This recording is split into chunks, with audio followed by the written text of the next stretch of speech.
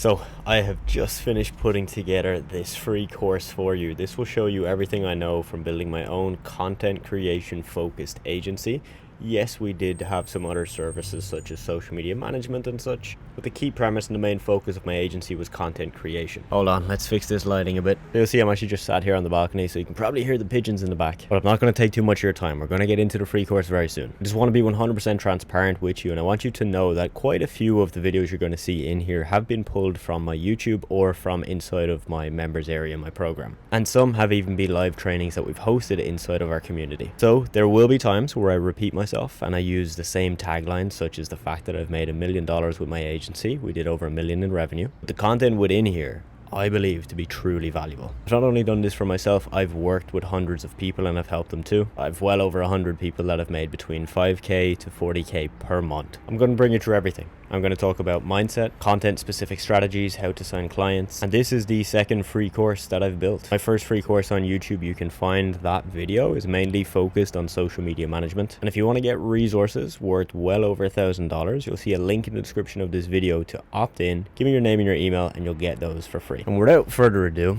let's get into it. If you found this valuable, please do drop a comment below. Truly hope you enjoy. Actually, one more thing before I go. All the videos in this free course are going to play back to back. So they're not really going to have a transition or a gap between them or a clip of me introducing the video that's to come. So just let it roll, go with the flow. I'll leave timestamps below if you want to skip around. And you will hear me talk about my program quite a bit throughout this. If you've any interest in working one-on-one with me and my team, you'll see a link in the description of the video where you can get more info. Now, I am off for a run. You go enjoy this free course. Hey, my name is Adam and I have built a 7-figure content and consulting agency. Within 3 years of launching my agency, we've generated over $1 million in revenue. In this video, I'm going to show you the exact difference between a content agency versus the traditional SMMA model of running a Facebook ads agency. In the 3 years of running my agency, we have offered everything from content creation to social media management and consulting. So the way that I structured my agency is fundamentally different than how you would structure an advertising agency, which in all honesty just does not work as well as it used to a couple years ago. I'm going to show you the main differences on 3 levels. Number 1, the team. Number 2, the retainers. And number 3, the offer. Before I do, here are just a few reasons as to why I decided to start a content focused agency, even though when I started my agency, I knew how to run Facebook ads. And everybody told me to do Facebook ads and that content wasn't scalable. I understood that a content agency would be easier to pitch to business owners. It would be easier to start. There's less pressure on getting a return on investment for your clients and it's less risky. Number 1, why is it easier to sell? There's not many content agencies. There are hundreds, if not thousands of advertising agencies out there. So when you go to a business owner with something different, this doesn't just apply to content, but any different offer, you're going to stand out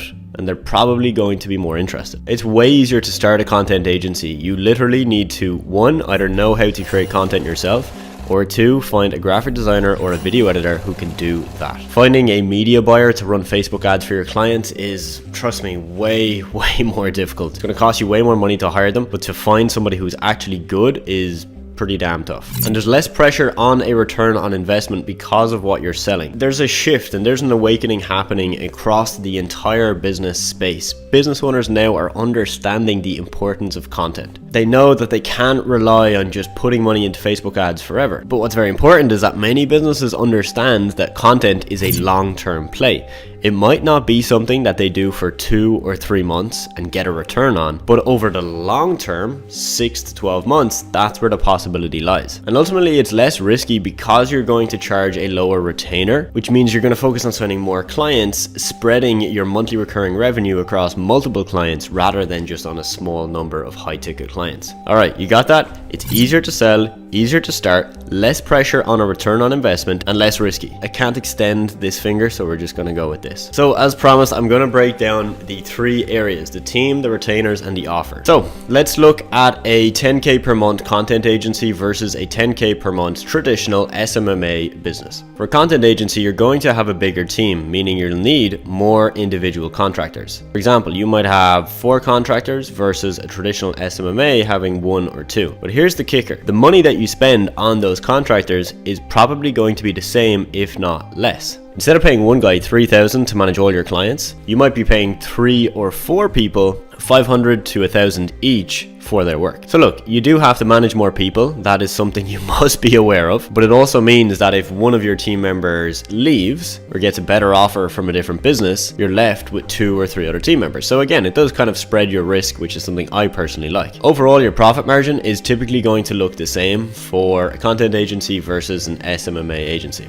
However, if you structure it the way I structured my agency, where you offer content, which is a done for you service, and then you introduce consulting, which is a done with you service, aka teaching your client how to do a certain thing in their business, you can really jack up your margins to 70 or 80%. All right, category number 2, retainers. So a content agency to hit 10K per month may have 10 clients at 1,000 each per month, or 20 clients at 500 each per month. A traditional SMMA Facebook ad agency may only have 5 clients at 2,000 each per month, or maybe like 3 to 4 clients at 3+K each per month. So similar to the team, you have less clients. So with a traditional SMMA Facebook ad agency, you have less team members and less clients for the same money in a content agency. The reason I see that as an advantage is that it's diversifying and spreading your risk. I would rather have 20 clients pay 500 a month rather than 5 clients paying 2,000 a month. Because if you have 5 clients paying 2,000 a month, when one of them cancels, you've just lost 20% of your revenue. When you have 20 clients paying 500 each, well, when one client drops, you don't even break a sweat. Don't get me wrong, you can charge high ticket for content. I have charged up to $3,000 per month for content, and I have students that are charging $2,000 and $3,000 per month. But I wouldn't advise that.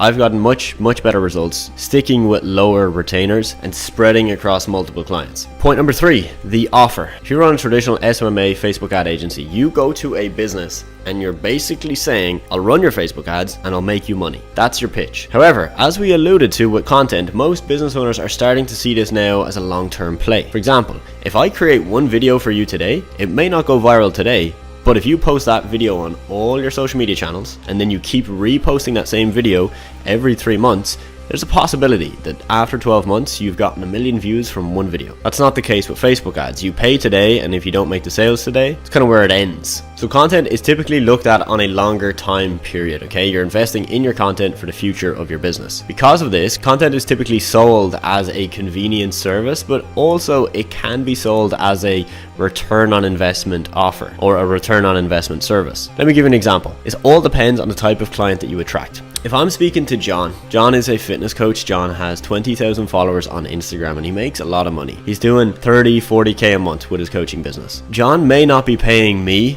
to explode his business. He might be paying me to create videos and content for his Instagram so that he no longer has to do that. Because currently he's spending 2 hours a day just creating content and then posting it to his Instagram. Well, if I can save him 2 hours, he'll probably make way more money with those 2 hours each day. So I'm saving him time, which will then make him money. However, based on his intentions, John, or let's say John's cousin Jack, also has a coaching business, but he comes to me and he says, look, I'm only making $2,000 a month. I want you to create content that goes viral and that attracts my ideal client. So as you can see, content is very much dependent on the client and how you position your offer.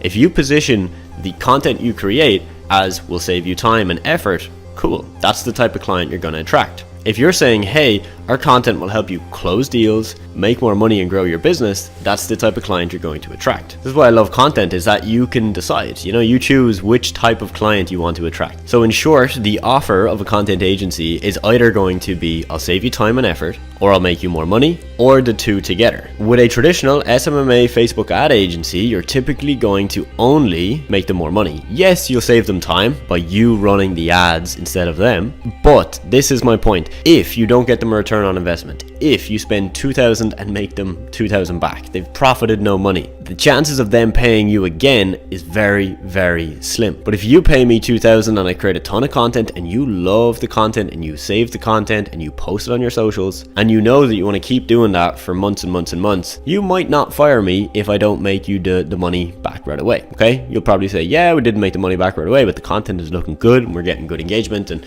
let's keep running it down the line. If I was to start an agency again from scratch tomorrow, I would 110% start a content agency. Soon there will be AI that will run all your Facebook ads for you perfectly. There's already softwares out there that do it to a decent degree. But we have a lot of time left for the creative content agency where we have created literally thousands of pieces of content for our clients. In fact, recently I attempted to count the total. It comes out at over 34,000 pieces of content. 50% of that 34,000 was video content, and roughly 50% is graphics. We've been creating video content for a very long time, in fact over 3 years. We were creating IGTV videos for our clients back when that was a thing, and in recent times transitioned to creating more short form content for TikTok, YouTube Shorts, Instagram Reels, etc. So in this video I'm going to expose to you and give you literally everything that you need to know before you start a short form content agency. I'm going to give you the niches that this works the best for. I'll show you how much you should charge. I'll show you where to find clients for this service. I'll show you how to pitch, do outreach, and actually set appointments for this type of agency. And some extra tips at the end that will help you so that you don't crash and burn. We'll get to those at the end.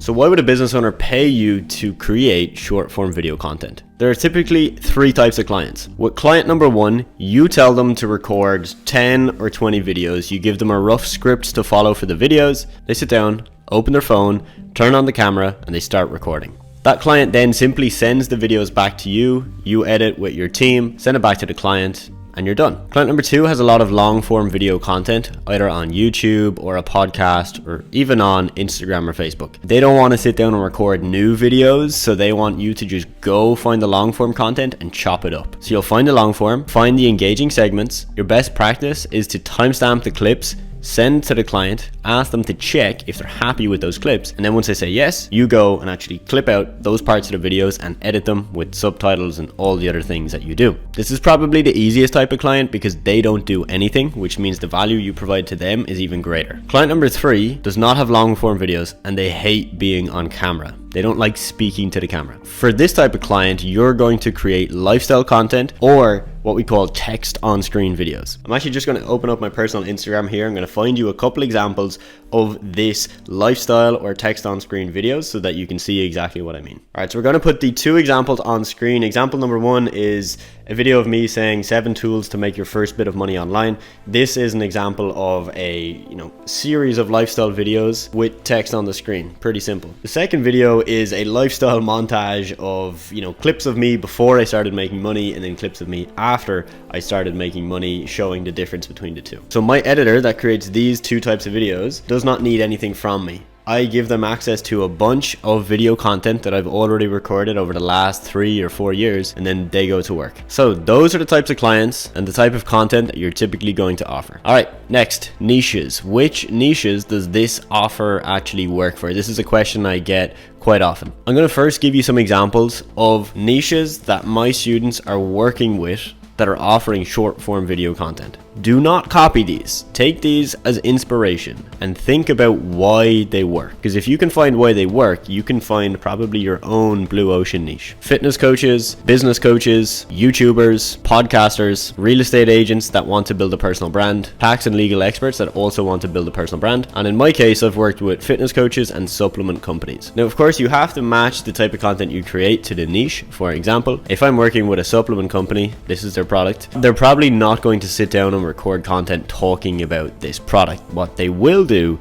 is send me a bunch of videos that they have of the product, maybe a lot of photos they have as well, and then my team will create the lifestyle educational content around that. So we might just take 6 clips of our product and then talk about the 6 benefits of the product. So now you know what type of content you're going to offer and you know the niches that this can work for. You want to typically look for the niches that have the money to pay for content, where they don't see it as a massive expense, but they see it more as a long-term investment, but also businesses that it'll actually work for, because this does not work for every type of business, but this even works in some really weird industries that you wouldn't expect. For example, we've seen roofing companies. One of my students signed a roofing company for about $3,000 per month for video content. So this roofing company had video clips of them completing projects, and literally that was it. So this can work in very obscure industries as well, so keep an open mind. The golden question: how much do you charge? Let me first tell you that you can charge low ticket and high ticket with this offer. I've charged on a minimum $300, $400 a month, and on a higher level up to $3,000 per month. So how I want you to go about pricing this for yourself, this is the exact method we use within my mentorship program, although my students actually get a pricing calculator so that it's literally all done for them. But you want to look at a few things. You want to look at, one, how much it's going to cost you to get a video edited. So if you do it yourself, set yourself an hourly rate. So if it takes you 1 hour and you want to be paid $15 per hour, then it's going to cost you 15 per video. If you're outsourcing, you're going to pay between $5 to about $10 per video. Now, once you know how much it's going to cost you, you need to work out what profit margin you want for your business. For example, let's do some maths, right?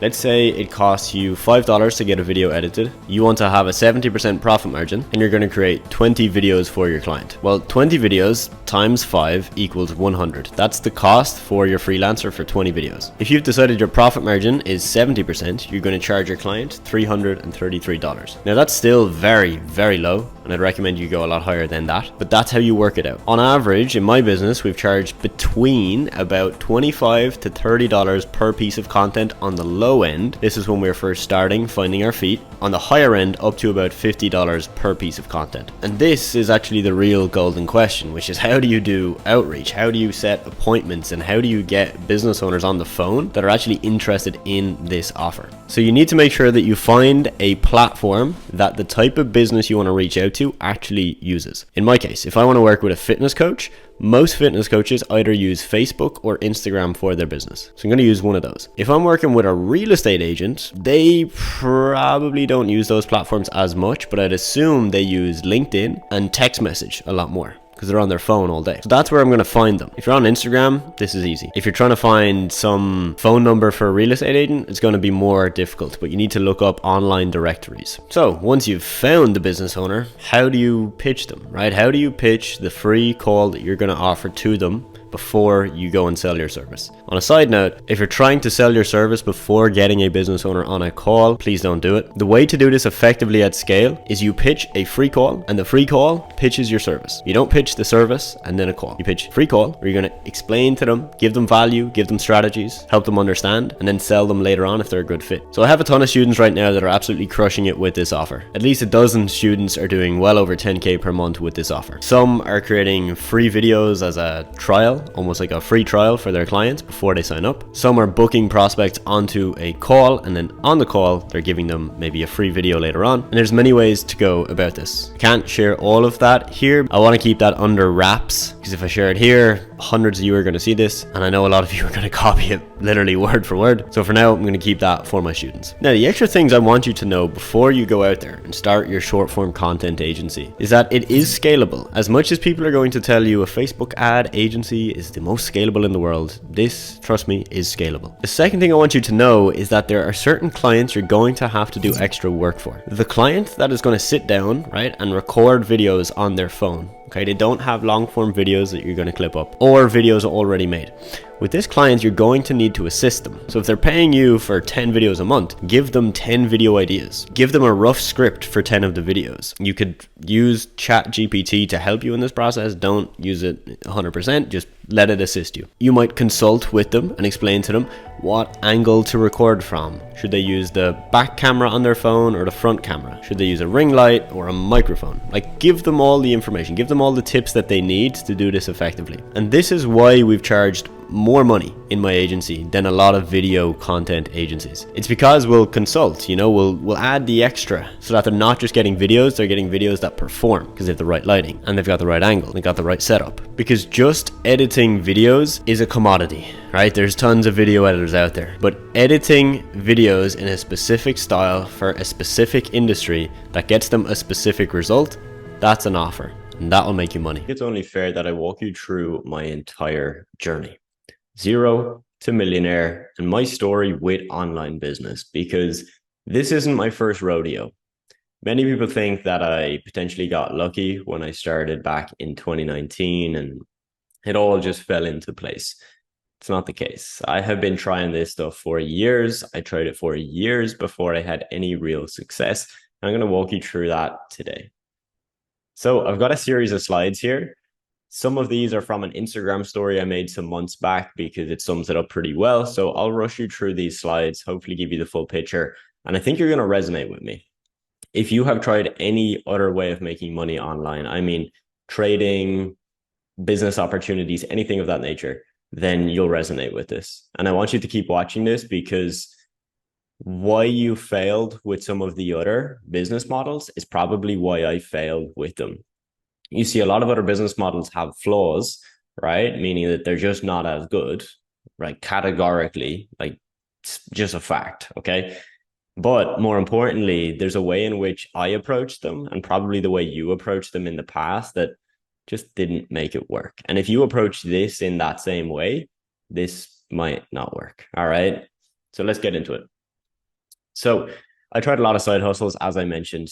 If you're like me and you've always had that burning desire for more, you wanted to be better, to make more, to always make something of yourself. I became obsessed, right? Whether it was self improvement, working out, reading, meditating, anything I could get my hands on to quote unquote become a better person. Yes, I did it. Now, part of that is the money, right? Part of that is, okay, I'm fit. Okay, I can meditate. I want to make money, right? I don't want to work a job. I want to be able to provide for myself, my family, etc. So I tried a ton of things: drop shipping, private label e-commerce, Twitter meme pages, forex trading, and much more. I'll talk on those in a little bit more detail in a minute.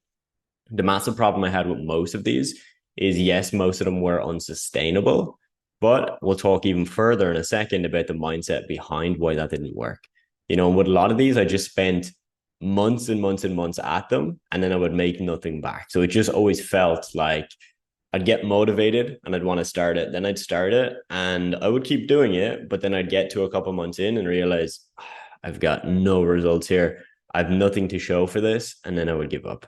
Even when I had a little bit of a taste of success with some e-commerce and drop shipping, then the fact that I picked, in my eyes, the wrong business model, it all crumbled because I got kind of good at one area of the business, but I wasn't good at another part, which just crumbled the whole thing. Then I went to college. All right. Went to college. Didn't really have any other options. My side hustles weren't doing too well. And my parents always wanted me to. So I said, okay, I got the points. Let me go ahead and do it. Now, when I was in college, everybody there, like I mean, fucking everybody, wanted to get 9 to 5 jobs. I felt incredibly out of place. I wanted to work online. I wanted to travel. At this point in my life, I knew I was going to become a millionaire, but it wasn't a massive motivator. My main motive was I want to make 3 to 5K a month online so that I can literally just do what I want. Like I can travel to Asia, I can work out for half the day and nobody cares. Like that's what I wanted. Okay, that obviously changed as time went on. In my final year of college, this was 2019, this was when I learned about appointment setting and social media marketing. From other side hustles I had done, of course, I got a taste of social media marketing, of digital marketing, of email marketing with e-commerce, right? But this is where I really got introduced to these things. Okay. So when I graduated in that same year in 2019, I actually applied for corporate jobs. I went completely against what I knew I wanted. And I just felt really pressured by the people around me, my lecturers in college, and my parents to get a job. And that's what I tried to do. Now I got rejected by all of them. And the reason I got rejected, when you really think about why I got rejected from all the jobs I applied to, I clearly didn't want them. And if you don't want something, you won't put in as much effort and people will see that. And that's why I didn't get the jobs. So look, at this point, I got the opportunity to work as an appointment setter and social media marketer for a couple of online fitness coaches. How did I get those clients? Well, one, I was building my own Instagram page at the time. So I was posting health content, nutrition tips, fitness tips. And there was a couple of people I followed where we had followed each other for a couple of months and they literally just put up job postings on their story. Like, hey, I'm hiring an assistant to help with some social media marketing, X, Y, and Z. Applied to them, very low paid. We're talking $10 to $15 per hour, like very low, but I knew I would get the experience that I needed. So I landed these clients not longer after starting that journey. And, it worked. All right. I got to 5K a month with these clients. Now, you can probably hear the hesitation in my voice, which is, yes, I got to 5K per month, but I was working 60 hours a week. 60 hours a week for 5K a month, not so good. And I mean, I had to work 7 days a week. There was no days off, which was fine. I was happy to do so, but it wasn't fairly rewarded, right? Like I knew the skills I was learning were amazing and I'd be able to make way more by myself.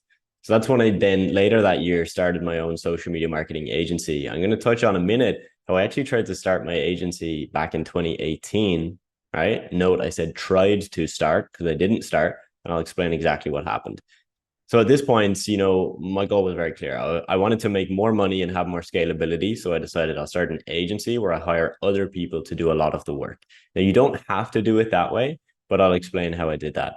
My goal here was to make more money, give back to my family more, and travel the world. And I knew I wasn't going to be able to do that with my 5K a month, side hustles that I was doing, right? So the skill of appointment setting really helped me scale fast, and this is when it started to pay off. So signed my first client for the agency for 1,200 a month in November 2019, literally changed my life. I mean, when you first make your first money online, that moment changes your life in a way I can't describe, because your eyes open up to the reality that this can happen. This is a real thing and it can happen for you. All right. So you're going to have a crazy experience if you haven't had that yet. The second one for me was signing the agency client, because this now solidified to me I was able to sign a client for a business that will actually scale, right? Something that will actually be able to give me the freedom I'm really looking for. So at this point, I was like, oh my days, like we are on to something. So yeah, you probably know my story. Within about 45 to 46 days, we scaled to 10K per month, right? 10K per month. So we literally went from 0 to 10K per month in that time frame. Pretty crazy.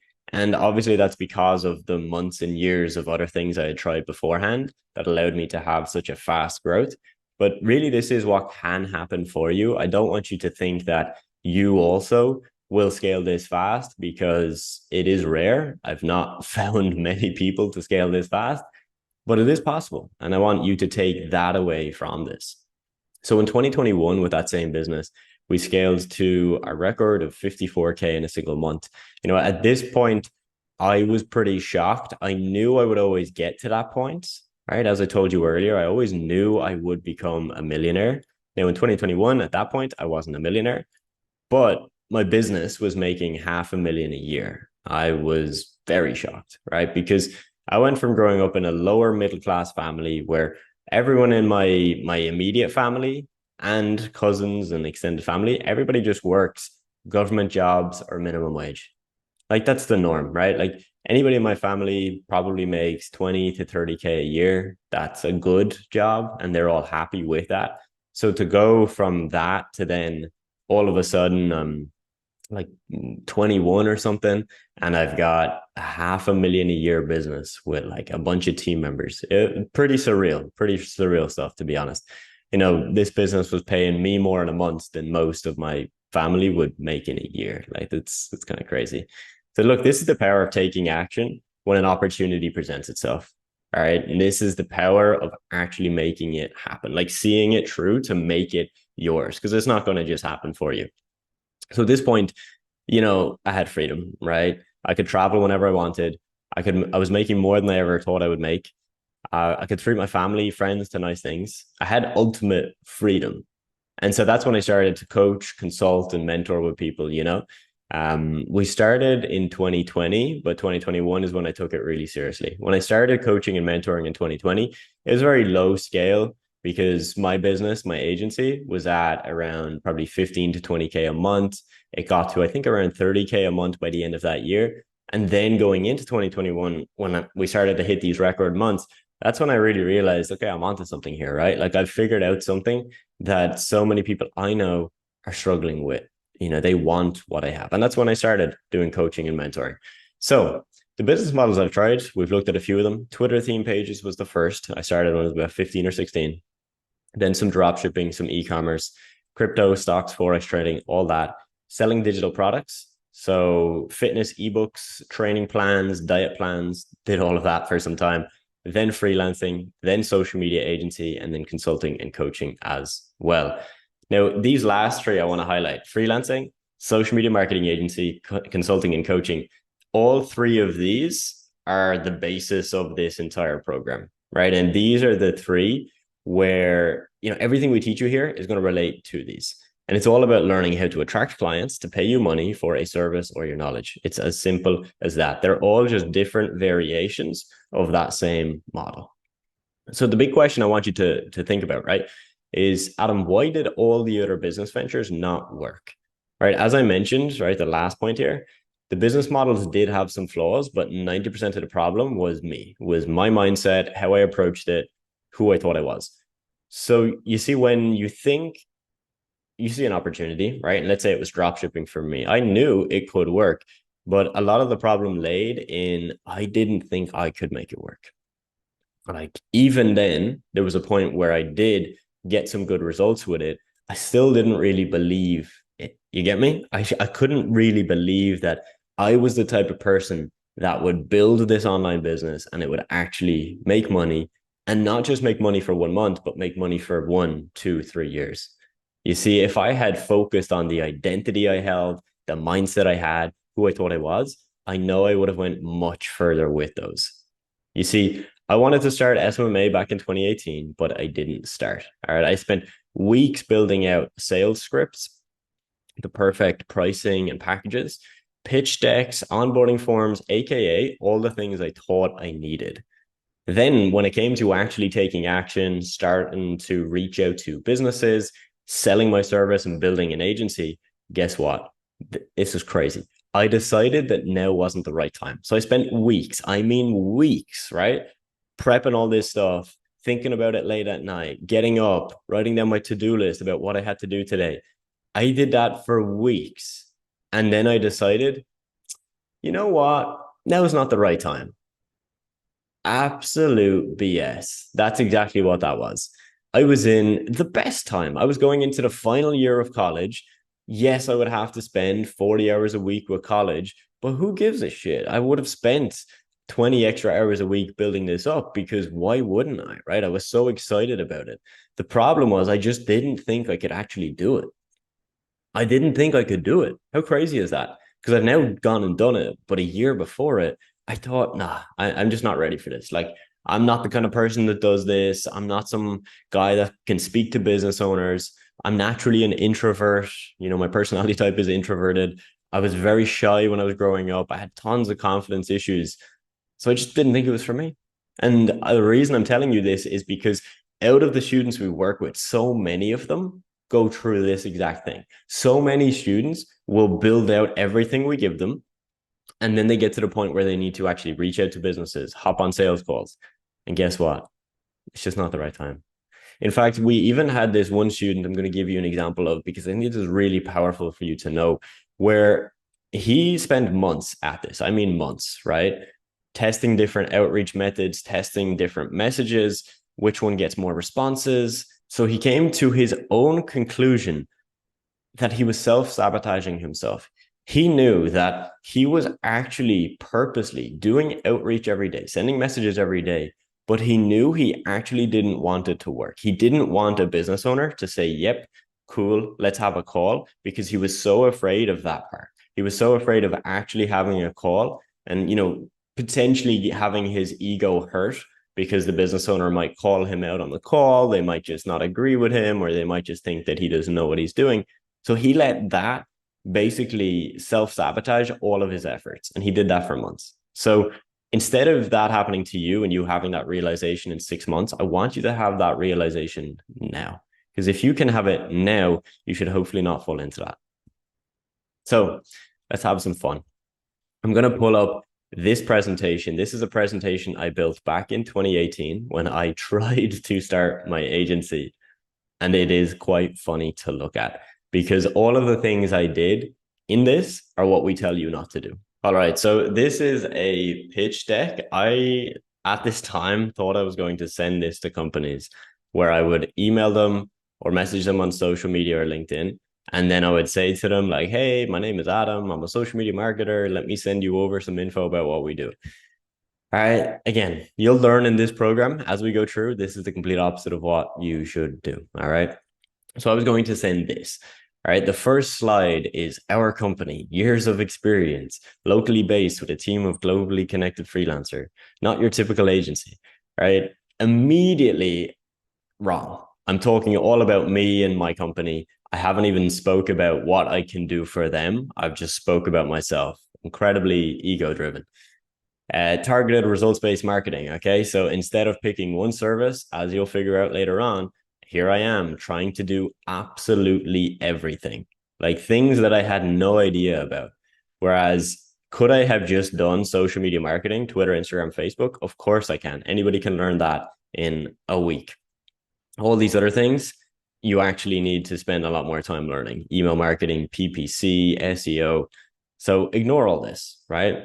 It's just crazy. Common misconceptions about digital marketing. All right. Again, like super generic stuff that doesn't work, saying it's too expensive, it doesn't work. I haven't told them anything about what I can actually do for them, what results I can get them, how I can grow their business. None of that. Getting started with us, you provide us this, and this. Again, this would be filled out fully for them. What we do, we develop a strategy and a plan, vertical selection, right? I'm using words that I've never actually used with real businesses. This is the thing I want to get to you guys, right? I'm using words, vertical selection. Yes, I know what that is, but I've never used that ever. I've worked with over 355 businesses for my agency, yet I've never had to use that word. In fact, none of my clients would have even brought me those words, right? And this is something you'll probably fall into. You'll probably use these technical words that you hear online, right? Because you think it sounds good. You think it sounds like you're intelligent. You see, the thing is, people are people. People want to know black and white, what do you do? So when you say what we do, like nobody cares about any of this stuff. Track and adjust for results. Nobody cares about that. What they care about is you're going to make me money. You're going to grow my business. You're going to get me leads. You're going to get me customers. You're going to save me time. Nobody cares about this stuff. All right. Steps in our process. Again, they don't really care. Showing the services we do. Yeah. Cringy stuff, to be honest. Highlight competitors and what they're doing. That's a good point, right? Show off what competitors are doing so that the person you're speaking to starts to think, I should be doing what they're doing. So that's some good stuff. Yeah, okay, do an optimization rate of their site. Again, fine, but this is then delving into website development and a service that really I wouldn't recommend many people hop into. And it keeps going, right? Like this entire presentation just goes on and on and on. Okay, so I don't want you to do this. You'll learn later in this program. This is the complete opposite of what we do. The reason I wanted to highlight this is because look at the time I spent on this, right? Like putting this together probably took a day, like 10 hours, right? From slide one to the last slide. So why spend all that time and then not actually use it? Why spend all that time and then actually get to the end of the process and say, no, I'm not ready for this? So avoid all of this. Focus on the mindset stuff first, because otherwise you'll do all the things and then you'll confront your mindset in 3 weeks from now. And then you might decide, no, this isn't for me. So this video will be a little bit heavy. I'm going to walk you through my entire story, my struggle, my battle with depression, because I went through this before I started on this journey. And chances are, if you've seen me on TikTok, YouTube, Instagram, you've seen what I am now. There's a part of me that you haven't seen, and there's a part I want to talk about. And the reason I want to talk about it is not just because I want to talk about it. It's because I think you will actually learn a lot from this. You, if you've gone through this in the past, may resonate with this. If you're yet to go through it, maybe you're better equipped to go through it. And because a lot of our students are in a very similar state, maybe not as down and as far gone as I may have been, but pretty down. Okay. So this is why it's important. A lot of students we have in our program are miserable. Like, I mean miserable, right? They hate getting up in the morning. They fall into self-sabotaging sprees. And, this behavior is not going to make it for you. So you need to cut this behavior. You need to figure out why are you doing all these things first, and then you need to start correcting them. And you might not figure out the exact reason, but you need to start to try to understand it. Because if you just try and put a band-aid over this, all right, it's not going to work. Okay, so let's get into it. So that's young Adam on the left. All right, I'm going to talk about him in a second. Current Adam is on the right. Just a couple of recent photos to show where I'm at, right? At bottom right-hand corner, that's me speaking at a mastermind event where students attended, never thought I would have done that. Then there's a photo of me and my mom having a glass of wine together, right? Giving back to her, giving her holidays, trips, all that good stuff. There's a photo of me after I finished my first marathon. right, with my mom and my brother. I should have kept that part in. That's better than just looking at me. And then there's a photo of me just in a nice hotel, right? A very nice hotel. And, this photo really stood out to me, right? Because I've got a MacBook, which is obviously, a couple thousand. I've got a Remarkable, which is a fucking $500 notepad. And I'm wearing a Rolex, right? It's a lot of material things. And I don't want to stress that. But those material things are because of the inner work. They're because of the inner journey that I went on. Okay. So you know where I'm currently at. I've got freedom. So young Adam, if you look at that photo, that's probably when I'm 16 or 17.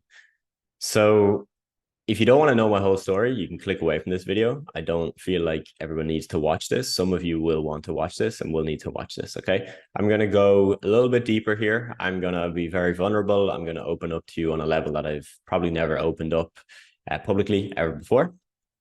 So the main message, if you decide that you don't want to watch all this, completely cool. I don't take offense. Is I want you to understand that if you're going through anything deep, dark, you have depressive thoughts, I want you to realize, as I mentioned before, that you need to take stock of that. Don't just say, oh, it is what it is, work harder. No, like take fucking stock of it, right? Because if you put a Band-Aid over it, nothing will fucking work. Nothing will heal that. Right? There's a lot of guys online right now saying, hey, depression it's not real, la la la la la la. It doesn't matter what you think about that.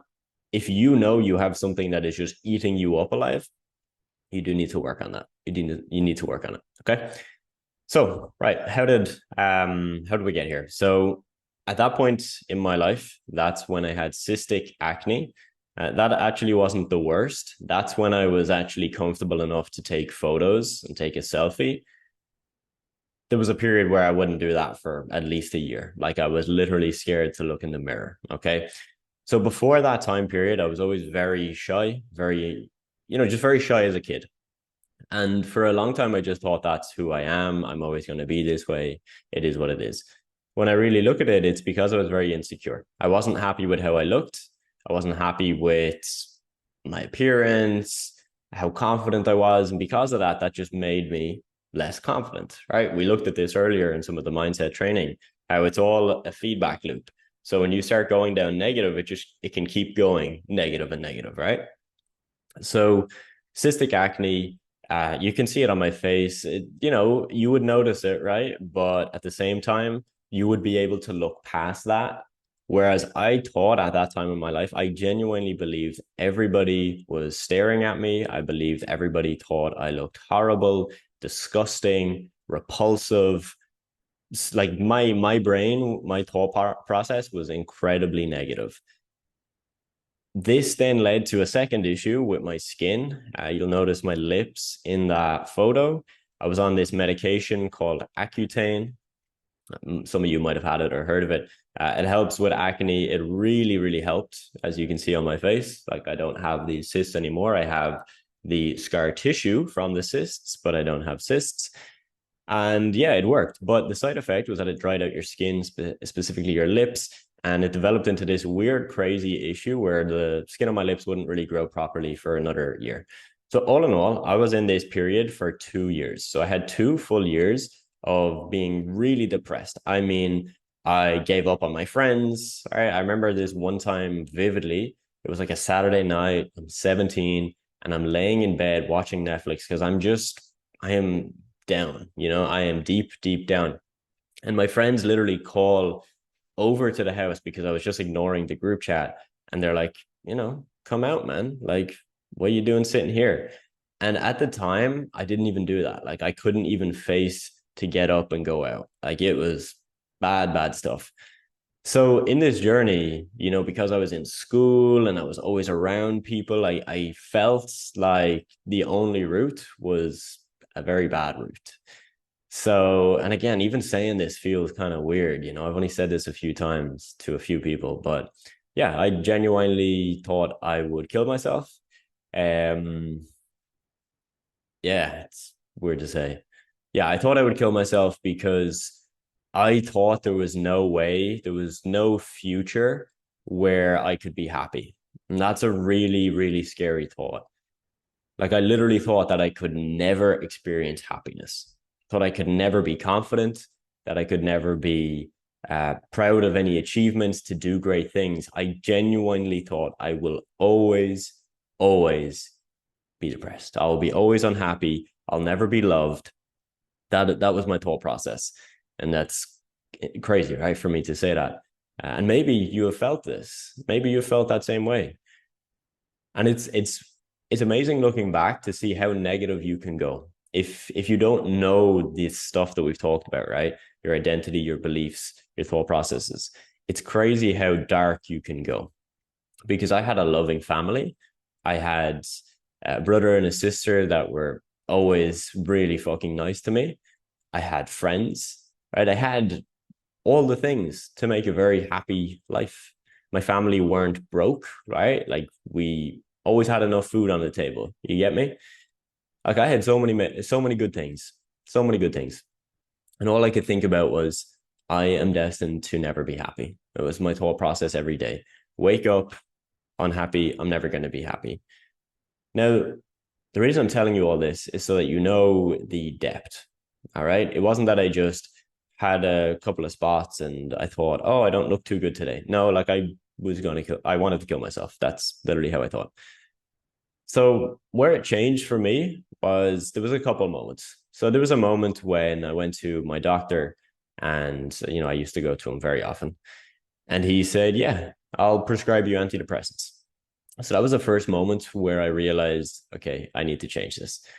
So he said that to me, and I said, no, I'm not going to take those, because I knew that was not the answer. And I knew all that would do would just dull my brain. It would bring me down, or maybe it would falsely bring me up, but it wouldn't solve the problem. I knew the problem was deeper than just a couple of pills. So I said, no, I'm not going to take those. So that was first point. The second point, and this is where it really changed, was I went to a appointment for like a skin doctor. Can't think of the name, for a skin doctor. And I come out of the appointment and I was with my mother. I'm in the car. She's driving. I'm sitting in the passenger seat. And the sun is just beaming in the car window. Like, I even feel emotional just saying this. It's fucking weird. Sun is beaming in the window and it's like in my eyes. You know, when the sun is like literally in your eyes. And I literally just think to myself, the only reason I am so unhappy and so depressed is because of me. And this was a crazy moment. I mean, my entire world fucking changed, because I realized, here I am, I'm fucking 17, sitting in the car with my mom. She just drove me here. She, is so helpful. She's so emotionally supportive. And all I can think about is poor me. Like, so, so self-obsessed. And in that moment, even though I realized, fuck, this is all me, I got this crazy wave of joy. This crazy wave of joy that I'm going to change. It was insane. I cannot describe it. And hopefully I'm doing an okay job at this. But I literally couldn't describe. I went from, I want to kill myself, to, oh my God, I am the fucking problem, to, I'm the only one that can fix this. And now I know the answer. I have to change my life drastically, radically. I've got to change everything about who I am, what I think, what I believe, and what I do every fucking day. And that's exactly what I did. I went on this extreme journey, right? And the reason I say extreme is because I say this and most people are like, why the fuck would you do all that? This is just an example, okay? You don't need to do any of these things if you fix your mindset. These were just physical things I did that helped me fix my mindset. So cold showers every day. If you live in Ireland, it's already pretty cold. So doing cold showers every day is not fun. Cold showers every day. No FAP, no pornography. Maybe you've heard of this, maybe you haven't. This, one of the biggest things I think specifically guys, because more guys struggle with this, you need to stop doing this, okay? I could make a whole separate video on this, but that's something I did. I realized, okay, I'm addicted to pornography. That's clearly not making me any happier, because it's completely fucking up my worldview of women, but it's also fucking up my self-identity and how I feel about myself. Because every time I do it, I feel miserable. Every time I do it, I feel like if somebody had saw me do this, I would be disgusted. So I decided, why the fuck am I doing that? That's completely ridiculous. So I stopped doing that. Really hard to break that habit, but I did it. Quit for an entire year straight. I remember it very clearly. Loads of other things. Started training much harder at the gym, started cleaning up my diet, stopped binge watching YouTube, Netflix, all of that. Started listening to podcasts, self-improvement, reading books about personal development. I mean, anything you can think of, I did it. Meditated, yoga, spirituality, the whole 9 yards. And it worked. It worked really, really well. I mean, in 1 year, I was unrecognizable. Like literally, I would be at a family event. We'd have them maybe 3-4 times a year. And I remember being at a family event and people just could feel it. People could feel it. They could feel my confident energy. They could feel that I had become a new person. And it was amazing. It was absolutely amazing. And that only changed because I decided to change. This is the message of this video. You will only change when you decide you will change. Because if nothing changes, then nothing will change. So hopefully you have not had this same experience as me. Hopefully you'll never have this. But there's something beautiful about an experience like this.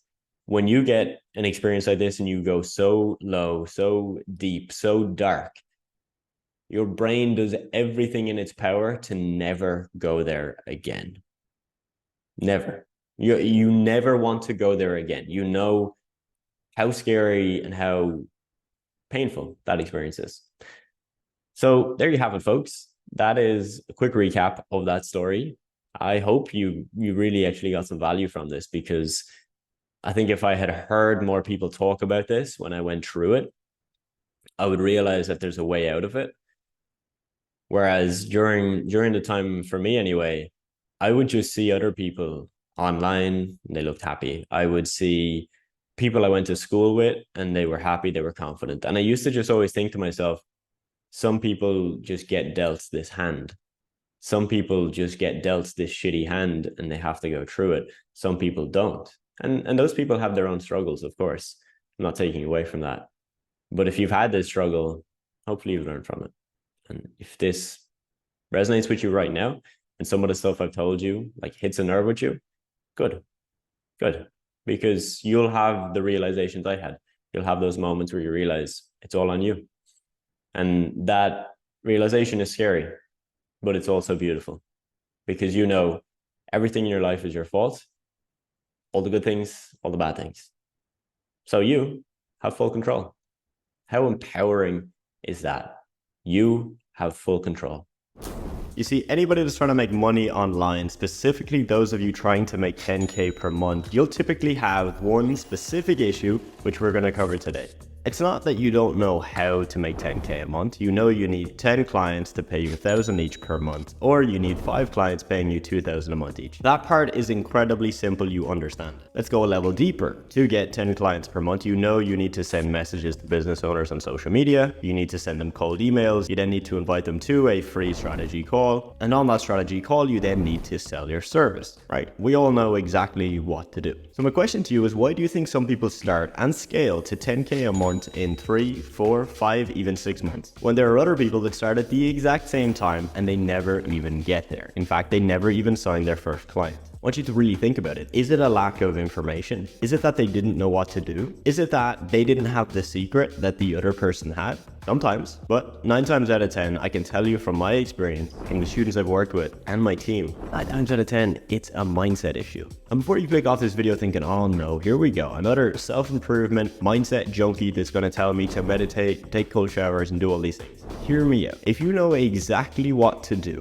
and how to get to 10K a month, but you don't do the things that will get you to 10K a month, where do you think the problem really lies? Is it in the information you have? Is it in the fact that you just won't do the work? Yes. And why won't you do the work? Maybe you're lazy. Maybe you have imposter syndrome. Maybe you're depressed. Maybe you feel like you're really not in a good place right now. All of those, they're not going to be fixed overnight, but by learning how your mind works and how to essentially hack your mind to do the things you don't want to do, that is how you're going to get results. So in this video, I am exposing myself and my team. I'm giving away a hour-long training that we hosted during a mastermind event in Miami, and we're giving it to you today for free because I know how important this specific training is. The feedback we received from the members that attended this live training were absolutely insane. This training called people out on their bullshit. It showed them the way in which we approach business that has allowed us to actually make money when we're not smarter than you and we're probably not even more hardworking than you. This is why you need this. So I'm gonna roll the training. Enjoy, please. Take notes and actually use this. Implement this in your life and come back to me in 2 months. Thank you then.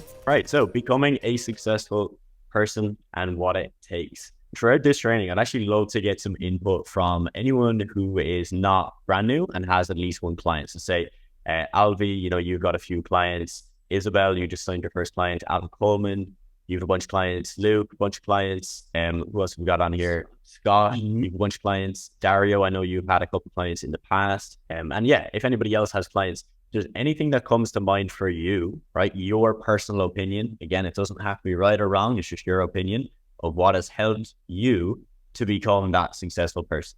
And obviously you mightn't see yourself as successful now, but you are, right? If you're at 1K a month or 2K a month or 3K a month, that is someone else's definition of success. So guys, if you have any input, we would absolutely love to see it. So don't be shy. Feel free to put that here in the Zoom chat, just letting us know anything that has helped you. And yeah, without further ado, we're going to hop straight into it. So this is the rough breakdown of what we're going to cover in this training right here. Okay. First off, we want to look at how you have to become the person first before you can be the, let's say, 10K a month or 6-figure agency owner. We're then going to dive into cleaning up your personal life. Some of you might think that this is not important or it's not really related, but trust me and Ty when we say your personal life and business life are typically a direct reflection of each other. I can put my hand on heart and say, hey, when I've had issues in my personal life, that has affected business. And when I've had issues in business, that can then affect personal life as well. So these two are definitely linked. It's the most important thing. I think when I talk to students and when I see what is the single strongest indicator that someone's going to be successful, it's that they understand this principle that so many people think they have problems in their business, but what they actually have are problems in their personal life that are showing up in their business. So everything here integrates so well with business. It's important that you have all of this optimized and continue to optimize this. It's not just what you do, but it's also what you stop doing. So really excited to talk more about this. Yes, 100%. That's a great point right there. It's not about adding things to your life often. It's actually about stripping things out, which we're going to get into everything here. We're not holding anything back. We're going to talk about diet, training, relationships, boundaries, addictions, porn, video games, you name it, right? And a lot of these are very taboo topics, but we want to make this as raw and uncut as possible because, again, from me and Ty's experience, these are things that genuinely have actually affected our results. And you know what, Adam, when we actually onboard people for the high-level accelerator program, that's the very first thing we talk about. Yeah. We have that 2-hour onboarding call, and you would think we get on here, we're asking questions about your agency, which we do. We talk hours about your agency, but very first thing, we ask some really uncomfortable questions about your personal life. Yes. We want to get deep dives into there so we can figure out what is the actual bottleneck that's holding you back, because very rarely is it just a business bottleneck. Yeah, 100%. Yeah, that document we have for high-level students when they join it's intense. We'll touch on that later if any of you guys are interested in hearing more about that program. But yeah, we'll let you know. Cool. So next up, we're going to go into how to become the master of one. Okay, Ty is an absolute master, a wizard at just getting hyper focused on one thing. And I can say from experience, like when I was building my agency, I was hyper focused on one thing, and that really allowed me to scale. Again, you guys have seen my claim to fame, right? 0 to 10K a month in 45 days. That would not have happened if I was trying to do a bunch of things. That literally only happened because I was obsessive about one thing. But I can also tell you that there have been times, which I talked to Ty about this yesterday, I have not been focused, and I have tried to do 5 or 6 different things at once, and it's been a complete nightmare, mess, lack of results, not something you want to be doing. So we're going to touch on first the importance of that and also how to cultivate that in your life. We're going to touch a little bit on fixing your inner scars. Again, a bit of a different topic, one we wouldn't typically talk about. But, if you guys have seen my story, I went from a pretty broken teenager who had like lots and lots of suicidal thoughts and tendencies to someone who now is doing pretty okay. Okay, so like to go from that person to person now that you see on screen, again, lots had to happen. And again, a lot of that is not outreach strategies or me picking a niche, right? That was me fixing myself before I could even grow the business. So looking forward to sharing a bit of that with you. And then we want to just touch on focusing on long-term impact and results over short-term pleasures, and how, again, this is like one of the biggest factors that's going to really push you forward. So that's the rough breakdown. We're going to hop into it right now. Before we do, I see, Dario, you've shared something that has helped you, which is, so getting your first, let's say, I think it was 3 clients, Dario. You said it was mainly sales skills that helped you. So you've been trained on sales for a long time. You were raised by salespeople. Wow, that's amazing. So to you, that was like a key driver. One thing you would like to ask us, though, is how to not make excuses as it's a problem you currently have. Awesome. Let's definitely dive into that, as we'll circle back to that in the Q&A, Dario. But I think we're also going to address that in this entire training. And so cool, man. And appreciate you for sharing that as well. Good to hear. Cool. All right. So becoming the person first, all right? As we mentioned, to make 10K a month, you essentially need to be the person that makes 10K a month. Okay. Now, how do you become the person that makes 10K a month if you're not making 10K a month? You have to think, believe, act, and essentially just show up and pretend to be that person until you are that person. So that was something that I did. I think it really, really helped me because, and there's this chart that like breaks it down perfectly well. I'll just give you a rough breakdown, right? But if your actions every day are the actions of a 10K a month agency owner, it's probably you working on outreach, optimizing your systems, focusing on your sales, improving your sales, watching your sales calls, seeing where you can improve, communicating with your team. Like that right there is probably what you're going to do at 10K a month. Now, if you don't have clients, of course, you can't talk to your team. Okay, you can't really watch back on your sales videos because you mightn't have any, but you can start to think and believe and act as that person. Okay. And the reason this is so important, and trust me when I say this, I used to think this was BS, right? This whole idea of you have to think a certain way to get certain results. But I can definitely tell you right now, it's hugely impactful for you, your growth, your happiness, and your business. Okay. If you can think, I am successful and I will be successful, and I'm going to act as the person that is successful, you will be successful. Okay. So this is not, your cliche law of attraction, think it and it will magically happen. This is, you think it, you believe it, you then act as that person. And because you're taking action, but you're taking action with all the beliefs there, right? All those positive thoughts behind you, you will get results. Whereas if you are just acting, but you maybe have doubts, you have insecurities, you have limiting beliefs holding you back, you could still put in the same effort as the other person that believes they're already wildly successful. And you probably actually will get less results. Again, it's not to do with magic or voodoo. It's literally just that the other person has more conviction. They have more conviction and belief behind what they're doing, which is going to help them to get further, quicker, faster, and have way more success. Okay. Just a rough one here for you. If you tell yourself you want to make 10K a month, okay, like, so that's your goal right now. Okay. Maybe you put it in the chat, like your goal is to get to 2K a month, 3K a month, 5K a month, or 10K a month. But if you're still falling into the same old habits and routines that have kept you stuck this far, it really doesn't make sense for you to expect yourself to level up and now become a 6-figure earner, because you're doing the same things, expecting a different result. There's a quote from, I think it's Albert Einstein, that, insanity is the definition of doing the same thing over and over again, but expecting the same results. And again, I can tell you from experience, there's times in my business where I'm like, oh, I want to get to X per month, but then I break it down and I'm doing the same shit that got me to 10K a month. So that doesn't make sense. That's wrong. It's not going to work. So you have to just strip back those old habits, those routines and things keeping you stuck. Yeah. And there's a great book on this, Adam. You know what I'm going to say, right? You know where I'm going. This is one of Adam's favorites, I'm pretty sure. Psycho-Cybernetics by Maxwell Maltz. And it talks all about this. It talks about the psychology itself. It was written by this guy who was a plastic surgeon, and he realized when he did cosmetic surgeries on people, they would adopt this whole new personality because they felt like a different person. Yes. And that would change the way they act, and it would change their entire lives, from the way they communicate, the way they date, their success in business, just from very, very simple cosmetic changes. Yes. And that's really what this is about, right? It's about changing your psychology of self and believing that you are this person who gets those results. It's about this internal change, right? Because you cannot act in accordance with anything that you don't believe is true, right? You have to believe this is what I am, this is what I do. And that thought process is going to precede any sort of physical, tangible success. So it's not just what you do, it's who you are. Yes. So important. And again, I just want to preface that by saying that, like, when I first heard of these topics, I did think they were BS. Okay. So again, if you're on this call, you might be thinking, sounds a little woo-woo, sounds a little bit out there.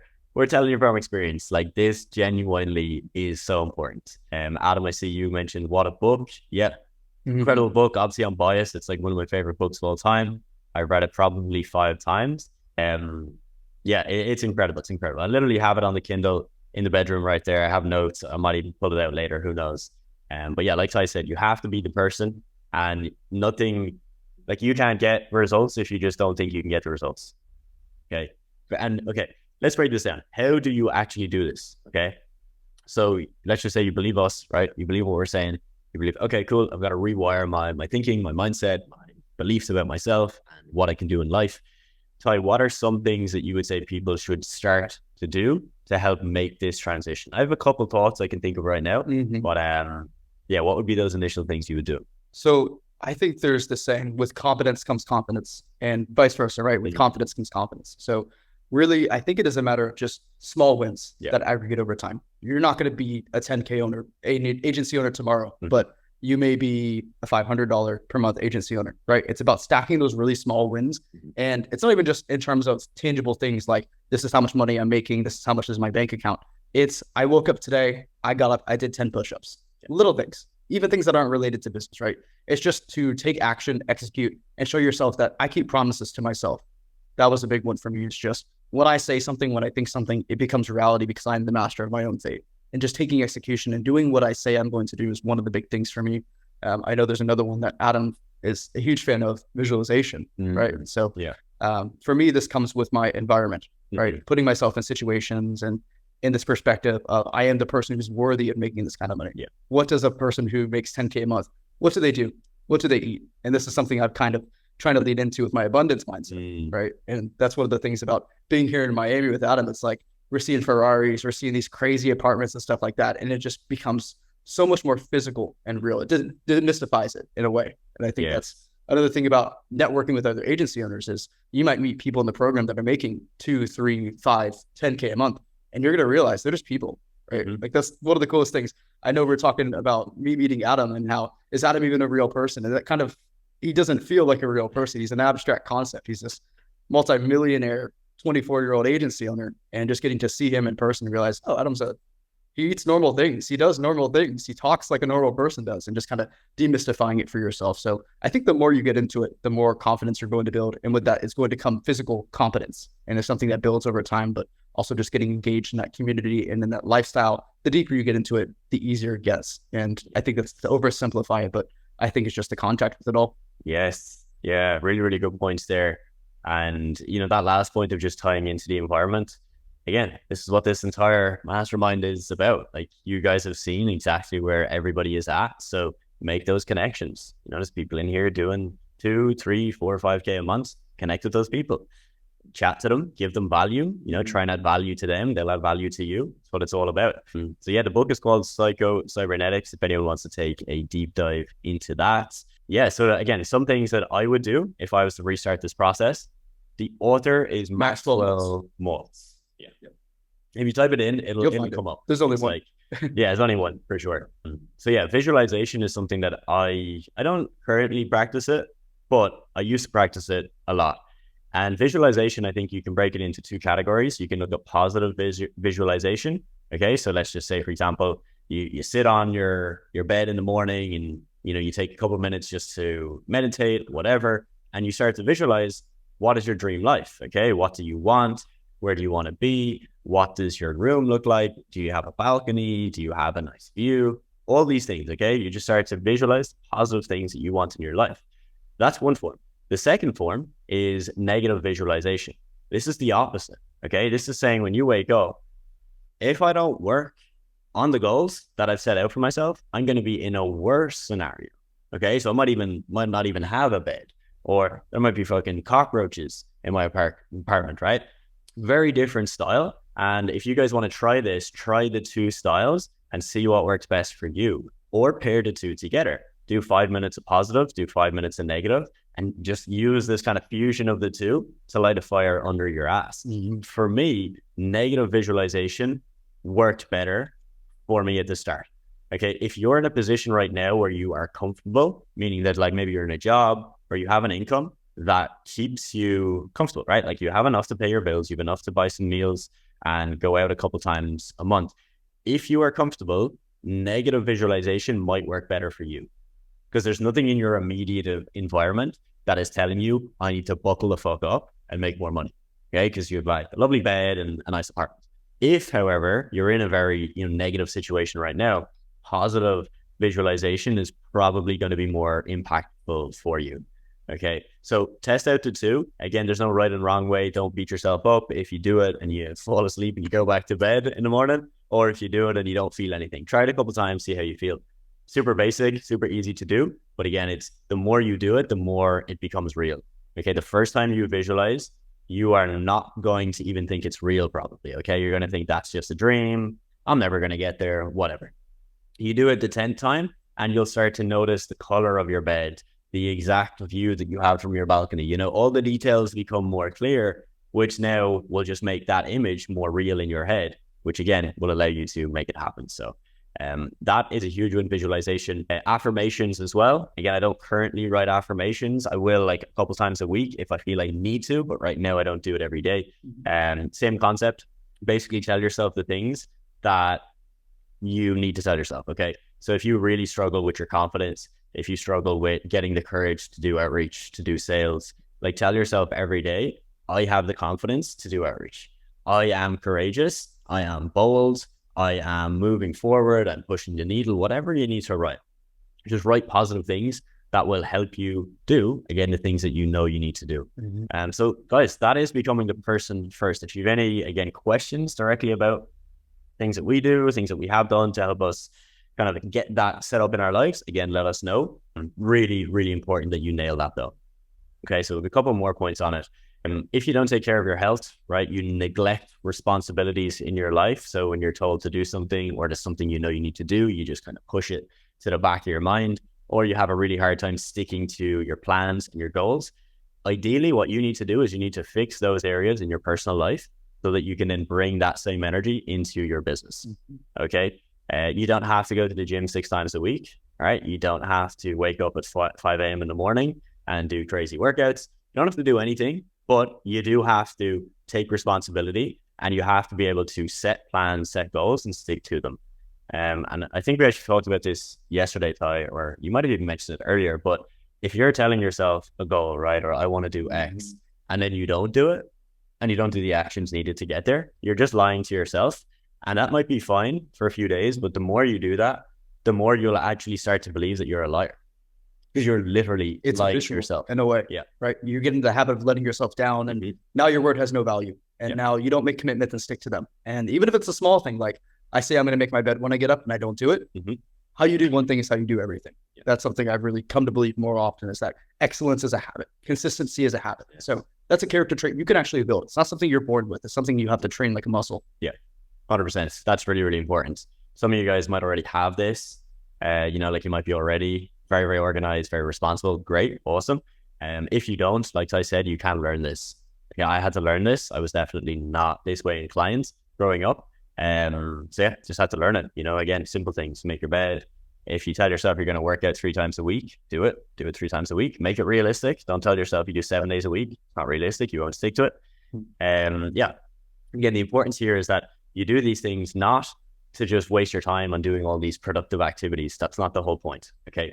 You just want to do the minimum that you need to feel that, again, you're responsible, you're confident, and you're taking control of your shit. Because again, you want to just basically take that energy and bring that into your business. Okay, so really, really important to do that. So, the biggest driver for my personal success, in my opinion, was my shift from victim to owner. Okay, and I don't mean owner of cars, owner of apartments, or any of that stuff.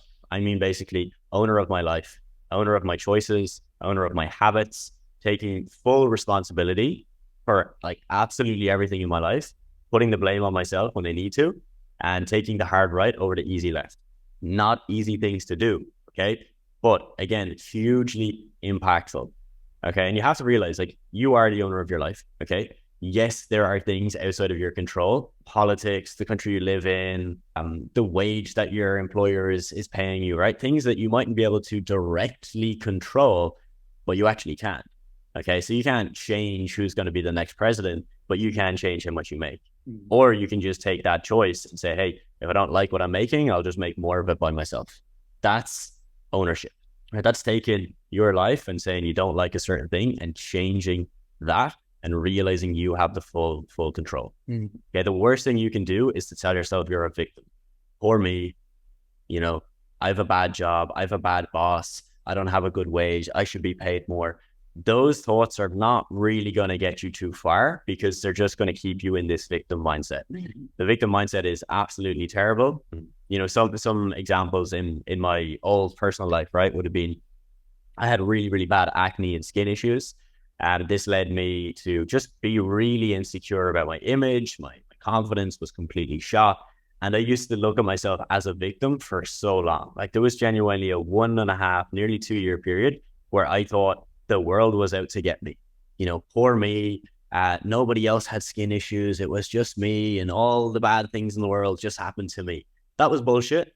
And I realized that after 2 years, but that was 2 years of telling myself that every day, that I wasn't happy because of my skin, and I had bad skin because the world was out to get me. And that line of thinking is obviously not good. It's not going to get you far, and it's just going to make you miserable. Okay. So the best thing you can do, one of the hardest things you can do, is to tell yourself, yes, I'm going to take the hard right.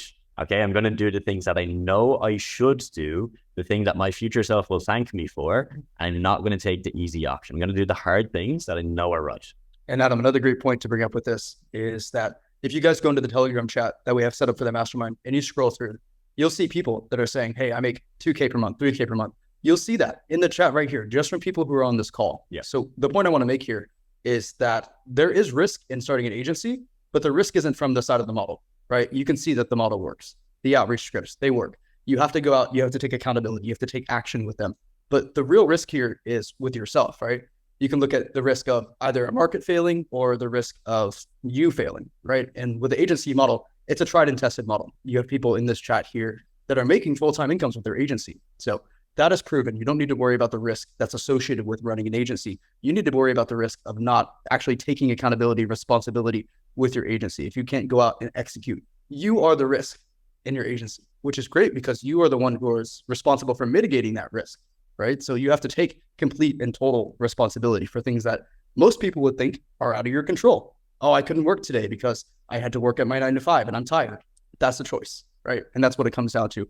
When you're saying, I don't have time for this thing, what you're saying is it's not a obligation. It's not a priority of mine. So it's important that you take absolute and total responsibility for everything in your agency, because the only real risk, the only real input is coming from you. And right now, if you don't have any team members on board, then the only person responsible for scaling your agency, it's going to be you. Here. All right. So Adam, you want to hop back on here? Yes, sir. Yes, sir. Okay. So we don't actually have any slides for this because we're just going to give our thoughts off the dome. Okay. But you need to be able to clean up your personal life to 10x your business. Yeah, we've touched on this briefly already, but again, personal life, business life, direct correlation, direct link, whatever way you want to look at that, it is true. Okay.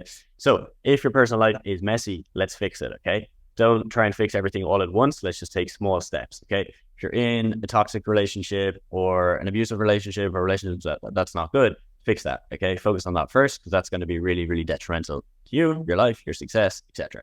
If you are, again, maybe you're not working out, but you want to, and you know you want to be healthy, you want to maybe do a couple of runs or do a new sport, or hit the gym, whatever it is, let's get that. All right. Let's get that sorted. Again, don't go for working out 7 days a week. Do something that's reasonable, manageable, attainable, and just lock it in. Okay. This will really, really help you with business, as we've clearly mentioned a couple times already, right? There's a direct correlation, but also it's the fact that, again, how you do one thing is how you do everything. So yeah, it's short and simple, this one, but basically you have to clean that up, because if it is a real mess right now, it will be hard for you to come to your business without that messy mindset, because your personal life is a mess. So the second then you go to do outreach or you have a sales call coming up, you're probably going to still feel that level of stress, right? That anxiety and that mess in your life come over now into your business, which you do not want a messy business. A messy business is a business that is destined to fail and not scale, which is not what you want. Sweet. All right. So we've got a little bit of a breakdown here, okay? This is basically comparing a 10K a month agency owner versus a 0 per month agency owner, okay? So somebody that, has maybe been trying to build an agency for like 6 months, 9 months, 12 months, a year longer, because we do speak to a lot of people that, might try and run an agency for a year before joining our program. Again, typically they're at 0 per month. So there's no results. And this is just some rough generalizations. Okay, these are generalizations. It does not mean that every 10K a month agency owner does these things. And it doesn't mean that every person who's not making any money is doing these things. These are just common denominators that we see across people that I know personally and people we have, let's say, who would have joined our program after trying to do things by themselves. Okay, so the 10K a month agency owner, when we look at their diet, typically it's nothing crazy, right? It's not that they follow like the strictest meal plan and track every calorie. And when I look at myself, this is 100% true. It's just that I avoid overcomplicating the diet. I avoid a diet that is hard to follow, and I focus on meals that aid me, okay? So I know for me, certain foods bloat me, okay? And I know if I have that meal, like, let's just say there's like a certain type of Asian dish that I really like, but I know it bloats me, okay? So I'm not going to eat that if I still need to do work. Okay, maybe I'm going to eat it once in a while to treat myself, but not if I have like 2 or 3 hours of work to do after that. Because all that will do for me is distract me, make me uncomfortable, bring up a level of stress in my body, and it's not going to allow me to perform at my best. So this is what I do. Keep it super simple. Ty, you mentioned that you typically only do like 1 meal a day, sometimes maybe 2. Yep. Again, I think that's a great example of just, you're not complicating it. Like you're just keeping it dead simple. The most important thing for my diet is when. It's not really what. Of course, the what does matter. If you're going to eat Twinkies all day and that's your diet, then you're not going to feel good. You're not going to work well. But for me, I usually don't eat before noon. And that way I can get all my deep work done in the morning without the distraction of having to eat or having to digest or having to think about those things. So eating is almost kind of a reward for me, as strange as that sounds, right? Because I won't eat until my deep work is done. I'll hold off on that. And that fasting, it lets my body function more efficiently because I'm not digesting food all day. And the same thing, I won't eat too late into the evening, usually after around 8 p.m. That's when I start to kind of get into the zone, ready to go to bed. So I'm not going to be eating before 12 or after 8. I have that 8-hour window where I eat that 1 or 2 meals a day, and it just helps keep me focused. Sweet. Yeah. I do the exact same. I typically will have 3 meals a day. Some days I'll do 2. So like yesterday, we had a meal and I had a meal on the plane, so I did 2. But I'll typically do 3 a day. As for me, personal preference, I find if I have 1 massive meal, I am kind of sluggish for the rest of the day. So I could do it, but I would have to make sure that, again, I get, like you said, all the work done, everything productive I need to get done, and then I can have that big meal or 2 extra meals, whatever it may be. So again, guys, this is just for you to see and play around with this and see what works best for you. The main thing is just focus on something that's going to aid you, okay? Whether you feel good, you feel more productive, your brain is sharp, you don't have brain fog, focus on the foods. That will do that for you. And yeah, might be different for you. And when it comes to exercise and training, nearly every 10K a month agency owner I know works out. It just seems to be a common denominator. Male, female, doesn't matter. They work out. Now, what I will say is that they don't typically try and work out 7 days a week, 6 days a week. And that is just simply because if that is your biggest focus, your business is not the top priority. Okay, you ideally want to put business as the top priority here. So working out, for me anyway, it is to aid business, realistically.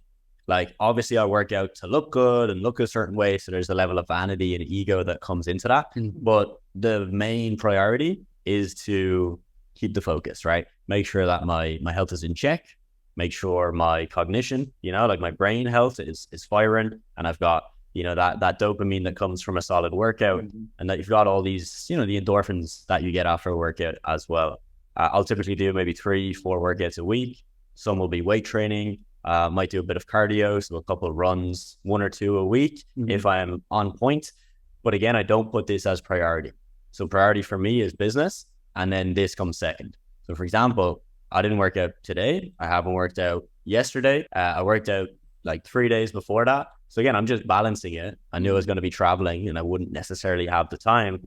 Yes, I could make time, but I'd rather make the time for business first. Yeah. You know, so it's like business first, travel, and then work out if I have time. And exercise is what I'm hearing, Adam, from you. Mm-hmm. It's more of a tool. It's not something that needs to be necessarily embedded into your schedule. Like Adam said, it doesn't need to be a daily thing.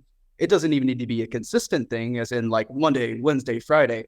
What I do with my exercise is exercise as a tool. So I'll have days when I'm off, and it's important that I just have a toolbox full of things that can help me align my focus or get my energy back. So exercise in this instance, also a lot of people like to do meditation, cold showers, a lot of things like that. And I think a lot of the times people get caught up in that and they think that this is a mandatory. To make 10K a month, I need to have this super strict routine. I need to be doing cold showers. I need to be working out this often. And it's like, those are tools. Those are tools that can help you get your focus. And maybe your focus is what gets you to 10K per month. Yes. So it's not that these things are mandatory.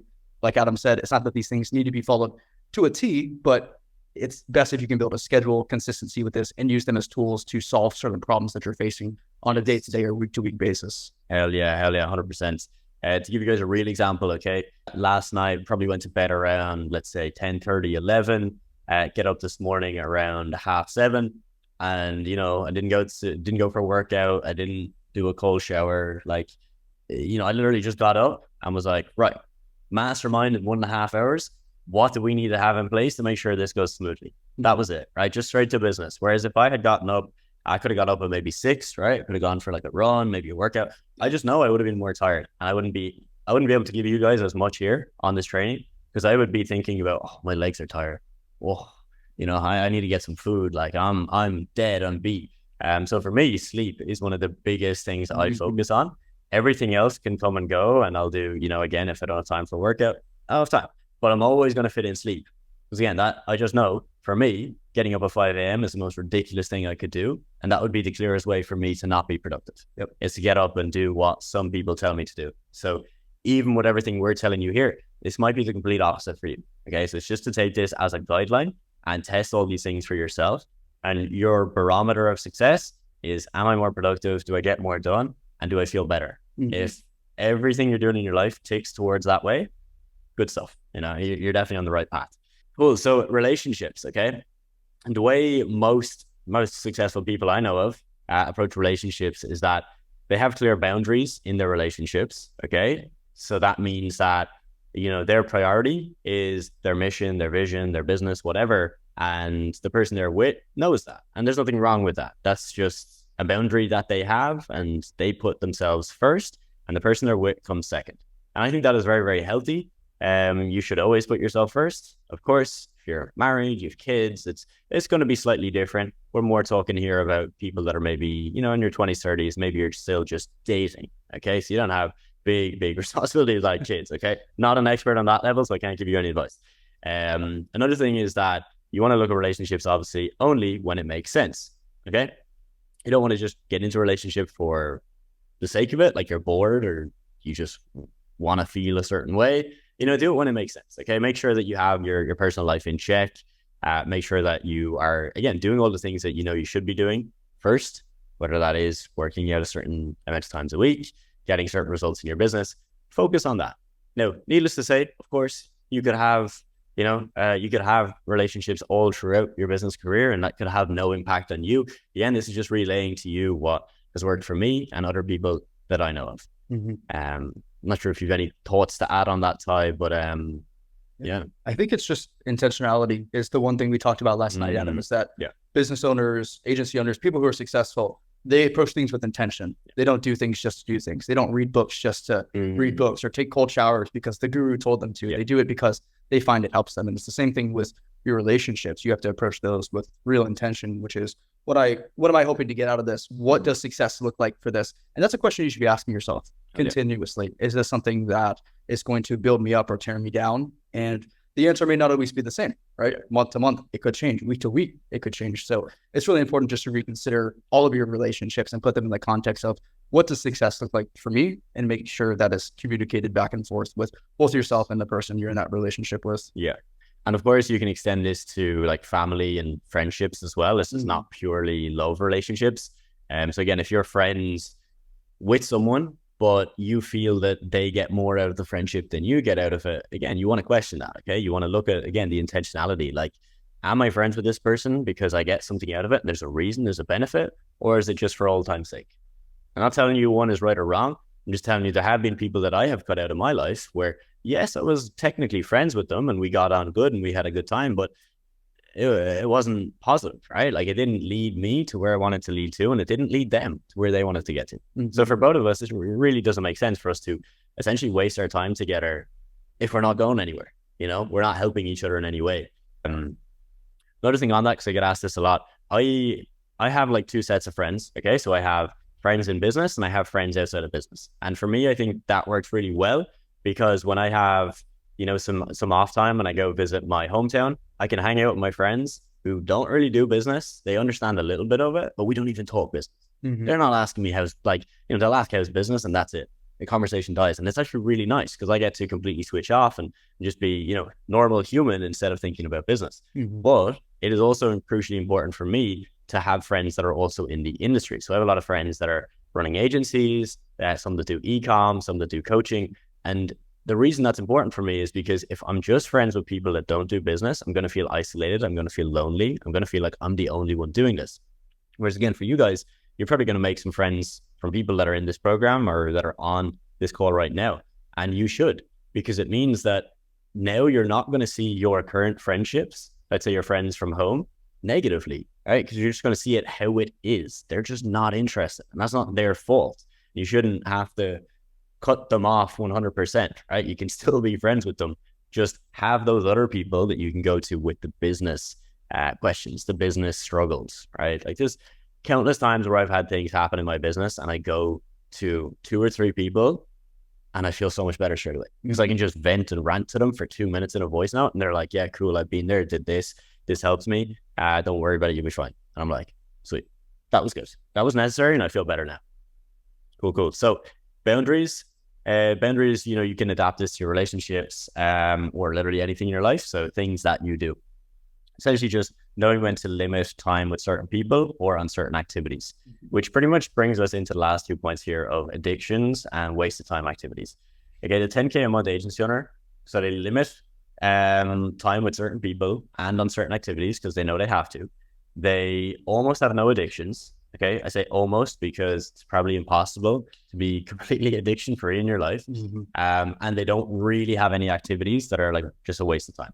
Okay, so they'll typically not scroll on TikTok for 2 hours a day because it doesn't do anything for them and it makes them feel lethargic and not good, right? So this is really important. You know, when it comes to addictions, we're going to touch on that in a second here on the other side. But I personally think for me, these were really pivotal things to have in place. Yeah. And the same thing, just kind of touching on the boundaries again, Adam, it's that intentionality, right? It's not that things like Netflix are inherently evil and that if you watch an hour of Netflix today, you're going to fail in life. It's that you need to understand this is a tool for to help me wind down, right? It's not that you can't consume those. It's that you need to have boundaries when consuming those and understand this is the reason why I'm doing it. And not everything has to have a reason, like to wind down, to relax, to socialize. Those are good things to do. Yes. So to have that be your reason to do things, I think is just fine. But it's just important that you approach these things with intentionality. And I think if you can be intentional with every aspect of your work and your life, you're just going to be a lot more happy and you're going to have a lot more control over things because you think about them, right? A lot of the times it's not a matter of, I need to make these massive shifts. It's just, I need to be conscious when I make decisions. Yeah, 100%. That's a great point right there. Again, we get this question a lot, like, you know, do you watch Netflix? Do you play video games? All these things. And like, again, you can do all those things. It's not that any of those things are bad or inherently good. It's just, again, like Ty said, intentionality. If you can approach, okay, it's my time off. I've done my work for the day. How can I intentionally now use this time to recharge, to feel good and get a really good night's sleep? And if that is Netflix, great, that's Netflix. If that is playing video games, great, that's playing video games. It's different for each person, okay? So just, if you can use that framework of intentionality, I think you're going to be just crushing it, like in every area. Absolutely. Realistically. Cool. So, okay, the person that has been, you know, really struggling, right? They've been trying their agency for about a year now, still doing 0 months. Typically, this is what it will look like, okay? Diet, they don't even think about it. Right, so there's no intentionality of avoiding certain foods or having certain foods that help them, or timing of meals. It's just not a priority. Okay, they eat when the food is there, and that's about it. When it comes to exercise and training, it's typically extreme. So it's either no workouts or way too many. And I see this is very, very common. Okay, a few guys I can think of right now where they've been trying a business for a very long time, and they work out 7 days a week, and they work out for 2 hours every day in the gym, and it's just so extreme that, again, that's their priority, not the business. Okay, whereas again, you want to have the intentionality of the workout. It's there to, again, feel good, relax, rejuvenate, but also to help a business. Okay, I saw a great actually clip of Alex Hormozy and Derek from More Plates, More Dates, a fitness YouTuber, and they talked about this concept of, are you more productive when you work out? Because they're both high-level business owners, and they both work out, and they both said no. They both were like, on the days I work out, I'm less productive. Yeah, takes time away. Yeah, I'm slow, I'm lethargic, I'm more mellow, so it might be good for a podcast, as they mentioned, because they're nice and chill, but they ain't getting shit done. And that's from two people that are massively successful and work out nearly every day, but they know doesn't actually help the business side. So just take note of that for yourself. When it comes to relationships, a lot of people use relationships just to feel good or to make up for a lack of results in their life or in their business. Okay, so you're not getting that hit from your life of that success hit, that dopamine on a daily basis of, oh wow, I'm getting results, I'm pushing the needle, I'm making money, I'm living where I want to live. So then you make up for that in a different way. Okay, and obviously an easy way is to relationship where, again, it might be a very unintentional relationship, doesn't make sense, you don't actually even get on that well, but you feel nice when you have a cuddle, and that's it. All right, again, to sum this all up, intentionality is one of the most powerful things that we can give to you today. And when it comes to boundaries, no boundaries, just reacts to whatever comes up. Okay, so something comes up in the family, okay, business gets thrown out the window straight to the family, which, again, nothing wrong with that. Not saying that's bad, just saying make sure you have your stuff dialed in so that you have these boundaries in place. So if your friend is having a hard day and they want to have a call, cool, take the time, have the call with them, but set the boundary that you're going to do it at 9 p.m. once you're done work, and you're going to give them a full hour. So you're not cutting anyone, you're not cutting short on things, but you're just setting very clear boundaries. This is really, really important. Shows you're in control, on top of your shit, and you're going to get a lot done. Okay, addictions. All right, I can definitely talk. I'm going to purely talk from experience here. Okay, so I'm not telling you that this is what you need to do. I'm just telling you that for me, quitting video games, limiting Netflix, not eliminating it completely, because I actually told Ty last night, there was a period where I eliminated Netflix completely, and that was worse. Okay, so for me, I found that I actually do get a lot of value out of watching a movie. Not so much with series, because I get hooked on a series and then I'm like, I want to see the next one. 7 hours gone. Yeah, exactly. Yeah. But a movie, I'm like, good, because it's 2 hours. I'm going to have the big rise, the crescendo in the movie, the fall, and then I'm good. I've gotten my value start from and finish all in one. You don't have to lag on. Exactly. Yeah. Exactly. Intentionality. I like it. Yes. Very well defined boundaries with it. 100%. Weed, alcohol, drugs. Yes, you can still do these things, but again, is there intentionality behind it, or is it completely just distracting you, or just making you feel good, again, making up for a lack of results? And 9 times out of 10, that is what it is for a lot of people. Porn. I quit porn, I think I was 17 or 18, and that was a massive decision, all right? Everybody my age was watching it every day. It didn't matter even what age they were, right? 25-year-olds, 30-year-olds, still watching it every day. Okay, and you might be watching this training, you might be watching it every day. Okay, I'm just telling you from my experience, cutting that was one of the biggest things that I've ever done. I felt more whole, I felt more human, I felt more productive, I felt more clear, more sharp. I had more respect for other people. I got on better, right? And I would actually get on better with girls, even though I'm not doing that weird thing every day. It is crazy how much effect this can have in your life. And I know actually, I think Evan and Alvie, you've mentioned already in the chat that this is, a really important thing for you guys as well. Yeah, massive. If I was to quit one thing in old Adam's life, it would have been that first. Before visualization, before any of those things, just quit that thing that I'm doing every day, because it really didn't do any benefit. It's a strange one to talk about. It's a bit of a taboo thing to talk about. Yeah. I know even when I do coaching, it's something that I will rarely bring up, because it's kind of a weird thing to talk about. But I think it is so important that we we address it for what it is, because that is probably, like Adam said, it's one of those things that's going to give you the clarity and the sharpness, and it's going to give you the respect, and it's going to give you the energy to go after everything that you need to. Yeah. Right. Porn, it gives you that hit of dopamine that says, I've accomplished my goal, I can chill. And that's not the hit of dopamine you need if you're at 0 per month. If you're trying to get to 10, 15, 20K per month, you need to find dopamine in the things that are moving you forward, right? Those are the habits you need to build, not something like that. So it's really important 100%. To talk about, even if it's a little uncomfortable. I know there's some of you on this call right now that are probably cringing in your seat about this, but I think it's important to talk about for sure. Yeah, 100%. And if you currently do it and you've already told yourself that you want to quit, but you can't break the habit, because that's a really hard thing to do. And I know so many guys and girls that can be completely addicted to that. Mm-hmm. But again, you want to quit, but you can't. Almost like when someone wants to quit smoking and they can't.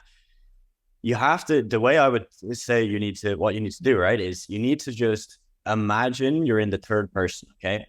So you're in your bedroom, it's 9 p.m., you got the moisturizer on the bed table, you've got tissues, right? Everything is geared up to go. Imagine now you walk through your front door, old you is still there, getting ready to do whatever they're going to do. Mm-hmm. And you walk in, what are you thinking? You're older, okay? You're 40 years old, you're walking in and you're now massively successful. What are you thinking looking at that person? Maybe they didn't accomplish anything in the day. They're now going to do this to just feel good for 10, 15 minutes and go to sleep, right? Like just realistically be just so real with yourself and say, am I proud of that? Like, are you proud of that? And for me, again, this is just personal opinion, I would look at that and be like, wow, I'm not proud of that. And I don't feel good doing that. So I'm going to stop it.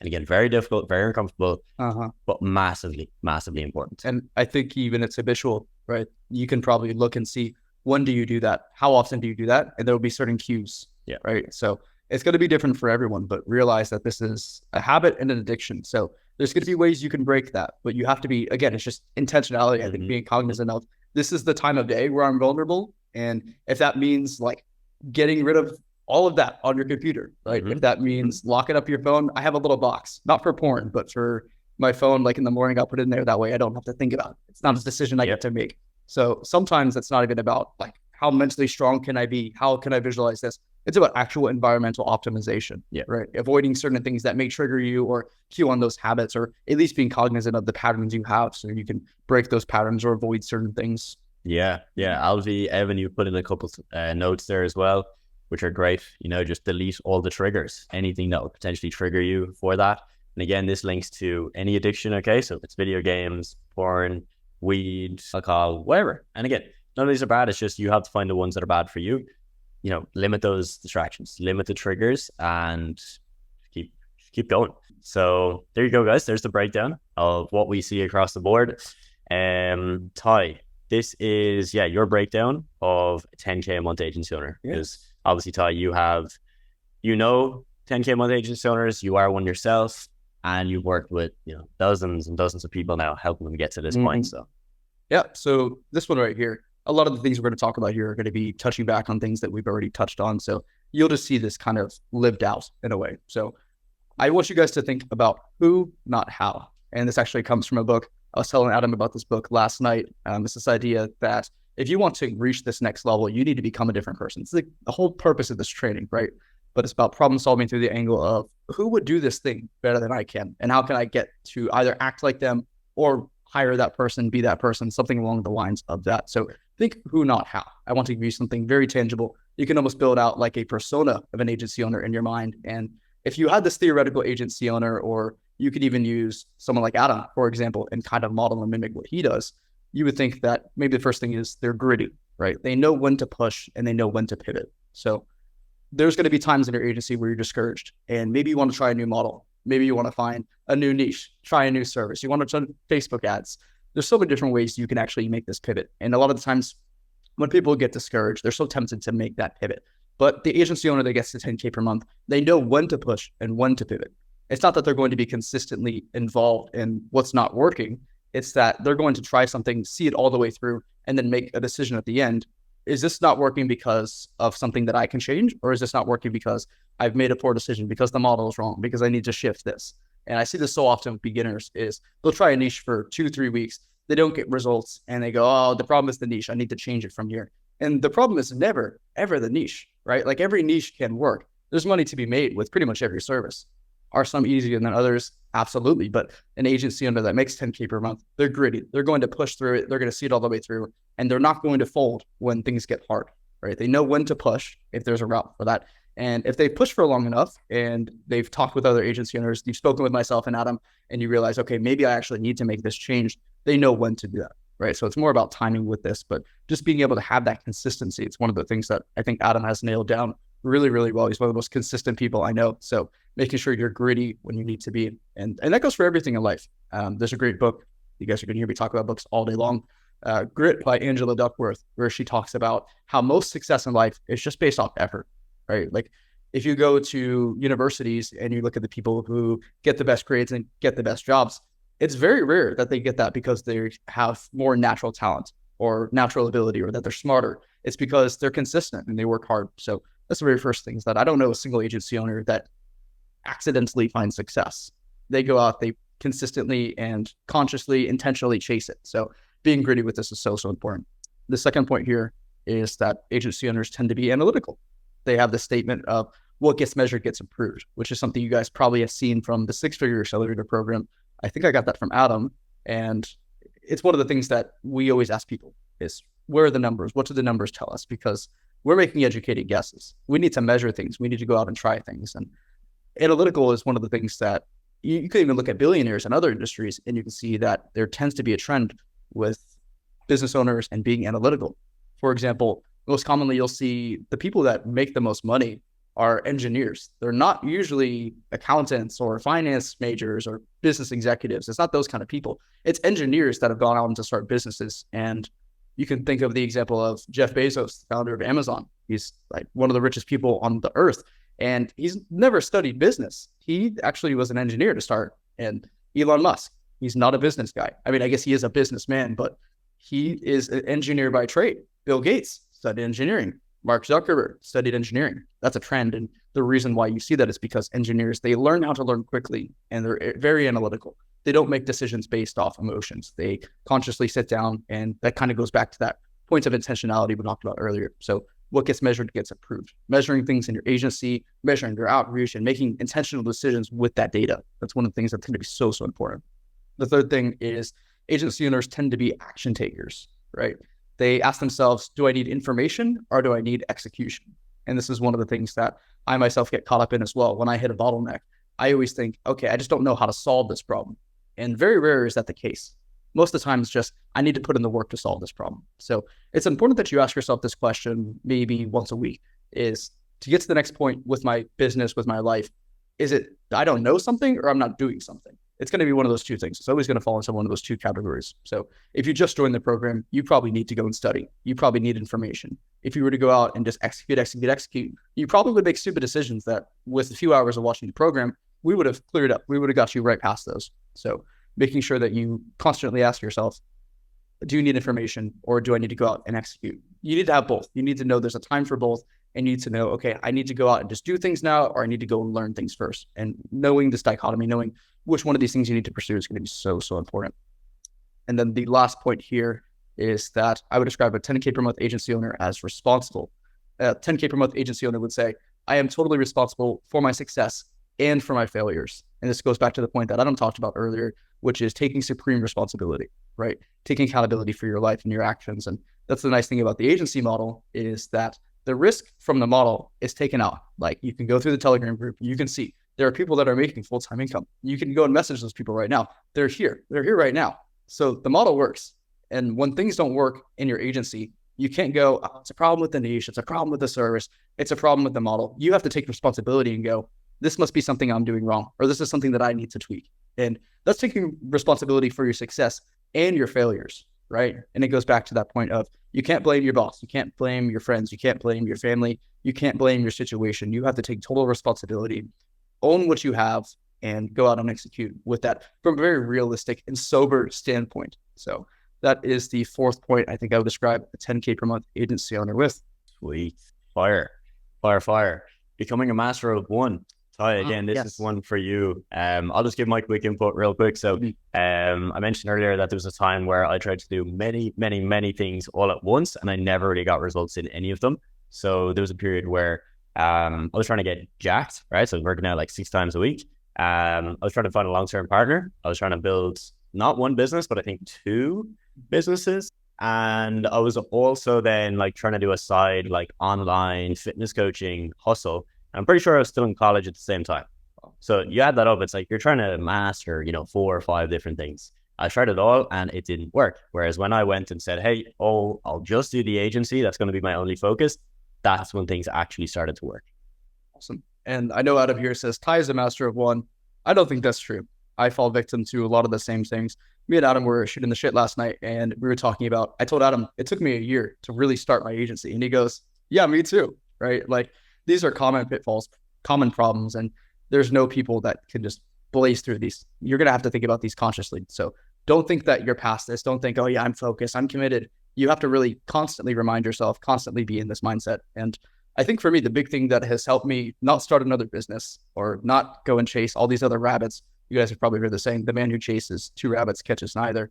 I think for me, it's not a matter of I'm a disciplined person or that I have my head on straight. It's a matter of I set my environment in a way that precedes that, right? So I don't trust myself to make hard decisions. I was telling Adam about this. I don't have a whole lot of money immediately in my bank account because if I do that and I want to make a silly decision, I want to go buy a Rolex in Miami, I have to wait 2 weeks for that money to clear. So it's a decision I have to think through. I have to make that. And my environment or something I set up is designed to prevent me from making silly decisions. Same thing with that box that I talked about earlier that I lock my phone in, right? It's these certain environmental optimizations that help me be more disciplined. It's not that I myself know how to do this better. And maybe it is. Maybe there's some level that you can achieve through discipline, but really it's easiest, in my opinion, if you can design an environment where you don't have to think about these things. So watching very, very little content from other business models, right? I don't consume any other business YouTube unless it's agency stuff. I'll go and I'll watch some of the agency content, but that's good because it's consistent with what I'm trying to do, what I'm trying to achieve. So if you guys are in between 2 different business models right now, or you're trying to do different things, you're trying to get jacked, find the long-term partner, build the business all at the same time, it's important to really just decide what is going to be most important to you right now, right? If it's the business, then you need to design your life in a way that you aren't tempted by these other things, because there will be temptations. You're going to be tempted to all these things, but it's important that you have an environment that's designed to support that consistency and that focus. So for me, it's having the bank account set up, having the phone lockbox. It's actually not watching any other content from anything else and not consuming even the news to some instance, because there's so much that you can get caught up with there. So it's just about having this very straight lane and not having opportunities to get pulling off that. Amazing. Yeah, 100%. Sweet. So a couple more slides we're going to run through real quick, guys, and then we will hop into Q&A for this section. And again, if there's anything you want to drop in the chat, something that has helped you on this journey, again, feel free to pop it in, as it's going to be great to see the input from everyone in here. Okay, so fixing your inner scars. As I mentioned, I had to go from a broken teenager who had suicidal tendencies to, a man, right? Someone who could then actually start a business and make it successful. So I'm gonna go through some of the things that I did. Now, as we've talked about in this training so far, think of intentionality, okay? These are things that are not necessary, but they helped me personally. So I want you to approach these and take them with a heavy, heavy pinch of salt, okay? You do not have to do these things, but they may help you if you're in a very negative, dark place, okay? So when I was in this place, as I mentioned to you, the first realization was that I'm not a victim, okay? So I had to go from victim to owner of my life. Now, the activities and the daily tasks and habits that I then built from that were things like I did cold showers. We talked about quitting porn. I did NoFap, working out. So I worked out a lot. I focused a lot on my diet. So I cleaned up my diet.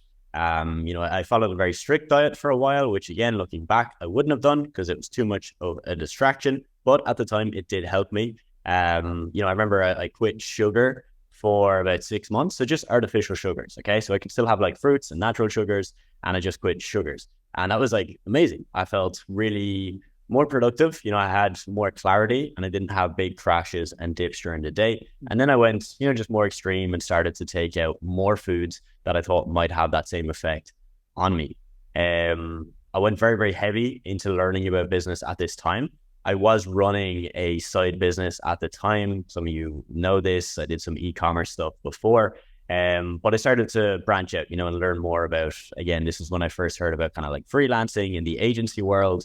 And obviously that then set the entire journey in place for the next couple of years. I would go to bed at a certain time, get a certain amount of sleep every day. I would limit, again, Netflix and consumption of content.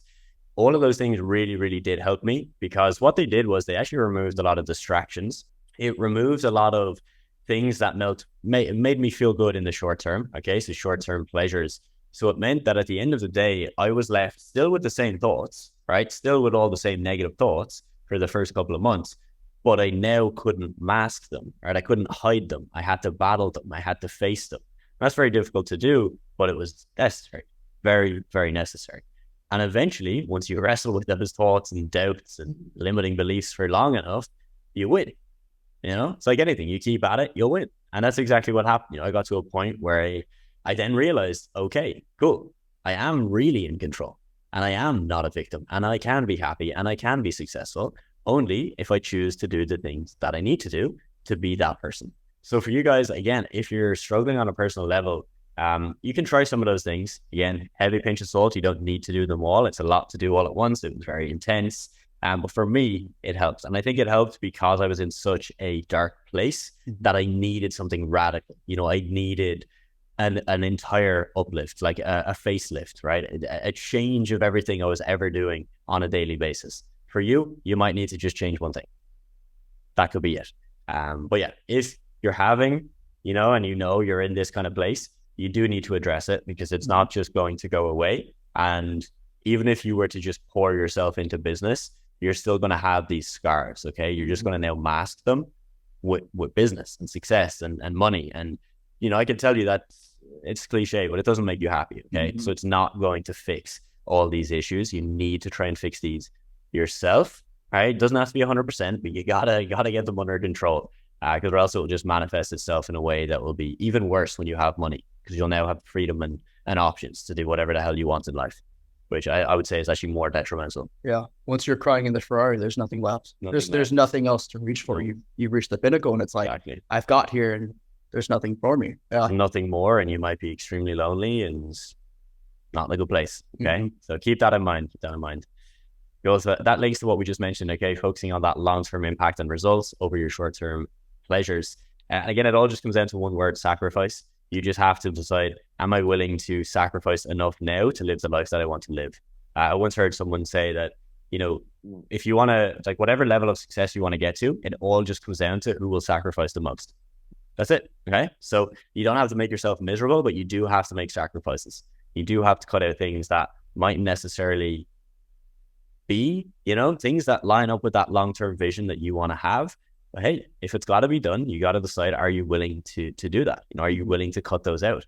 Is the long-term impact going to be better than the short-term pleasures? And again, the easiest way to look at this is, I used to always use the framework, would my future self thank me for this? I definitely pushed it to an extreme where there was once a period where I would never do anything unless it was going to have long-term potential, which is not good. Okay. You need to have the balance. You need to have, a good time and enjoy the moment as well. But that phrase really helped me, because I would just remind myself every time I would sit down to do something, whether it was watch a YouTube video or go on my phone or watch a movie, will my future self thank me for this? Simple, but very, very effective. And again, you just have to be honest with yourself, and you just have to not lie to yourself. There you have it, folks. That was the training. You're still watching, which means a lot. That really means you're dedicated. It means you're highly motivated, and I really respect you taking the time to do so. Today in this video, what I'm going to explain to you is that there are 5 limiting beliefs that I held true to myself for a very, very long time, and they kept me broke. So in this video, I'm going to explain to you what those limiting beliefs are. You can probably resonate with some of them if you're watching this video right now, and hopefully I'll give you some actionable tips and strategies that you can use to overcome these limiting beliefs. If you don't know what a limiting belief is, essentially it's a belief that limits you, right? Pretty self-explanatory, but it's something that you hold true to yourself. You tell yourself every single day, maybe on a subconscious level, and it's ultimately something that is not positive. It's something that's holding you back. Common limiting beliefs that people experience when they start, let's say, an online business would be, why would a business owner pay me? Am I qualified to do this? Why would someone trust me? Etc. etc. Right, so limiting belief number 1 that I had to get rid of was Businesses are not going to pay me because I'm brand new and I have no experience or results. Simply put, this is a limiting belief, right? This is not true because businesses will and can pay you even if you're brand new and have no experience or results. You see, experience and results are important, of course, right? And if you have experience and you have results, it's going to be easier for you to sign clients. But for those of you that are brand new, you don't have experience or results, it's not the end of the world. You see, because when a business owner decides to trust you and pay you money for a service, they're not just paying you because of the results, right? And they're not just paying you because of your experience. In fact, they're often paying you because they like you, they got a good vibe from you, they could tell that you knew what you were talking about when you were on a call with them, and the potential transformation that you showed to them on your call was convincing enough. So that is the limiting belief. It held me back for so long. That is the first, most important, it's the most common. And if you're reading or watching this, you probably have experienced this as well. So just know that this is common, but it is not the end of the world. In fact, it's really not that important. Now, moving on, the second limiting belief that really I held true to myself for a very long time is that I was telling myself I was not worth €1,000 plus per month from a client. Okay. And obviously, if you're telling yourself, hey, you know, my service is not worth €1,000 or $1,000, well, then if you are pitching the service at that price, it's going to come across in the way that you pitch it, right? People are going to pick up on that and they're going to hear that you're not actually that confident in what you offer. And if you were to just start with a lower price point, right? And you just start with, let's say, 500 per month, but you believe that you can charge 500 per month, you'll probably close a whole lot more deals. Right? One, because it's obviously a cheaper price, but two, because now you've got conviction in what you're saying, right? It's clear that you actually know that, yes, your service is worth that money and that you're happy to pitch that and charge that to a client. So whatever price you decide to charge your first couple of clients, whether that's 500 a month, 1,000 a month, 2,000 a month, just know that, of course, if it's cheaper, it's going to be slightly easier. But that aside, you have to be confident in that price, right? If you don't feel like you're worth €1,000 per month, you've got to either get rid of that belief or drop your price. Now, moving on from there, the third limiting belief that, again, one I held very, very true to myself was that I was telling myself, look, I'm introverted and I'm not confident over the phone. And this was true, right? I am an introvert and I definitely was back then. And I was definitely not confident over the phone. In fact, some of you can probably relate to this, but you might have even had your parents call to make a doctor appointment for you. Or, if you had to call someone to make an appointment, you'd almost not want to do it because of how scary it was, even though it's such a normal everyday transaction. Now, this is something I had to work very hard on, right? And the biggest thing that helped me get past this limiting belief was really just doing the work, right? Forcing myself into this very uncomfortable scenario of getting on the phone. So, book those appointments yourself, call people instead of texting them, send people voice messages instead of texting them. Little things like that really do help you build this up. Now, if you are introverted, I just want you to know that you're not alone. There's many, many people in this online business game that are introverted. I know when I started, I believed that everyone out there who was doing this was probably an extrovert, because if they were recording videos of themselves and putting it on the internet, or they were taking calls with business owners and they were speaking on Zoom, I just assumed that that was natural to them and that they were extroverted. That is, again, not true, right? Many, if not most, online business owners I know are introverted and they weren't confident when they started. And it's just one of those things that you have to throw yourself in the deep end. You've got to practice it. And if you do it enough, it'll become second nature and it'll be very, very easy for you. Another limiting belief I had was, look, even if I, for example, had experience, or I thought I was worth 1,000 per month, right? Or I was more confident. If I had, let's just say, solved all those three first limiting beliefs, I was still having an issue, right? I didn't know how to sell anything. And I thought, again, that you had to be a master salesperson. I thought you had to follow a script word for word. I thought you had to know all the techniques in the book. And again, this is not true, right? The way in which I've sold social media marketing services to over 200 businesses is not by using lots of tactics. Yes, there are some tactics I use. Yes, there was a rough script that I would work off, but it really came down to, again, just being me, being real, and really telling the business owner what they needed to hear to convince them to sign up. right? Because if they're on a call with me, my job really is just to crush all their doubts, crush all the things that might force them to say, no, I'm not going to pay this guy and I'm going to go elsewhere. And that's really all it is. And finally, when I started, I did not have a website. I didn't really have any proof. Okay, we've got no results, no real experience, really. We don't have a website. We don't have business cards. We don't have a big social media following that we can use as proof. And that is very, very scary. Again, though, this is just a limiting belief. Most people, when they start a social media marketing agency, will feel like they need to have a website. And I totally understand where you're coming from. Now, my question to you is, do you think the website is going to get you clients? No, it probably won't, right?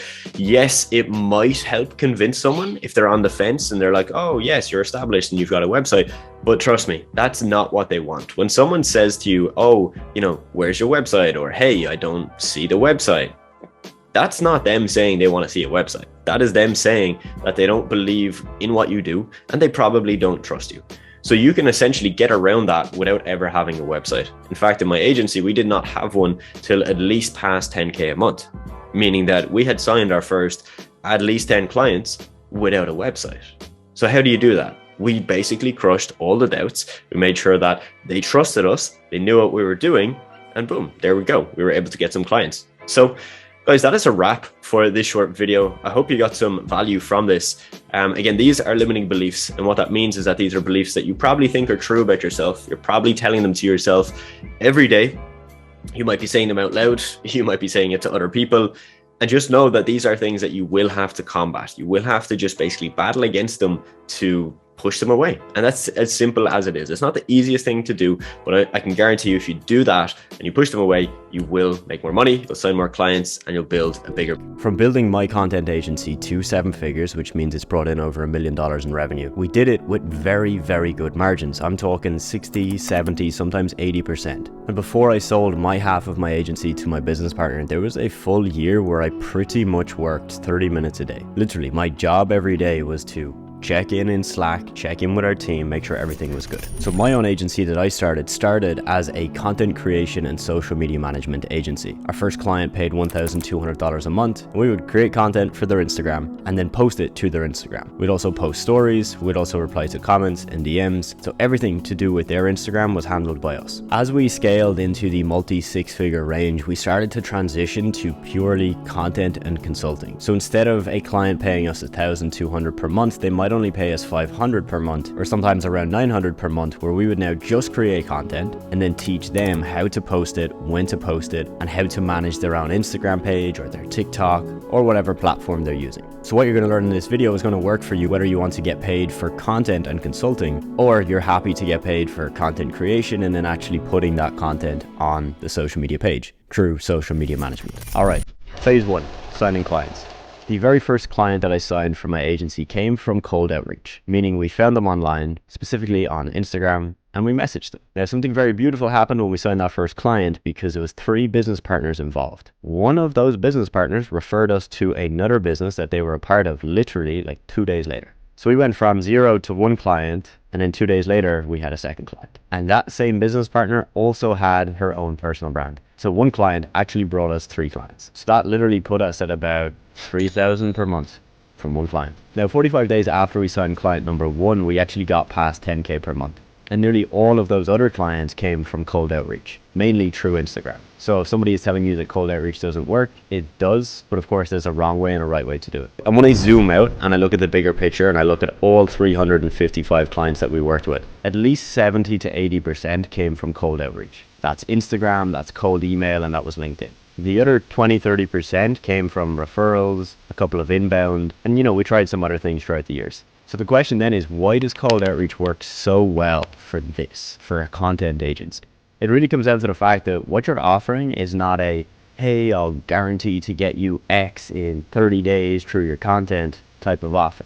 You see, there's a lot of people trying to do those offers when they just don't have the results and proof to do it. So what we rather do with any beginner we work with inside of our mentorship is literally get you to not do that. Instead, we want you to just be more direct. Message the business owners that you know don't either have the expertise or time to create content, because trust me, there are literally thousands of them out there, and you're selling your service that way. You're not focused on trying to get this pitch perfect, no-brainer Alex Hormozy offer, because if you're just a beginner, chances are you can't do that. If you're a beginner, you can't guarantee 10K a month through social media and through content if you've never done that. And it's why students of ours are getting really good results, even though many of them don't have some crazy offer. Is that they know how to do outreach the right way, and they know how to position content itself as a valuable thing.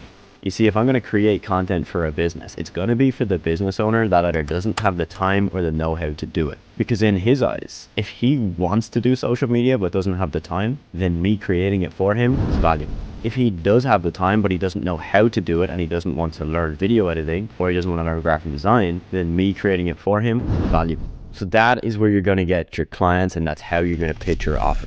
Phase 2 is creating the content. So you have two routes here. You can go and learn all the skills that you need to create content, edit content, and create it in a really good way for social media for your clients, or you can hire other people to do it. You see, I took route number 2. So I decided I'm not going to create the content myself. I'll focus on getting clients, I'll focus on communicating with clients, and then I'll have other team members actually create the stuff. Now here's the thing, when I started that back in 2019, we didn't have access to the same tools that you have access to today. So you have access to things like Canva Premium, which is like probably the easiest way to create graphics and videos, and it costs like $10 a month. You have access to CapCut and the Captions app. You know, these are amazing tools, again, either free or they have a paid plan for around $10 a month, which will do subtitles, auto edit your videos for you. Like, they literally do 90% of the work. So if you do decide that you want to do it yourself today, using AI and using these tools will allow you to create content in very, very little time. For an example, if I was to work with a fitness coach today, and he had a podcast, or he created some long form YouTube content, 10-minute videos of him doing a workout, I know I could literally take his exact videos, put them into a platform like Opus Clips, and get back videos with subtitles and already edited, and they'd be like 90% ready for social media. I would then probably have to spend 10 minutes doing some extra cuts, adding some extra animation and sound effects, and then they'd be good to go.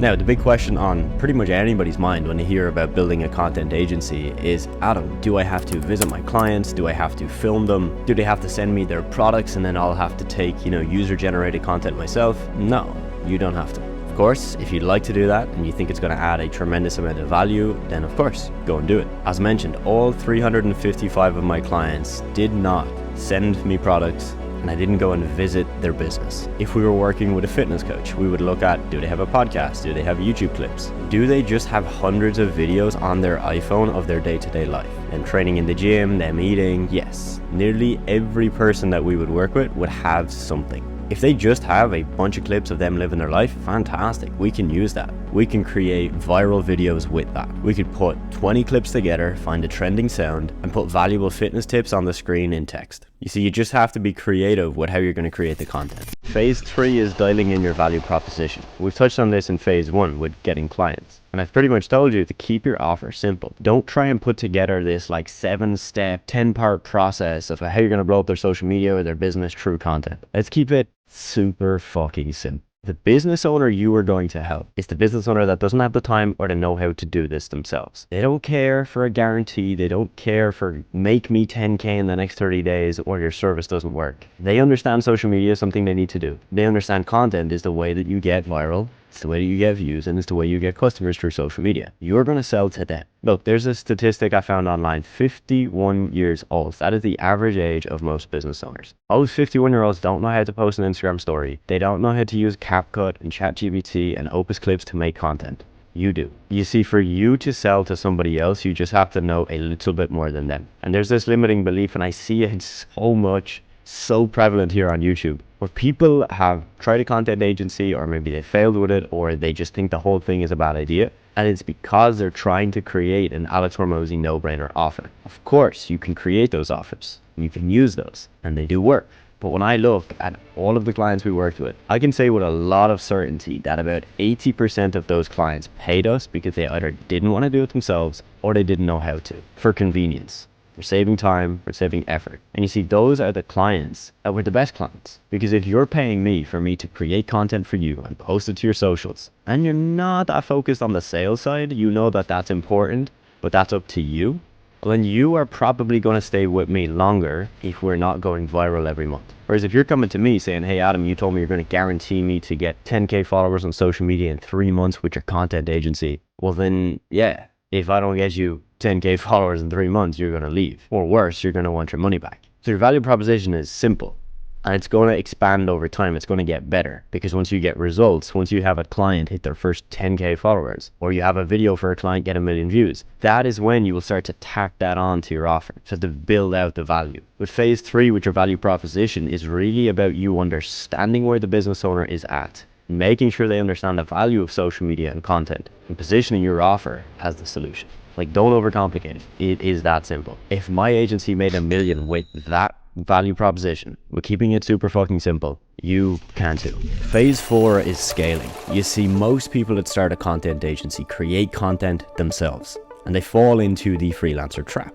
It's very, very common. So the freelancer trap is defined as follows. You start a business because you want freedom. You sign 5 clients, you get to 3, 4, 5K per month, but you're working 50 hours a week. So you've done the maths and you know that if you get to 10K a month, you're gonna have to work 70, 80, maybe 100 hours a week. That's not what you signed up for. You see, that is happening because you are working all the time. You're doing all the work.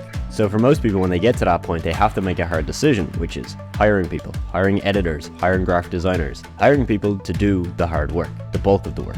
But it's a very necessary phase that you must go through. Now, of course, you can start your agency from zero and hire immediately. So you could avoid this problem completely. That's what I did. I just want you to know right now that there's 2 routes. But for this phase number 4, scaling, getting to the 6-figure a year mark, eventually getting to multi 6 figures, potentially hitting 7 figures, you need to have a team, or you just need to be able to work 100 hours a week. I'm going to give you a breakdown of a content agency that's pushing multiple 6 figures a year at scale. You're most likely going to have multiple editors and multiple graphic designers. Your business relies on them, and without them, no work gets done. But for them to be able to get the work done, to edit videos, to create content, to deliver it to clients, either you or someone we call a client manager is going to be the person that steps in. That is a person that you are literally going to pay. You're going to pay them a full-time wage for them to communicate between your clients and your team. This is exactly how I had that full year in my agency where I worked 30 minutes a day and made a lot of money for not doing much. Phase 5 of this journey is understanding how you make this profitable. You see, that's a concern with many that start a content agency. They think it's not going to work at scale. They think they'll only make 20-30% profit margin. It's not true. Here's just a really basic example. See, when I was starting with my agency, I knew we wanted to scale. I knew we wanted to do multi 6 figures a year. So I thought, what's the best way for me to keep profit margins high while scaling? Well, it's to make sure that I'm paying my team per piece of content. So if I'm getting paid $500 a month from a client for 10 pieces of content, that's $50 per piece. And then I pay my editor $5 or $10 per piece. I have a very, very good handle on the margin, because if my editor needs to spend more time on client 1 versus client number 2, he's still going to get paid the same amount, getting paid for the work. This might sound very simple, but a lot of people hire people, specifically editors and designers, on hourly or monthly retainers. By paying a set fee, you're pretty much guaranteeing your ability to tweak the numbers. So you do the maths, right? If you're paying your editor $10 a piece and you're getting paid $50 a piece, well, you've got 80% margin. So now if your goal profit margin is 70%, you know you've got an extra 10% that you can divide up for other roles in the business, whether that's for a virtual assistant or a client manager or somebody else. And so there's going to be times where you need to change your pricing to fit this. You might have to increase your prices, go from 50 a piece to 55 or 60, or negotiate a bulk discount with your editor or your designer to slightly lower your cost. And this is where most people get caught. And I too had times in my agency where our profit margins dipped. And again, what did we do? We either had to increase prices or change our packages or negotiate with our team. Look, friend, we've covered quite a lot here in the last 15 minutes. And I feel like there's still a lot we're yet to uncover. So what we did actually worked. We got rich and they got results. And that one single client paid my agency over $20,000. And to make a lot of money with a content agency, there are 3 key things you need. The new gold rush of our generation is attention.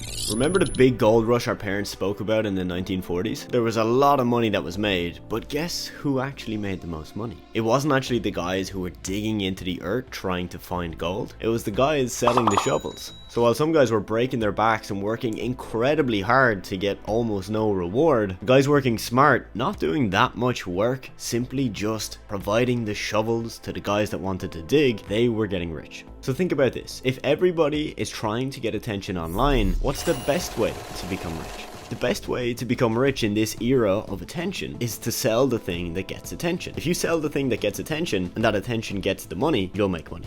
This is why you, my friend, if you want to make a lot of money, should possibly consider starting a content agency, aka sell the shovel. So I made money selling shovels to business owners because I was giving them the thing that would get them more attention online, that would grow their business and make them more money. And we actually got them incredibly good results. In fact, my very first client that we signed in my agency added an extra 80,000 new followers in just 3 months using our service. To sell shovels and to make a lot of money with a content agency, there are 3 key things you need. First, you need to know how to sign clients, and how you sign clients is through the skill of appointment setting. So my friend, I want you to learn this skill of appointment setting, or I want you to go to a program or a place where you will get an appointment setter placed inside your business. These are 2 things I can give to you. I can teach you how to do appointment setting and show you the skill, and then you can actually work in my business or in another business of one of my colleagues, or we can just go ahead and find an appointment setter that we've trained, certified, and vetted, and then place them into your business. If you want to know more about that, book a call with us via the link in the description. That's step 1, because if you do not have a consistent flow and a consistent stream of appointments coming into your business, it doesn't matter how good at video editing you are or how good at graphic design you are,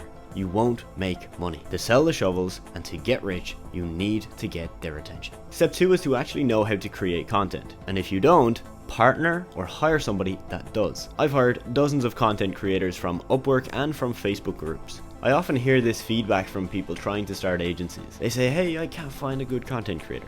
I've tried posting on Upwork, I've tried looking on Fiverr, nobody is good. And this is the furthest thing from the truth I've ever heard. If you want to find a good content creator, do this. Post a job on Upwork, then post that same job, change the wording 3 or 4 times a day. Do that for 1 or 2 weeks, and I guarantee you will have hundreds of quality content creators at your doorstep. During that time frame, also join Facebook groups such as Digital Nomad Jobs. Post your jobs in there, you'll find people. The reason step 2 is so important, because in this game, you get rich in the long term, not in the short term. So if you do not have a good quality service, you won't last very long.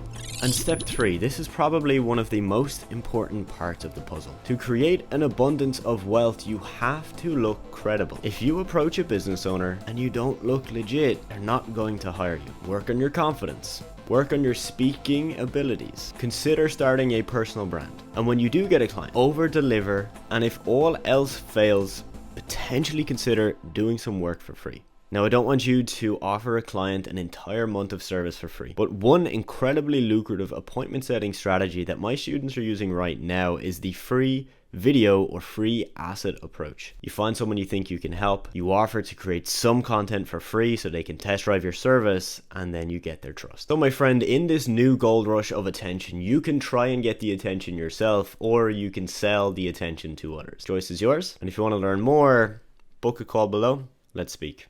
So this, huge, absolutely huge goldmine right now. And what's great about this for specifically a content agency owner, most people in the UGC space are freelancers, creators. So what they'll struggle to do is they'll struggle to manage multiple clients because they just don't have, unlimited time. If you can do this where you have people that you know in real life, fantastic, because you could organize these clients, get the clients in, take the content, record the videos for the clients. In this video, I'm going to show you the top 3 niches for your content agency. So first, if you're on this video, you probably understand that a content agency is incredible. You can have great profit margins, you can scale it up very fast, and you can easily build out a team to deliver the content to your clients. If you have any confusion on why a content agency is one of the best types of agencies to start, check out the other videos on my channel. So let's get into it. I'm going to show you the niches and the types of content that I would offer to that specific niche so that everything is clear. Niche number 1 is what I call personal brand businesses. So I'm going to give you some examples of specific industries within this niche. For example, we have realtors or real estate agents. Many of these agents are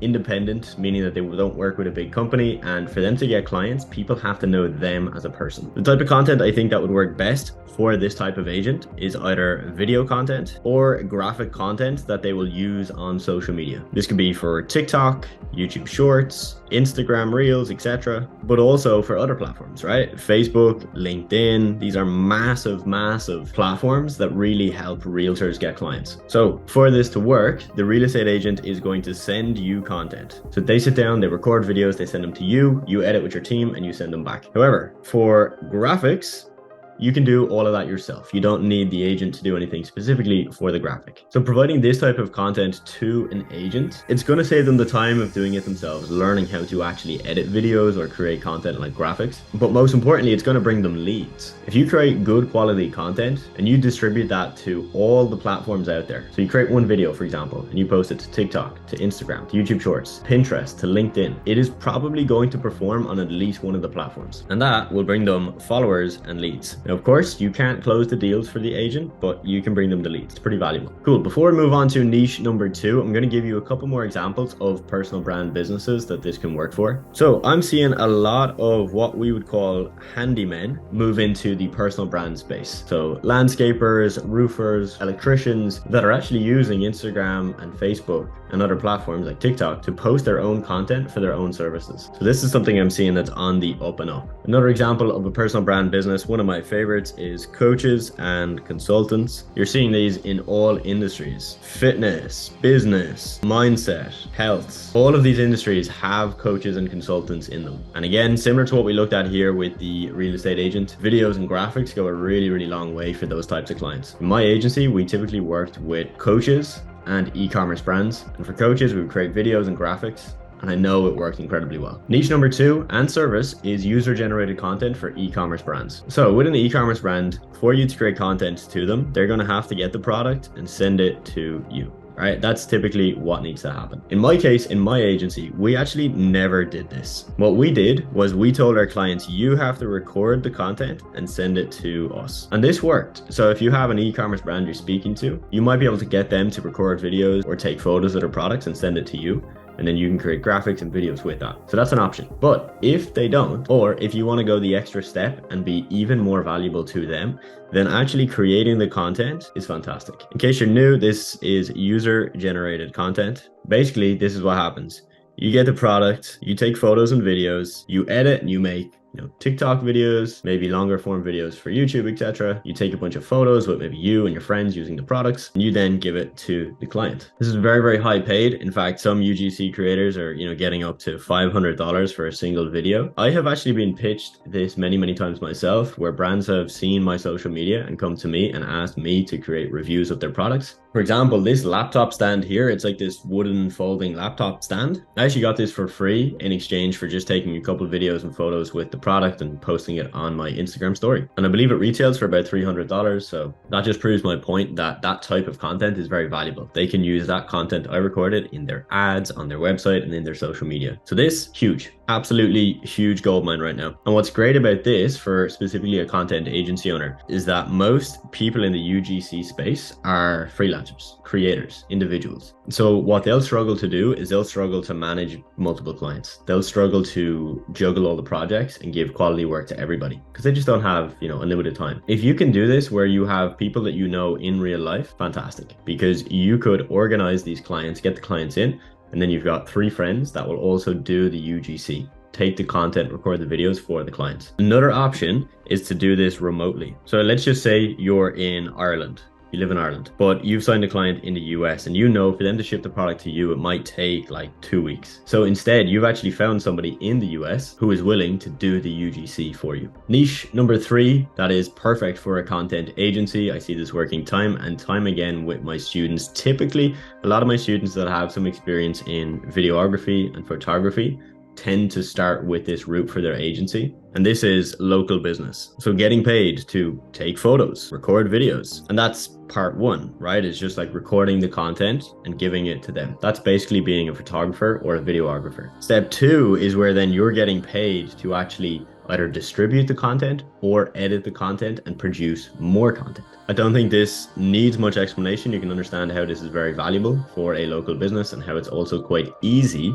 if you're just getting your feet into this industry for the first time, if you know businesses in your local area, this is one that, you know, might not work for you to get to 50,000 per month, but for you to get to your first 5K month, this is definitely very, very viable. I'm going to give you the content agency services that you can sell today for $1,000 and beyond. I'm sure lots of you are really waking up to the fact that content is massively valuable. You've seen the big guys on YouTube. You see what they're doing on TikTok, on Instagram, on YouTube Shorts. And guess what? They're not sitting down and creating all of that content themselves. They've got editors, they've got graphic designers, they've got all these people in place. They've got a content team in place to do this for them. Right? We've got Alex Hormozy spending like 80K a month on content. We've got people like Iman Gadzi and Andrew Tate absolutely blowing up by having tons of different social media channels posting short form content. So look, it's clear, guys. Content is making a lot of money right now. And I know this firsthand because I have so many students right now that are absolutely crushing it.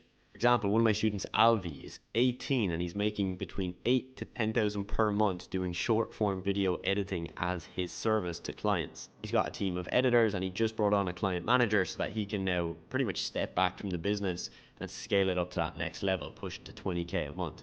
Another one of my students, Rosario, is doing about 8 to 9,000 per month, and his main offer right now is TikTok content creation. And the amazing thing is you don't have to record content for your clients. You don't have to go to their shop or meet them and bring your camera. You can do all of this remotely and virtually. Let's get into the services you can offer. The first and by far the most popular and powerful offer within the content agency space right now is video editing and then content distribution. Let's take someone like Sebastian Georgiou on YouTube.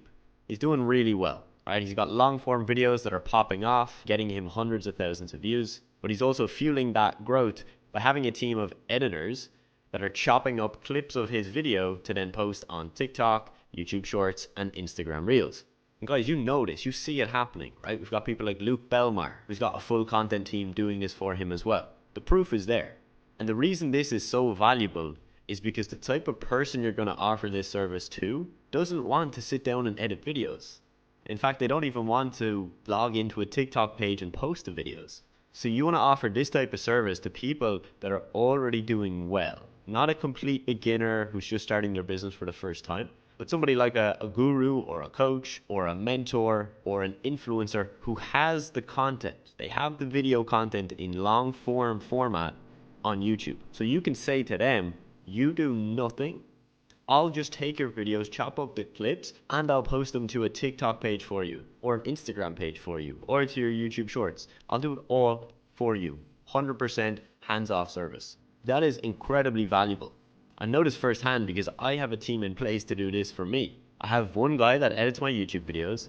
I have one guy that creates thumbnails for my YouTube videos. And then I have 2 to 3 other editors that are taking clips from YouTube videos that we can then use on TikTok, Instagram Reels, and YouTube Shorts. And that's exactly how I've been able to get just under, I'm just checking the numbers here, just under 200,000 followers on TikTok. Like, I didn't get 200,000 followers by winging it and editing all the videos myself. You know, we got there by having that team in place to do the work. So that is the biggest opportunity right now.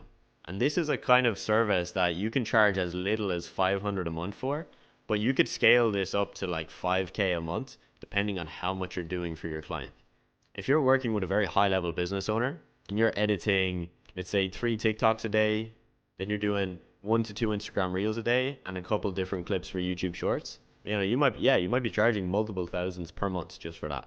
You can also do performance deals with your content clients. For example, I have a team member right now where I'm paying a base salary to create content for a TikTok page and then to run that TikTok page. But I'm also paying a commission on every 10,000 views. So at the end of the month, we'll calculate how many views that page got. My personal TikTok got about 2 million views last month. So let's say this new page gets even 500,000. That will bring in an extra maybe $200, $300, $400 in commission for my team member based on that performance. So you can do this with your clients as well. All right, so we've just looked at video editing and distribution, content distribution. Absolutely fantastic offer right now. The second content agency service we want to look at is very similar. We call this podcast clipping. So it's the same as what we just looked at, but you're specifically finding people with podcasts that only have long form podcasts. And you see this on all the popular podcast YouTube channels, right? Most of these guys have set up a separate YouTube channel for their podcast clips, or they're just posting those same clips to YouTube Shorts. The reason they're doing this is because of the crazy reach on YouTube Shorts and short form content in general. So your pitch here is very similar. It's that it's a hands-off service. You will just watch their podcast, find the most juicy segments, clip out those segments, edit them, and then they have got short form content ready to go. Content agency service number 3 is just video editing. We've just looked at 2 offers you could offer to someone like me who has a YouTube channel and I have long form content. But what about all the business owners that don't have long form content? If you look at the coaching industry specifically, a lot of fitness coaches and business coaches, some of them post on YouTube, but most of them don't. Most of them just post to Instagram and maybe TikTok. So instead of saying, hey, I'll watch your 10-minute YouTube video and clip out segments for YouTube Shorts or TikTok, you will just tell your client that they have to sit down, record videos, send them to you, and then you will do the editing. You can also go a step above this, and you can actually script out the videos for your client. So you script the videos, give the scripts to them, tell them how to record the video, they send the video to you, you and your team edit the video, voila. The fourth content agency service is what we call UGC for e-commerce product brands. UGC is user-generated content. In short, a company that sells lighters sends you the lighter, you take photos and videos with the lighter, you send that content back to the client that they can then use in social media posts or advertising. Problem for a lot of business owners is that finding UGC creators is very time consuming. It takes a lot of back and forth negotiations. It's a very manual process that they have to manage. Instead, if you can build up a network of UGC creators that would be willing to work with you, let's just say you find 20 UGC creators and they're all willing to create content for any e-commerce brand that you can find, and you've discussed with them a very, very good rate. For example, you'll pay them $100 per video that they create, which is very good, but then you'll charge the client $200 per video. You're saving the client a lot of hassle because you're doing all the negotiating with the UGC creators, you're managing the deals, etc. But then it's hands off for you because you don't actually have to do this yourself. The reason I know this works so well is that one of my friends actually just did a UGC gig for a brand. He got paid $500 to create one video about their product. And a lot of UGC creators are not making a lot of money, right? A lot of these people are very easy to find. They're micro influencers. They have 1,000 followers on Instagram and they just want to make, 1,000 per month to just do some little videos. So it's very easy for you to just find a couple of really good UGC creators, have them on your team where you bring them the deals, you bring them the clients. And the final content agency service we're going to look at is what I call digital product creation. Many clients in my agency have paid us to create ebooks and lead magnets for their business. For example, we've had many fitness coaches pay us about $500 for us to create a 5 to 10 page ebook that they can then use as what we call a lead magnet. They'll give it out for free. It's like a free PDF or a free guide. And this helps them make more money because they can then offer this as something free to their prospects. Once the people get this free thing, they then want to find out more about how to work with that coach in more detail. I've also had a lot of clients pay us for ebooks. Clients have paid us up to $2,000 for us to take a Word document that they have and for us to turn that into an ebook. We could have a CBD business that has written a 20-page document about the benefits of CBD and how their products are really good. We then take that, make it look pretty. Our graphic designers, jazz it up, make it look good. And then they can then sell that as a product. They can literally sell that for $10 or $20. It's a digital product, so they can sell it as many times as they wish, and it's always going to be profitable for them. So this is a very, very valuable service as well. If you would like to see a part 2, do let me know down below in the comments. And lastly, before we end this video, I just want to say that I think this space, the content agency space, has massive potential. It helped me build a 7-figure agency.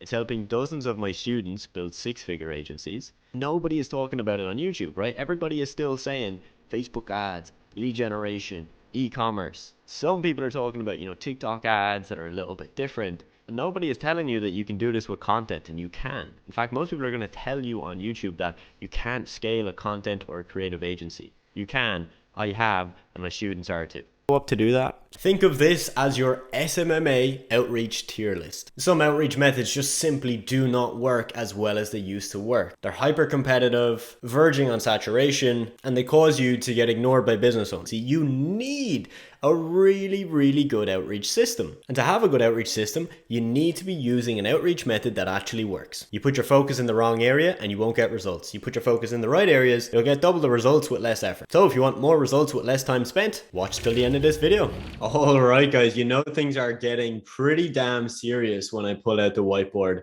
Doesn't happen that often, but when it does, shit's about to get real. So the SMMA outreach tier list. Now, I do want to say that we're actually not going to tier these completely because I feel that these change every couple of months. So we're not going to rank them 1 to 5. We're going to rank them A, B, C, D, and E. So outreach method A is Instagram. You have a few options, okay? You've really 3 main options, okay? You have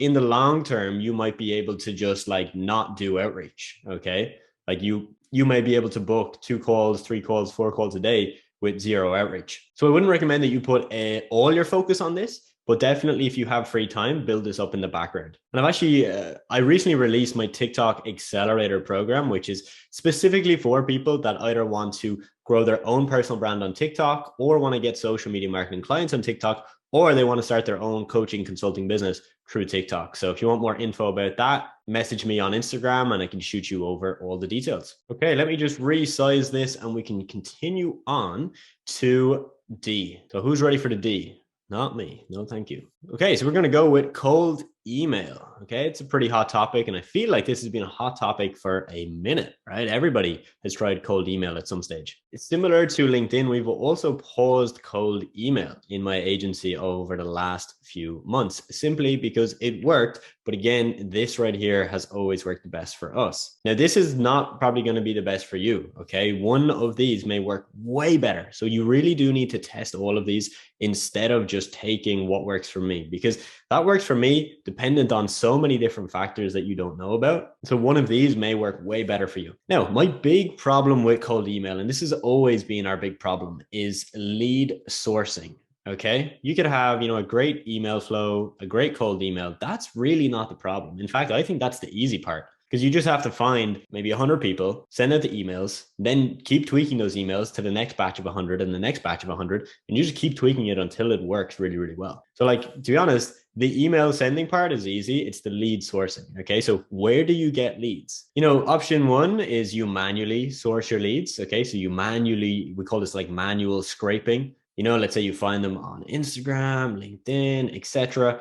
But my thoughts here are always, why are we going to cold email them when we've already found them on these platforms? Okay, so if you're going to do this approach, what I'd recommend you do is you message them on Instagram and then you cold email them, because you've gone to the effort, you've found them here. So why not just message them and cold email them as well? And what a lot of people do is they buy lead lists. Okay, so there's lots of softwares out there, like D7 Lead Finder. I'm not going to give you all of them, right? I See Leads. There's so many softwares out there. The common problem I see with these softwares is that when you generate a list of 1,000 real estate agents in the Florida region, for example, you're not the only person that has seen that list, right? If it's public knowledge and it's in a public database, other people are going to be getting access to that as well. So you could be sending, really good cold emails to the same people that have been cold emailed 100 other times that month by other marketers or other agency owners or other sales coaches or other business development people. And that is my issue that's my biggest issue with cold email. It's that people tend to rely on lead lists, and they think, oh my God, I'll pay $50 a month. I'll get 50,000 leads. If just 1% of those convert, I'll be making a ton of money. But again, that's probably not going to happen, because of the fact that you're hitting people that are already hit up. You're hitting people where their email is old, their email hasn't been verified, your emails start to bounce, they start to go to spam. And it's a lot more technical, okay? To do cold email effectively, you have to have what we call a burner domain, and you got to basically maintain your sending reputation. You get me, right? If you're a beginner to this, there's just so many things that can go wrong, where you could have great email, great way of sourcing leads, but then if your emails are going to spam, you've got a huge issue, and it's not the easiest thing to fix. And a super hot one right now is Etsy. And I say hot in the fact that, again, not many people are speaking about this. So if you go to Etsy, right, you're going to find people and businesses. You're going to find small-time business owners, just running a side hustle from their bedroom, selling anything from candles to jewelry. But you're also going to find businesses, right? Big businesses that just use Etsy as another way of getting sales. There is huge opportunity here, because you can easily search for businesses with a keyword. You just type in your keyword, and you can filter based on location, the price of their products, and you can see the number of orders that they've received. And if you know the number of orders, you can then, or even the number of reviews, you can calculate how much roughly they've made on the platform. And here's the thing, most Etsy sellers want to be able to sell off of Etsy, because of course there are fees involved with being on that platform. So you could either help them get their own e-commerce side of their business set up. You could help them build up their social media so that they can send more people to Etsy, or build their social media to send more people to their brand new website.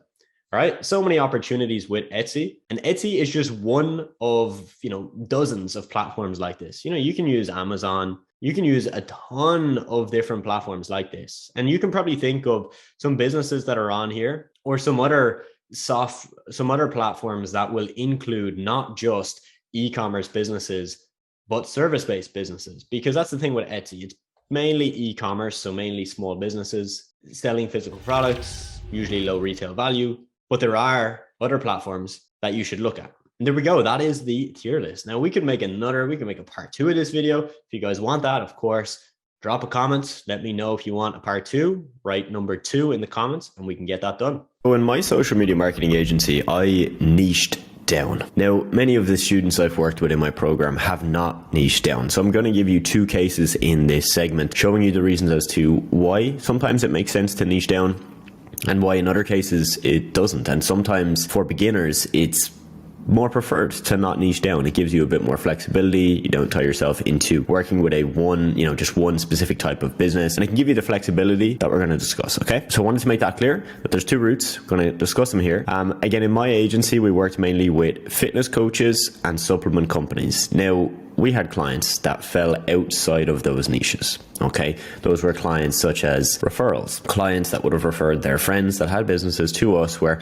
we were going to take them on. They didn't fit the ideal client, they weren't exactly what we were looking for, but it was an easy client, so we didn't turn them away. But out of the 355 clients that we worked with, I would estimate, we're talking about at least maybe 150 of each, between 150 online coaches and 150 online brands. And the rest of the clients then were a mix. Okay, so let's get into it. Now, as mentioned, I'm going to show you 2 different sides. Now, to really make this clear, this is not a high stakes decision. Okay, you don't need to spend the next day figuring this out. You can spend the next 5 minutes and then you're going to rock and roll with that. Okay, it's okay to change your decision. Now, what I will also make very, very clear is that my view on this has changed. You see, for my agency, having a niche was I think one of the most important things. I genuinely don't think we would have scaled to the heights we got to without having a niche. Like, it really played such a crucial role. But a lot of the people I work with, a lot of the students I've mentored don't have niches.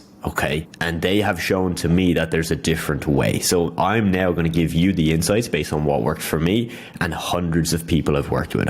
All right, so let's get in. Number 1, which is what I did, is you choose a niche now. So before you work with any business, you decide which type of business you're going to work with. Now, this can be a specific type of business or a certain industry.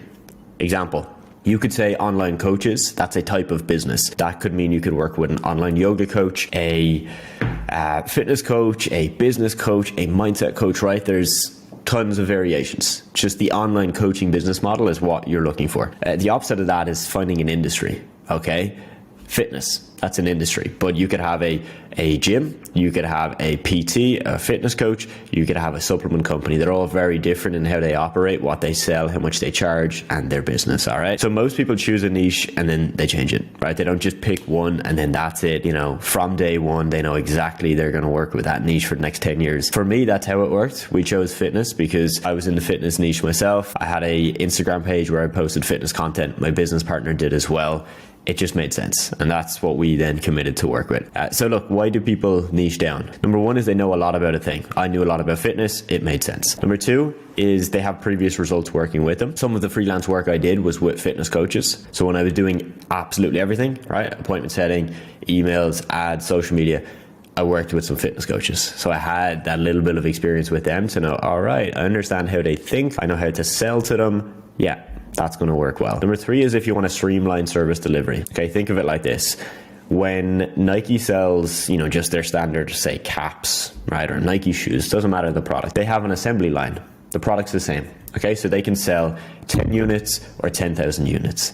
All that differs is they just need to feed it more of the raw materials, right? Like, it's a conveyor belt. It's just the same thing over and over again. However, if Nike was a custom designer store where they make clothes, right, really high-end clothes that are custom, meaning that like they take your measurements, they, tailor you, you choose the materials, all of that, it would be very different, right? They'd have to charge way more money because they wouldn't be able to have a conveyor belt system. For my agency, this really helped. It really did help, because when we had a client come in and sign up, I wasn't thinking, oh, I've got to figure out the process now, or I've got to figure out how to get them results. No, I didn't, because we'd already done the process with other clients. So when you have your 100 client work with you, you've already done it, right? Like, you're just replicating the process. So big reason for me, and a big reason why it works for a lot of people. Number 4 is they solve a specific problem. So if you, like in my case, right? Like, I knew fitness, That's number one. I had some previous results. I could then streamline service delivery,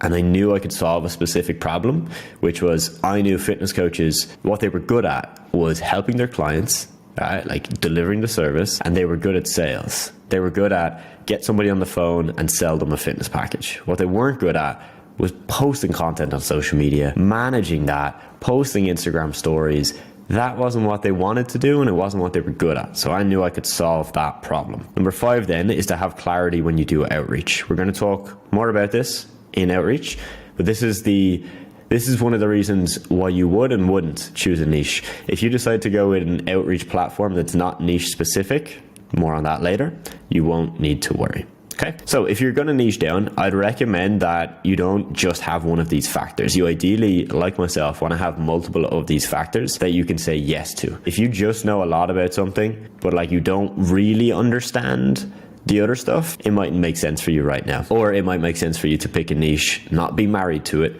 and then potentially change it down the line. Okay, so we've already looked at Nike. We don't even need to go into detail there. So who should niche down? Typically, it's someone who has a deeper understanding of marketing or the service they'll deliver, or they've got relevant experience. All right. So for example, we had a student that had been a realtor for 10 years. So obviously it made sense for them to work with real estate agents, right? They know a lot about it. They have previous results working with them, pretty straightforward, right? Whereas if we have John, who's a beginner and he doesn't have any experience, he's never worked with anybody, he's maybe in college, then yeah, it probably doesn't make sense to niche down. It probably makes sense to keep his options open and let his niche find him. This is what we've just put this slide as. Let your niche find you. You see, for a lot of our students, they start off with no niche and then they pivot, right? And at 10 clients and going from 10 to 20, then they have a niche, right? This is basically going out there and letting your niche find you. So if you have multiple clients on board, this is the most common way to do this. For example, you've got a fitness coach, you've got a real estate agent, and you work with an e-commerce brand. 3 very different businesses, very different industries. But you really enjoy working with one type of client, you got good results with them, and you can see that most of the businesses in that industry will be the same. So for me, right, let's just say with fitness coaches, I'm like, oh, damn, you know what I mean? Like I get these guys, I like working with them, I like creating the content for them, I'm getting them good results. That's an indicator as, oh yeah, I should focus on that. Whereas if you don't have that, right, you've got 3 clients and to be honest, you don't like any of them, or they're all kind of fine, well then yeah, don't niche down. Just keep going until you get to that point. All right. So look, you will probably niche down eventually. Okay. If you're going to go from 10K to 20K to 30K a month, doing so without a niche is really fucking difficult. Like really, really difficult. But for you right now, I'm assuming that you are starting this journey. Don't worry about it. All right. Just get started. A lot of people use this as an excuse to not get started. And they say, hey, look, I'm still trying to find my niche. It's like, man, don't worry. Just like, you're good. You can start without one. Let's get rocking and rolling. It will find you when the time. So if you've decided you do want to niche down, I really need to make sure that you understand the industry and how it works. So for example, I'm not going to niche down on candle makers, right? Even if it checks all the boxes, like I can solve a problem for them, a relevant experience, but I don't truly understand their business. It just wouldn't make sense, right? Like you need to understand the business. So for example, with me with fitness, I understood it. I understood how a fitness coach gets clients. I understood the struggle of getting clients because I had tried it myself. So I could relate to them on that and understand it. One of the biggest mistakes I see with people I work with is they'll choose a niche like, e-commerce brands, dog e-commerce brands, right? And they don't have dog. They don't understand how an e-commerce brand works. Like they don't understand supply chain or the profit margins in an e-commerce brand. And that will just make it more difficult for you to appear as the expert. So there's a concept called a no-brainer offer. It's become really popular the last couple of years. A no-brainer offer is an offer so good that people feel stupid saying no to it. So typically to make a no-brainer offer, people add things in like a guarantee or money back, they add in something that makes it really good, right? Very attractive. Now the question is, do you need one of these? Because if you're a beginner, my strong opinion is that you shouldn't have a no-brainer offer. A no-brainer offer makes a lot of sense when you have a track record and you can prove that you can do the thing you're going to say you're going to do. So for example, in my mentorship program, we have a no-brainer offer. We have a guarantee. we didn't start with a guarantee. In fact, we only introduced the guarantee after maybe a year and a half to 2 years of running the program. We couldn't start with one because if I had started with a guarantee, to be honest, it's kind of lying. If I had started my program, never mentored anybody ever before, and just said, hey, I'm going to guarantee you to make 5 or 10K a month. Yeah, could I really guarantee that? Because have I been able to take somebody else from 0 to the first 5 or 10K a month? No. So, my friend, if you're hearing about this concept, I want you to take it with a heavy pinch of salt. It's important. Having a good offer is important, but it is truly not necessary. All right, these are just 2 DMs I got on Instagram with no-brainer off. I'm going to have a little bit of fun here and pick them apart a bit. Obviously, I won't expose their names. I wouldn't do that to them. But this, to me, is the epitome of the downfall of everybody using no-brainer offers. All right, let's start with the one on the right. He says, I will get you 5x the followers, reach, engagements, clients, no less, every month, guaranteed, organically, no paid ads, no nothing. This is my 6th year in social media management. If it does not work, then you don't have to pay, or you free this week for a quick chat. Okay, so is this a good offer? Yeah, it's a good offer, right? Like, this guy's telling me he's going to 500% increase the number of followers I have. Okay, so on Instagram, let's say I have 50,000 followers. Wow, so he's going to bring me to 250,000 followers. Whatever my reach and engagement is, he's going to 5x that. The number of clients I get, let's say I get 1 client a day. So he's going to now get me 5 clients a day, right? All organically, so I don't have to do any paid advertising. And then if it doesn't work, I don't have to pay him any money. That, to me, sounds way too good to be true, right? That's number 1. Number 2 is the way he's written it, the text, it just doesn't look professional. Let's be real. Right? Like this is like buying a real estate property and the listing has spelling mistakes and, you know, there's no contract. Like, it's just all over the place messy. Yeah, even if the property was 20,000 euro for a penthouse apartment, you wouldn't do it, right? Because something is off. That's how I would think about that DM right there. So I think you can see where I'm going with this, where a lot of beginners are using this because they just don't know how to get clients. Like, genuinely, they don't know how to get clients. They don't know how to do sales. They haven't gone through the stuff that we teach. And because of that, they resort to, oh, well, if I just tell them I'll get this crazy result for free and then they don't have to pay me unless I get it, I'll get a client. No, please don't do that. If we look at the one on the left, all right, more professional, all right, so we've got good grammar, everything looks good, but still I'm going to kind of explain my thoughts on why I don't think this works very well. So, hi Adam, this is Aman. Feel free to tell me no, but I'm looking to take one more SMMA coach, take their coaching business to the next level through the power of BYA mechanism. Okay, red flag number 1 is he's pitched me immediately. I don't like that. I don't think it works. Number 2 is he's introduced this concept, BYA mechanism, which I've been in the industry long enough to know that he's just watched a YouTube video of some guy who said, like, you know, come up with like a unique name on your thing, right? Like, BYA mechanism. Like, bro, what is that? Like, what is your BYA?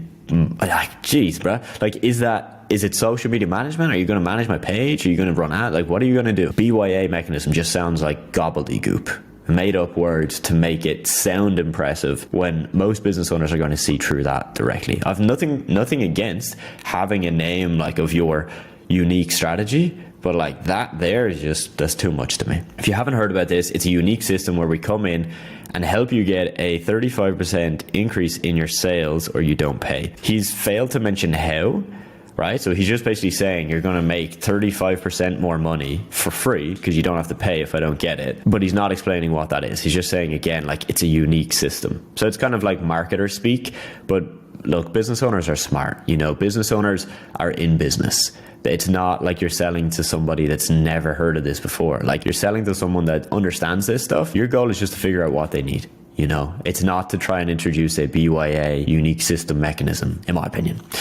Also, it requires 0 work for you. The same framework helped one of our clients who is a coach who as a coach was able to get, okay, so grammar is off, which immediately makes me not trust this. Okay, so who as a coach was able to get does not make sense in English. 30,000 top line revenue by just spending 2,500 on Zuxland. He means Facebook ads, okay? Okay, so now we know how. It's true Facebook, Meta, Instagram advertising. Fair enough. He's mentioned the coach, which is cool. You know, adding in a result is fantastic. So this guy, right, where he's got a guarantee of 35% increase or you don't pay, actually makes more sense because he has a result. You see, now I'm going to take him more seriously. Right? Even though I was not a fan of his outreach, I'm going to take him more seriously because he's actually done this. Okay, so fantastic. Now I'm going to believe him on a base level, and maybe I'll have a conversation and see, you know, cool, does this work? In terms of how he pitched me, I would never respond to a message like this, and most business owners wouldn't. So again, I'll cover more in this training of how you do outreach effectively.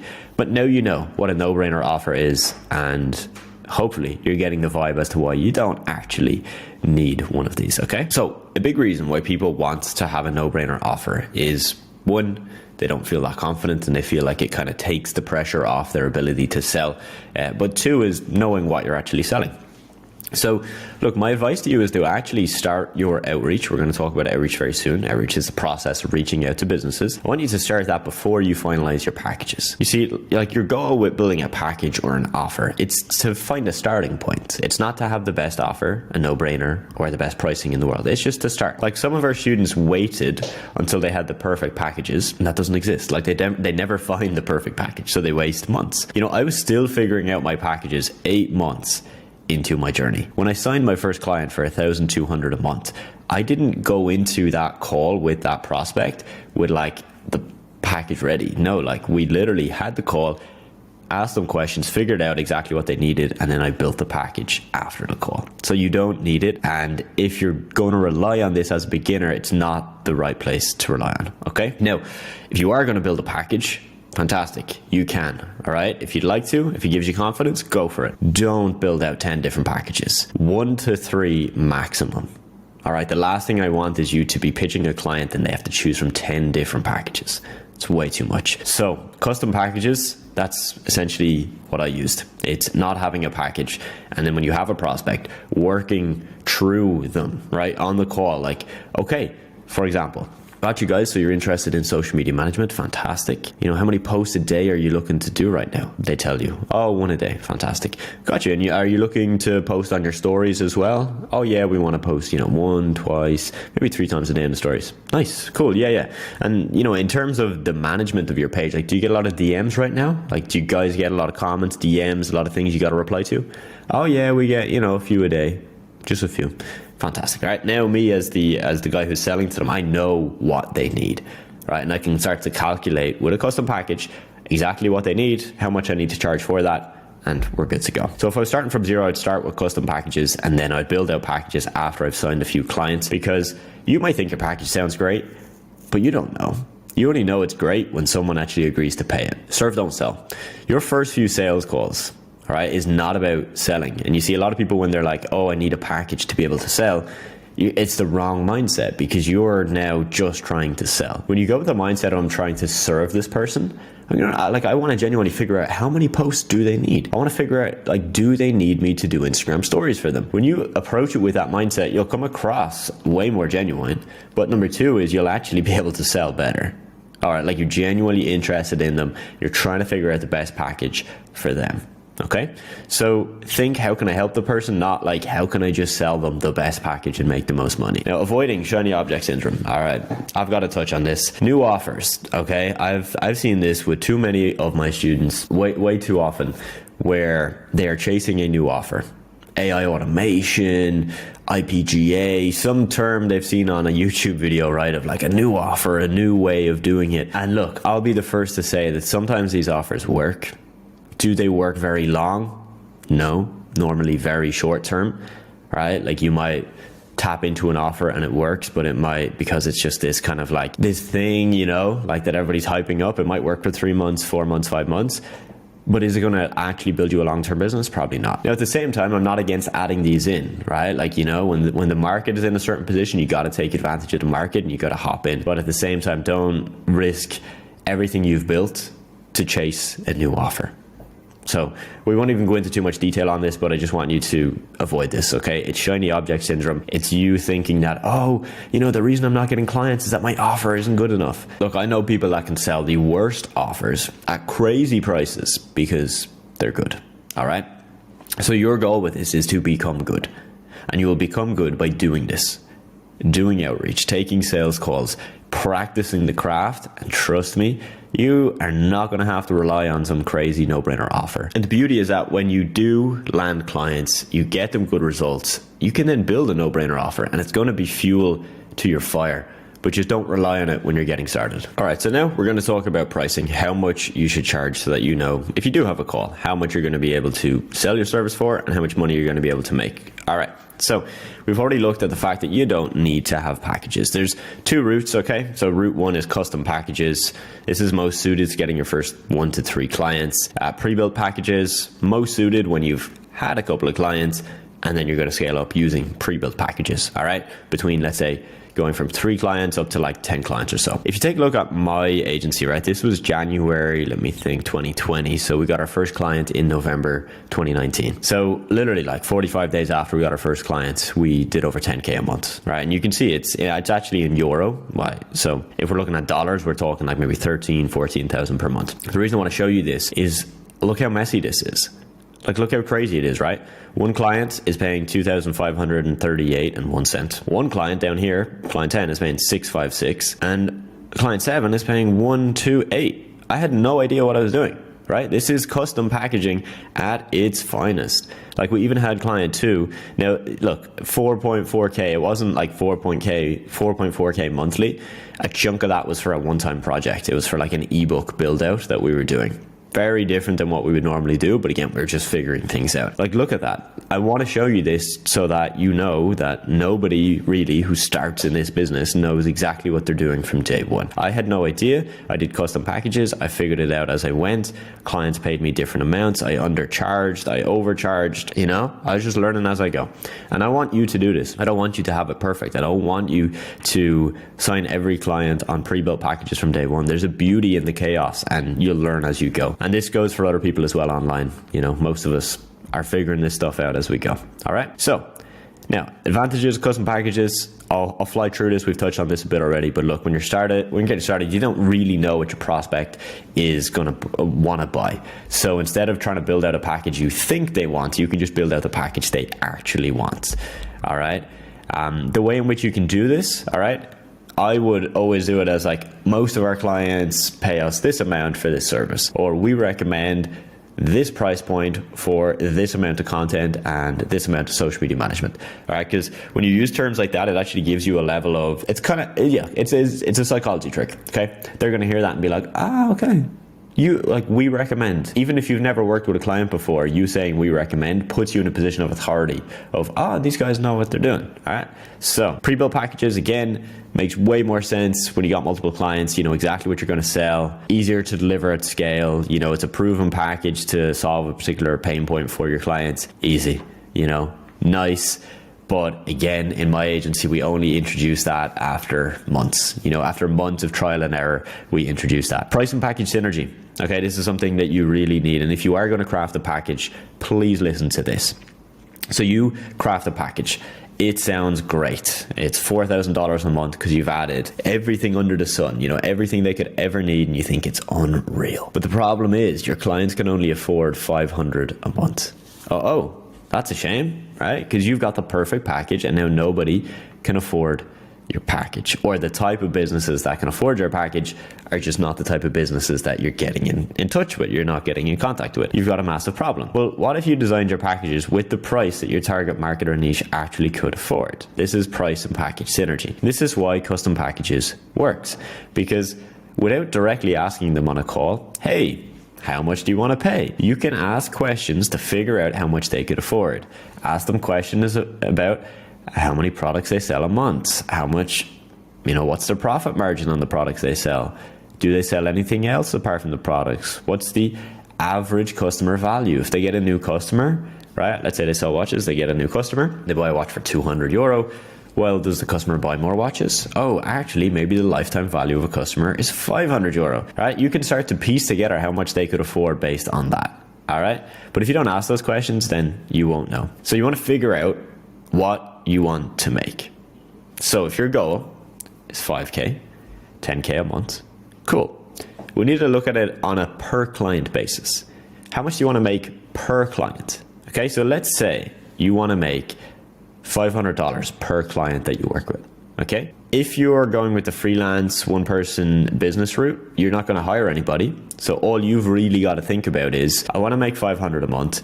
How many hours roughly is it going to take for me to do the work? And then figure out your hourly rate. Pretty basic, but it works to give you a good idea. If you're going to go down the agency business route, you're going to hire people. You need to think about, okay, well, what's a realistic amount I can pay people? Okay, so if you're working with a graphic designer, it would be realistic to find a graphic designer between $5 to $10 per hour. However, if you were trying to hire a copywriter for $5 to $10 per hour, yeah, much harder. They typically charge a lot more money. So you need to understand these things to figure out how much you can actually charge. All right.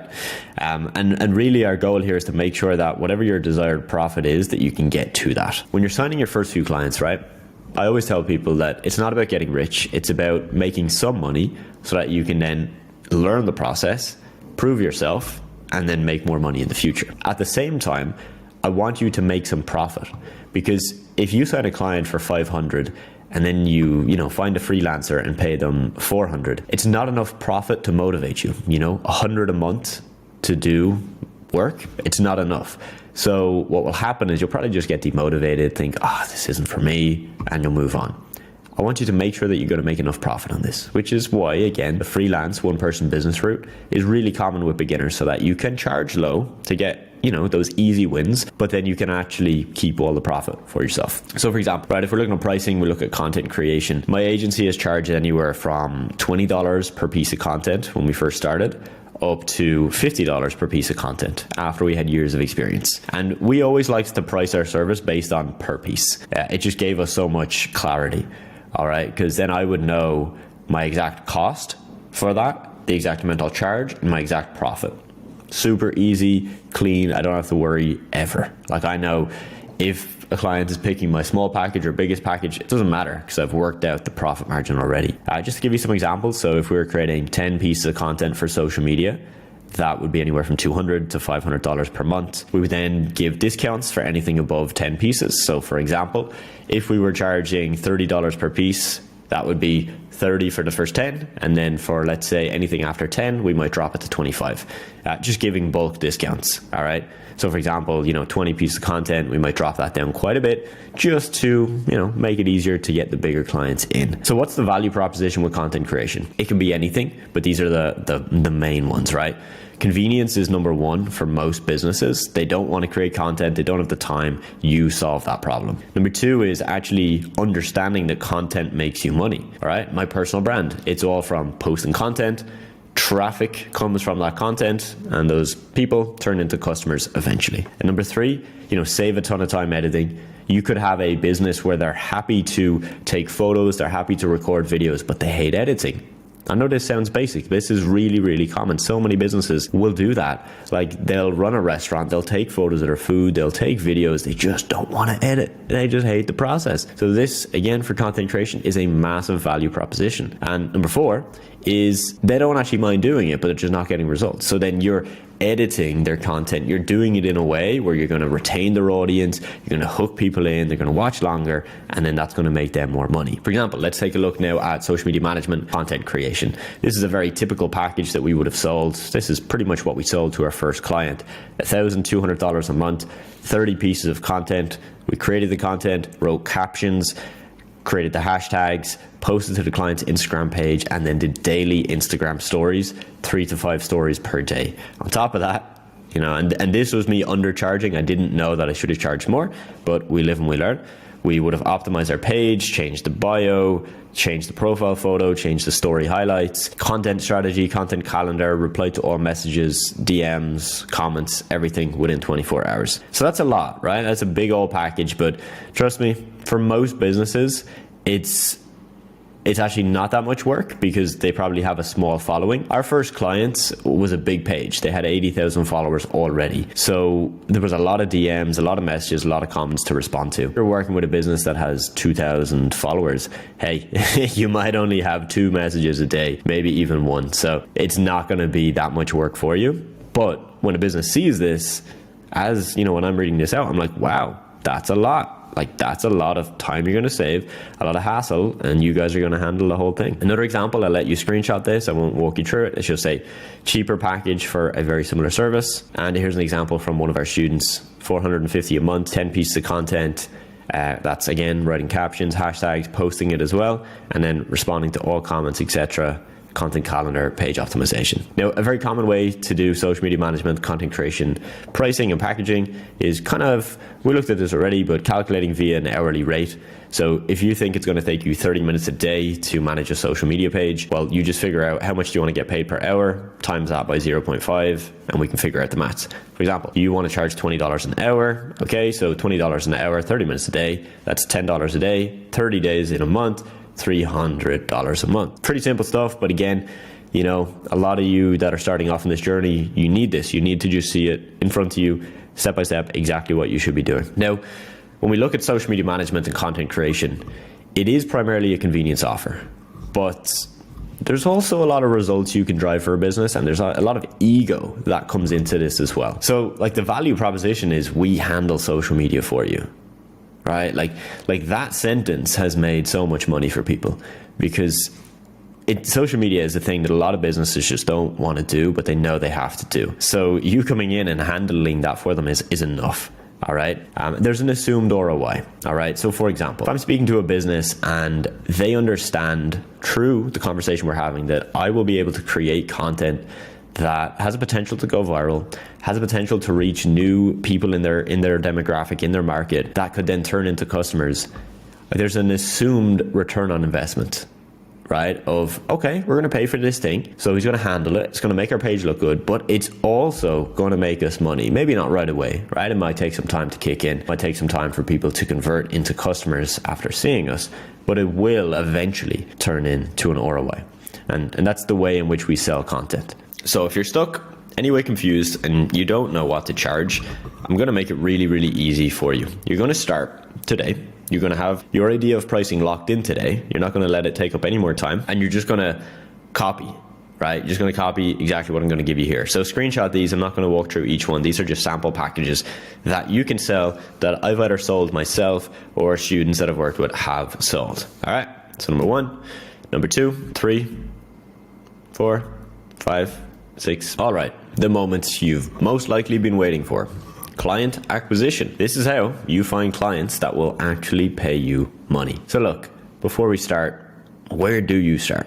To know where you start, you need to look at a few things. Number 1, do you have a niche? If so, where do they spend time? If you don't have a niche, this is going to change because there's going to be certain places you're going to use that will make it easier to find businesses, not in specific niches. Number 2, what do you sell? If you sell Instagram services, it probably makes sense to use Instagram, right? To find businesses, to find leads. If you're selling LinkedIn services, it might make sense to use LinkedIn. This is not a hard and set rule, and there are cases in which you will sell a certain service and not use that platform, but I want you to start thinking in this kind of logical way. Your goal here is to just find a starting point. We're not trying to find the best platform, the best message, the secret strategy. No, we're going to find a place where you can start. We're going to get started. Number 4, understand that outreach is the process of reaching out to businesses, and this changes based on where you do it. Okay, so you're going to change what you say, how you say it, text, voice, video, and how many you can send per day, depending on the platform. All platforms have different rules and different cadences of what makes sense. All right, so outreach is how you get customers. All right, it is you finding business owners online and the ones that you think you can help, and then reaching out to them. Simple as that. You know, since we sell to other businesses, it doesn't make sense for us to, you know, put up tons of social media posts or, you know, get a billboard and do an advertisement, because most people who see that aren't business owners. All right, people do this and this can work, but reaching out directly to the business owners is the most common way in which you will get clients. So reaching out is the most effective way. Now look, note at the bottom, some people would rather not do outreach, and instead they would rather build a personal brand. They'd rather post content online and attract funnel or attract clients with their own like inbound funnel is what we call it. It works.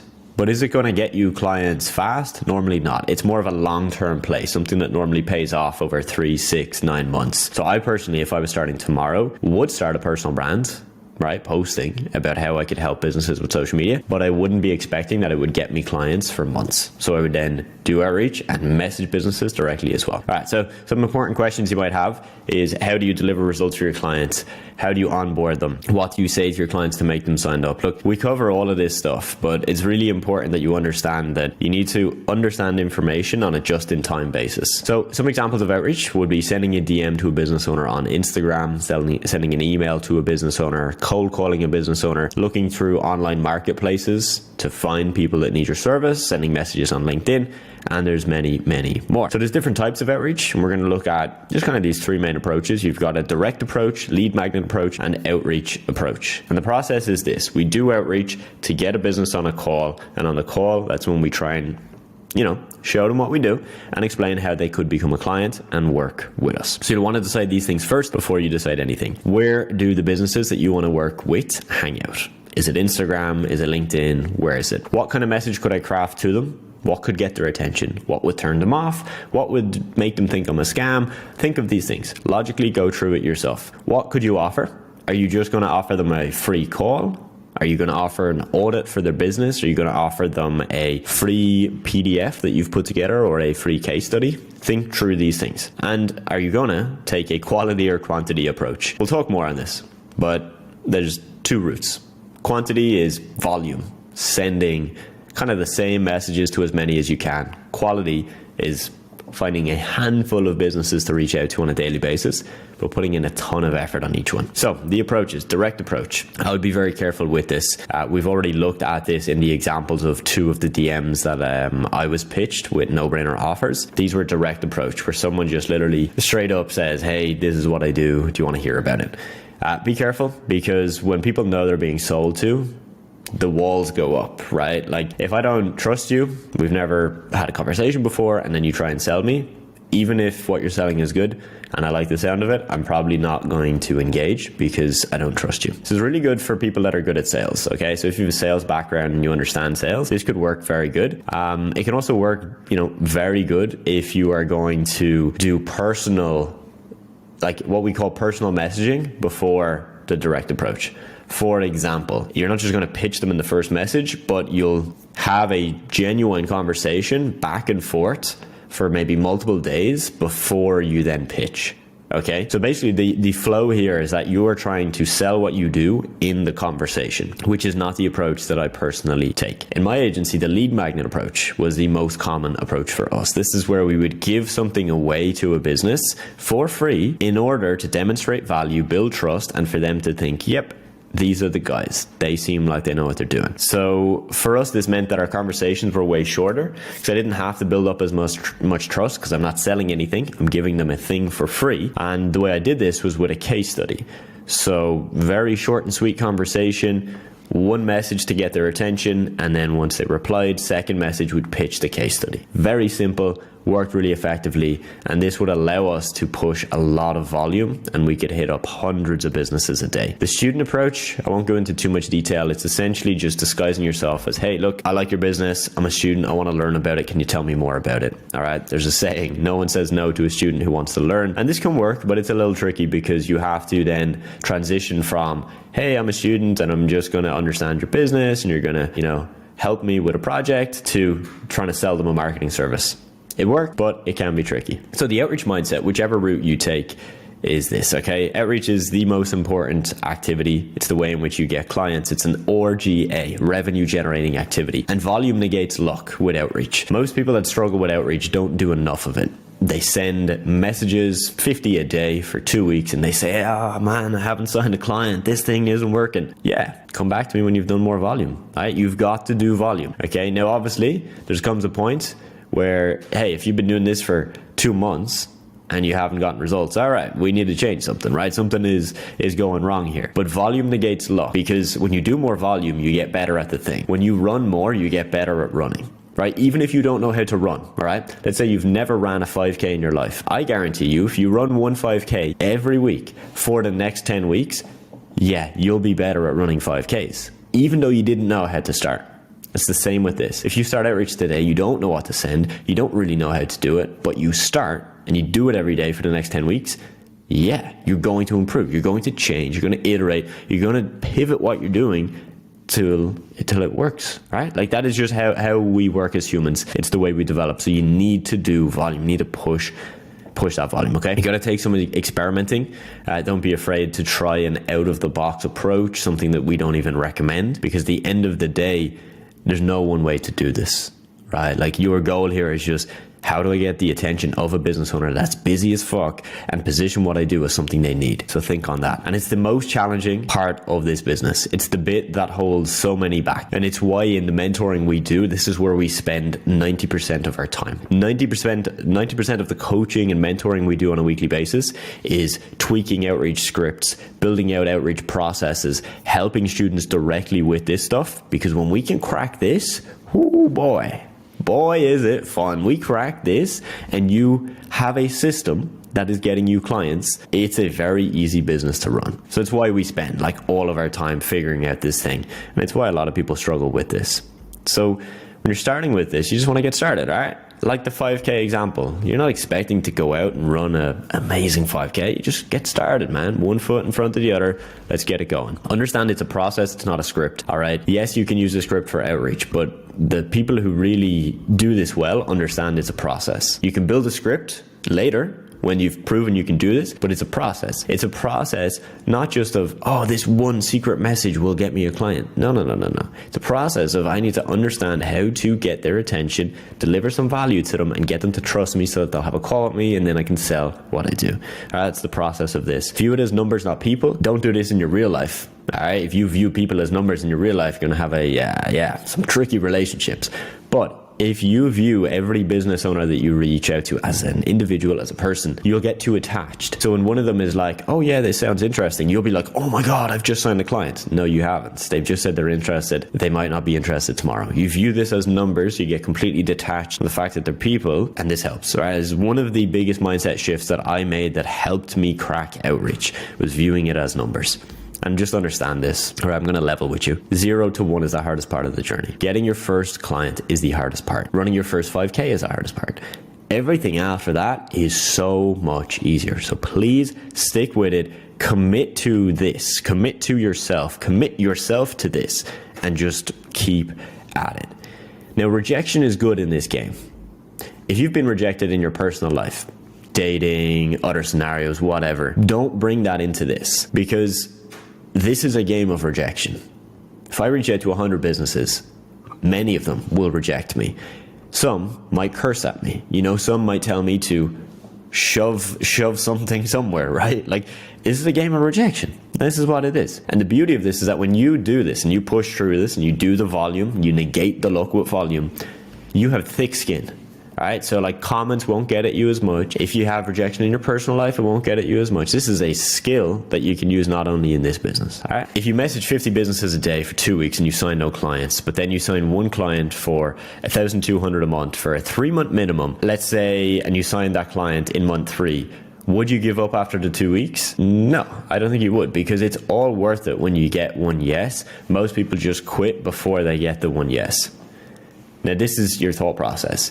How can you make your free offer so good that someone can't say no to it and makes the time for it? If you're going to offer, you might remember the lead gen approach, right? Or the lead magnet approach, where you offer a case study or something for free. Giving something away for free isn't going to solve the problem. It has to be good, right? Like if I give this watch away for free, it's only going to be valuable to someone if they like the watch.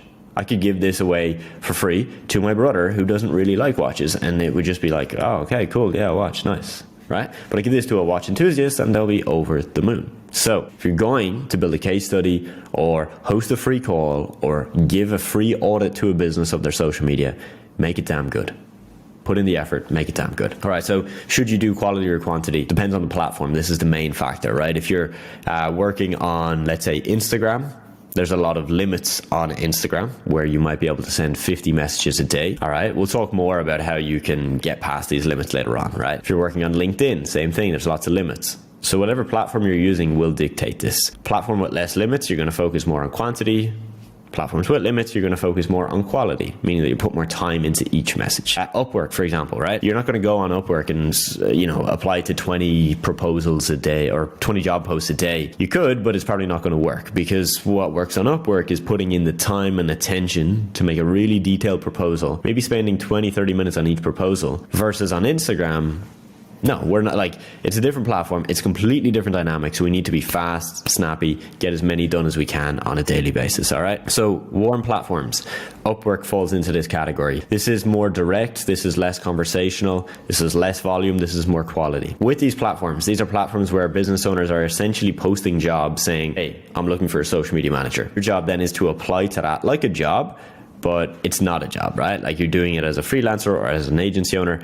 Your job is to apply to that and convince them why they should pick you over the other people. Same with Fiverr, Bark, and other platforms like this. So the way you do this, right? If you were to take this approach that works for you on Upwork and plug that into Instagram, I can guarantee it wouldn't work, because on Instagram, you're finding businesses that are not posting jobs saying, hey, I want to hire a social media manager. You're just finding businesses you think you could help, and your job is to convince them of why they need your help. All right, so just to give you some examples of Upwork, these are just some posts that we've seen in the last week. There's so many businesses use Upwork to hire social media managers, content creators, agencies all the time. Like, and they spend a lot of money. You can see this business has spent over $100,000. They're based in Singapore. This, United States, $7,000. Like, all the time, there's new jobs like this going up. 5K from Australia. And this is why, for a lot of beginners, Upwork is a fantastic platform, absolutely fantastic. In the past, I used to think it wouldn't make much sense because I didn't use it myself. But again, humbling myself and learning from our student success manager, who has really pioneered in this area and has taught it to our students so well, we've seen how powerful this is. For myself, when it came to outreach, the biggest way I grew was getting out of my comfort zone. My first clients, this is how I got my first clients. Quite a funny story. I flew to an event in London called VegFest in 2019. My goal was to network, and I was like, hey, maybe I'll land a client from this, but I want to go to the event anyway, and I'll network. Okay.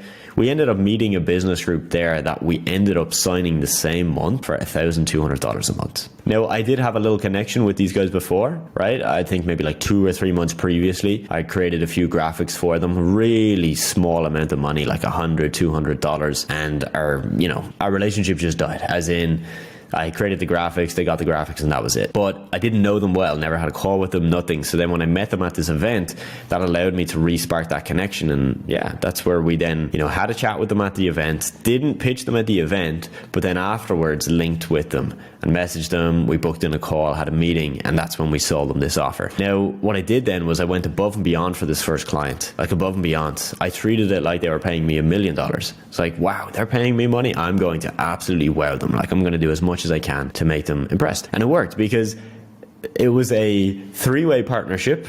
Okay, it's such a wild story, right? Because it's like meeting them at an event is one thing, but then the fact that it was a 3-way partnership and how this happened is just wild. So essentially, one of the business partners in that, there was a woman with 2 other guys, and the woman had 2 other businesses. She had her own fitness business, like coaching, and then she had a CBD company that she was just starting. And because we did so well with the business she was a part of, we had a call then for her CBD business, which she ran with another guy, and that guy loved what we did.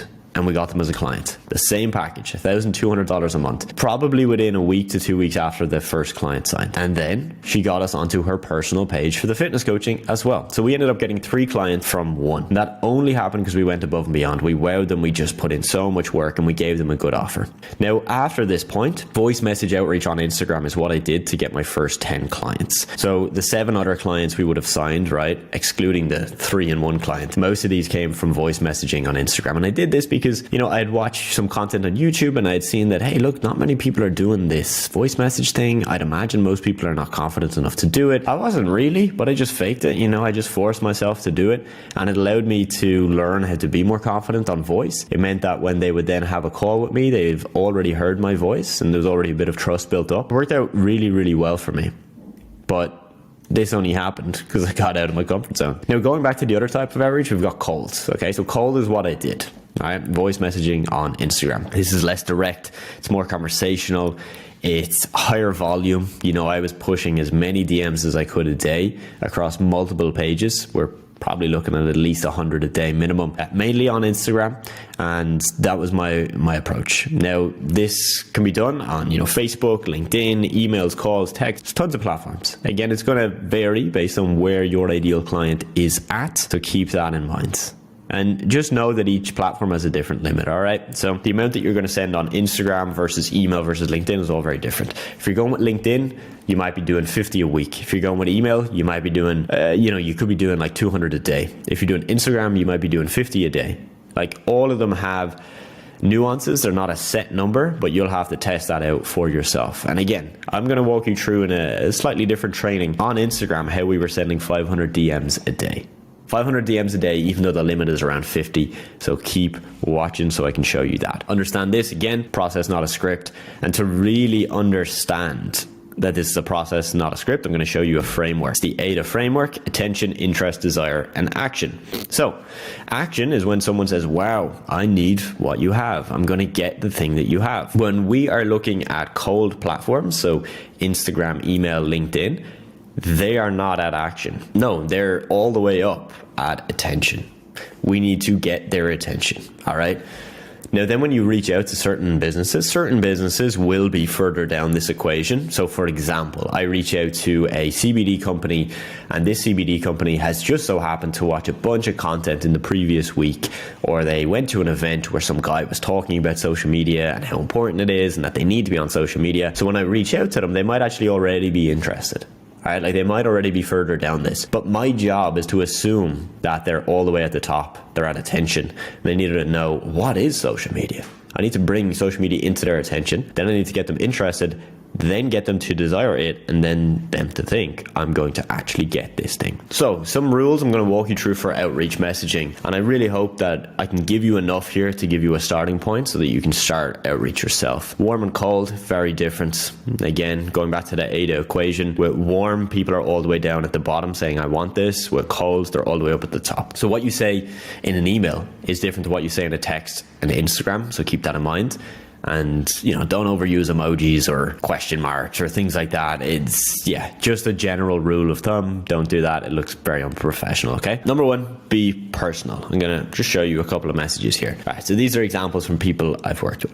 So, do you create all these posts from scratch? This was sent on Instagram, and the person says, I use Canva for most of my content. And then they replied saying, wow, and then they put in the business name. It definitely is not an easy thing to do. Now, this approach is not wrong, but personally, it's not personal enough. So I would never put in a business's name, address them as their name. It just doesn't make sense. It's like saying, instead of saying, hey, Adam, it's like saying, hey, Figure Accelerator. I would just be like, whoa, that's a robot, right? Like, you're not a real person, definitely. So don't do this. Definitely not. Also, you can just see in the language, right? They responded, I use Canva for most of my content. Very casual, right? Very informal conversation. But then this response just looks scripted. Wow, exclamation point. Business name, full stop. It definitely is not an easy thing to do, full stop. That just sounds scripted, right? So be personal. For example, if we look at the one on the right, hey, I just saw your fantastic product. I think that can be better, right? Explain what the product is, because this could be just copy and pasted to any type of business. But then they say a lot of athletes like me miss seeing this. Hey, it's more personal, right? It just seems more casual, more conversational. So for a cold platform, that's most likely going to work better to get your responses. Create connection. Don't confront people, right? Avoid confrontation. This is a message someone sent. Hey, just came across your page and love the content. How come you don't post more? The grammar as well, make sure your grammar is correct. All right. But how come you don't post more? It's confrontational. If you meet me for the first time, we've never met each other, and you say, hey, Adam, why don't you do that thing? I'm going to be like, whoa, hold on a second, right? How about a hey, how are you? Nice to meet you, right? It's just too much. It's too confrontational. So I'm not going to buy from you, right? I'm probably not going to be your friend, okay? So this applies for outreach as well. At the end of the day, we're selling to people. As much as we need to view this process as numbers, we're selling to people, okay? Send something that's going to get their attention, right? You need to spark curiosity or just engage them in a genuine conversation. And my goal here is not to give you the word for word what you say, because as we've already looked at, the people who do this really well, understand it's a process. It's not about sending one specific message, one script that magically signs you a client. That's just not how this works. Don't bait and switch. All right. Don't ask a business what their hours are, like their opening hours, and then ask them if you can send a case study right after. It's just a cliche of you dangle the bait in front of them to say, here's a question I know you're going to respond to, and as soon as you respond, I'm going to pitch the hell out of you. It just doesn't work. Now, look, I'm sure people have done this and have made it work. I'll put my hands up and say, hey, that's probably a possibility. But when I get these DMs, I don't like it.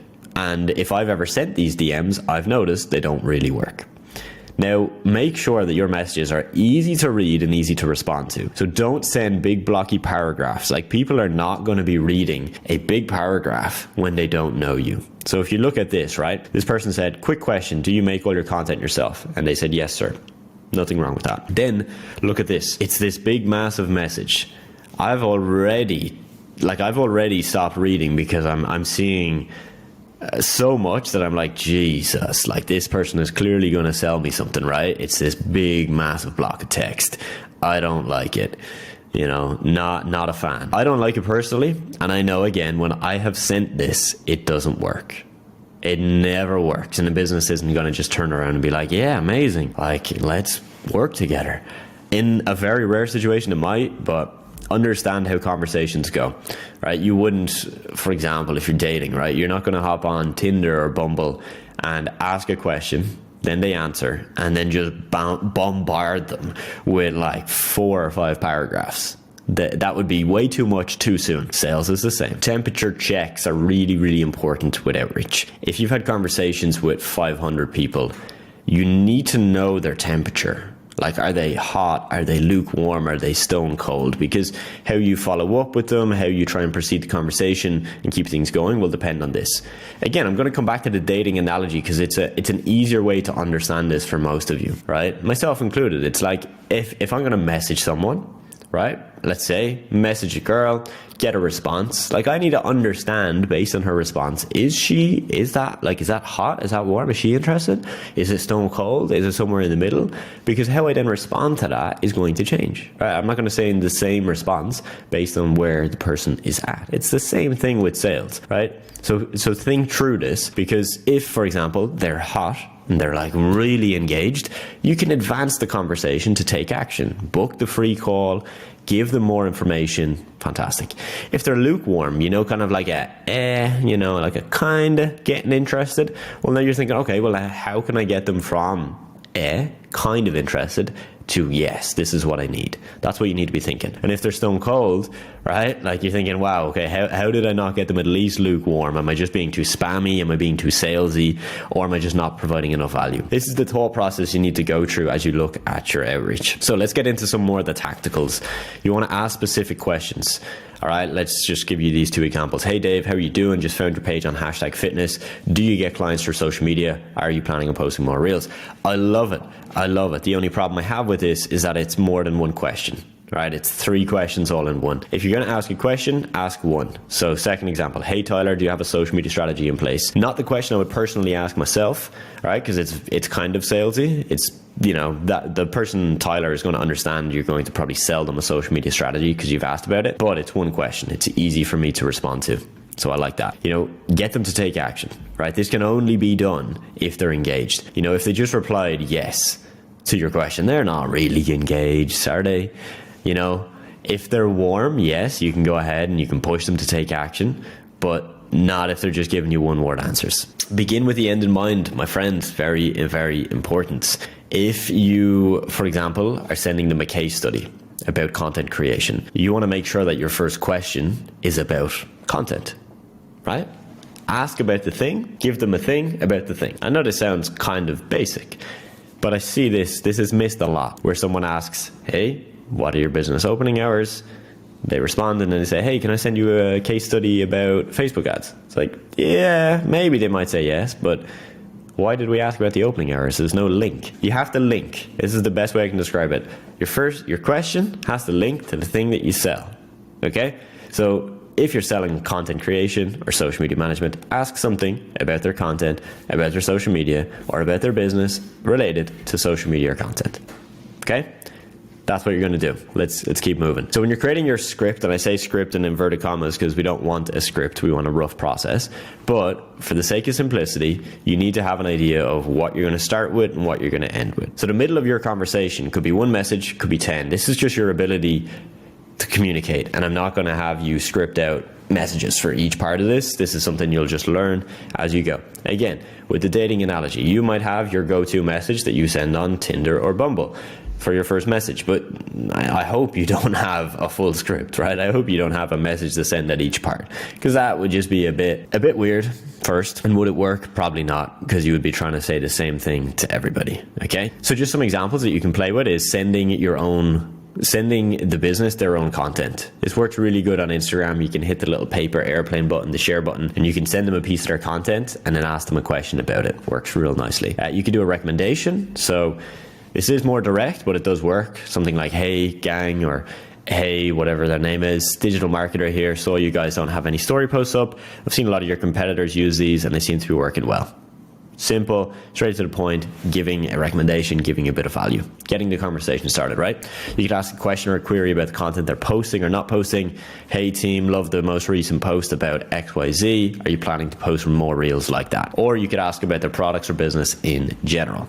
Okay, so just some examples for you. Hey Tyler, do you have a social media strategy in place? That's very specific, which is good. Another one is, hey there, that's a great reel you posted in May. Have you thought about posting something like that as an ad? That's an example of somebody beginning with the end in mind. This person, I can guarantee you, is selling Facebook ads, and they've done that in a really smart way where they've asked about ads in the message. Personal, I won't read it out for you. I'll let you read that one yourself. Take a screenshot. And then attention and curiosity. This is a great example of someone showing genuine, like, I actually like what you're doing and I'm really curious in it as well. Okay, so remember this. Okay, screenshot this, please. Put it on your forehead. Don't forget it. Here's an example of the end of a script where someone is pitching their free call.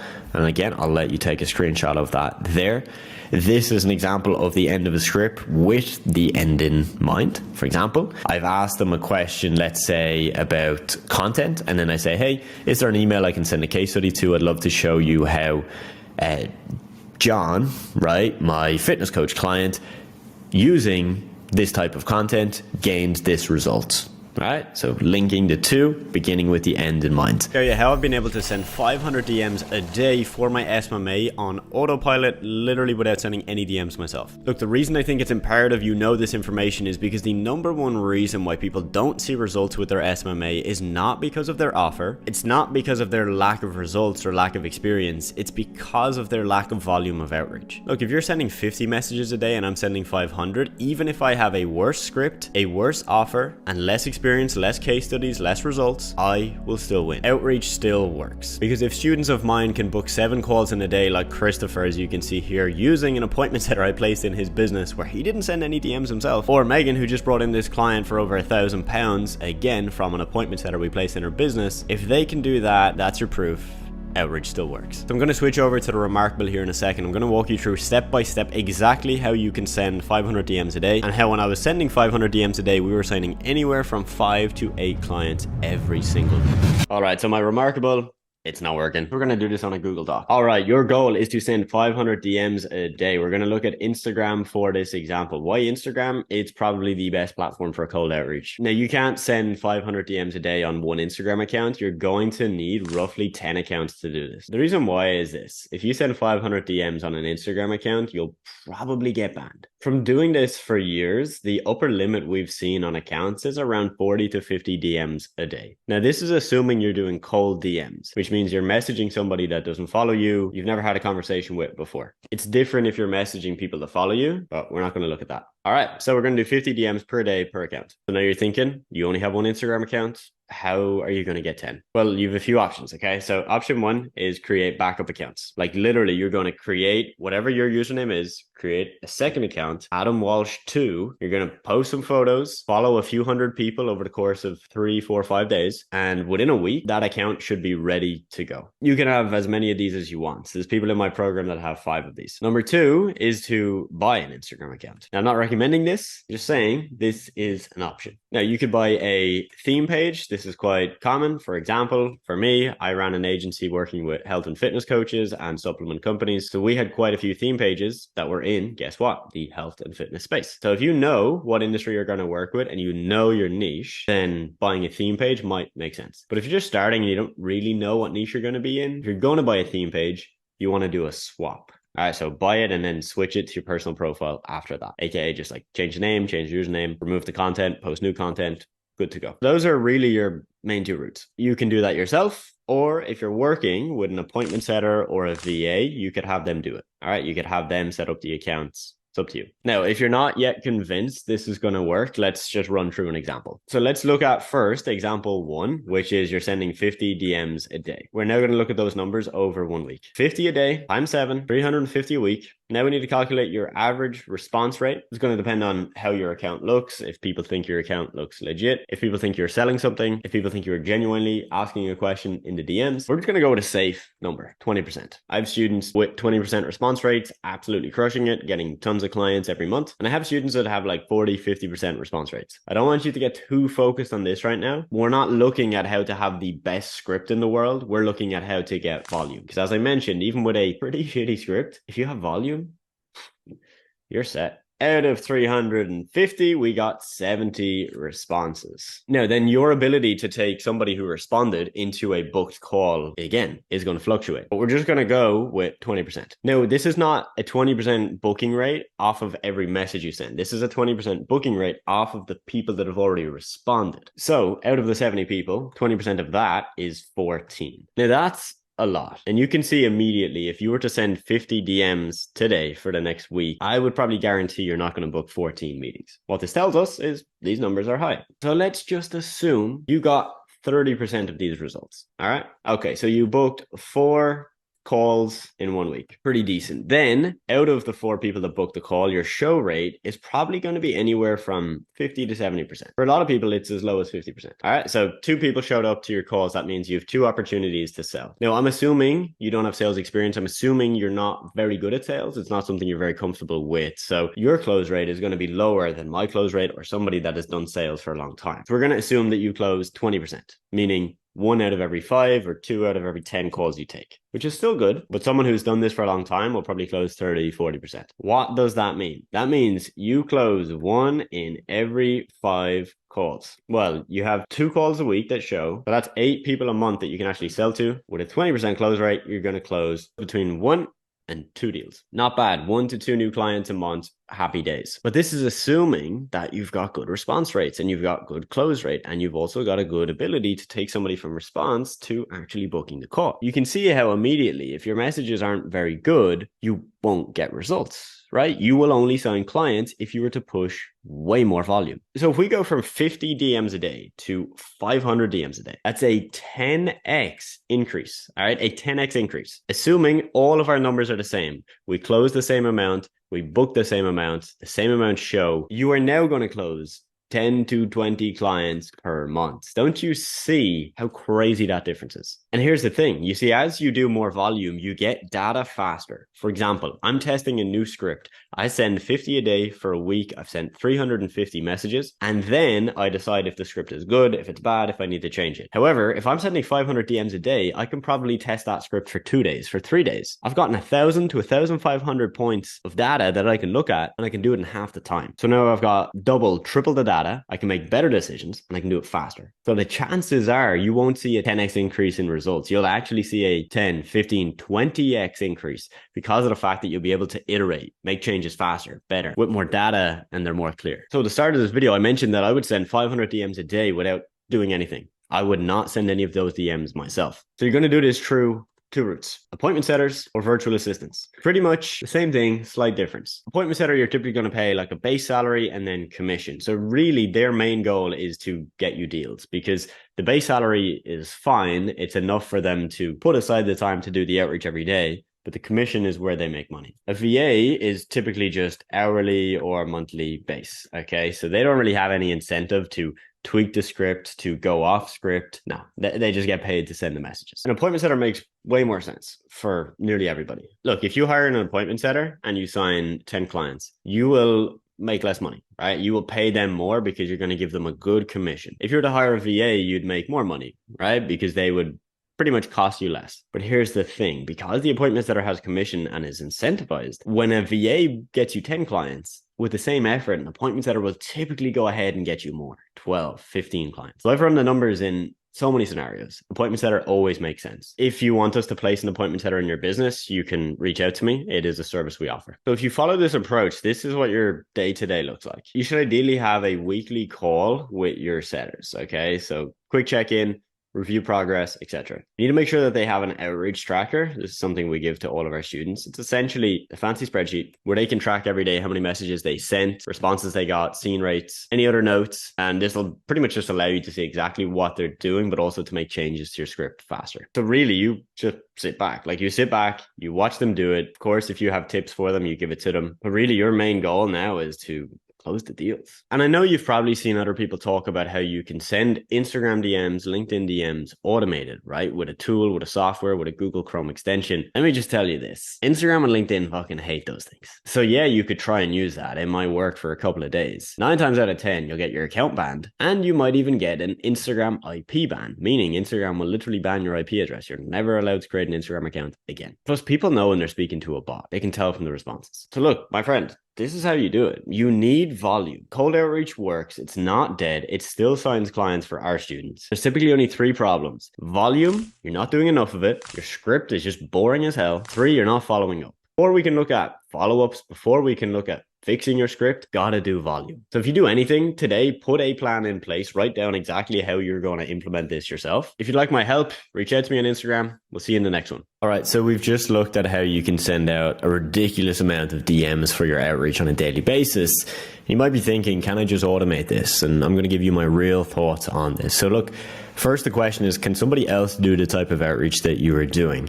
Most cases, yes, but there's going to be cases in which this is more difficult. So if you're doing highly personalized video outreach, yes, there are tools that will allow you to automate it, but they're not perfect. So a lot of times messages will get sent out and the video is just not how it should look. So I tend to just avoid those tools. But if you're sending text messages, Instagram DMs, cold emails, yes, a lot of that can be automated.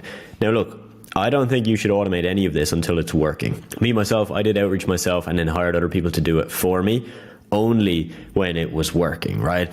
I wouldn't recommend automating something if you haven't yet signed clients through that approach. You know, most people, as I mentioned here, just do it until they have a process that's working and they're getting results with that. Okay.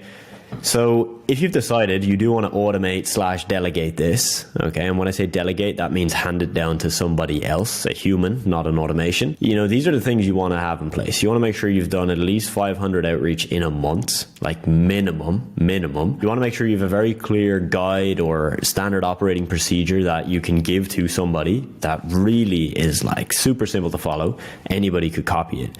And you need to make sure that you have a compensation plan in mind, because if you're going to delegate and hire an appointment setter or a virtual assistant, you got to pay those, all right? You got to pay those people. Okay. So for example, you could do commission only, meaning that you pay them a commission when they book you a meeting, or commission when they sign you a client, or base plus commission, or just base.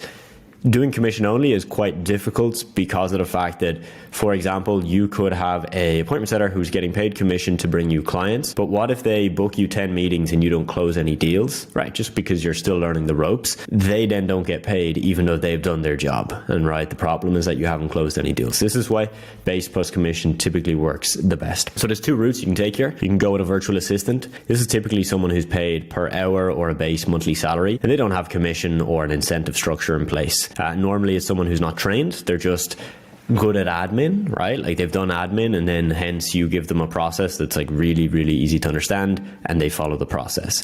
This is how I started. So I did it myself, got it working, and then when it was working, I hired virtual assistants. So when we were sending 500 DMs a day, that was true virtual assistants, okay? The second route is with appointment setters. I just didn't know what appointment setters were when I hired a virtual assistant. If I knew what they were and I knew how to find them and how to pay them and all the nuances, then I probably would have gone with an appointment setter, because this is someone who's already trained, okay? Like they've done this before, they understand outreach, they understand sales, typically paid on just commission. Again, as mentioned, sometimes it makes sense to add a base salary in there as well. This is a service we do provide to people where we just train appointment setters and we give them directly to you. If you want more info on that, of course, reach out to me. And since they're trains, even if you don't have the best system, the best SOP, or the best results yet, because they're trains, they're most likely going to be able to help you figure it out. Kind of like a collaboration instead of just you're the boss telling them exactly what to do. So these are the two routes. Again, I personally would not do this until you have some results. At least it just makes a whole lot of more sense, right? So as mentioned, we do place appointment setters into students' businesses that we work with. So we train them, we place them, and then we give them continued coaching so that they can continue to improve. But again, do you need this? No, you don't, right? Like we've normally done this with people who either have results already, right, with their outreach, they're booking meetings, they're signing deals, and they just want to scale it up, or people that don't have the time to do it themselves, which is quite common. So again, if you want info on that, you can of course reach out. Now, if you've decided you don't have a niche, you're not going to niche down just yet, you might be wondering, how do I do outreach? Because when you go to a platform like Instagram or LinkedIn to find leads to reach out to, normally the way in which you do that is you look at your niche, for example, fitness, and you type in fitness or fitness coach or supplements, right? You type in a search term related to your niche to find people in your niche. So you need clarity, all right? Nice little quote from Brian Tracy. Lack of clarity is the primary reason for failure in business and personal life. I agree 100%. Anytime I've had a lack of clarity on what I need to do, I can feel confused, just lackluster, just a bit all over the place, and I don't achieve much. So you need to have clarity. And if you have any doubts on this now, make sure that you get it dialed in, all right? So it can be challenging to do outreach if you're not niche down, because again, you just don't know where to start. You don't know what to search for on these platforms. So option one is pick a niche to try. You can go through our niche checklist. As mentioned at the start of this video, there's bonus resources I'm giving to you. A link to that is the first link in the description. So you'll get the niche checklist on there. And what you want to do is pick a few niches that you might be interested in. You're not picking a niche, right? Like committing to one niche here. You're just picking one to test it out. So for example, you go to the niche checklist and you find restaurants and you decide, look, let me just find some restaurants on Instagram, Google Maps, and give that a go. Okay, that's option one. Option two is Upwork, right? Upwork is a really, really good place to get leads because you'll have service specific leads, all right? Like businesses that are saying, hey, I want this service, but they're not niche specific. Like a lot of times you won't even know what niche the business is in because they're not going to tell you. They'll just say, I need a social media manager for my e-commerce business. And they're not going to tell you what type of e-commerce business or what industry all the time. So this is really good for that. Again, you can just search for people who need your services and then you work with whoever needs your help. Local businesses, this is a really easy way to do this. Go to Google Maps, find businesses in your local area. Voila. Doesn't matter what niche they're in, right? This is just an easy way for you to get clarity. All right. So there's a quite unique outreach strategy that my student success manager used in his business, and I want to share it with you. It's signing SMMA clients using SMS text messaging. Not a lot of people do it, and there's a lot of nuances. That if you don't know how to treat this, it's going to blow up in your face. So I'd recommend you watch this. This works really, really well, but obviously if you do it right. Cool. So we're going to break this down into 8 or 9 topics. Topic number 1 is just breaking down how this worked for Ty. So Ty, let us know. How did you come up with this strategy and why does it work? So I was driving down the highway one day and I saw this billboard for real estate agents, which is the niche I work with. And the billboard said, buying or selling a home, call or text me, and then it had the real estate agent's phone number on there. It didn't say, send me a message on Instagram. It didn't say, shoot me an email. It was call or text me. So I know that's where they're hanging out. I know that's where they're spending their time. So if I want to get in front of them to sell them my services, that's where it needs to happen. Cool. So you've broken down why someone should choose SMS, right? I think it's also important to know when it works. Okay. So for you figured out for your niche, for real estate agents, it works. They're on that platform. Are there industries you can think of that are like big red flags for text message outreach? Industries that you know this probably wouldn't work for?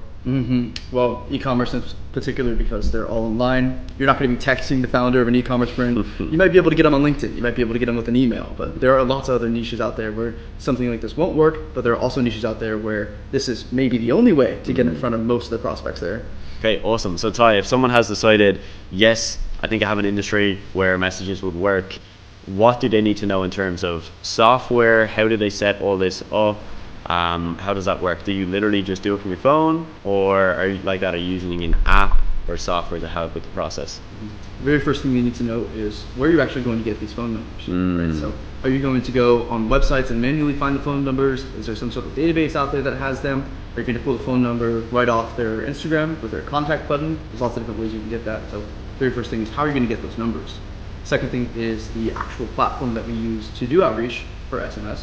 And we don't use my actual phone. Okay. We have an app, it's called Text Now, and it's completely free to use in the US at least. I know the rules do change for some countries, but what it is you sign up with an email and it will give you a free phone number with a local area code. Awesome, which brings us on to the next point, right? Which is the importance of knowing that local area code for your outreach. So for you, in the Florida region, you know you're going to get a phone through Text Now with that local area code, which makes sense, because if they get one from an Irish number, or again, even just maybe a number from like Texas or somewhere else, they're going to be confused, or it's going to seem a little bit weird. So yeah, it's just knowing that local area code. For people that I guess don't have a specific area locked down, what would you recommend? Would you recommend to them pick an area for at least, let's say a couple of months, and just run with that, and then pick another area and get a new code, a new area code with a new number, and keep the process going? What do you think would work best? I think it could work either way. If you wanted to have that local area code, it's definitely going to help make you feel more familiar to your prospect. But if you don't have that, I mean, it's still a matter of you're going to be able to get in front of them. That first few numbers, the first few digits that signify that you're from that area, I don't think those are all that significant, but definitely can help in building that trust with you from the get-go. Cool. So right now, Ty is just opening up his iPad. So we're just going to have a look at the scripts that he uses to sign clients. So we're not going to give you obviously word for word his script, because one, that won't work for you. This is very specific to his industry, his sales approach, and a bunch of different things. But secondly, you're just going to get better results if you take what we show you and put your own unique twist on this. And of course, track your numbers, measure the results, and just keep tweaking it until you get good results. Okay, so quick caveat, guys, we're gonna break this down right now. We've got it up on the iPad. A really important note is that Ty's outreach approach is what we call the student approach. So he's not messaging a real estate agent, pitching them on a sales call necessarily. He kind of uses a couple techniques to disguise the call, where it's a call where he's approaching them as a student who wants to learn more about their business and potentially give them some marketing advice on the back end.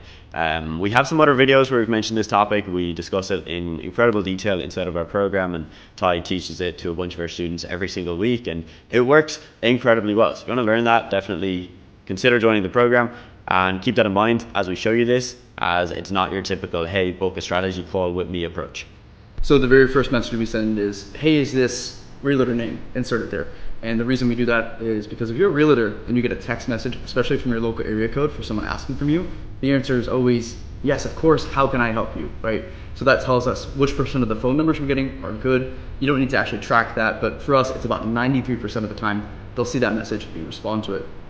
And when they respond to it, that's when I move in, introduce myself. I say, hey, my name is Ty Livesey. I'm a student at the University of Florida, and I'm studying marketing. I had some questions for you about your business, and I was curious to know how you do these specific things. If you'd be interested in getting on a quick 15, 20-minute long call with me where I can ask you these questions, and in exchange for your time, give you some free social media advice, I'd really appreciate that. Now, that is just a rough paraphrase. It's not a word for word, so take that with a grain of salt, but that's the rough framework for this approach. And then from there, if they say yes, we say, great, can I send you over a link to my calendar? It will send you the link to the Zoom call for our meeting. And if they say yes to that, we can shoot them over a copy of a calendar link, which is what we use to actually schedule the calls. And from there, we have our first call booked in. Awesome. So Ty, another thing to note is the process, right? With outreach on most platforms, like the outreach I do, if we send a message to someone and they don't respond, we follow up with them. Okay, so like 2 days later, we'll hit them with another message, basically just bumping up the previous message to get their attention. Now, I think this is really important to this approach. You don't do that, and your reasoning why makes a whole lot of sense, and it would probably save people a lot of time and effort if they didn't know that and they started doing multiple follow-ups. So the reason we don't do follow-ups on that first message is because if you're a realtor and you get a text from a local area code asking for you and you don't respond to it, there's a really, really, really good chance that it's just not your phone number, right? So not all of the leads we get are good. Sometimes websites and databases, they become outdated. So if they don't respond to that first message, we just conclude that they're not there. And that works 93% of the time anyways. So we only lose maybe 7% of that, which is phenomenal for outreach. Next point we want to discuss is the numbers that you do, so the amount of messages that you're sending on a weekly basis and the rough results that you see from that. So we send about 50 messages per week, which is 10 messages 5 days a week on weekdays. And from those 50 messages, like I said, usually around 90 to 93% of the time, they'll see that first message and respond to us. And then from that flow of 50 messages, we'll get anywhere between 8 and sometimes 13 calls booked on the back end. Now, those aren't all going to turn into clients, but to get 8 to 13 out of 50 messages, you probably won't find that anywhere else, to be honest. It's pretty damn good, and it's why, you know, the approach I use for outreach is very different and the results are very different, and that's why we do quantity over quality in that case. Ty, awesome stuff. I think people are going to get a lot of value from this, and it's probably opened a lot of people's eyes to SMS. You know, I personally didn't really even ever think about it before you came into the program and started doing it yourself. Now you obviously, like I said, you teach it very in depth to our students. We've got trainings on it specifically. We have samples of the scripts. We have full breakdowns on, again, how to set up these software, the platforms, etc. And again, we mentioned this in another video we just recorded, but we literally had a student last night on a coaching call. His name is Ross. Ross, if you're watching the video, drop a comment down below. Ross got 5 calls booked in 1 day, so in 24 hours, using this approach. And Ross previously struggled to book meetings, you know, not very good results on different platforms, and it just shows you if you can take what you're doing right now, but just pair that with an incredibly good, powerful strategy, you may be able to 5-10 extra results literally overnight. All right, so once you've figured out how to find leads online, how to reach out to them, hopefully you're going to use what I've just given you in the last few trainings. You're going to now need to know how you sell, because just because you can reach out to a business and get them to book a meeting with you, it doesn't mean they're going to buy your stuff or buy your service in this case. You need to learn how to sell. So I'm going to walk you through some of the most important high-level sales training I can give you in the next few minutes to give you the basics that you need to know. So the first thing is you need to frame your sales call. Let's just look at this, okay? We've got John. John books a call manually with his prospect. You know, he texts them back and forth and says, hey, does Saturday suit? They say, yep. He says, how does 3 p.m. suit? They say, nope, 5 p.m. That's the process. He then sends them a Zoom link a few minutes before the call. You know, just say, hey, Jimmy, see you on the call in 5 minutes. And then there's no communication. So he books the call today on a Friday. The call is for Saturday. There's no communication between that. Or for example, he books it on Wednesday. The call's for Saturday and nothing happens in between. So we've got multiple days where the prospect could fall sick, could become disinterested, could go with another service provider. A million things could happen. On the flip side, we've got James. James books a call via his calendar. So when the prospect books in the call, they get a notification via text and email confirming when the call is going to happen and the link to the call, so that it's already pre-framed in his head. Aha, Saturday, 3 p.m. and I've already got the link. Fantastic. And it's in his calendar. He also sends over more examples of content he's created, social media pages he's managed, case studies, results. Or if he's brand new and he doesn't have any proof or any results, he might send over some content that he think could work well for the brand, such as something from their competitors or a certain style of content. He also messages the prospect with a voice message or a video message a day before the call to hype them up. This is a really, untalked about strategy. Drop them a voice note. John, can't wait for a call on Saturday. Just wanted to remind you, you should have the link and the time in your calendar. It's 3 p.m. We're going to be able to look at X, Y, and Z. If you got any questions beforehand, let me know. Excited to speak. You can imagine when his prospect shows up, one, they're going to most likely show up because they've actually been reminded and they've got the call link. Number two, they're warmed up. They've been sent stuff to look at. They've then gotten this reminder. Who is going to be more likely to close the deal? James's. It's an absolute no-brainer. So this is what you need to do with your calls, okay? For example, if you're using Calendly, this is just, screenshot this if you want to walk through it yourself. Super simple to figure out, but essentially it just means that you can use Calendly. It's got a free plan. Book in the free call and enable notifications so that they get everything. And there's no doubts. Send over the examples. Super easy. You can do that via email, via text, Instagram. It doesn't matter where you do it as long as they see it, all right? And then message the prospect, super important. Again, I would do this on the platform you first communicated. For example, you message the person on Instagram, they book the call. It wouldn't make sense to now email them, right? And send them a video there. No, keep it on the platform you booked it with and you should be good to go. In your voice note, you can also do this, which is setting clear intentions for the call. All right, so you might have noticed when I gave you the example of the voice note, I mentioned, John, we're going to talk about X, Y, and Z. The reason I want to do that is to pre-frame it in his head what we're going to discuss so that he doesn't think it's just a chit chat. He thinks it's actually going to be valuable, but it also puts him in a state to know that I'm serious and I've got a plan and agenda for this. I'm not just trying to waste his time for 30 minutes. Now, my friend, look, sales is not easy. And I really do. I want to say that because some people say it's easy. It's not. I was really scared of sales when I started. I was not confident. I was shy. I was an introvert. I thought this is not for me. I'm not the type of person that's going to do well at this. And I got okay at it. I learned, I did the reps, I put myself through the uncomfortable situations, and that's how you will get good at it too. But I do want to make it easier for you, and I want to give you some tips just now, okay? So when you start off a call, you want to show appreciation to them. Hey, John, appreciate you hopping on the call. Super simple. You might want to compliment them. For example, you liked the painting in the background, or his glasses are cool. Just something small. Don't go over the top. Don't overthink it. But these little things make a good first impression. State the purpose of the call. All right. What I really don't want you to do, and I see this too often, is somebody hops on a call and they say, hey, John. John says, hey, how you doing? And then John takes control of the conversation and starts saying yeah, so I know you do social media. Tell me about that. And that's not a sales call. That's just a chit chat, right? That's not how we do it. You want to step into the call. John, appreciate you taking the time. How's your day so far? John tells you how his day is. Now state the purpose of the call. John, amazing. Really, again, we can't appreciate enough.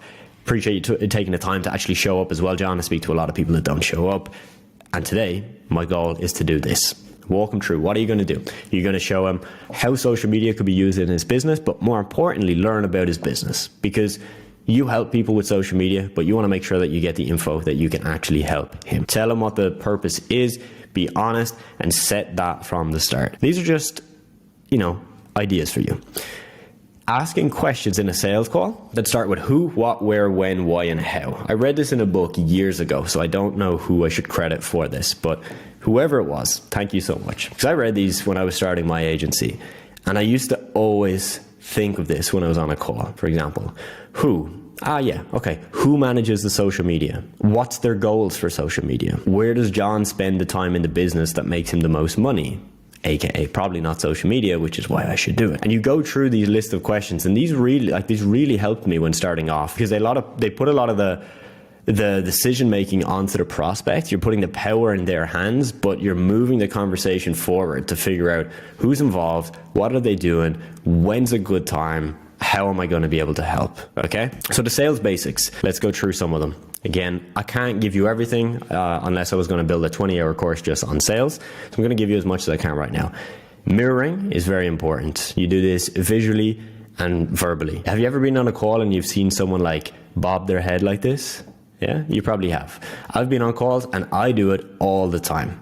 Or have you ever sat down across from someone and all of a sudden you've noticed that you've just crossed your arms and their arms are also crossed? All right, this is mirroring. We tend to copy the people that we're speaking to. Or it's happened to me so many times where I'm speaking to someone and they just so happen to have their hands on their hips, and now my hands are on my hips. And I didn't even know it, and then I catch it and I'm like, wow, that's awkward. I just copied that person without even knowing. So you want to do this on your sales call. The head bob just makes it look like you're listening, like this. Super simple. But also you can do this verbally. For example, I asked John, what are your goals with social media? John says, look, right now we're trying to reach more people. We're trying to convert more of our current followers into customers and something else. Me mirroring him would be saying, gotcha, John. So converting more of the leads, right? converting more followers, right? And what I'm going to do there is going to end that with a right, or is that correct, or is that what you mean, for him to then continue and to go deeper on that point. And it shows I'm listening, shows I understand, and it gives him the platform to go deeper on that specific point as well. Now, labeling is defined as describing a person in terms of their behavior. Okay, so for example, if someone breaks a serious law, we label them as a criminal. Okay, pretty simple stuff. This is a very effective sales tactic where if I'm speaking to someone that's really driven, really motivated, I can say that. I can label them as driven and motivated. John, love it, man. Love your view on social media. You sound really motivated to make this work. Like, you seem like a hard worker, right? And then of course he's going to like that, right? It's going to build up that trust. Now, labeling can also be, why they're not doing something, what they've tried in the past, or how they're going to solve the problem. John is telling me how they tried social media in the past. They hired someone in-house, and she didn't know social media, but she worked in the company like on an admin role, took over the social media, and it didn't work out. The way in which I can use labeling is I can start to basically label why it didn't work. Okay? The reason I want to do this is because I want to move it away from John thinking social media doesn't work to, no, the person you hired was the problem, which means social media does work, and I'm going to show you how we can do it proper. So just an example of that would be like, oh, gotcha, John. So you said she spent 2 hours a week on the social media, is that right? And then he's going to confirm or deny, right? So what I'm doing there is labeling the negative points so that he can very, very clearly see how, I know where the problems were, and then he sees the problems and sees me as a bit of an expert. Objection handling. Oh boy, again, we could spend hours on this one. This is, okay, objection handling, if you've never heard of it before, is this. You have a call, you offer them something, and they say, yeah, sounds great, but insert reason. A very common one in this space is, sounds great, send me the information via email, I'll speak to my business partner. Or, you know what, look, leave it with me, I'll speak with my wife, we'll see what we want to do, and I'll get back to you on Monday. Right? These are objections that people will give to you. Your goal is to be this little fella, this little emoji, right? Is to basically navigate the objections. What I don't want you to do is stampede over them and say, hey, that's bullshit, that makes no sense, you're wrong.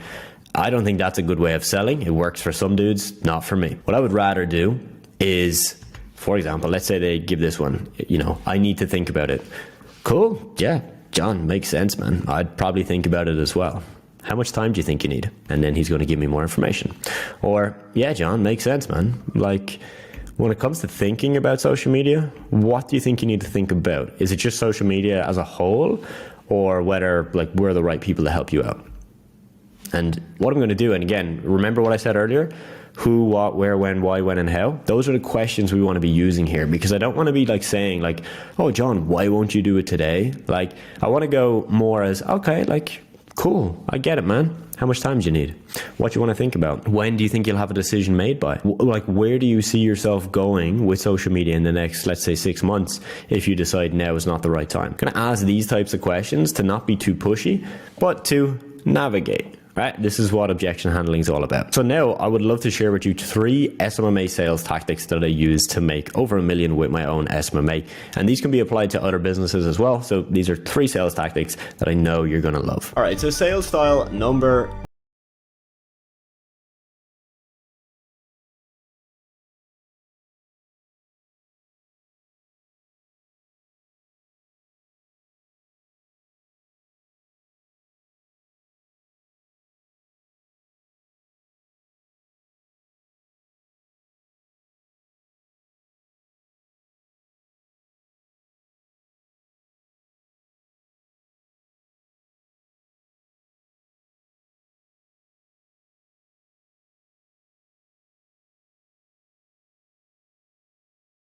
try and pitch, and pitch. I somehow think the prospect will say yes. So a real life example, if you were on a sales call and you've booked it in for 30 minutes and you're speaking to a fitness coach that wants to get more sales for his coaching business, this is an example of some of the things you would ask. How are you currently getting clients? How much do you charge? What's your closing rate on discovery calls? Do you post once a day on social media? Have you ever run any Facebook ads? Just asking questions and getting the person to open up. And eventually you get to a stage in that call, probably after 15 to 20 minutes, where they have literally given to you on a silver platter, here are all my problems, here's all the things I've tried that haven't worked, and then you come in and you put your solution as the custom diagnosis that you give them. But this approach does not work for everyone. This is why I'm giving you 3 sales styles. Some of these styles will fit your personality better, but also certain people will respond better to certain styles. So you can't just use the doctor approach with everyone.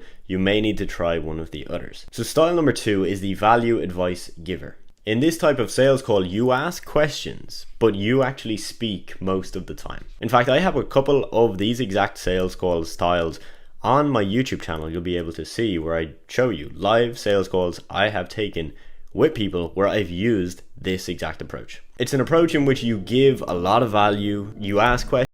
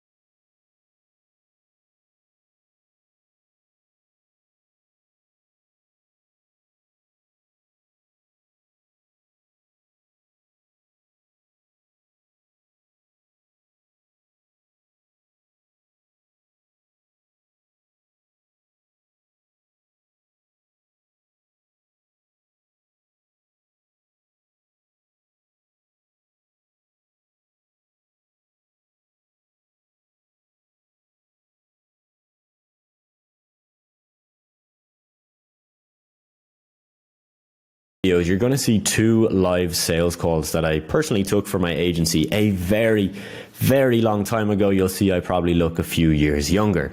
Now, these calls are 2 very different calls, but the reason I want to show you these is these are examples of me closing deals when I was not even very good at sales. Now, I would like to think I'm 10 times better at sales than I was back then. But you'll notice I still closed the deals. This is why I'm showing you these. I could show you other ones where I was like more professional, said the right words, presented myself better. But like these are 2 really raw calls. I did like 101 things wrong and they worked. We closed the deals. I want to show these to you so that you understand you're not a million miles away from closing your first deal. You're not a million miles away from getting to 10K a month. And sales is something you'll learn as you go. So without further ado, enjoy these 2. So this is exactly how I closed a $900 per month social media marketing client. A couple of really key points just before we dive right in. You'll notice at the start of this call, I started the call with my camera turned off on Zoom. I did this intentionally, and typically I will only turn my camera on when the prospect turns their camera on. I do this because I want to match their energy. If they want to keep the camera off, I'm going to keep my camera off. If they want to turn their camera on, I'm going to turn mine on. During this call, I share my screen on Zoom and I'm looking through different Instagram pages for a lot of time. We're not going to show you that here in this call. We're just going to either blur that information or we're going to zoom in on the camera, because unfortunately I just can't show you that information because it'll give away the exact client or other clients that we work with. Note number 3 is that this this call took place back when Instagram Reels were just getting started, were just kicking off. So just in case you think I'm talking about something that's really outdated, no, it was relevant at the time. Obviously Reels, as of recording this video, are very, very important, but I just wanted to let you know. Last but not least, this sales call is going to show you why client retention is so damn important. Because when you have a client that is happy with your service, they are more likely to refer their friends, their colleagues to you as well. And those are easy sales. So without wasting any more time, we're going to get right into it. Hey Adam, how's it going? Good, man. How you doing, brother? I'm doing good. I'm doing good. How's your day going? It's going well, man. Good stuff. Good stuff. Let me just turn on the camera here. 1 second. There we go. Cool. Perfect, man. So I know you were referred over to us by Paul. I know you mentioned that you know Julian and Barb as well. So Yeah. good to hear, because that obviously means you're doing good. You know, you've got a good coaching business going if you know those guys.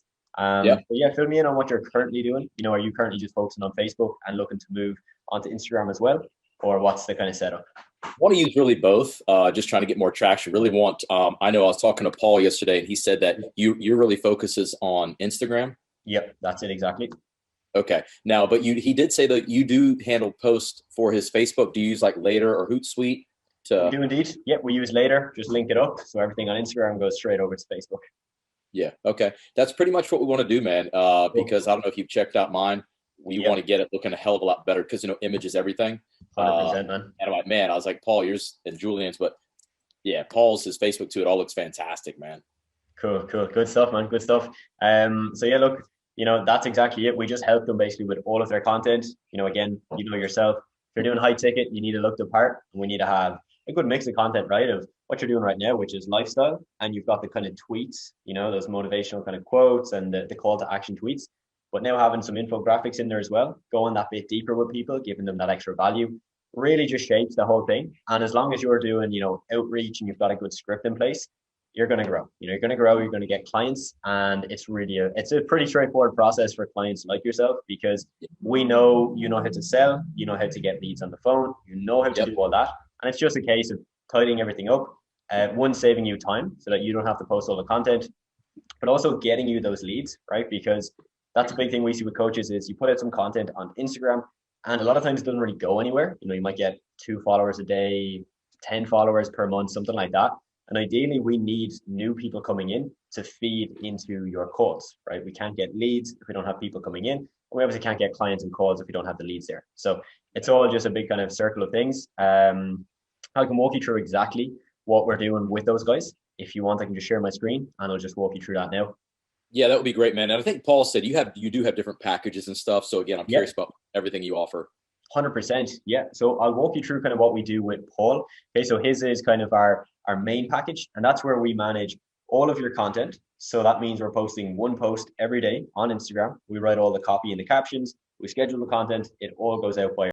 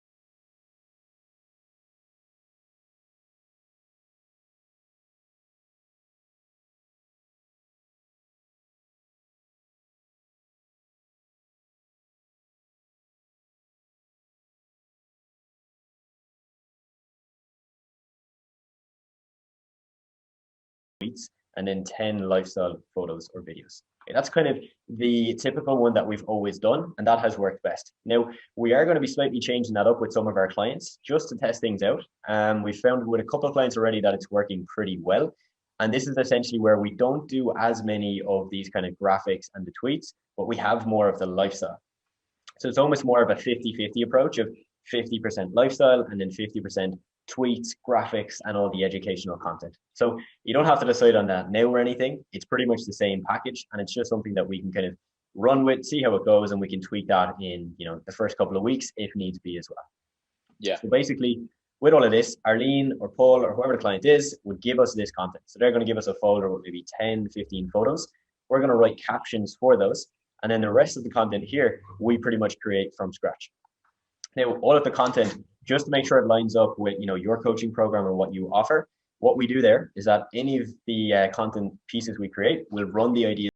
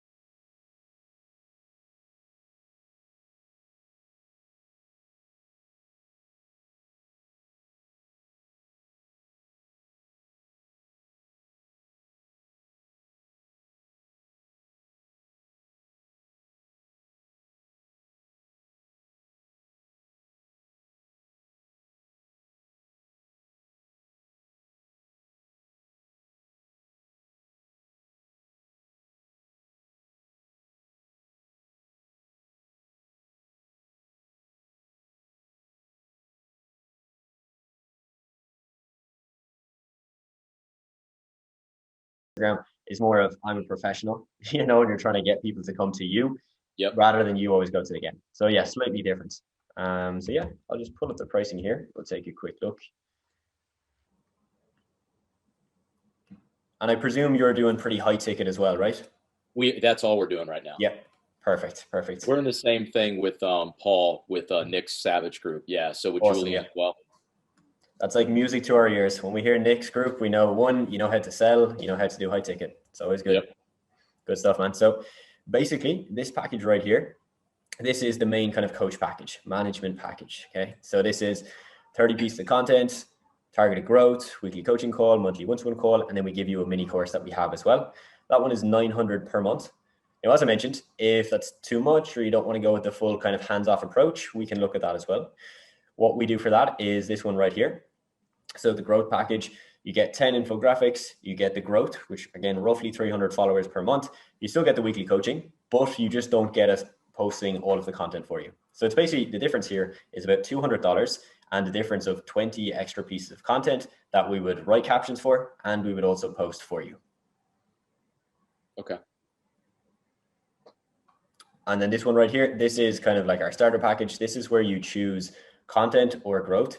We wouldn't recommend it for someone in your situation. This is more for coaches that are literally getting started and they're not really getting any leads. They don't really have any idea what they're doing. That's more applicable for them. When you have something that works and it's more about just firing that up, this or the third package will be the better fit. Yeah. What was number 3 again? I'm sorry. No worries, no worries. So $200 difference. So it's $900 per month. And the only real difference is here we're doing 30 pieces of content. Okay, so 10 infographics, roughly 10 lifestyle images, and 10 of the kind of quote Twitter style posts as well. Now, obviously, all of these we're writing the copy for as well, and the caption that goes with it. Whereas on package 2, we're just creating 10 graphics without the captions. We're sending them to you in a Google Drive folder, and then you would post them from there. Okay. Is there any way, I mean, we really want to go to the package 3, but I wasn't anticipating 900. Is there any way you could sharpen your pencil with that one? We do have a pay in full discount. Now, I'm not sure if that's something within budget. If it is, we can definitely look at that. Cool. So usually if you're to do the math, it would be 900 times 3 months, let's say. That is going to be 2.7K. Okay. So if you're doing pay in full, we basically do 2,400. So if you do the maths, it roughly comes out at about 800 per month. Okay. And so you basically do 3 months at a time? Exactly. Yes. We do work off a 3-month contract for packages like this. Okay. All right. So if we want to start today, so what do we do? Yeah, good question, man. So basically a couple of things. Obviously, invoice and proposal are the main 2 things at the very start. After we get that locked in, then we book on an onboarding call. Okay, so we usually book this in because it's Wednesday today for Friday or for the following Monday. Okay, so that one gives us time to sit with your brand, what you're doing, get all the information from you, then hop onto that call and just get straight into things from there. Okay. So basically on the onboarding call, we will have our client executive who will hop on with you, managing the content for you. We may be able to get our branding specialist on as well. He's currently just sick at the moment, so we're just not 100% sure if he's going to be around next week. But ideally, we'll have those 2 key people on. They'll run you through absolutely everything you need to know. And before that as well, Adam, we send you over an onboarding form. Okay, so the onboarding form has things like give us your logo, give us any details of lead magnets you have, give us more info about your ideal client, the pain points you solve. And again, we use all of that, put that into our research, and we'll use that then to shape all the content as well. Okay. Where are you from? Or where are you? Are you in Europe? Yeah, so we're based in Ireland. I'm not in Ireland right now, but our company is based in Ireland. Okay. All right, cool. Yeah, my wife's from Stoke-on-Trent, England. So. Oh, cool. Cool. Yeah, good stuff. Okay. Well, so yeah, let's get rocking then, man. Again, because Barb and Julian and Paul spoke highly of you. And again, if this goes well, I'll push it into the group as well. Like, hey, you guys should use these guys. Sounds good, man. And with that, we do have a bit of a referral system as well. So we've had some clients that have gotten pretty much to 3 months with us because they've referred a decent amount of people. So that is something we do have as well. Again, all going good. You can obviously get to that kind of stage as well. We do roughly a 10% discount. Okay, so let's say, for example, you refer 3 people, they all sign up on a similar package. Yours would probably be, 250, 270 off your monthly package as well. And obviously that can go quite down, if you refer a decent amount of people over. Okay. Cool. So what I'll do then, Adam, if that suits you, is I'll just pull up an invoice. Are you looking to do monthly, or do you want to take advantage of the pay in full? No, let's do the 3 months. Yeah, let's do that. Cool. Yeah. No worries. I'll get that up now. And then if we could schedule, like I said, the call as soon as we can too, because I really want to get it rocking and rolling. Sure thing. You know what? I'll pull up the calendar now and we'll see if we have something for Friday. Okay. Yeah, that would be great. And like that, I'll get you the onboarding form straight after this call as well. So you can fill that out straight away and we'll get our team to get straight into that. So while I'm loading this up, I'm just also going to get the calendar and we'll take a look at that. Sure.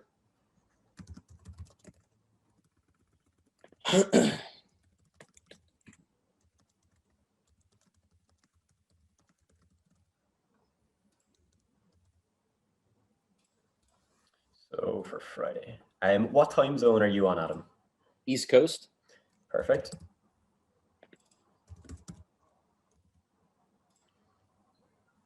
Cool. So we would have, let me see here, we have 8 a.m. your time. We would have 7 a.m., 6 a.m. Do any of those work for you? How long's the call? Roughly 20 to 30 minutes. You said 6, 7, or 8 a.m.? Yep, we've got all of those open. Let's do 6 a.m. 6 a.m. Perfect. And if you need to reschedule it, you can do that as well. So yeah, don't worry about that if something comes up and you need to change it. Okay. Cool. So I just have the invoice now. So I'll send it via email and then I'll paste the link into the Zoom chat here as well. Okay. And then afterwards, Adam, what I'll do is I'll send you over the proposal just so you have the kind of full written breakdown of what you're paying for, all of that good stuff, just so you can keep that on file as well. Yeah, that'll be good because the wife's going to ask. 100%. Yeah. Good for the records.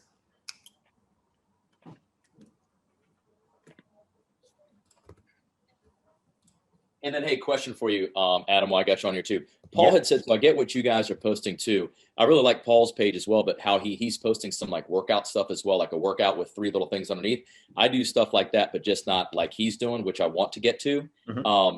Is that okay? Like if I'm posting stuff, or do you guys handle more of that? You know, or is it, can I mix in what I'm doing with you all? Like I said, I don't want to mess up your strategy. Yeah, so like it depends on what you have. You know, ideally we would have a situation where we're kind of posting everything. Now, if that's the case, you know, you can always just say to us, look, guys, here's a folder. I've got maybe it's a couple of videos or stuff that I've made, and I want you guys to post. You can just give them to us, and we'll incorporate that then into the flow of the content. Okay. Yeah, I mean, you guys know how to grow this on Instagram. That's why I'm coming to you. What Paul said, I want you to just take it, but anything else I could be doing that won't take me an arm and a leg to do. So for sure. Yeah. So obviously on those coaching calls as well, we go into a bit more detail on that. One big growth area right now, Adam, is Instagram Reels. Not too sure if you've heard of it yet. It's relatively new. It's short form videos, very similar to the platform TikTok.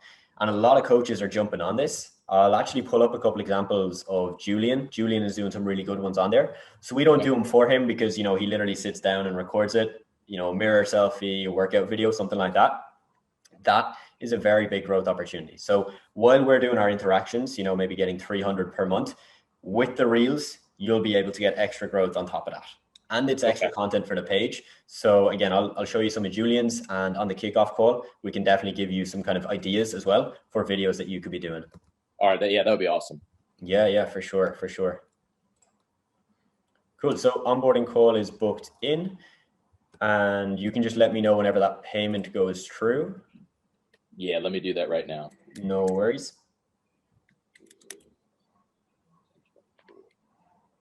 All right, you should be good now. Perfect. Yep, that has gone through. So we've got the call booked in, we've got the invoice sorted. So the only 2 things left, Adam, are onboarding form, which I'll send over, and then also I'll send over the proposal for you as well. Okay, perfect. Right. What I'll also do quickly while we're on is just to show you the ones Julian is doing, just to give you some inspo. Okay. And then also you'll send me the schedule. What days and times are the coaching schedules? Yep. So let me actually just double check that now, but I'm pretty sure we have it in about 10 minutes. I'm just going to double check the calendar. We do indeed. So if you're around in 10 minutes, Adam, we can get you on that coaching call. It's every Wednesday at this time. And how long is it? Roughly half an hour. They're all recorded as well. So if you miss it, you can watch it back too. Okay, yeah, that'd be awesome. At least if I could email the thing, yeah. Perfect. Yeah, what I'll do is I'll actually send it over to you manually after this as well. It'll just be on Zoom. You can just join in, and yeah, good way to kick it off, I think. Okay, cool. So just before we go, just to show you Julian's ones, again, you can just have a look at his page. Oh, they're actually not showing up on my page because I'm logged in on an older account. That's funny. So if you just come onto his page, you'll see there should be Reels here.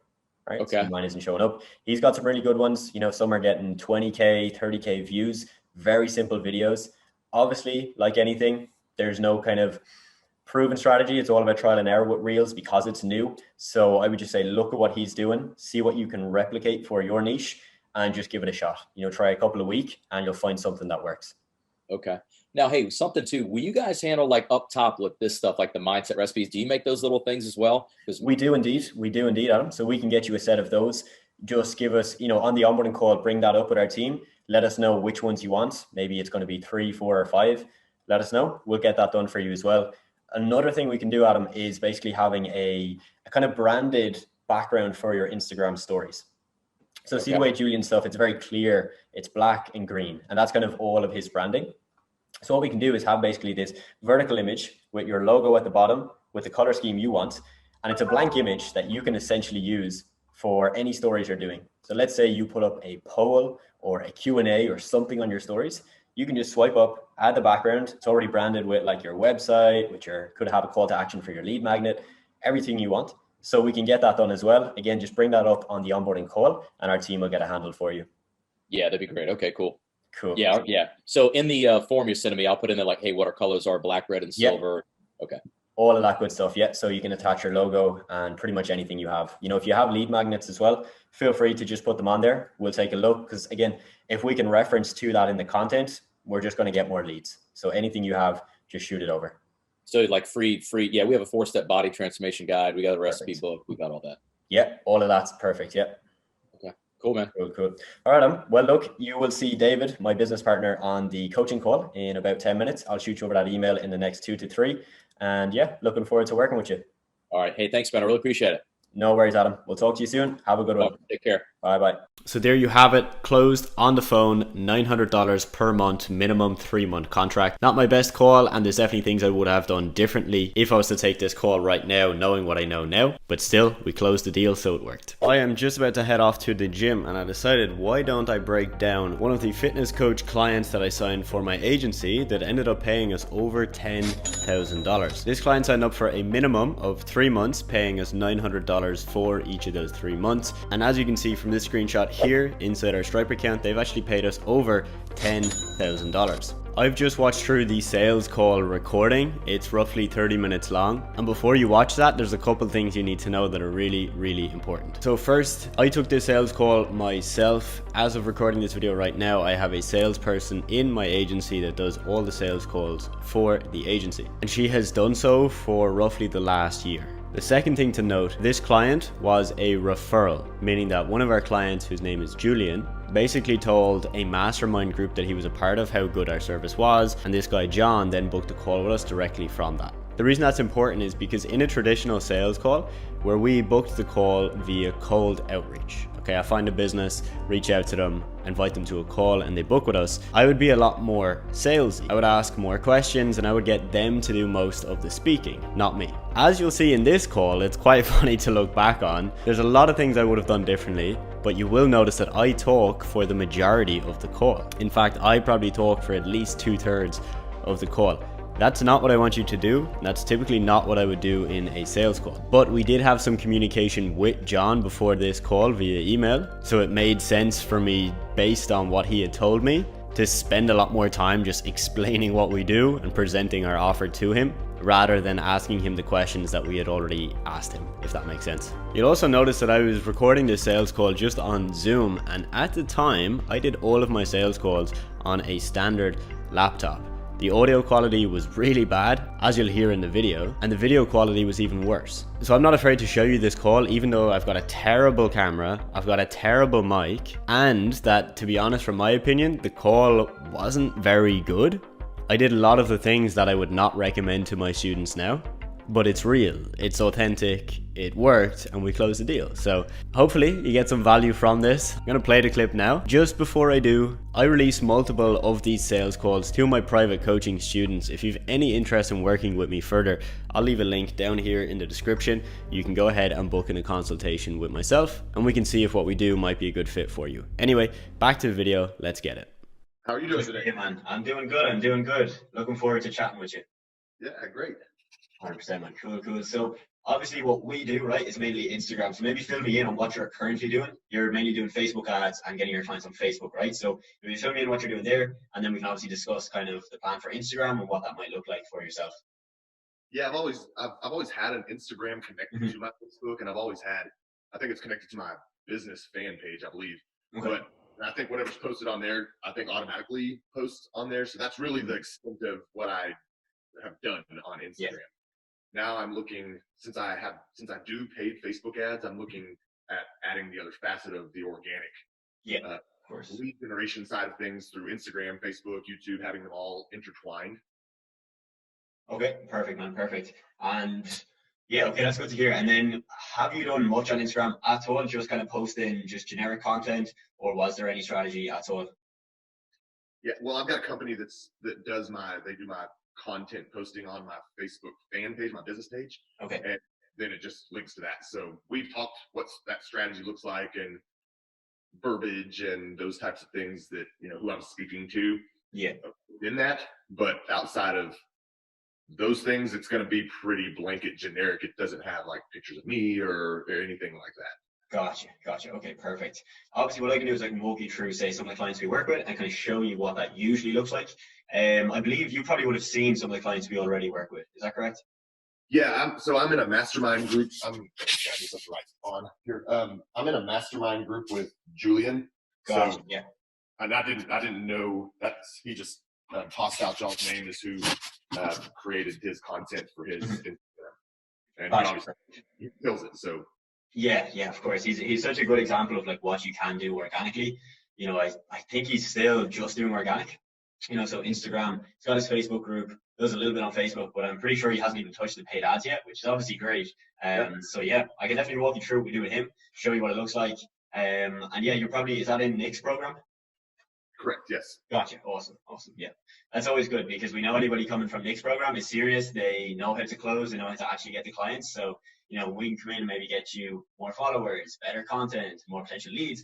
You know, our job is pretty easy because you're going to do the most important work. You know, you're actually going to be able to close those clients, which is we've got amazing. systems in place to accept the leads, and we know what to do whenever we get those leads and how to do the reach outs and turn those into, you know, monetize those things. So that part is good, but the content side of things is not my forte. Now we have assistants within the group on that type of stuff, but posting it every day and multiple, you know, that's takes way too much of my time. Yeah, of course, man. Like, how much time do you spend at the moment doing that?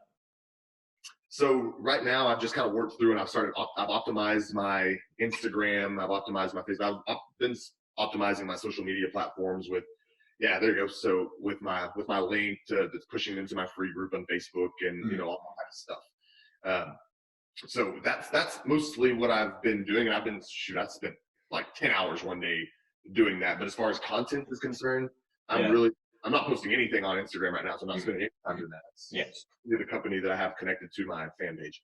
Now on Facebook, again, I'm not used to doing that. So on my personal page, I'm posting like one main thing on my wall, and then a couple of things on my story is what I'm doing. But that, you know, it takes me an hour to do those things. I'm just I don't have a very good rhythm with that type of cadence yet. Of course, man. Yeah, that makes complete sense.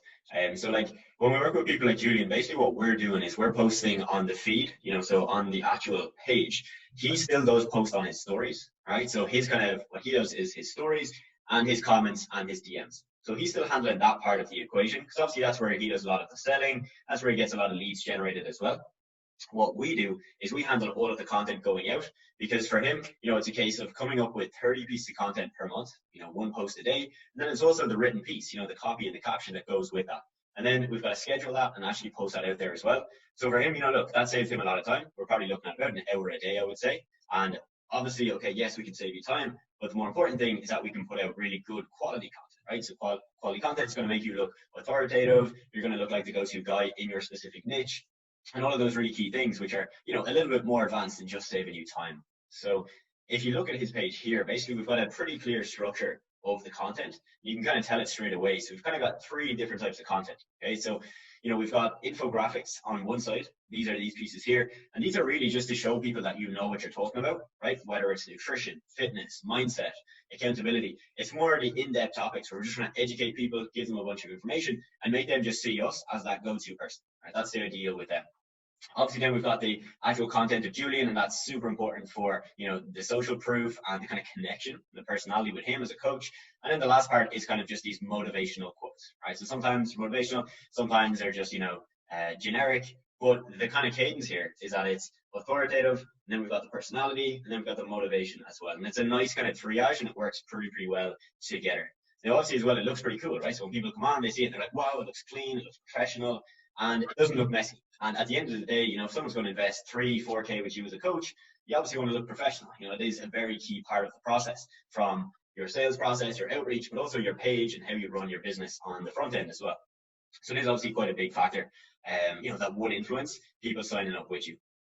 And so as I mentioned, you know, so we create these, okay? So he doesn't really have to do anything with these. We send him a bunch of ideas for these. So we'll say, hey, Julian, here's 15 ideas for this month.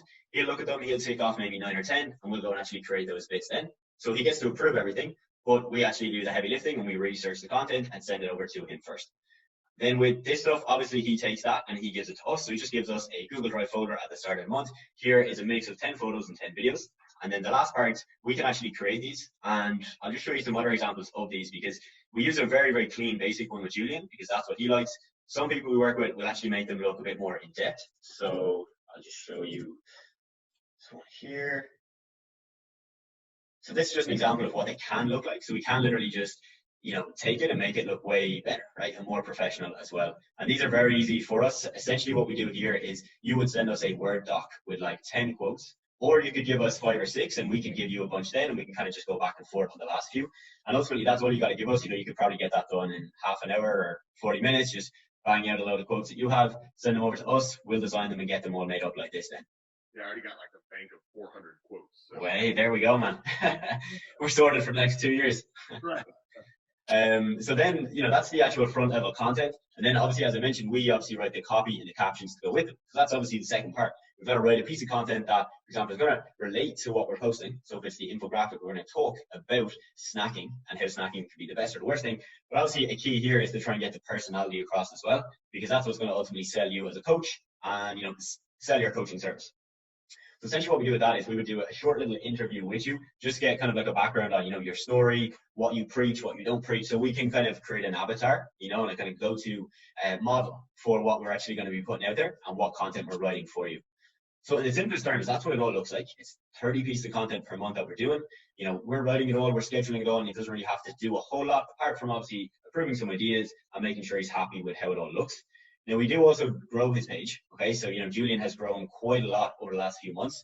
And for any new coaches starting with us, what we essentially do is we would just get a list of accounts that would have the audience that you want, right? So you might have, you know, a list of people that you know have very, very similar to clients or customers to you, right? So it might be another coach, or it might be another, like, it could be a gym, or it could be a fitness brand that has a very similar audience. And what we can do is we can essentially just engage with their audience on a daily basis, where we're sending out maybe, you know, 50 to 100 interactions per day. And what that does is that obviously gets a lot of attention onto your page. You know, most of those people are going to check out John's page, you're going to see what you're posting, and going to have a look.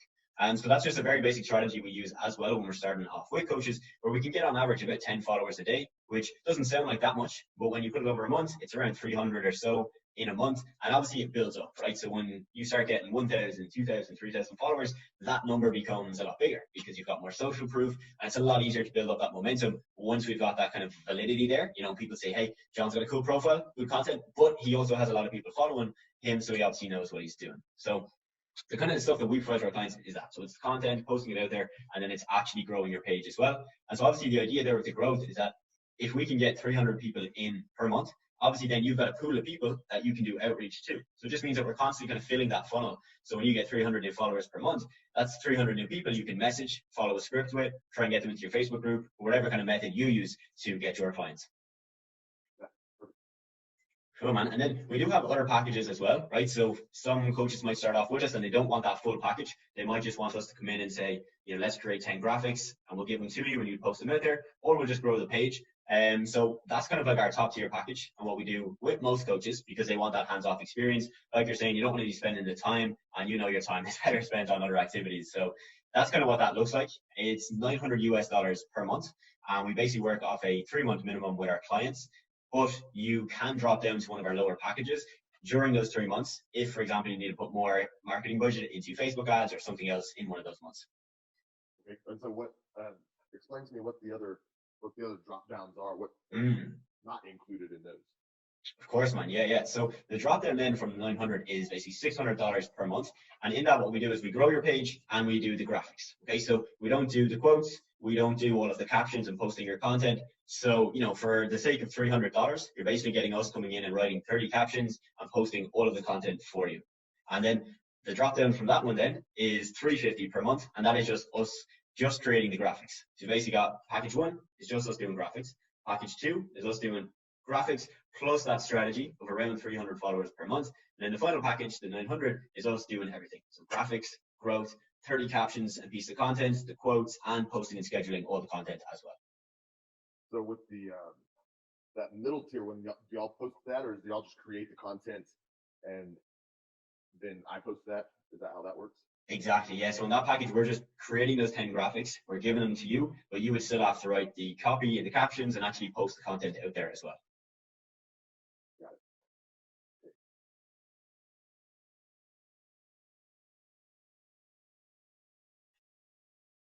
Okay. Awesome, man. Awesome. Yeah. So, you know, there's a bunch of people we've worked with recently actually from Nick's program. And, you know, obviously with a lot of people starting off with us, the main thing we're kind of, you know, focusing on is what is your niche, right? So you know, having a look at your page and, you know, the ads you're doing at the moment, do you have like a super clearly defined niche, or what does that kind of look like at the moment? Yeah, I've just rebranded my online. Okay. I've got a brick and mortar. I've been doing online coaching for about 18 months now, Mhm. but I've just now like actually branded it separately than my brick and mortar. So I do have a very clearly defined person who I'm talking to that I went through a whole process. Probably took me about 3 weeks between the logo and finding out why I gravitate towards these people and why I want to help them, and then build a whole brand around that. So yeah, I've got all that locked down. Awesome, man. Yeah, that's good, because some people starting with us are kind of still in that phase and they're still figuring all that out. So it just makes that process a little bit more elongated, you know, because we're trying to create these graphics and the quotes and things, but if you're not super clear on what your brand looks like, it obviously takes us a bit more time to fully grasp that. So that's definitely good to hear. And from what I can see from the profile, it's busy women and it's mainly fat loss and confidence, right? Yep. Awesome. Perfect. And do you have any like specifics in terms of like age groups, or is it purely just females?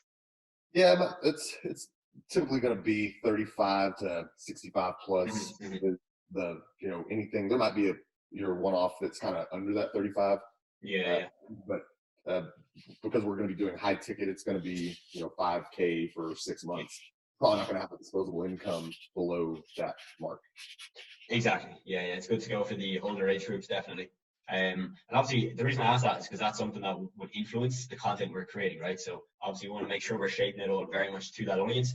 But even in terms of like the graphics we create, we want to make sure they actually match that, right? So with Julian's, they're a little bit more hardcore. You know, he's got like blacks and dark greens and things like that. You know, a lot of our clients want to go for the more female aesthetic, you know, even if they are a male, because they know that's my audience. That's what they're going to resonate with.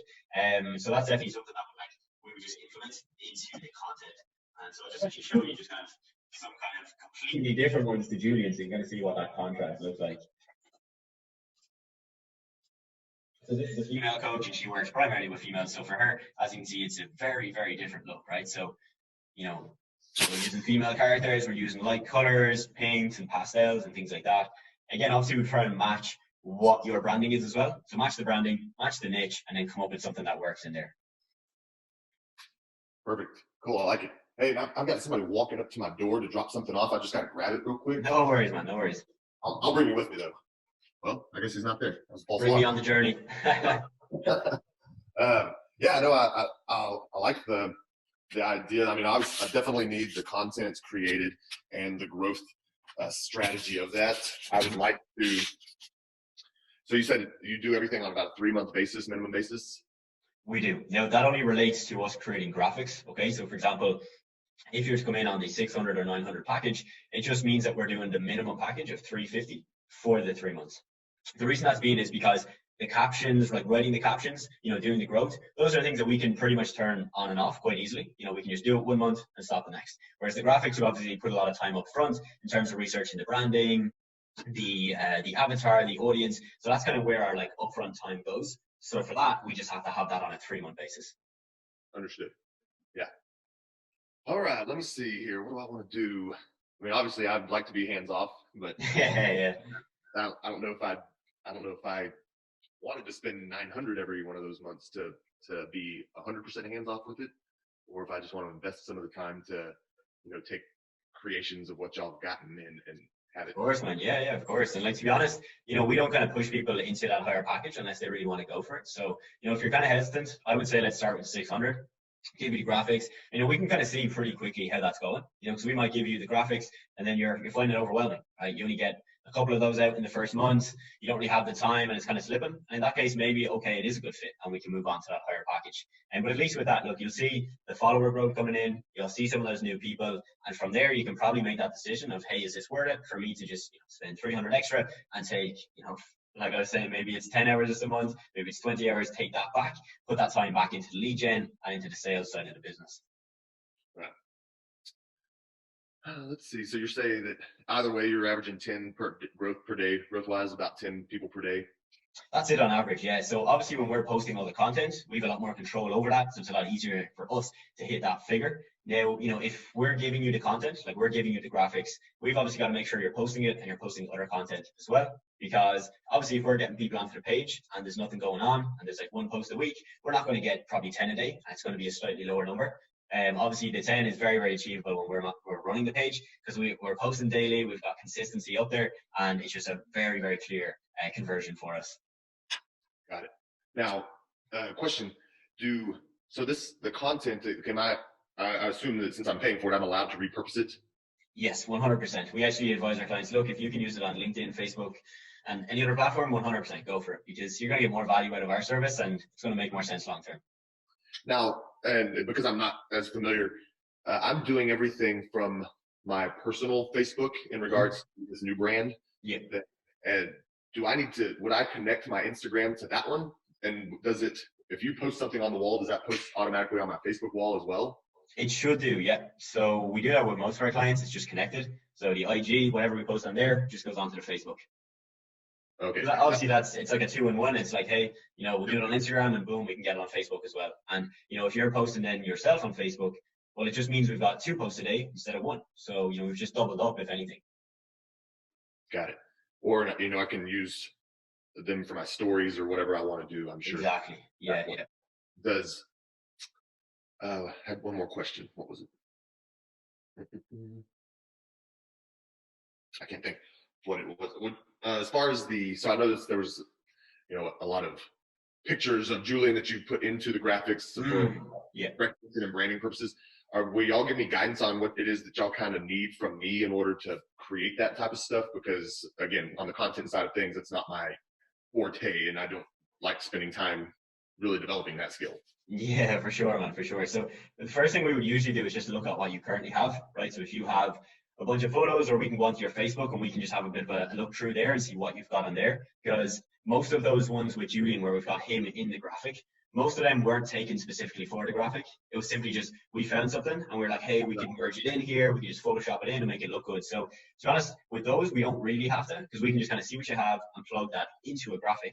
Now, obviously, if you're stuck, right, and at the start of the month, you know, we need to get the 10 images from you and you have no idea and you don't really have time to plan it out, we can definitely give you like, you know, a list of similar posts that we would recommend you take. So, you know, go to your gym, take 5 photos like this, take 3 like this, 2 like this, and we're good to go. Okay, cool. Yeah, because I've talked to predominantly women, so I'm probably not going to have as many shirtless pictures in my. Yeah, for sure, man. Yeah. Okay, good.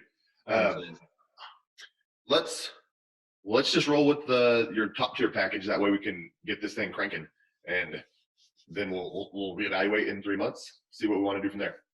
Exactly, man. Yeah, and as I said, you know, you are locked in for 3 months, but only just with the graphics. So, for example, look, if something comes up in 5 weeks' time, and you're like, you know what, I'm putting an extra 1,000 into Facebook ads, it's completely fine. We don't take any hard feelings with that. So, yeah, just so you're aware with that. And we also do work basically in the first month off a 5-week basis, just so we give ourselves basically a full week, so that we can get set up.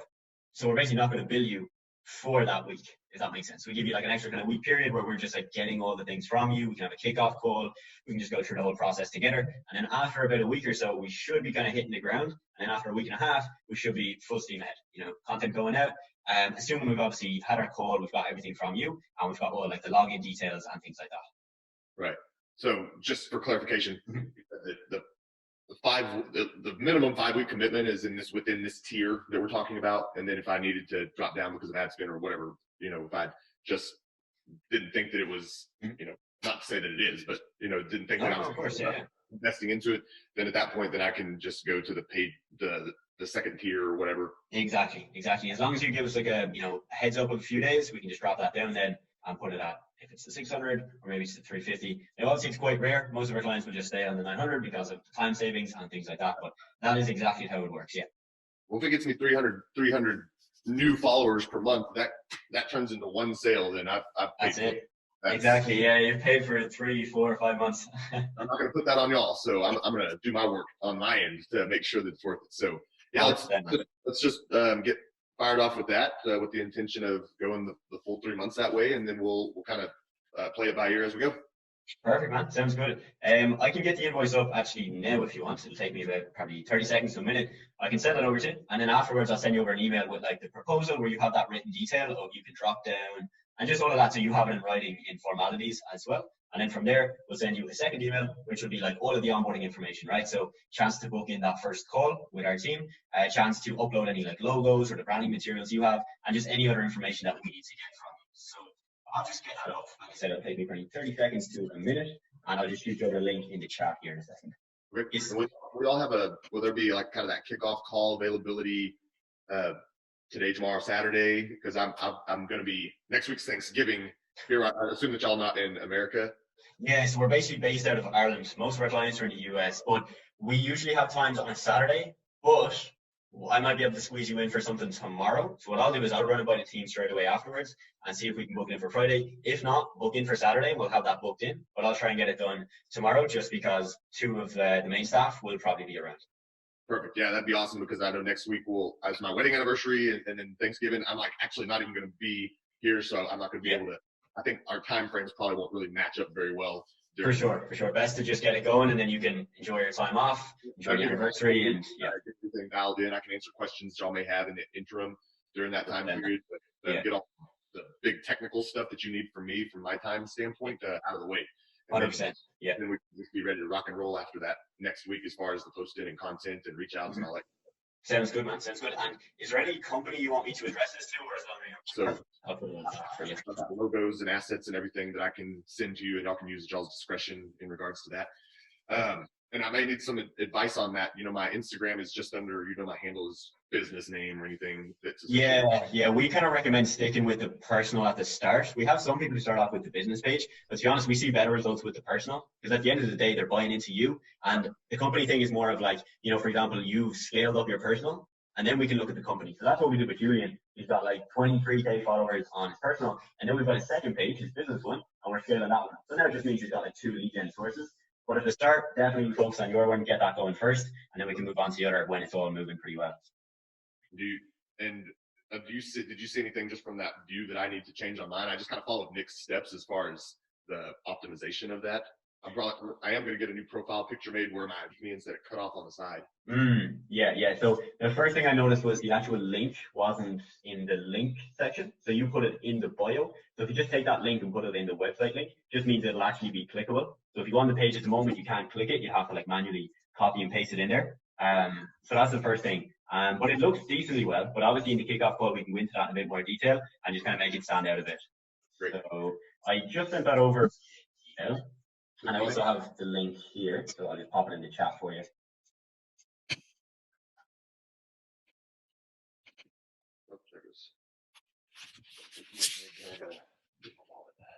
Got it in my pocket.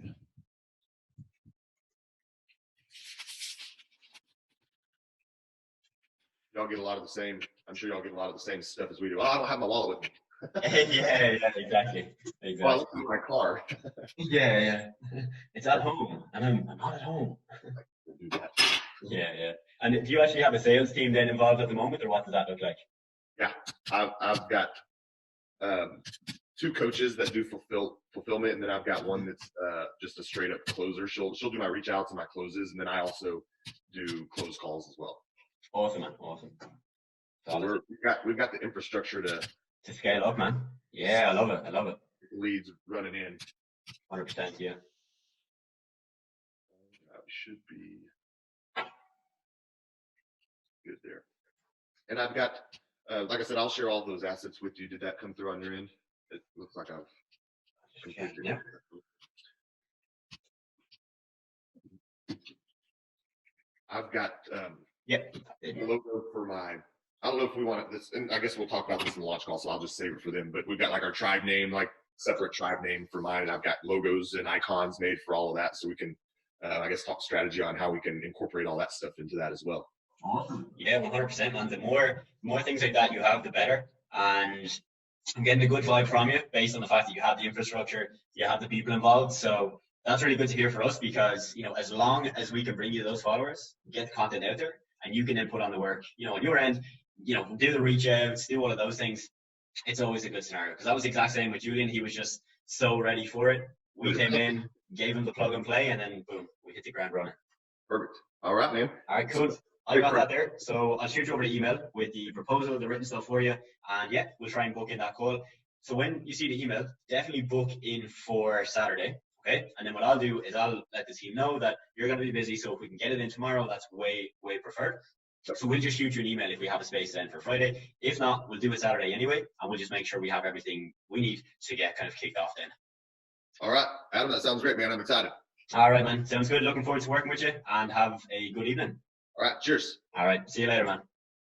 So there you go. That is exactly how we closed the deal. You'll notice that John paid the invoice on the call. So we locked in the first payment of $900. And as I showed you previously in this screenshot, John went on to spend over 10K with us. Now, John did not stay on that $900 per month package. In fact, if you look at this screenshot, you'll see a bunch of different payments. Some where he paid like 1,000 plus, and somewhere he paid 500 a month. Now, I'm going to give you what we call a role play, not the kind you're thinking of. This is where, with one of my students, I'm walking her through how I would handle a call. Okay, so if I remember correctly, I am selling her, she's the business owner, and I'm asking her questions, I'm, navigating her objections, and I'm figuring out how I would sell to her. The reason I did this is because the student that you're going to see had a problem where, now, thankfully, she's solved this problem now. She's doing incredibly well, on track for her first 10K month. Quit her job. Her and her husband work on the business full time now. It's amazing. But at this specific point, she already had maybe 1 or 2 clients, but was really struggling to close deals. She was booking meetings and just meeting after meeting after meeting. It's a no, I need to think about it. Now's not the right time. So I walked her through a role play of how I'd do things differently so that then she could basically see what she can try out herself. And it worked because she took the advice that I gave her and she's doing incredibly well right now. So enjoy this one, and I recommend you do this with someone as well. John, what's up, man? Hope you're doing good. Really appreciate you hopping on the call. Thanks for taking the time. How's business been over the last couple of weeks? It's been okay, yeah. I mean, same as what we've usually been doing, busy. We're on some jobs at the moment. Sweet. What kind of jobs are you taking at the moment, John? We've got some extensions, some like rear extensions going on at the moment. Cool, nice. Is that the typical type of job you do, or do you have a couple of different things? Yeah, we generally do like extensions, loft conversions, and kind of renovations. Sweet. Nice, John. What's the average price on that? It's not something I've had done in my home, so I'm just curious. Upwards of 70,000. Nice. Wow. More than I expected. Yeah. Wow. Okay, cool. Before we get into any specifics, John, just to let you understand what this call is all about, my goal really is just to ask you some more questions like we just did there. But ideally, we're going to focus on social media, right? We had a quick chat on Instagram. You mentioned that this is potentially something you need a little bit of help with. So I'm going to ask you some questions about that. And if at the end of the call you think, wow, that sounds good, and you can see the value in what we do, of course, I can walk you through what that would look like in your business. Sound good? Yep, sounds good. Awesome. Cool. So John, you said the average ticket price for your service right now is somewhere upwards of 70,000. That's obviously quite high. How are you currently getting those clients? Just through word of mouth at the moment. Okay. And that's just literally you do a job, you do it so well, somebody literally passes it on to their friend or something, right? Yeah, or just recommendations. Solid. And have you had any word of mouth through social media, or literally just strictly in person? So like not tech savvy at all. I don't have any kind of clue about how to do that. My wife's been popping a post up now and then, and yeah, that's about it really.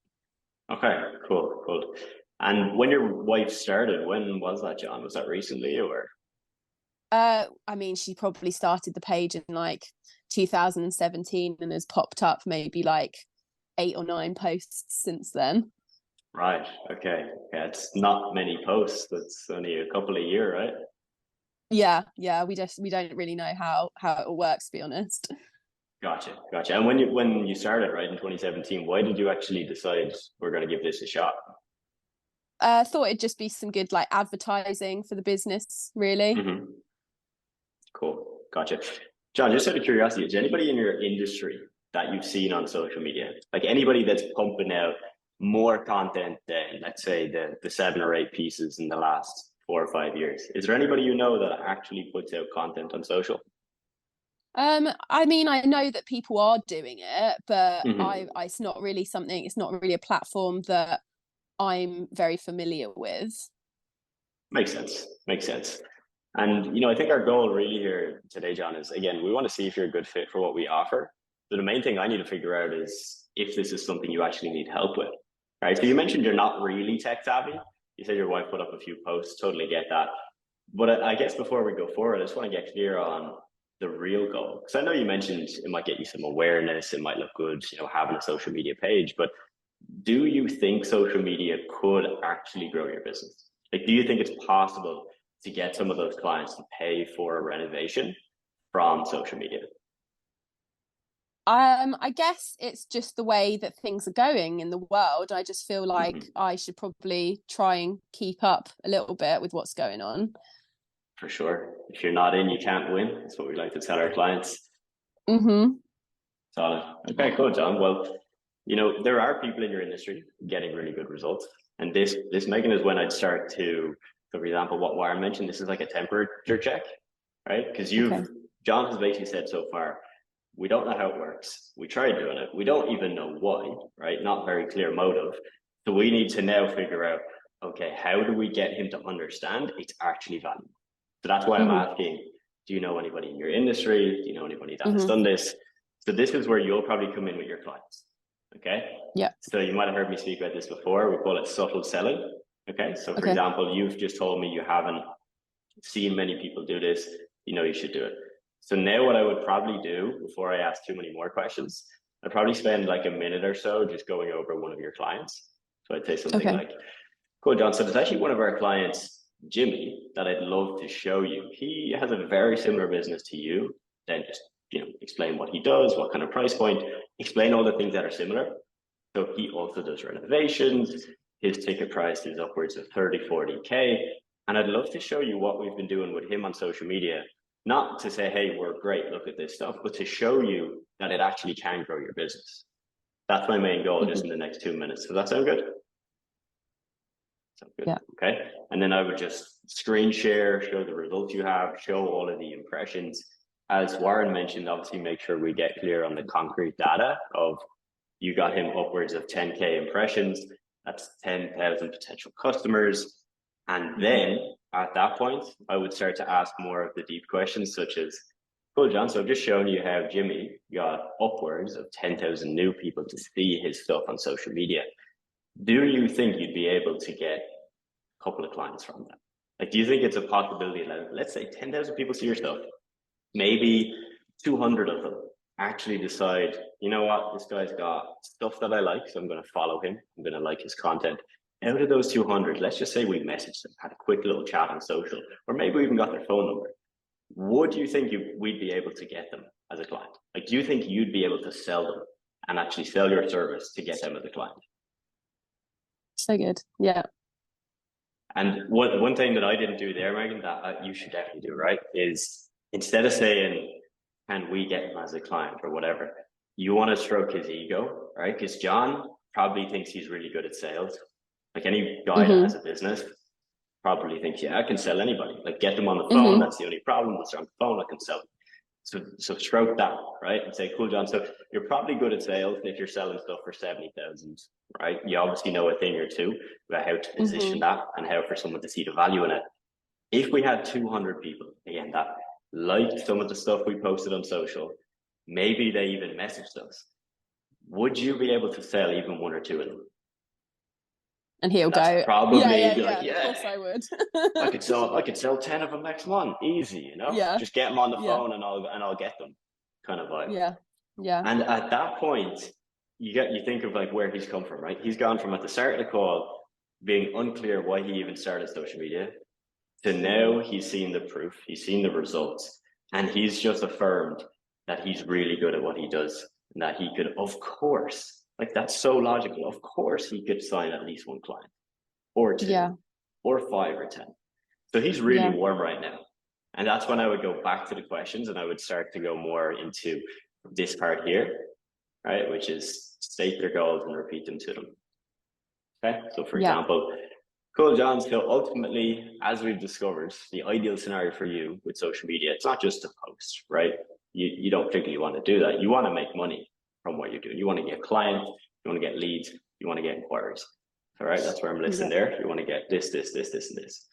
Then we want to reaffirm that we can do this and go back to your case studies, go back to your results, being like, cool, you saw Jimmy, you saw Alex, you saw the results they got.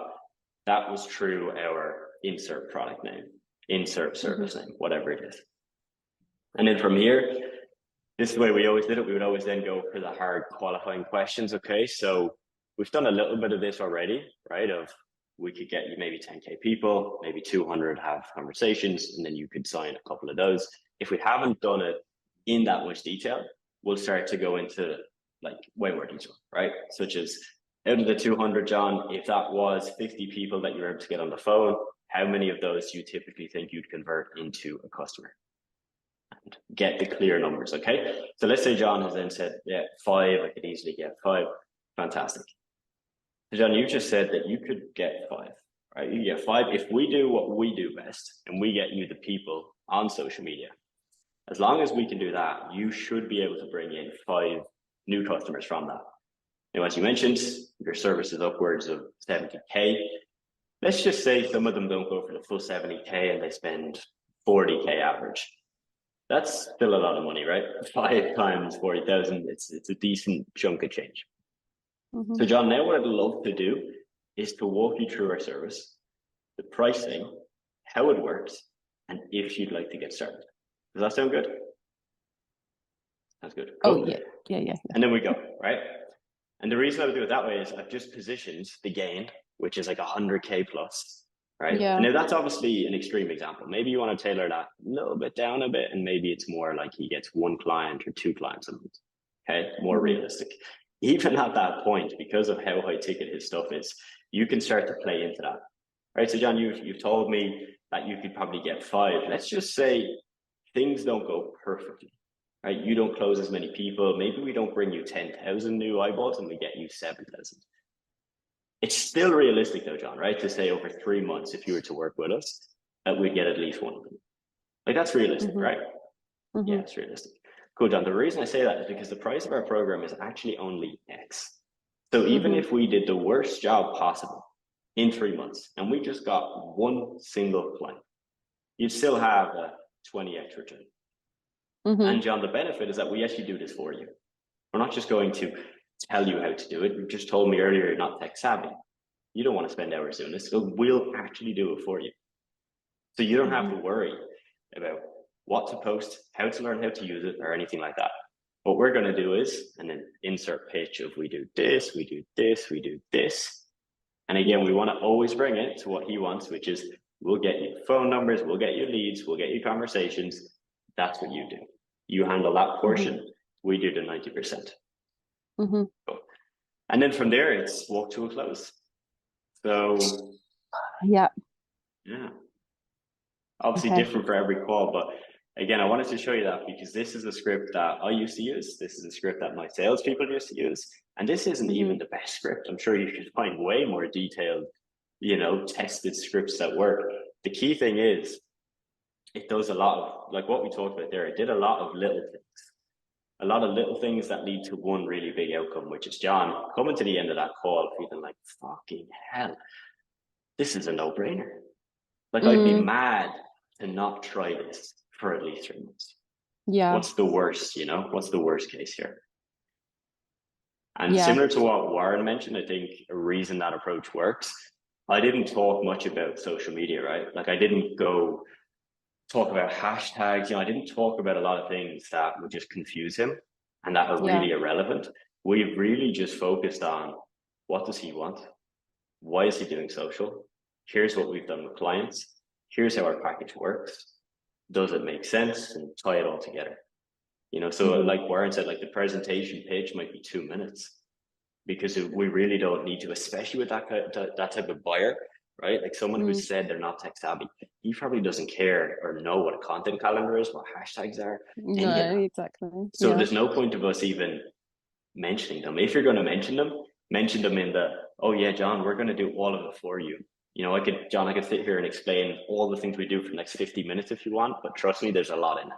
Just to give you a quick overview, we do X, we do Y, we do Z, we do all these things, but don't even go into detail because it'll just bore him, right? We're just going to get to that result. And if at the end of that call, he doesn't see the value, it's probably, as we mentioned, there's something we didn't ask. We didn't get clear on how much a client is worth. We didn't get clear on how it's actually possible through social media, not a shot in the dark, but out of those 10,000 people, how realistic that actually is. And that's normally, from the calls I used to review for my salespeople, that was always the thing. It was, okay, the script is there, it works. We didn't close this guy. Oh yeah, the script wasn't followed. You skipped 4 really key questions, and you did a good job. Like, the call sounded good, but you missed temperature check. You missed what his goal actually is. You missed what he's tried. You've just missed all these things for that. You could feel like it's a great call, but at the end, hey, no money, no deal, Yeah. I mean, great advice from both you and Warren. Thank you guys so much. And the fact this is recorded, I can then watch it back, because you just handled the way that the typical client responds really well. So thank you very much. So, all right, gang, this is what you need to know before you start to hire virtual assistants for your social media or marketing agency. In fact, any type of agency or any type of business. Doesn't matter what you do. You're going to need virtual assistants if you want to scale. So virtual assistants, I absolutely love them. I've got many virtual assistants in my companies. They save me so much stress, so much time, so much energy, and they're really what I would call a godsend. They essentially do tasks that I don't need to now do myself, because they can do it and they can follow the system to get those tasks done. But hiring virtual assistants is not easy, and people make it seem like it's the easiest thing in the world, and that you just, hire a VA to do outreach, or you hire a VA to book meetings for your agency. It's not that easy. Like, most people would just see the fact that you can pay a VA $3 an hour, and they will just magically think that $3 an hour will now turn into multiple meetings booked for your agency every month. That is not how it works. Right now, we have 4 full-time virtual assistants in my agency. We've got virtual assistants responsible for lead generation, outreach, and booking meetings. Others are focused on accounting, onboarding, and admin tasks in the company. They really are the lifeblood to bringing new clients into my agency, but there really are a few things you need to know before you hire a VA and before they start booking meetings for you, so that you can get meetings booked in on autopilot. So point number 1, probably the most important part, is that VAs need to follow an already proven process. If I was to hire a VA right now and just tell them to book meetings for my agency, I can almost guarantee you they would book 0 meetings. So what you have to do is you have to build out an outreach or a lead generation process yourself, and then hire a VA once it works. There's a saying, if it's not broken, don't fix it. But there's also a saying that you shouldn't hire someone to do something that's not already working. So if your outreach is not working, a VA is not going to magically fix that. You've got to fix that first and then hire the VA. Point number 2. Do not blame your virtual assistant if they are not getting results for you. Of course, if they're not hitting your mutually agreed upon KPIs and they're just simply not following what they're meant to be doing, then you can blame them and obviously have a discussion with them and get them back on track. But if they're following your process, they're hitting their KPIs, but they're not booking you meetings, or they're not getting the end result that you want, it's really not their issue. It comes back to the proven process. And if your process isn't proven, it ain't gonna work. 9 times out of 10, it is not the VA's fault, it's yours. Again, I'm telling you all of this from experience. I've been in that situation where, I've thought to myself, hey, we're not getting meetings booked in. My VA is just not doing what they're meant to be doing. And then I look into it and they are doing what they're meant to be doing, but the messages I've given them, or the script I've given them, is just not working anymore. Or our case study needs to be updated. Or there's an issue with our email software. So as a business owner, you got to be able to take the blame yourself. You got to look at where you need to fix first before you point the finger at someone else. Point number 3 is that you need to stress test your VA. I know this sounds incredibly crazy and probably a little bit insane, but if you hire a VA to, let's say, book meetings for your agency and they work for 1 hour a day, you need to know what they're going to be like with 5, 6, or 7 hours a day of work, because naturally their output is going to decrease, their productivity is going to decrease, and you need to essentially stress test that to see, can they do that amount of work? And if they can't, that's okay. I have some VAs that only work for 2 hours a day, some for 3 hours a day, some for 4 hours a day. You know what I mean? It depends on their level. If I know that they're going to dip off after 5 hours of work, I'm not going to push them to do 6. Let me just get the quality 5. They take their break, come back the next day, and they're refreshed, ready to go. Point number 4 is having incentives for your VAs. I know many agency owners that hire VAs and give them a bonus for any clients that they bring into the agency. This is a great idea, and it rewards the work that they've done. So you can give them a bonus for any clients they bring in, you could give them bonuses for any KPIs they're hitting, and you can also just routinely increase their hourly rate if their performance is getting better. One of my VAs, for example, started on roughly $3 an hour, worked her way up to $4, $5, and even $6 an hour. And we're happy to pay that because she's amazing at what she does. She's done it for so long, and it would cost us a lot more money to replace her. Now, of course, with all of that in mind, you need to know where to hire VAs. Now, there's many places in which you can hire a VA. You can use Upwork, you can use onlinejobs.ph, you can use Facebook groups. I really don't think that where you hire them from is that important. It's more about if you can vet them to see if they're actually going to be good at what they do, which is why I'd recommend that you give them a trial task before you hire them. So if you're hiring them for outreach, get them to generate you a list of leads in a certain specified time frame. Or if they need to do your accounting, give them some sample figures to work on and do the accounting. So should you hire a VA? Most certainly, but only if the circumstances are right. Please do not hire a VA and expect them to just do everything for you magically. You gotta get the processes dialed in yourself, and then you can plug them into that system. I've been a 5-figure freelancer and a 7-figure agency owner. So did I make tons of money with freelancing? No. I did make a couple thousand per month consistently for at least 6 months or so. However, with the agency model, I ran an agency for over 3 years and scaled it to 7 figures. In this video, I want to give you a realistic view of if you should become a freelancer or an agency owner. You see, it's a very personal journey. I don't want to just tell you what worked for me. That's really not how business works, right? You have to look at how to make the thing work for you. So I'm going to outline to you some of the pros of being a freelancer and also some of the cons. Quick caveat, there are more cons than pros from my experience. And you'll see me cover all of those in depth in this video. A freelancer is somebody that signs a client and does all the work for the client. An agency owner is somebody that signs a client and then hands off most of the work to some team members. So now we're going to roll the training. This is a old training from my old paid program. But again, I think there's still quite a few nuggets in here that I want you to know. So enjoy, and we'll roll the video. I'm not going to be giving you strategies just yet, but we got to go over some things of what you need to consider whether you want to be a freelancer or an agency owner. Okay, really, really important stuff. So I'm going to walk you through the freelancer trap, what it is and how to avoid it. Okay, so you've probably heard me talk about this if you follow me on YouTube or even on my Instagram. It's something I see that is very common, and it's something that I've personally experienced myself.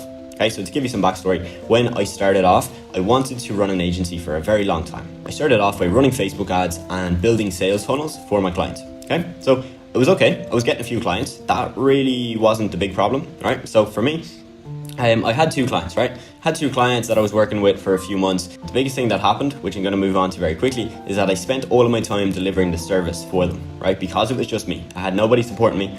All I was doing Facebook ads, building out the sales funnels for them, and just helping them every single day. Okay, so that was great for the clients. They got all of my attention, they loved it, and they got good results. Big problem there was that I became burnt out.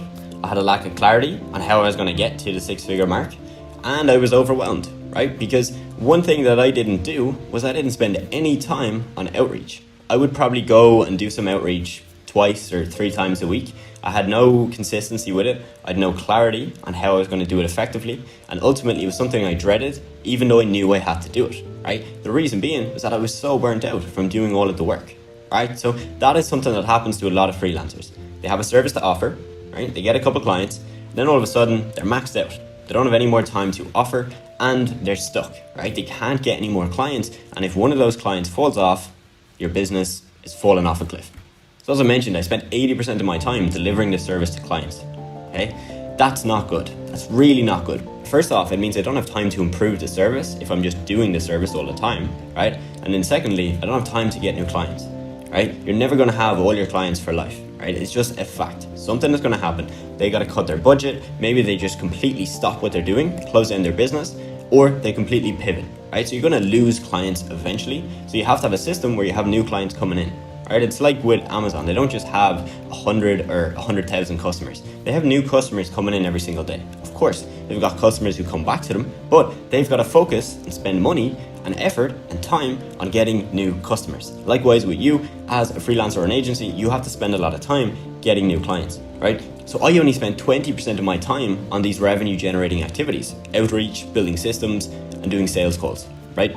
Ultimately, you got to flip that switch. You've got to do 80% on the revenue generating activities and 20% on the maintenance activities. and that is serving your clients and delivering the service to them. When you start off, you're going to naturally spend a bit more on the service delivery. That's just part of the way it is. That's just part of freelancing or running an agency. But keep this in mind. If you start off as a freelancer and you don't want to ever run an agency and you always want to do it yourself, be aware of this, because this is going to happen. And so because of this, I had extremely inconsistent growth. I had months where I might bring in 2K. I had months where I bring in maybe 4K. Months where I even hit 5 or 6K, right? But then I'd have months straight after those big months and they would drop, big drop, right? So if you don't want that inconsistency and you want steady growth, which is what we've had in the last 6 months, then you should go down the agency model route, right? So the freelancer route is really just going to set you up for burnout, lack of clarity, overwhelm, inconsistent growth, and really you're going to be trapped. That's the whole thing. So right here is how you can avoid the freelancer trap. Okay, so first off, you can flip that switch, right? So as we mentioned back here, spend 80% of your time on revenue generating activities and 20% of your time on the maintenance activities. Okay. Now, secondly, what you can do, you can build out a team and a system to deliver your service, right? So you obviously, if you have 5 clients, you can't just not deliver the service, right? You still have to deliver the service and you got to be obsessed with doing a good service, right? But what you can start doing after you have 1 or 2 clients is focus on building out a team and a system to deliver your service. Now, you can build this all out before you get a client, but I don't recommend that because you could put a month of work into building this out and then you could have no clients. So focus on getting the clients first and then build these out as you go. But very, very important, if you have a team, that's critical, right? If I had someone who could do Facebook ads and build sales funnels, would have been perfect, right? I could have, say, got a client for 1K, paid them $300-400 per month, and boom, they delivered a service, right? So what I'm getting paid for now is doing the sales and getting the clients in and running the business, okay? And secondly, you need a system to deliver that service, right? So it needs to be systematized and productized. Okay, so we like to think of our services as being products, right? So they're not buying our service, they're actually buying our product, right? So I know that sounds a bit different than what you may have heard. Essentially, right, when someone signs up with us for one of our smaller package or one of our bigger packages, they know what they're getting and we know exactly how we're going to provide that, and our team knows how they're going to provide that too. So we have a bunch of graphic designers who do a lot of the content creation work for our clients, and then we have a client manager who kind of conducts that. Right? They're like conducting the orchestra, right? They're telling the graphic designers what they got to work on, they're managing them, and they're making that process really, really smooth. And we've set that up because we've got this system, right? We've got a system where everybody knows what they're doing. They know how to follow our systems to deliver the service or the product to the client, and it all works very, very congruently, right? So the team helps the system, and the system helps the team. Now, you should also focus on setting your agency up, right, in a way that you can focus your attention on the outreach, the sales, and the systems, okay? So if you build out the team and the system, that should help you get over that roadblock and over that barrier, because now you can focus your time on the outreach, sales, and systems. Again, these are the revenue generating activities, okay? And always be looking ahead, right? So even if you have the best month ever, right, you've hit 10K, you are loving it, you've hit your goal, you're balling, right? It's easy to get complacent, right? Now, you should celebrate it, okay? Celebrate the big wins, celebrate your new clients, celebrate your big months, celebrate all that stuff. But you also have to be always looking ahead, right? So even when you hit the big month, you've got to be thinking, I've got more clients, right? So that means I need to have more people to do the work, and I need a better system to deliver that work, okay? So when you get a new client, yes, rejoice in the fact that you got a new client, but also think, hey, I've got to get someone else maybe to do the work, or I've got to get one of my contractors on a bigger contract, right? So they're doing more work for me. Okay, so always be looking at those things and look at the things coming next. So for example, this is something that we have to do now because we're growing quite fast. We have to be able to say, hey, what do we need next month? And what do we need 2 months down the line? Right? So we have a full-time client manager right now, and we know we already have someone now who's getting trained in as a part-time client manager, so we're going to need them soon, right? Eventually, full-time client manager is going to be maxed out. We're going to need someone else to slip in and help out there, right? So we're looking, right? We're always looking ahead and we're saying, who do we need next and what do we need next to make that happen? You should always view yourself as a business owner and not a tradesperson, right? So a freelancer is essentially a tradesperson, right? You have a skill and a service to offer, and you provide that to a client who pays you, and that's the extent of what you're doing. If you want to run an agency and you want to hit 6 figures and you want to have a proper business, like a real business, you have to look at yourself as a business owner. So when you're starting off, this can be hard to do because you may not have any clients. You may only have 1 client, maybe you have 2 clients. and you may not even have any contractors yet.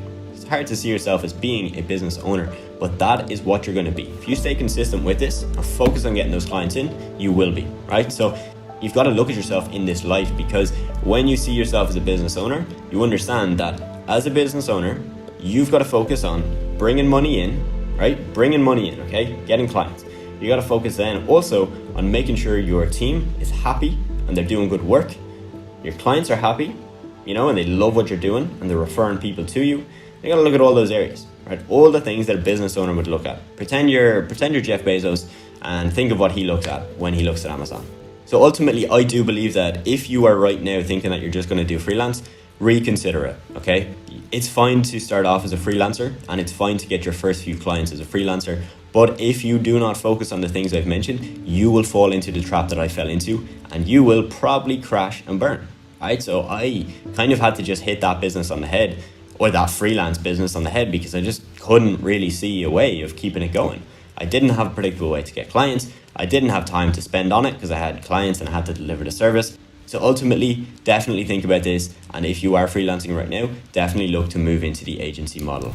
So there you have it, folks. As I mentioned, my goal was to give you the pros and cons so that you can make a decision. I can't just tell you being an agency owner is the route for you, because hey, it depends on your goals, your lifestyle, and your stress tolerance. As I mentioned, this is an extract from my old paid program. The new version has tons of new trainings, way better than this stuff, way more up to date, and there's a lot more support and help in that program. If you'd like more information about how you could work with me, you will see a link below this video where you can get some more info. Click that link and I will see you in the next video. Go Visually is the #1 tool that I use in my content creation social media agency. Now, this video is not sponsored, affiliated, or partnered with Go Visually. Go Visually, if you're watching this and you want to send me a bag, hit me up on Instagram or find my email on the contact tab on my YouTube. I just genuinely love your software, and that's why I'm making this video. So many of you watching this video right now are interested in starting a social media agency, and most of you want to create content for your clients as well. And from building a multi-six-figure social media and content creation agency, I know the struggles of running that content agency at scale. So let me explain to you the problems that we faced as a content agency before we decided to pay for Go Visually. I also want to mention that Go Visually is extremely cheap. Like $60 a month, I believe, is what we pay. And it easily saves us probably 30 hours a month minimum. So let me explain to you the process. I've got it written out here on my notes, so I'm just going to look on my laptop.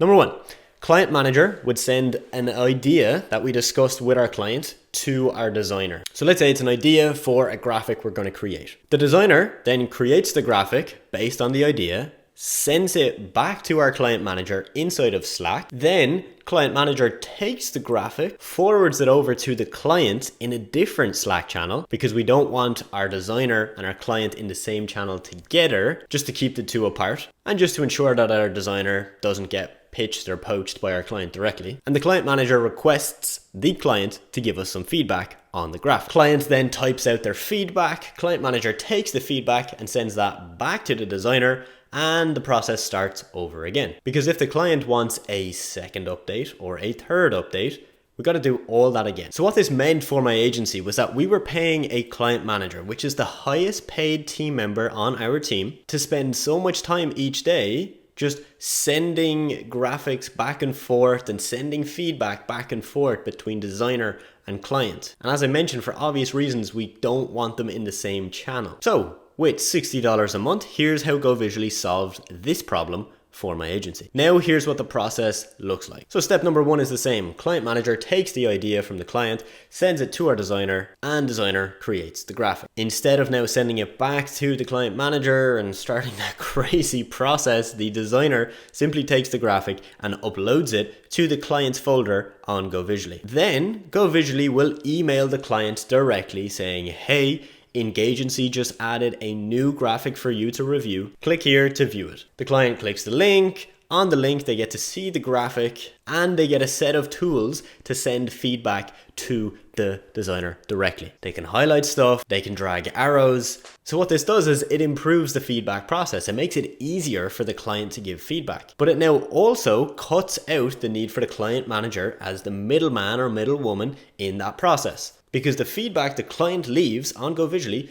goes directly to the graphic designer without the two ever communicating, because it goes all through Go Visually. So it does two main things. It removes our client manager from one of the most time consuming, boring tasks that they have to do every day, which then saves us a lot of money, boosts the client manager's morale, makes them enjoy their work more. They stay with us longer and we have to hire less people. And it also speeds up the rate of delivery of the content we create to our clients, because feedback can be given immediately, iterations can be sent back to the client almost immediately, and we shave hours off the delivery process. So that is why I absolutely love Go Visually. Now, if you have an agency where you create content and your clients want to give you feedback on that content, I would recommend you use this tool. I believe there's a function for video as well. So if you're creating video content, you can also use this. And even if you design funnels or websites, you can use this too. I remember seeing an agency use this for that exact reason before. They would create the layout of a funnel, save it as an image, upload it onto Go Visually, send it to the client, and the client can literally detail all their feedback about the funnel, go straight to the designers, and designers can change it from there. Again, unfortunately, this video is not sponsored, affiliated, or anything like that, so I don't even have a link to send you. Just type in govisually.com, and if they ask you who sent you, just drop in my name maybe. But jokes aside, guys, genuinely one of the best tools we use in my agency, and that's why I've ranked it as #1. Specifically for content creation, which can be a time-consuming, very manual process, like I just explained to you, lots of back and forth, lots of changes, lots of iterations. This makes that process easy for both our team, but also for the client. Happy team, happy clients, happy me. All right, friends, welcome back to another video. In this one, I'm going to explain to you how we signed a $20,000 social media marketing client. In fact, we have had one client that has paid us over $20,000, just over $24,000. And we had a second client that actually paid us just under that. They paid about $19,000. So I'm going to explain to you how we signed client #1. Hopefully there's some things you can take away from this video so you can sign your next or your first social media client. So let's start with the start. This was actually the first client that we signed in my agency. So this is the client that literally changed everything. You know, they took it from an idea, a dream, a hope to real life, reality, actually getting paid 1.2K per month from a client. This was back in November 2019. So this was pretty life-changing money. Did it make me rich overnight? No, but again, it gave me that hope, that realization that like this is possible, you know? It's not just people on YouTube signing clients and making a ton of money. Like this can happen. So we're going to put a screenshot up right now. You're going to see the total amount that they paid, underlined in red, $24,000, and you'll see then the monthly breakdown of payments. So just to run you through that, most months we were paid, as you can see, 1.2K a month. As you can see in month 3, they paid like $638 extra. If you look down, I think it's like month 8, they paid like $2,550. And then there's a few months where they paid like 1.65 and then 1.95. One thing I want to point out is that this client used to pay us manually. This was like the only client that didn't pay us using Stripe. So what it meant was that for this client, the payments are a bit weird. You'll notice, for example, at the start, it's like on the 16th, and then it's like the 26th, so like 10 days later. And this was because this client was paying us manually using our bank TransferWise, like direct to bank payments. Now, this is good and bad. What this meant was that we didn't pay any money in fees. All right, so we saved quite a bit of money, probably saved ourselves, you know, at least $1,000 in fees. But the downside is that we didn't have the ability to authorize a payment on their card, meaning that we couldn't auto bill them each month. So they were pretty good, like they paid on time nearly all the time, but there were certain times where it would go maybe 3 or 4 days into the month and they hadn't paid yet, but it was all good. They were pretty easy to work with. So I want to break down why they were paying different amounts. So with this client, they were paying for full social media management, which meant that we were creating like 20 to 30 pieces of new content, writing captions, generating hashtags, creating Instagram stories, like everything to do with their social media we were doing. Now, they only had an Instagram page, so we weren't posting anywhere else. So it's pretty easy for us. And in the months where they paid more money, I'll tell you what happened. So probably halfway through our arrangement, they had a backup page that we were posting some content to. So we weren't managing it fully, but we were creating some extra content for that page. And that's when the fee went from 1.2K to I think 1.65K per month. And then I think they had even another page at the very end, as you can see, for like the last 4 months where it was 1.95K. And in the months where they paid like way more money, like 2.5K, and there's actually the third payment, if you see, of 1.8K, that was actually an extra payment on top of the monthly payment, and those were for ebooks. This is a common trend you'll know with some of my clients. A lot of them work with us for social media management, but we're really good at content creation. Like, we're really damn good. And because of that, whenever they have like an ebook that they need to build or a lead magnet that they want to host on their website, they come to us because they know they'll pay us more than they would pay a freelancer, but we'll get it done. It'll look beautiful, and they really won't have to lift a finger. They just send us a rough outline of what they want and we'll get it done. So yeah, total amounts, $24,000. Now, we actually left this client. This client didn't leave us. There's a few reasons why. The main reason was that they didn't want many people involved with their project. And this is really the only client that we had this issue with. Most clients really don't care who they're speaking to, who they're talking with on your team, as long as the work is done and it's good. But I think this client was a little bit old school and they didn't want that. So it meant that it was very difficult for us to get a really good profit margin on this client, and it took a lot of time for the amount they were paying. So yes, they paid quite a bit of money, but proportionate to the time that we would spend on other clients, it didn't make sense. And we kept it going for a while and we tried to make it work, but at the end we were just like, look, we're not going to do this. So we can either, create the content with our team, but we're not going to be managing your page because of all the strings attached. And yeah, look, guys, there are times where you're actually going to leave a client. Okay, it's rare. Like, we've barely done it once or twice, but there's certain times where it just makes sense, where like it's taking too much of your time, they're too difficult to deal with, and you just have to put your time elsewhere. It's only fair for you and for them, so they can go elsewhere and get a service that more matches what they're expecting. Okay, so how did we sign this client? This was our first client, and it's quite a funny story. So like most of our clients, we initially got in touch with these guys through Instagram. That's where we do most of our outreach. And before we signed them for like 1.2K, we like worked with them. It was like either a month or maybe 2 months before, where we just did like a couple of posts for their Instagram, kind of as like a trial, because we didn't fully know what we were doing.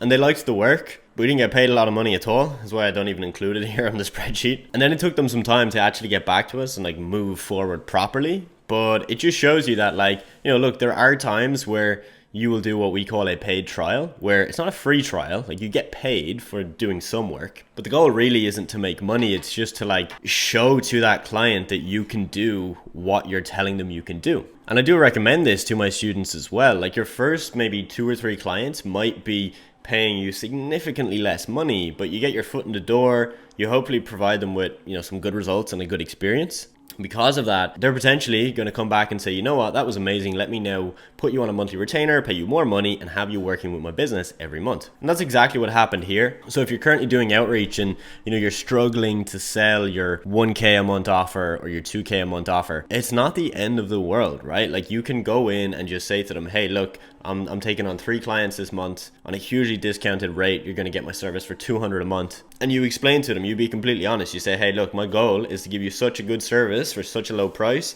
that then you want to go to my base package after the first month. And if not, you agree to give me like a testimonial or a review that I can use in my case study. So it's a win-win. You either get the client on the higher package, or you get a testimonial after the first month and you get a little bit of money. If you have hopes of building a 6-figure or even a 7-figure content or social media agency, one key thing that you must understand is that your onboarding process and the questions that you ask to your clients as soon as they get on board will make all the difference. You see, by asking your clients the right questions, you will make your life easier, but also you'll make their life easier. And happy clients lead to a very happy life. Trust me. Ask the wrong question to your clients and you may end up creating content which then needs hundreds of revisions. Or it'll just simply leave your client pissed off, annoyed, dissatisfied, and they'll leave you. For the sake of this video, we're going to focus on a client that is paying you for short form video content. But the questions I'm going to ask will also apply if you had a client paying for graphics or for any other type of content that you have to create. And these questions apply whether you are personally creating the content yourself as a freelancer or if you're sending the content to a video editor who does the work for you. Question number 1 to ask your client: did you send me all of the raw footage and the raw video files that are required for this specific piece of content? This question you should not have to ask to your client every single time you create a piece of content. You should cover this exact question in your onboarding call with a client. This is the call where you set up how you guys are going to work together. But from time to time, again, you will need to re-emphasize this question and re-ask this question so that your client remembers to send you everything. Making sure that you have all the raw video files, everything that you need, is key, because it's going to make it easier and faster for you to go ahead, get the content made, and then to get it back to your client. Question number 2, you definitely need to ask, if the client has not given you this information already, is what style are we going for with this video? For example, if you pull up my TikTok page, like my editor will do right now, you'll see there's various different styles of content on my page. Some with animations, some with just text on screen, and then the text on screen even changes style, colors, different shapes, etc. The reason it's key to ask this question is that you could spend 40 minutes, 2 hours creating a beautiful video for your client. You send it back to them and they say, hey, it looks cool, but I don't want that style. I want this style, which is completely different, meaning that you have to start the edit all over again. Similar to question 1, this is something I would ask my clients in my onboarding call. In fact, one of the things we did in my agency was, as part of our onboarding form, which is a form a client would fill out, we would literally give them examples of styles, different fonts, different color schemes, and we would ask them to give us their opinion. Which one do you like best out of all of them? That way we have a really good understanding of the type of style we're going to create for our client. On top of that, when a client would sign up with us, before we create, let's say, 30 videos, we would edit one video in a particular style, and we would use this as what we called a template.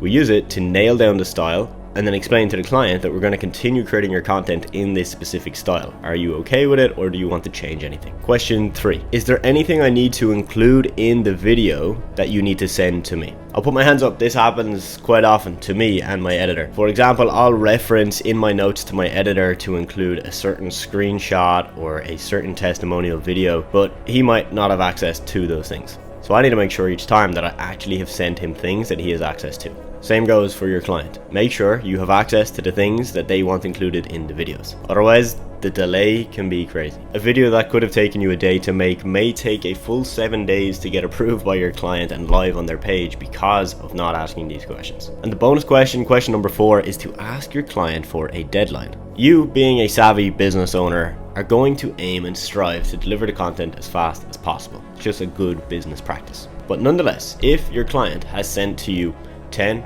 maybe 15 videos to be created, you need to get clear on which ones are the priority. If your client has not told you yet he's expecting video number 7 to be done tomorrow because he wants to post it for a promotion he's running, you need to know that. So again, ask your client this question. It's also a little trick that you can use to over deliver. Your client says 5 days, get it done in 3. They'll be impressed, they'll like your service even more.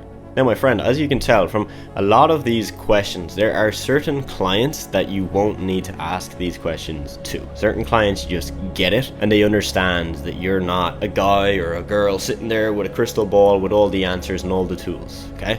They understand that they got to give you the info. But for clients of yours that are not thinking that far ahead, you need to make sure you ask these questions. But hey, as you can imagine, asking the right questions to your clients is half the battle. Actually building out a team of video editors and content creators that can really satisfy your clients' needs effectively and actually get them good results is a whole other battle. And another battle is actually getting the clients. If you have a struggle in any of those two areas, service delivery or actual client acquisition, I might be able to help you out, so feel free to book in a call with me. Link to that will be in the description of this. So I've made videos on my channel showing you a $3,000 a month social media marketing client. I've shown you a client that paid $2,916 per month. I've showed you clients that paid $2,500 a month. And while that's all well and good, signing those high ticket clients, I want to show you what a low ticket client looks like. Specifically, a low ticket content creation only client, not getting paid for social media management, Facebook ads, or any other service. So this video is exactly what I'm going to do. I'm going to pull up a client proposal that was sent to and signed by a client, and a client that stayed with us for quite a long time. So even though they only paid a small amount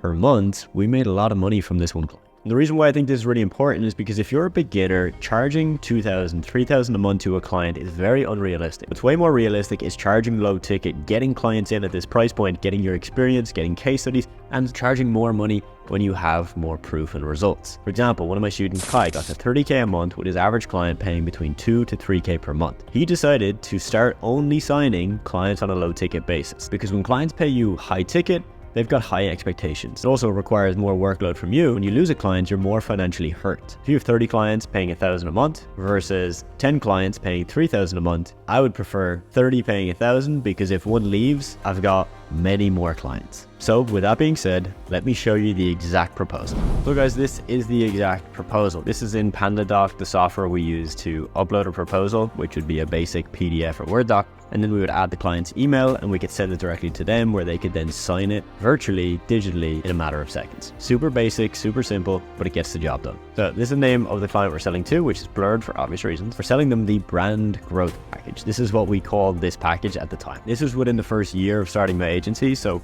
we're still figuring things out. So super simple, $350 per month for 10 infographics created by our agency. That's it. So that's $35 per graphic we would create. And let me tell you this client was incredibly easy to work with. We would have a call a month. We would go through the content ideas, send them over a content calendar. We'd get all of it approved, and then we would just create the graphics, send them back. They rarely didn't like what we did, so it was very easy. And the profit margin on a client like this is really damn good. Because at this time, I believe we're paying about $5 per graphic. So if you do the maths, all right, $5 times 10 pieces, $50.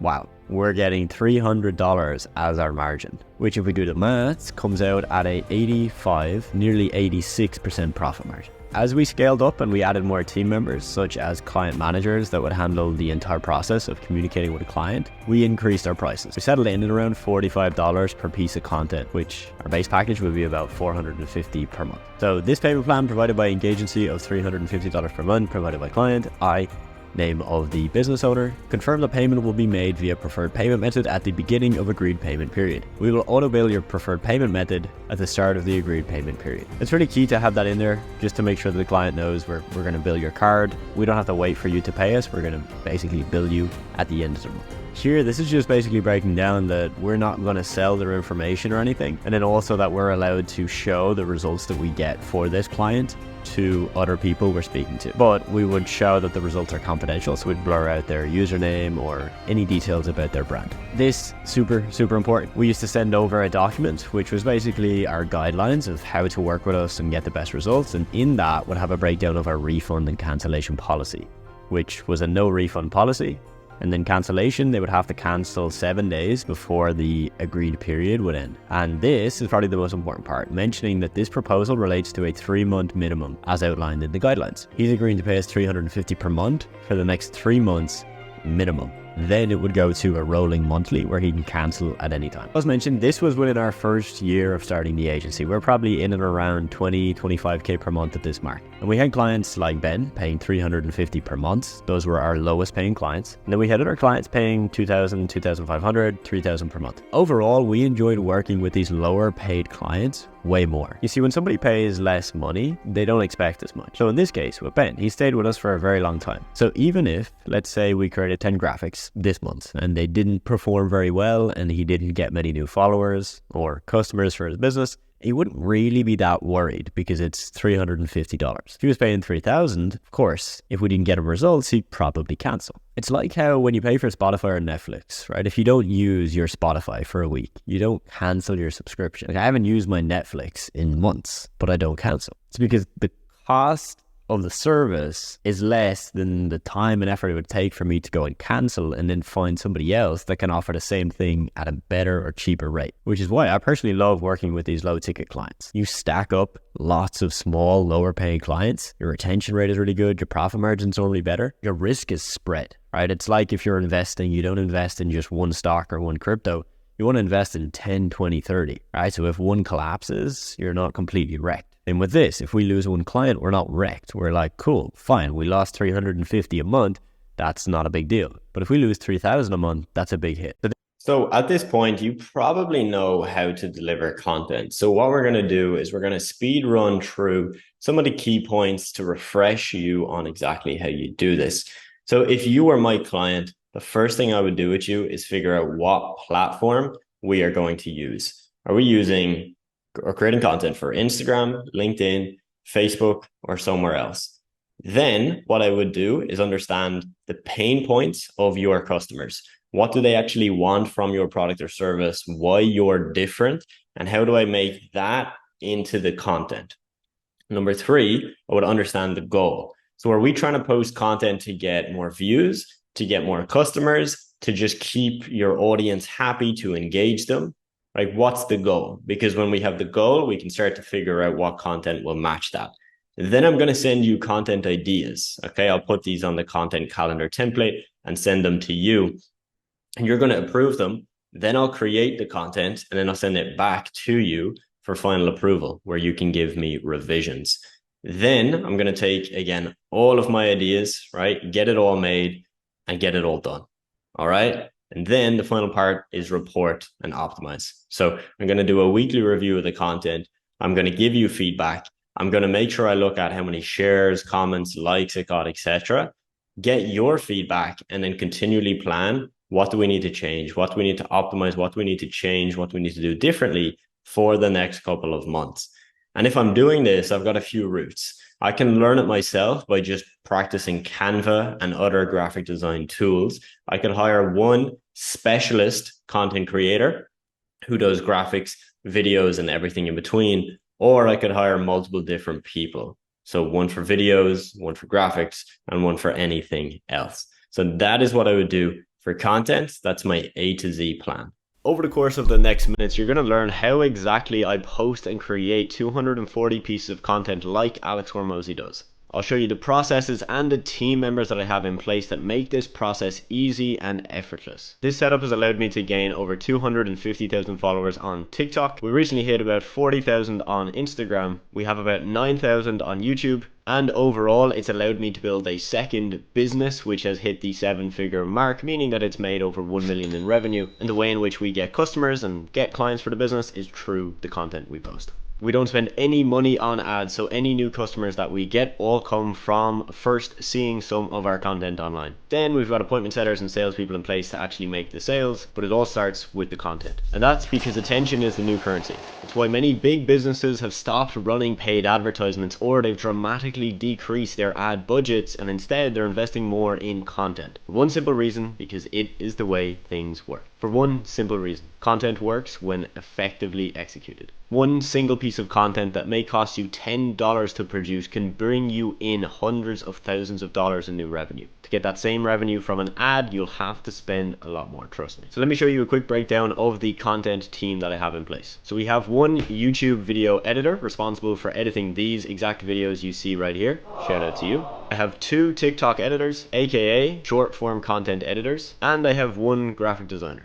Editor number 1, Mr. YouTube Video Editor, responsible for these videos, but also for taking engaging clips out of these videos, which are then sent to another editor. Editor number 2 takes the engaging clips from the YouTube videos that editor number 1 has clipped and creates content from that through adding subtitles, animations, and sound effects. Editor number 2 also creates content like this, some of these examples you can see on screen here from my TikTok, where I have actually purposely recorded those content for TikTok. So that means I've rotated my phone to portrait vertical version, popped on the ring light, and recorded for 30 seconds to 2 minutes. Editor number 3 is responsible for creating lifestyle content. So some of these examples you see on screen from my TikTok are lifestyle pieces of content. You'll notice I'm not speaking to the camera, and there's typically a collage of clips of me showing my lifestyle with some text on the screen. These are very simple and easy to make, but some of these get an incredible amount of views. I've had videos just like these get over 1 million views on a single video.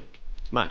And then our graphic designer is in charge of creating some content for Instagram. You'll see some examples here of graphics we've posted, but also for creating YouTube thumbnails. So that's the team.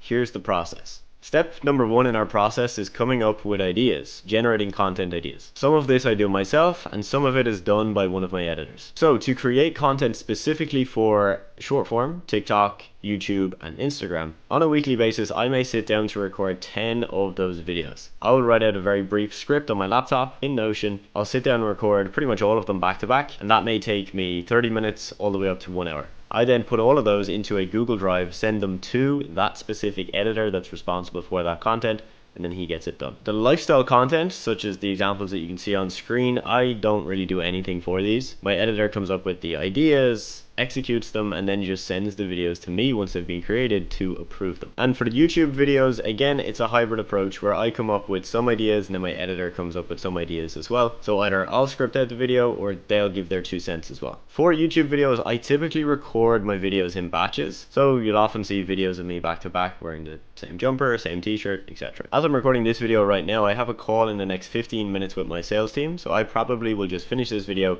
leave my camera set up, and then after my call, I'll come back and record the extra videos. I've got 2 more to record today. So my editor's going to pop up a screenshot of our Notion board, blurring out all of our content ideas, obviously, to show you what our Notion board looks like. The reason we use Notion is that it's just very, very easy to use and to track the moving pieces. So we know how many ideas we have, how many videos are scripted, how many are ready to be recorded, how many have been recorded, how many then are ready to be posted, how many then have been posted, and it's all tracked. So if I don't know if I posted the video that my editor made 2 weeks ago, I can just check the Notion board. There's no guesswork, it's all tracked. Another reason we use this exact setup in Notion, which to be honest you could use in a different software or platform, Notion is just one I use personally, is the fact that we can have different sections and different columns for content that needs to be approved. This means that I need to look at the content, look at it, and make sure it fits the criteria and matches our brand. So for example, for a YouTube video, sometimes I'll get a YouTube video back from my editor and there are no revisions, meaning I don't want to change anything and it's good to go. Other times I'm picky and I have to change 3 or 4 things in the video, and my editor has to basically just correct mistakes. Having this as part of our process means that I can give feedback in a way where we know where the video stands. We know if it's done, and we know if it's done but needs to be approved by me. So that is the system, the process, and the team members that I have in place in my business. And this is for my personal brand. This has nothing to do with the agency that I built. However, for the agency that I built, we primarily delivered content to our clients. So this system that you've seen is very similar to the content system we would have used in the agency. So the process of, scripting things out, having different sections for videos that are created, ones that need approval, that's the same type of process we used. And since I built my agency primarily around content, most of the people that I work with in my coaching business also want to create content agencies or social media agencies. And because of that, a lot of the people that come and work with me want to do the exact same thing that I've done, which makes it very, very easy for me to teach them and to show them the ins and outs and to give them the templates and the systems and the SOPs and the processes, because it's exactly what I've done myself, both for my agency but also for my personal brand as well. So I'm not quite as famous as Alex Hormozy, but I am posting as much content as him. This leads to the client and the customer being way more satisfied, which means they'll stay with you longer, pay you more money, and you get richer. Some of you have probably never onboarded a client before, but even if you have, you've probably done it wrong. However, until now that is. Right here, right now, I'm going to give you the exact framework that me and my students use to onboard clients for content creation and social media management. Now, for you to go ahead and onboard a client, you first need to get paid. However, many of you who do not have any clients might not be 100% confident in how you onboard a client, which is then actually holding you back from signing clients. So my goal here is that if you have clients, that you can onboard them smoothly, but to also give you the information necessary to boost your confidence up so you know when you sign a client, you know how to onboard them. So my friend, you've had a sales call with a client. You've pitched your content creation services or your social media management package, and the client has agreed to work with you. Now, you might be asking yourself, what's the next step? So here's what you have to do. First, you're going to send your new client an onboarding form, but that onboarding form should only be sent to the client after a few key steps have happened. A few of those key steps are: 1, has the client actually paid you yet? And 2, have they signed a proposal or a contract? If they haven't, don't send the form yet.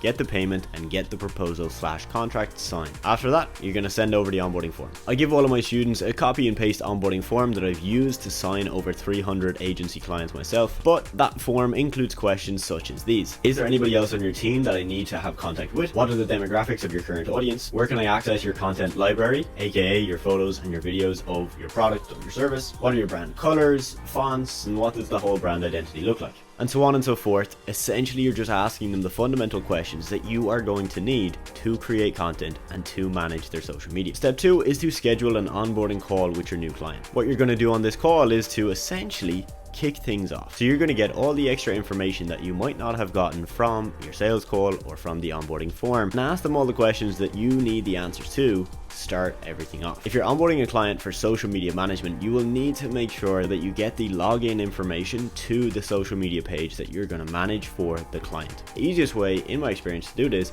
is live with them on the call. Some of the things that you should discuss with your new client on your onboarding call are the expectations of what you're going to deliver, how often you'll communicate, where you'll communicate with them, WhatsApp or Slack, how many revisions they can request of your content. You're setting the record straight. You're ironing everything out so that everything can work smoothly. The last thing you want is a client to come back to you after 30 days and say, hey, I thought I was going to get a different result, or I thought I was going to get something else from you. Clear all of that up on this call. So make sure you've got all the fonts, all the color schemes, and all the necessary resources before you start creating the content for the client. This is going to save you a lot of headaches because you're now going to need less revisions. If you get everything you need from the client, chances are they're not going to be as picky as the client who didn't give their agency all the materials that they needed. This leads to the client and the customer being way more satisfied, which means they'll stay with you longer, pay you more money, and you get richer. And lastly, you need to be organized and you need to use systems. The worst thing you can do is to not be organized with your work.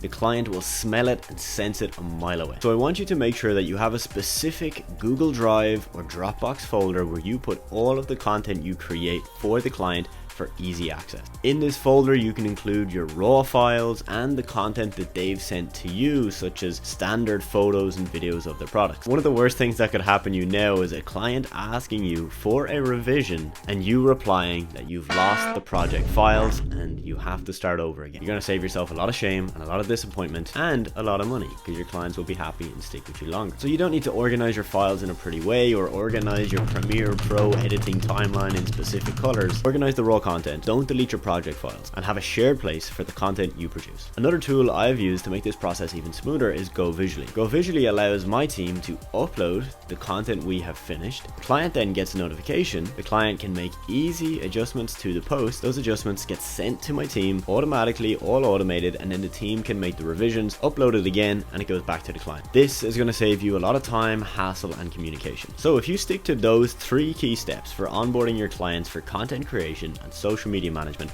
you probably will have a good experience. Now, the problem for you now might be learning and knowing how to actually sign clients that you can then onboard. If you'd like to learn how, because I've signed over 300 clients for my own agency, you can book a call with me or one of my team members below this video and we can show you how. We have helped scale up multiple content creation and social media management agencies to 10K a month, 20K a month, and beyond. And if you want to be next, book a call, let's have a chat, and we'll see if we can help.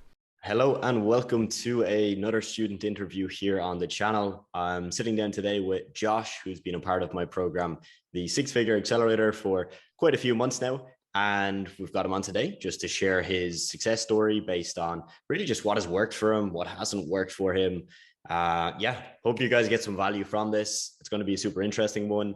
I've, talked a lot with Josh over the last few months, and so has my team, and he's got very interesting insights. He's got a very, very good mindset, and just super interesting to see the point that he's at right now and what he's done to get there. So Josh, thank you for coming on, man. Yeah, thanks so much, Adam. I'm looking forward to talking today. Awesome, man. Sounds good. So just to start things off, Josh, it's obviously best to give people an insight into where you are currently. So just before we hit record, we were just talking about the fact that you have just restarted marketing for your agency. So you didn't take on any clients for the last couple of months as you were focused on just service delivery, fulfillment, and your systems. How many clients do you currently have?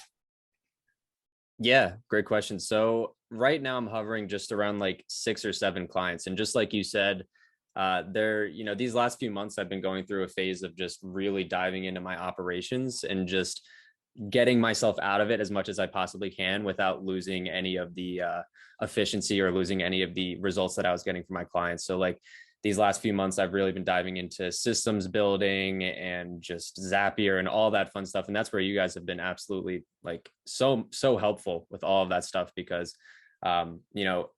it's easy to kind of find yourself in a position, especially when you're first starting, where you kind of want to do everything yourself, right? Just because you kind of want to have a lot of control over everything that's going on. Of course. And I quickly found myself in that position. I kind of got in that freelancer trap that you've talked about. And it's been nice, these last few months to kind of just look at everything and figure out all of the little parts of my overall system that I can improve on and also outsource And yeah, just like you said, I'm diving back into marketing now. So I'm excited to continue to grow that number from like 6 to 7 clients as high as I can possibly go. Awesome, man. Yeah. And I think so obviously you've had the time to focus on the operations and figure out what works, what keeps clients happy, and obviously what doesn't keep them happy, right? What are the red flags and what are the things that you need to get rid of or change? Are there any things that stick out to you as like factors that retain your clients for you? Because when I look at it, Josh, it's typically results and experience. So if you have a good experience for the clients, awesome. And if you have good results, that's awesome. And certain clients will leave for a lack of experience or a lack of results. So obviously, if we can get the two, we're in a better position. Are there any kind of main factors that you look at when you look at the clients that have stayed with you the longest that have resulted in them actually staying? Yeah, great question. I think that the number one thing that I push is I try to have the best possible communication I possibly can. And I also try to remain as kind of like flexible and as malleable as possible. So what I mean by that is, when I first started doing social media management and content creation for my clients, I was kind of just sticking to what I knew, which at the time was graphic design. So I have a graphic design background. I started maybe 4 or 5 years ago freelancing and like designing logos and brochures and stuff like that. So I think when I made the transition to social media management, I kind of viewed it as like, okay, I'm just going to make some graphics for, different clients. I'm going to post it out onto their pages. And I think kind of going back to my point of remaining malleable, I think what is really, appreciated by your clients and also what gets them the best results is being a student of the game. So like actually learning the best possible practices constantly and being willing to adjust your strategy, even with your new clients, because your clients will appreciate honesty. And, I've been in situations before where I've been like, hey, I really want to test out this thing that I think is going to work really well for you and get you these incredible results. Right. So I think just being willing to do things like switch from graphics to, put more of an emphasis on Instagram Reels or TikToks or kind of where things are trending now. So I guess my number one piece of advice would just be to kind of look at your offering as something that's going to continually change and you're going to continually test. And even when you kind of hit jackpot and you start to get some results for your clients, it's not even done there, because obviously in a space like social media, things change so rapidly. So you really just got to kind of keep your finger on the pulse and understand what's going on in the social media world. Yeah, completely agree with you right there, man. We've had that in our agency as well, that example of switching from just graphics, because we just did graphics for like the longest time, to then incorporating more, really, first off, just different forms of graphics, right? So just making sure we mastered all the areas. So infographics, quotes, carousels, Twitter style posts, everything you can imagine. But then also, like you said, adding in the video, because at the time of recording this, right, this might change 6-12 months from now, but right now it's video. Video is the go-to format of content, and it probably is going to be that for the next few months. So if you're watching this looking to get into the game, there's huge opportunities right now with video marketing, whether that's creating videos for YouTube or editing podcasts for people or editing TikToks or Reels. There's literally so much there. So if you guys want a quick tip, that is it for this little short one. Sweet, man. Cool. We touched on some nice bits there. When it comes to, Zapier, automations and systems, are there any examples of systems that you've built out that have either just like saved you a ton of time or really just freed up? I've really just automated something that you really don't like doing. Because when I build a system, that's what I look at, right? Is it going to save time, or is it just something I absolutely hate doing? Because if I hate doing it, why am I doing it? You know what I mean? We're business owners. Let's solve the problem and let's get rid of it. Yeah. Great question. First off, for anyone that hasn't used Zapier before or is looking into it, I would say just start using it as quickly as you possibly can. Like, I think for a while I was kind of putting it off because I think the idea of automation kind of scared me. Like, I'm not, I don't know any code or anything like that. So I was like, what, Zapier is kind of for those more advanced businesses that have things figured out, but it is so simple to figure out. It's so easy and it makes such a difference. And I think as a good example to your question, before, what I was doing was every single time. So I have a team. It's just me, a graphic designer, and a virtual assistant right now. And what I was doing before is whenever I needed some kind of work done. So like, let's say I have a client who needed some social media posts to be designed. What I would do is I would go into Trello and I would manually create a task for my graphic designer. I would type it all up. I would link out to the correct document that I wanted them to go look at. And it was really like a laborious process. Like there was a lot of steps that went into it. And every single time it kind of created natural bottlenecks, like within every single step of the client journey. So every single time that something needed to be happening, I needed to be involved to at least tell somebody what to do or to do it myself. Right. So one of the biggest game changers that Zapier has done for me is I have it all linked up with Trello and my Slack and everything, so that anytime that a certain thing moves to a certain spot in Trello, it immediately communicates everything to my team with the correct links and everything like that. So, I'm definitely not I don't think I've used Zapier to its like full potential quite yet, but based on what I've done so far, like even just having that, like the little communication pieces in between every single step has really started to streamline the process for me. And yeah, again, if you haven't started using Zapier, dive in. It's amazing. Yeah, couldn't agree more, man. I absolutely love the software, and I've probably sent them hundreds of customers, but no affiliate links or anything like that. Now, look, guys, if you're watching this and you're brand new to the social media marketing world, don't get scared by this either, because obviously me and Josh didn't start building, all these crazy systems and automations for our businesses. You start very basic. You get a client, you figure out how to deliver the service to them. You maybe hire a graphic designer to help you out, and it all falls into place from there.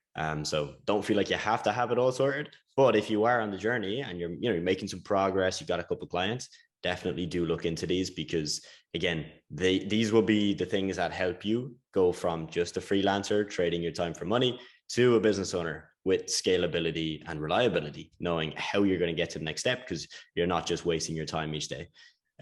Cool. Josh, what, on a day-to-day, like I know I have a rough idea of your day-to-day, but I'm just going to ask the question for people watching and listening. What does that typically look like for you? And how do you see that, let's say, changing in the next 6 months as you move to more business owner, CEO role, operating the business, working on it, and of course, signing more clients and scaling up? Yeah, so I have, first off, I do time blocking in Notion. So basically like every single chunk of my day, whether it's by the hour or by like 45-minute blocks, I have planned out what I'm going to do. And as for my day-to-day, I usually start off, I go to the gym in the morning and everything like that. And then before I do any other work, like before I respond to messages to my team or anything like that, I will do like the design work. So another book shout out, Clockwork. We've talked about that one before, but they refer to kind of working on your business as design work. So that's what I call it now too. And like for these last few months, that little design block of time would be for building systems, automating, figuring out how to get myself out of operations. Now I've replaced that time with prospecting and kind of figuring out what I'm going to do from a marketing standpoint. So that's usually what my morning looks like. After that, I transition into the doing work, which is kind of like the things that I need to do for my clients, the busy work, the things that need to get done but aren't necessarily going to progress the business forward. And then after I get all those things done in the afternoon, I'll usually return back to do any more design work if I am not mentally exhausted or if I'm feeling good. And I'd say in the next few weeks and months, what I'd love to do is continue to just transition more of that doing work into design work, because, you talk about this in the programs and everything, but you really need to have the mindset shift into working on your business rather than inside of it. And when you're starting off, it's totally acceptable and completely fine to work inside your business. I mean, I did for a very long time. And just slowly kind of chunking off things that take up your time every single day and just switching into that kind of design work where you're working on your business, you're making hires, you're building systems, you're automating things, everything from your onboarding to your marketing to your operations and, every single piece of the pie. So yeah, that's usually what like my normal day will look like. And like I said, just trying to switch over to as much design work as I possibly can. Awesome, man. Yeah, it's really, really important to have that time each day, because, I can definitely say from my journey, the periods or let's say weeks or months where I slack on that, and I don't do enough of the working on the business and design work. Yeah, things slow down, things break. and you just don't spot the opportunities to grow. Whereas, you know, for my first year in the agency, I don't know the exact number, but, you know, we're going to assume at least a couple of hours a day were dedicated to working on the business.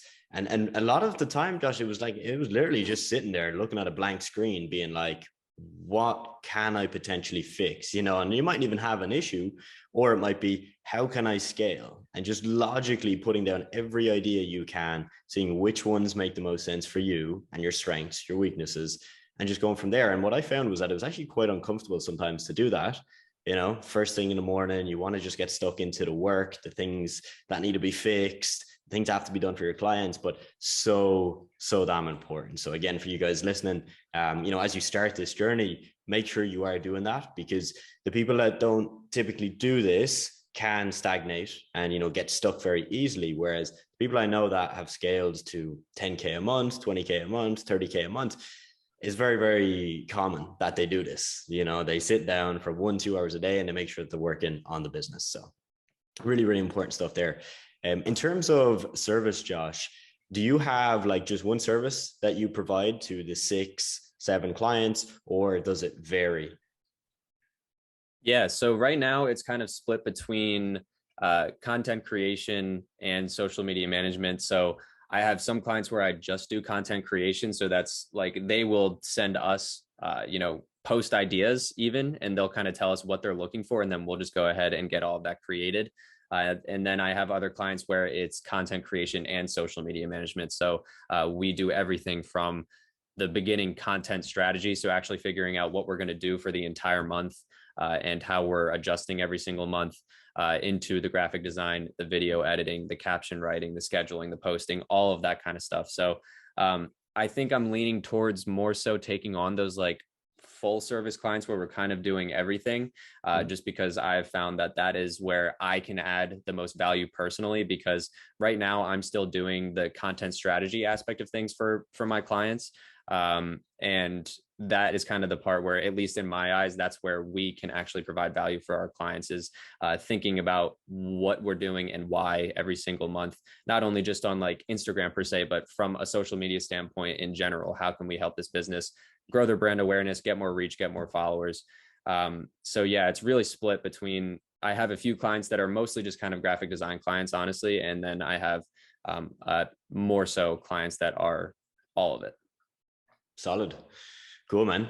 And, you know, for my agency, it was very, very similar where, you know, naturally, as you serve more clients, you do spot more opportunities to have upsells or cross sells to different services. So again, you have a client for content only. There's probably going to come a time where they're like, oh yeah, I actually need someone to manage it now as well. And you step into management, and then they're like, oh, actually, do you guys design ebooks? Do you guys help with landing pages? You know, that's very, very natural. And I know quite a few people that have these full service, full stack agencies. And, you know, there's obviously pros and cons of the approaches, right? Of doing everything or just doing one thing. But yeah, you know, if you found that for your clients, they want it and they'll pay more money for it, and you can, you know, deliver it without a huge amount of stress, and you've got the good systems, because you probably do. You spent, you know, quite a few months working on those things. Yeah, man, makes sense. Solid. And, you know, one question I wanted to ask you, man, was like, what do you think will change, you know, in the next 3-6 months as you scale up? And that could be like personal life, that could be just how you approach your day in the business.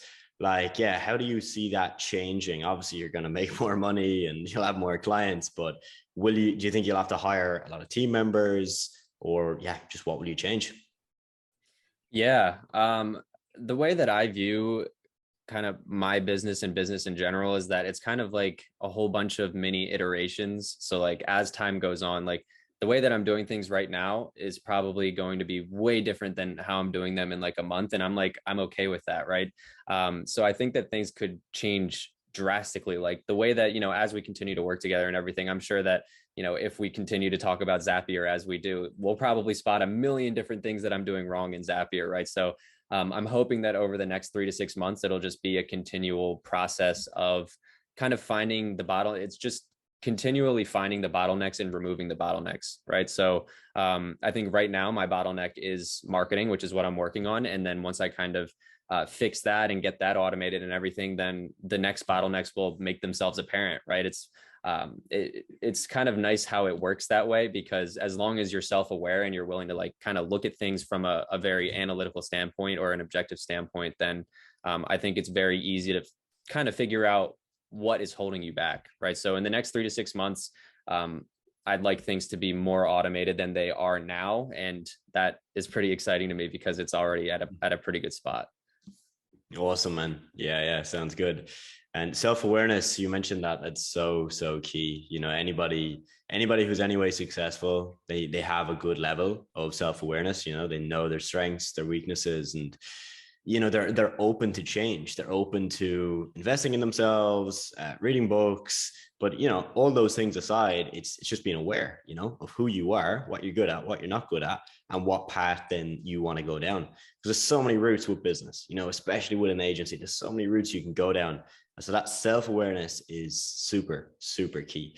You know, on the topic of self-awareness, mindset, is there anything that kind of stands out to you that helped you when you were getting started, Josh? Because, you know, it's such a scary thing for most people to say, one, I'm going to do this, you know, to actually make that like commitment of, wow, I'm going to start a business. It's crazy.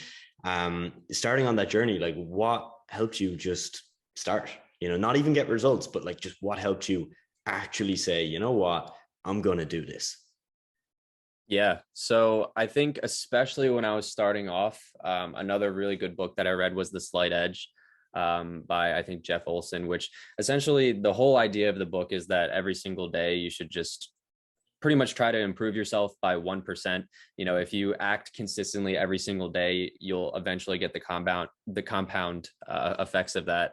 I think in the beginning, it's very easy to get discouraged. And I know that I certainly got discouraged because, you know, we talked about it a little bit before this call, but a lot of the times with prospecting and marketing, especially the things that you're doing today, you might not really reap the rewards of those things until 3 months from now, right? So I think that in the beginning, it's so crucial to act without kind of any expectations of receiving anything at all, and just stick to your 20-mile march every single day. So just have non-negotiables that you do every single day. And regardless of what comes out of that, you know, it's better to have input goals than output goals. So rather than saying like, by the end of this month, I'll make 5K or whatever, it's better to say by the end of this month, I want to have sent 300 outreach messages or something like that. So I think that having that mindset of kind of being indifferent to the results almost, and just focusing on kind of being a little bit robotic and just focusing on your numbers really helps.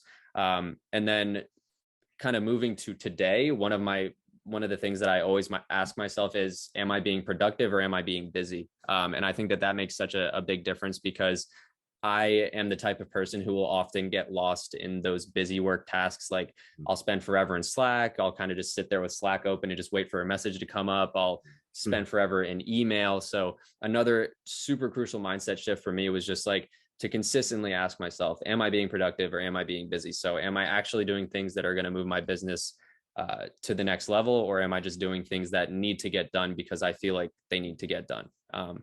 And those are really kind of the two things. So starting off and then to where I am now.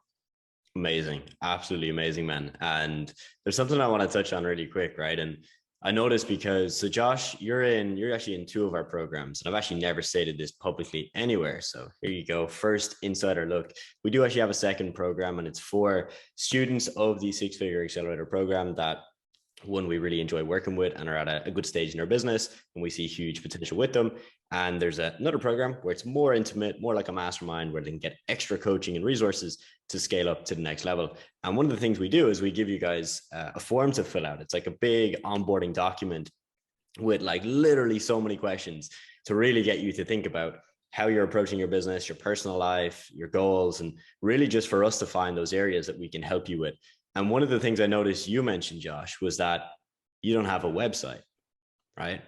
And the reason I want to bring that up is because so many people watching this are probably thinking, okay, cool, Josh, this all sounds great. So if I'm going to start a business, I'm going to have to, you know, get the logo, get the website, get the business cards, and then we'll make some money magically.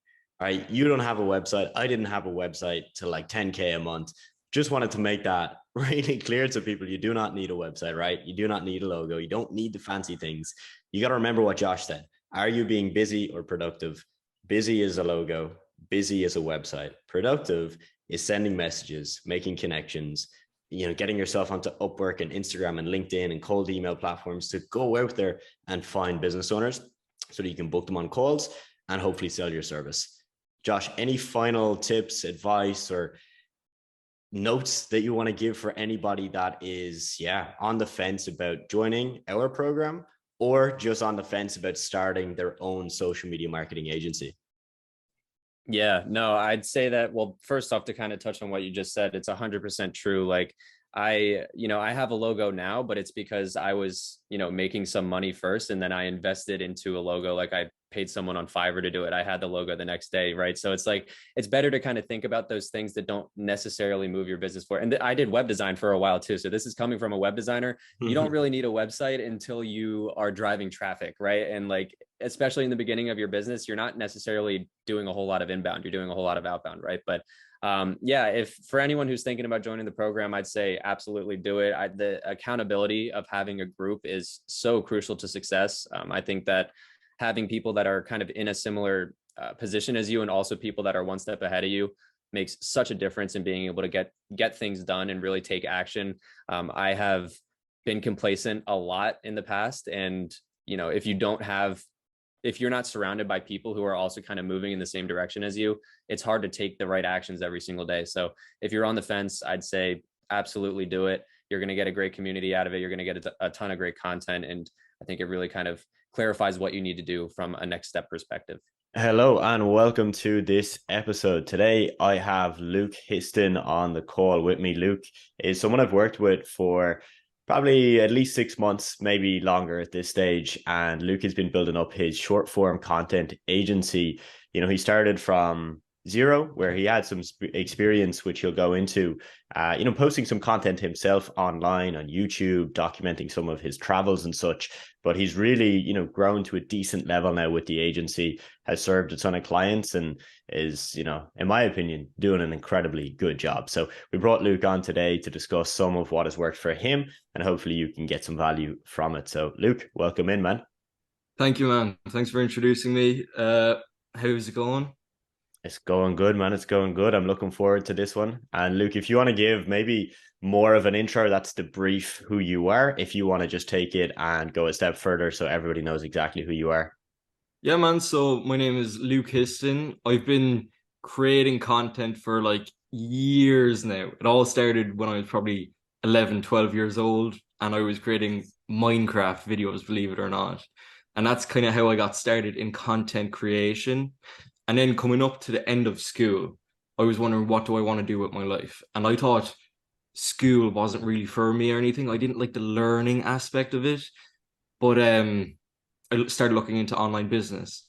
Obviously found your course, started looking more into agencies, content agencies, things like that.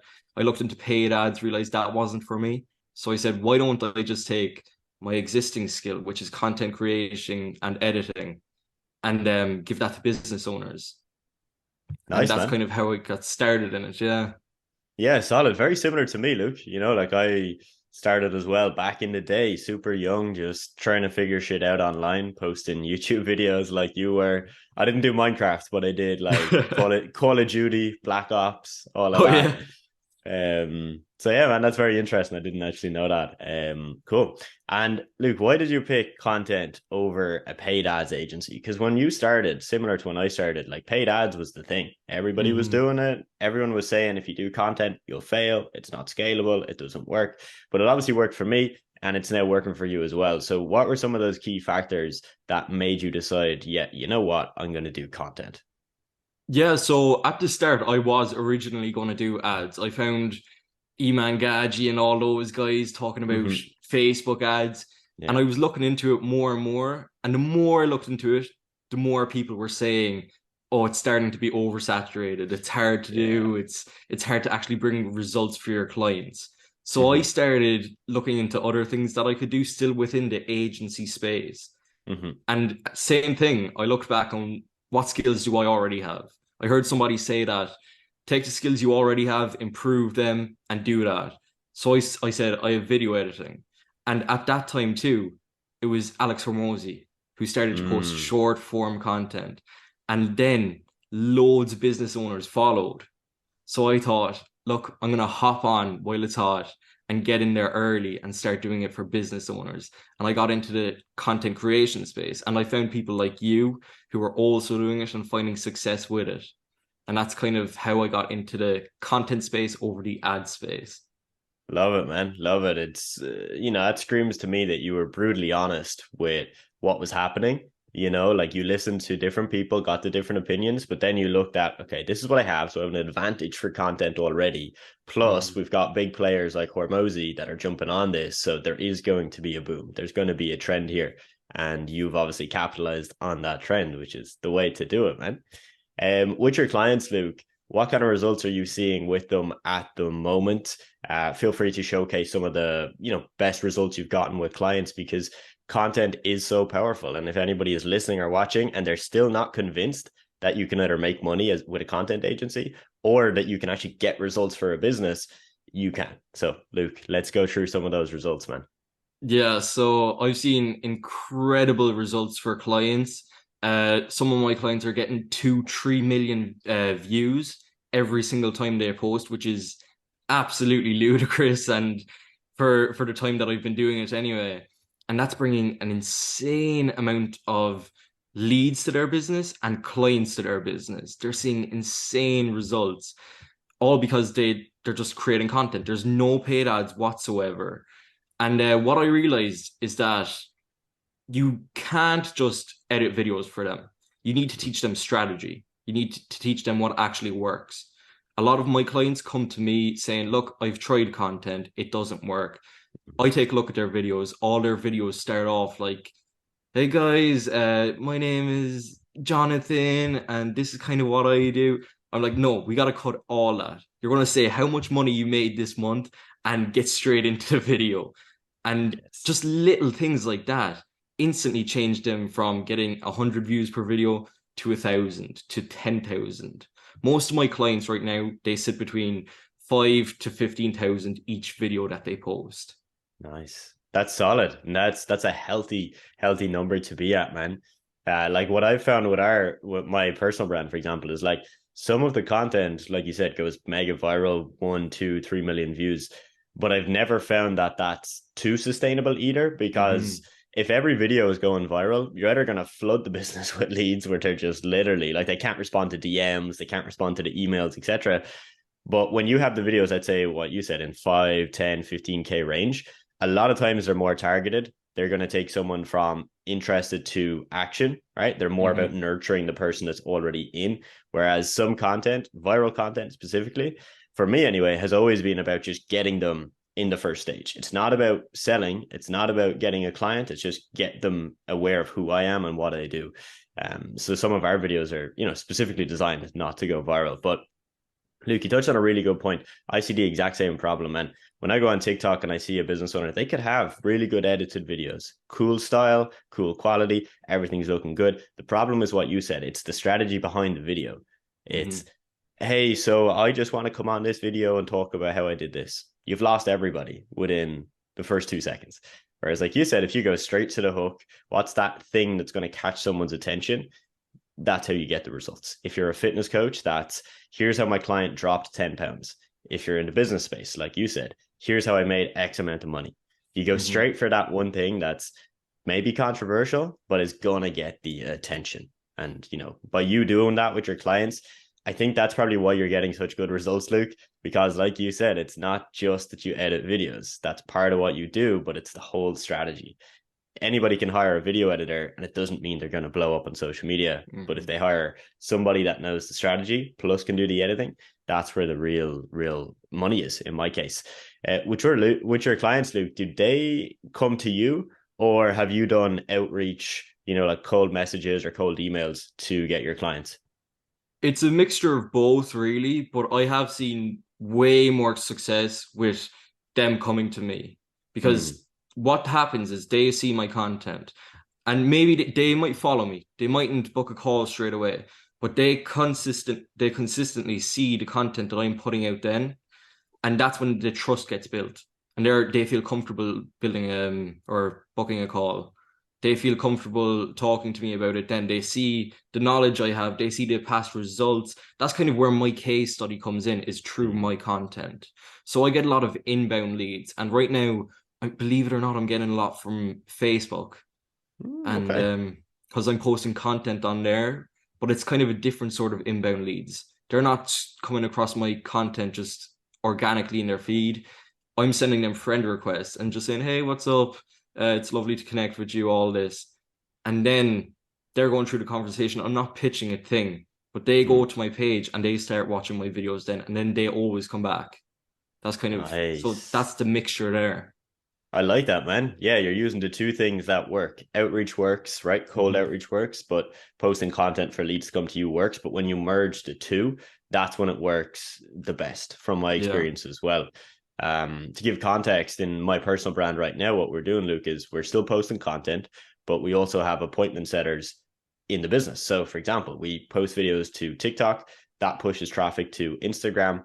We then post the same videos on Instagram. We do some stories each day and maybe some quotes and graphics on the page. And then we've got the appointment setters reaching out to all those people. So it's exact same as what you're doing, where when we reach out to them, we don't have to sell and be super salesy, because they just go straight to the content, or they've already seen the content. And this is the power of a personal brand. It's why a lot of people right now are waking up to the fact that you probably need to have a personal brand if you want to build a service-based business going into the future. It's not necessary. There's lots of people we have in our program that don't have personal brands and are just simply not comfortable posting themselves online. But we have a lot of people that are doing very well with it for those reasons of clients can come to you directly. You don't have to be as salesy. So if you're just not good at sales, it's going to come more naturally to you. You're going to close more deals. We find the close rate is way higher from if you do cold outreach and you book 10 calls, a good percentage would be 30% close rate, 3 out of 10. If you're doing, hey, you're posting videos and people are booking the calls directly from those videos, you're probably going to close 4 or 5, just because, like you said, they've been sold already through your content, through what you've been saying, and you don't even have to sell them that much. They've kind of sold themselves already. So if anybody hasn't started a personal brand, I would highly consider it. Again, you don't need to, but it is going to give you a big advantage. Going forward, Luke, with, the clients you have, are there any new things that you're going to have to do to stay on trend with them? Because obviously, TikTok and Instagram, they change fast. And the videos we posted last year, they're not going to do as good now in 2023. So are there any, new things that you're going to be adding to your service, or just new strategies with the clients? I was thinking about this recently, and I feel like YouTube is going to be a bigger thing that I'm pushing, and longer form editing, things like that. Maybe even throwing thumbnail graphic design in there, just because I feel with TikTok and Instagram and these short form platforms, it's easier to build an audience. But I feel like it's almost a less loyal audience than on YouTube. I get so you. I think that might be something going forward. But other than that, a lot of the things we have going already will continue to work in the future, because we stay up to date with trends. We look at what's working. We're constantly updating our clients with what is old. Okay, I know you're looking to do that, but that doesn't work so much anymore. Why don't we try this instead? We're constantly evolving as a business, and I think that's going to continue to work great in the future. Yeah, for sure, man. You got to keep evolving. Like, the offer that you create on day one is probably not the offer that you run next year or 2 years after.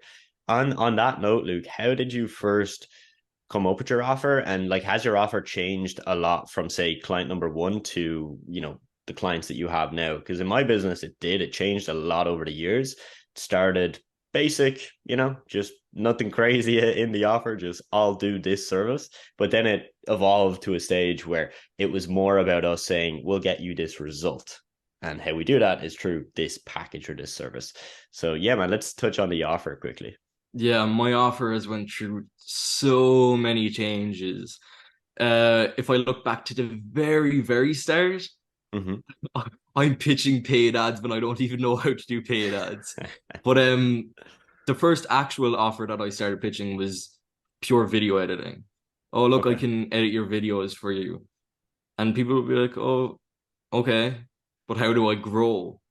So that's where my offer evolved into, we're going to help you build a personal brand through short form content. And that's where this consulting started coming in. So I started consulting people on strategy, I started building out training sheets, just making my service the best it possibly can be. And now I feel like my offer is going to change slightly again to, like I said, the YouTube growth, maybe adding in some paid ads for people who want to even upscale a bit, and just little things like that. But it's not going to change a drastic amount. Cool, man. Cool. On a personal note, Luke, how do you feel your mindset has changed around money, business, success over the last year or so? Oh, an insane amount, a crazy amount. I really do. I honestly feel like mindset and your personal life is half the battle to reaching that successful point, you know. But at the start it was all kind of, oh, how can I make money? How can I do this? My mindset has changed so much to where I'm happy just doing what I'm doing, just running the service. And also my mindset has changed to, it's not about making money, it's about getting clients results, because that's how you make more money, I guess. But It's funny how it works, eh? it Works, man. It is. But you definitely got to build a more resilient mindset when growing a business. You got to learn that your limiting beliefs are really what's stopping you from progressing and achieving what you want. And there's so much that goes into it, but I think limiting beliefs are the main thing that stop people from actually achieving their goals. There's always that little guy inside your head saying, stay in bed today, you know, don't get up, don't do the work today, don't do the outreach, whatever it is. And you just got to push through it. And it's discipline over motivation, really. Yes. Yeah, man, you're hitting me. It's going straight into the heart right there, man. I can feel that 100%. Like, I agree with all of it, man. On the topic of limiting beliefs, Luke, what were some of those big ones that you used to face? You know, I'll give you 2 examples, say, right, just for people who are listening. So before I started and made some money, my first biggest limiting belief was, I'm not worthy. Okay, so I am not able to make this money. Like, it seems too far away, so it's not for me, it's for somebody else. That was my big one. And then the second one was when I started my agency, I had this doubt around, why would people buy from me?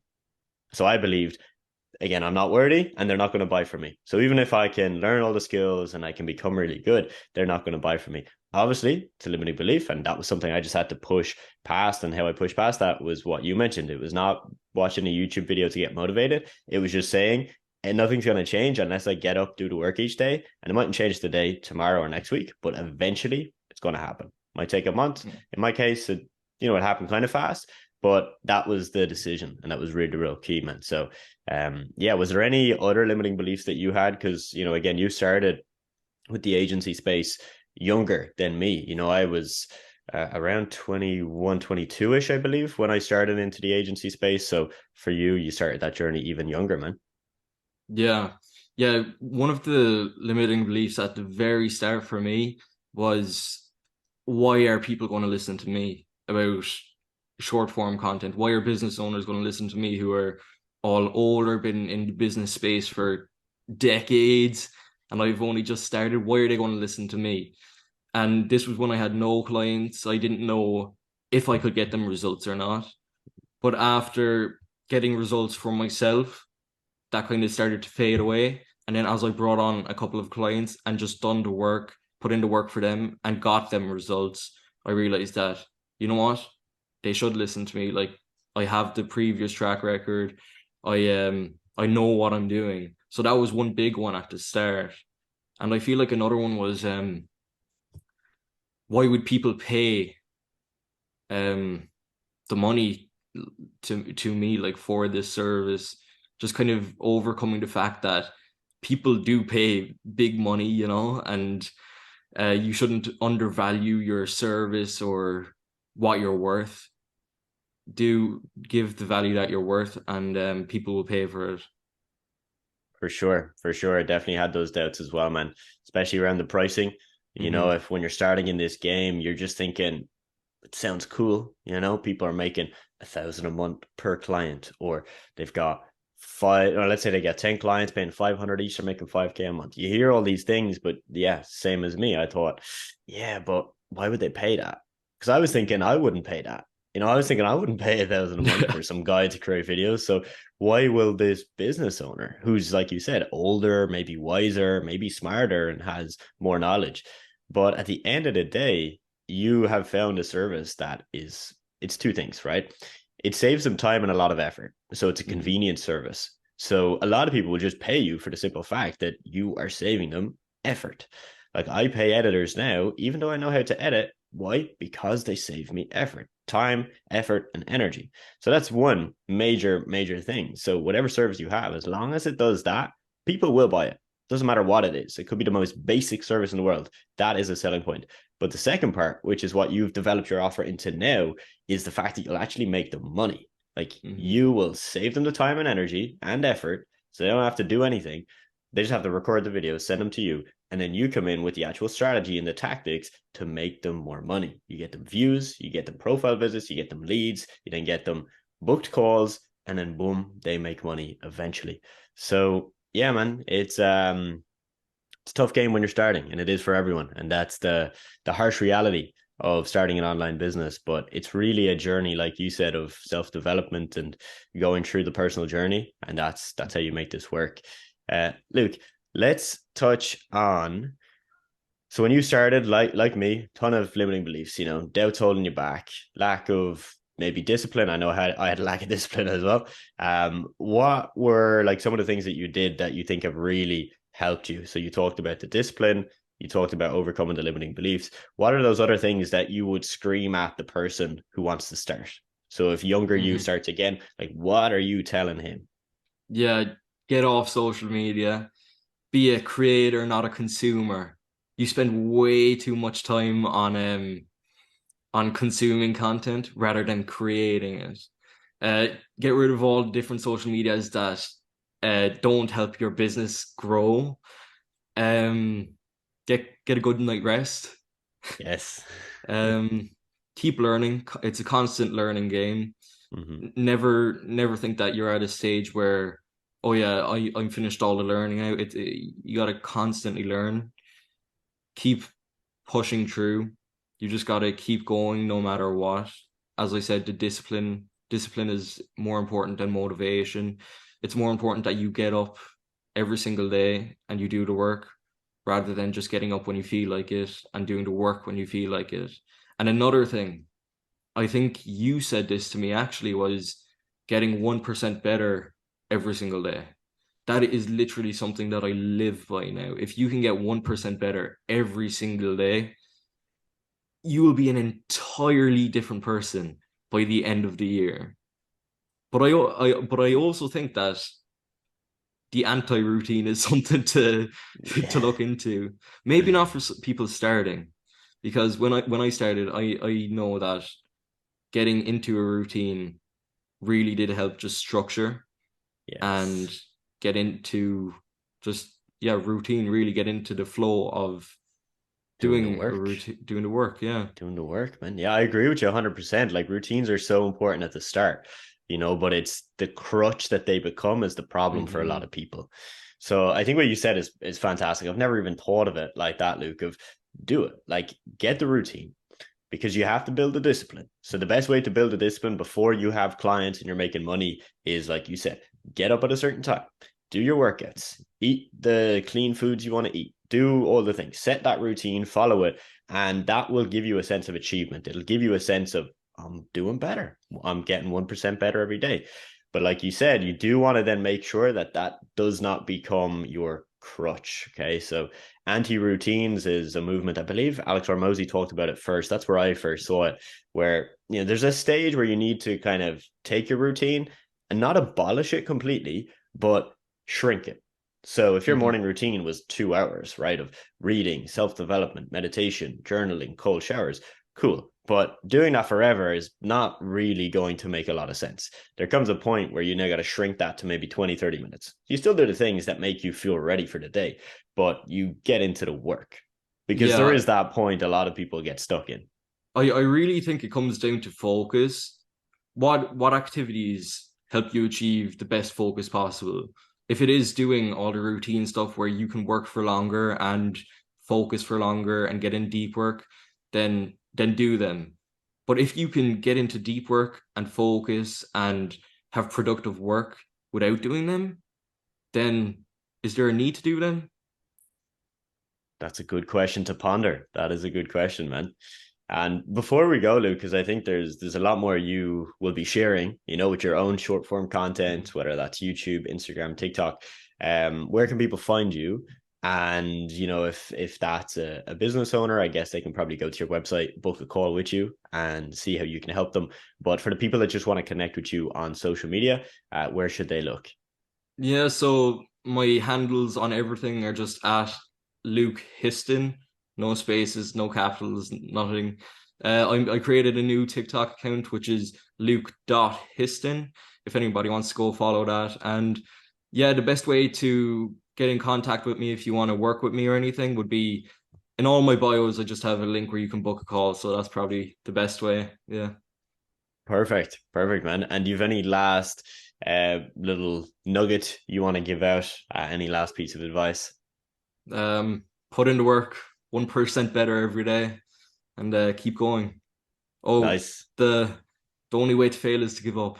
That's a good one. Hey, that's a good one, man. That's that's tattoo worthy. Because I've just wrapped up a really, really good live coaching session where we actually invited on one of my students, ACOS. I normally host these interviews separately, but we decided to just do it on a live call. So it's really valuable. He talked all about how he's making around 6,000 per month with his video editing agency at age 19. I think you're going to enjoy it.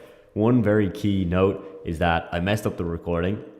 I pinned ACOS, so you can't even see my face till near the end of it. So essentially I'm going to be asking him questions, but it will just be focused on his face. Nonetheless, it's a really good interview. He drops lots of really, really good information, tips and tricks for all of you that are trying to start a social media marketing agency, a management agency, or even a content creation agency. So enjoy. Guys, welcome in. This is going to be a coaching call, but also a student interview, also with somebody that works with me in a kind of a different manner. So ACOS has been editing my YouTube videos for, wow, over a year at least. You've done a ton of videos, man, but you're also in our program and you also have an agency and you hit 6K in December. And we're going to talk all about that. We're going to look at how you got your clients, if you have a team, or if you're just doing all the video editing yourself, if there's other services you offer, and really just any other nuggets we can give to people, man. So let me know, did I do a good job on the intro, or is there anything I left out? No, of course, that's perfect. Yeah, thank you for the introduction. Hello, everyone, and happy to teach you everything I learned from Adam so far and on my journey. And yeah, hoping you can learn something new from me as well. Awesome, man. I'm sure they will. And ACOS, to give people context, what age are you and where are you from? Yeah, of course. Yeah, I'm 19. I am Akos, and I'm from Romania. I am Hungarian, if someone's interested, but I live in Romania. Haven't moved yet. I'm not really into the digital nomad thing for now. But that's all basically. Nice, man. Nice. So you're 19 now. When you started with the whole journey of making money online, what age were you? I was 16, 17. And when I joined, I was 18, but I don't really think age matters in this sport. Honestly, it really doesn't. I know a lot of people starting at 13, 14, 15, like really masculine guys, and yeah, it's fun. But it's pretty early for some whenever I say 18, 19. So yeah. For sure, man. I can relate. You know, I started young. Ty, I see he's on the call as well. He started young, but like you said, it doesn't matter, right? Like it really doesn't matter what age you start at. The main thing is your confidence. And you could be 50 and not be confident, and you could also be 18 and really, really damn confident, right? So it doesn't matter. Okay, cool, man. So in terms of the business, say you said you hit 6,000 per month. That was in December. Do you want to break down for us how many clients paid you? Like, what's the average retainer? How many clients? And maybe we could dive into where you got the clients as well. Of course, of course. So let's start with how much are the retainers, if that's good, and Cool. how many clients were those approximately. It is very random for now, unfortunately. It's not a consistent thing, but the income is consistent, fortunately. That 6K was from probably 13, 14 people.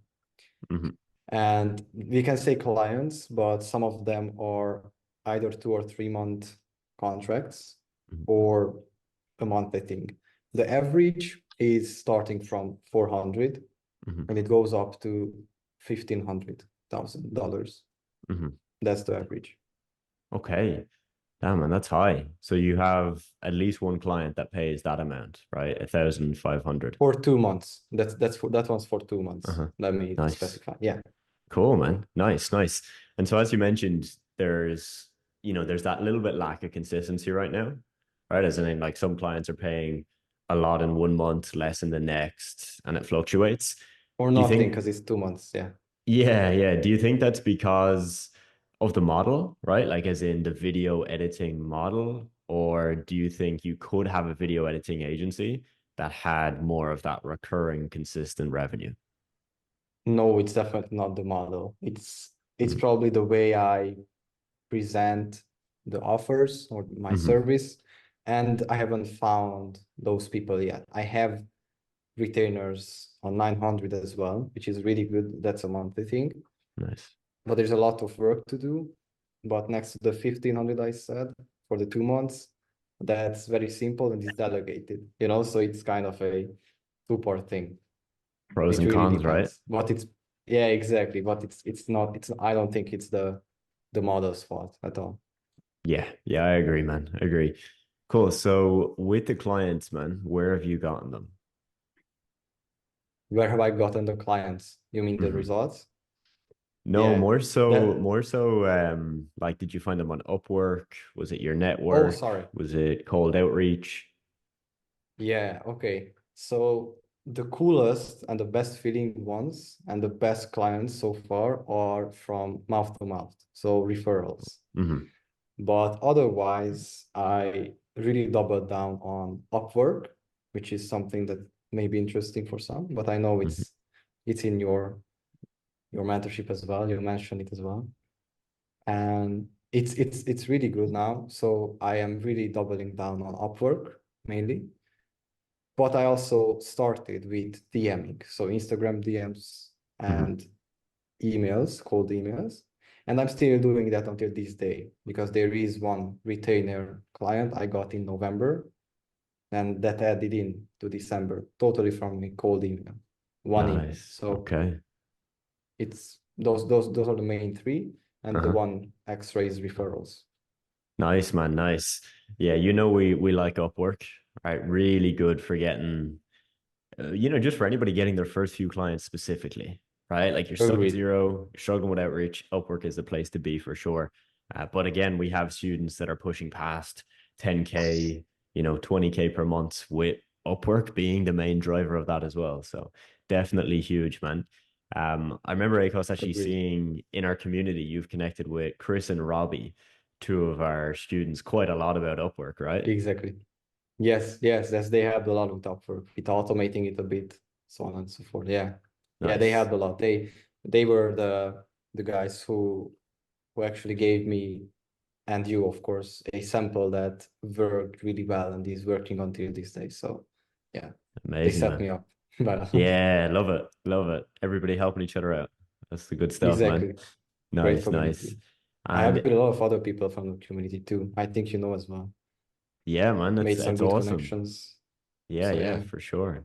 For sure. Some people don't use the community as much as others, and that's okay. Maybe that's, going to work for you, but yeah, I think a lot of our students that value the community the most are the ones that are kind of the happiest and that they have a network, like they have their actual community. Plus, results wise, you're most likely going to get more results if you can, like you did, bounce ideas off of Chris and Robbie and all these other people Exactly. and start to learn from each other. Helped a lot. Yeah. Maybe even just checking in the chat once a week, I think that would be a good advice.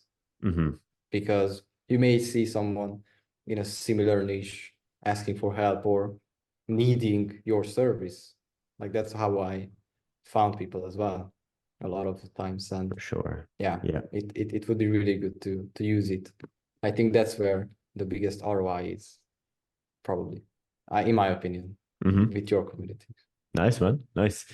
And I wanted to touch on kind of the sales side, man. Like, do you take sales calls for every client that jumps on board with you? Or do you only take a sales call if it's necessary? Because some people have mixed opinions on doing it. Okay, interesting. I take all the sales calls and I study sales at least 5-6 hours a week until this day. So I've that's the thing I enjoy the most, the calls. And actually talking to the client and making the sale. I think that's the most fun part. So if I could do just that, that's what I'm working for, to just get on the calls. That's the best. So I take every call. I never even thought of hiring anyone because I think I'm getting really good at it. It is I think from the last 10 calls, it's 10 out of 10 closed. Nothing happened. The only times are when we are not a good fit and we close the call in 1 minute. Because when I mentioned the agency, we're looking for a full-time worker, then why didn't you say it before? Why? But I don't count that as a as a negative one.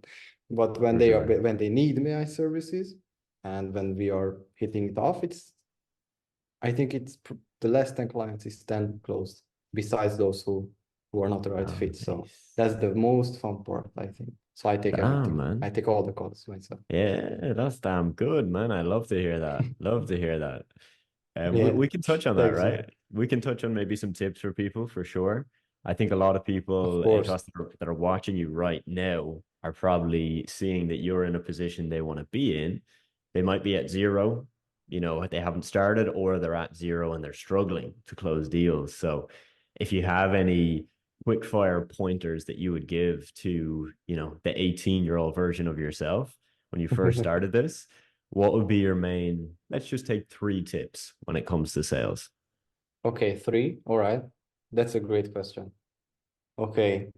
I think the first one would be from me is that learn to talk well. Even I'm sure everyone hears it, or maybe you don't, but English is not my first language. And even if it is not, the first, I think it would be the best to learn to talk very clearly and very nicely, because that, I think, you represent yourself, I think, more confidently, and you can get your point across better.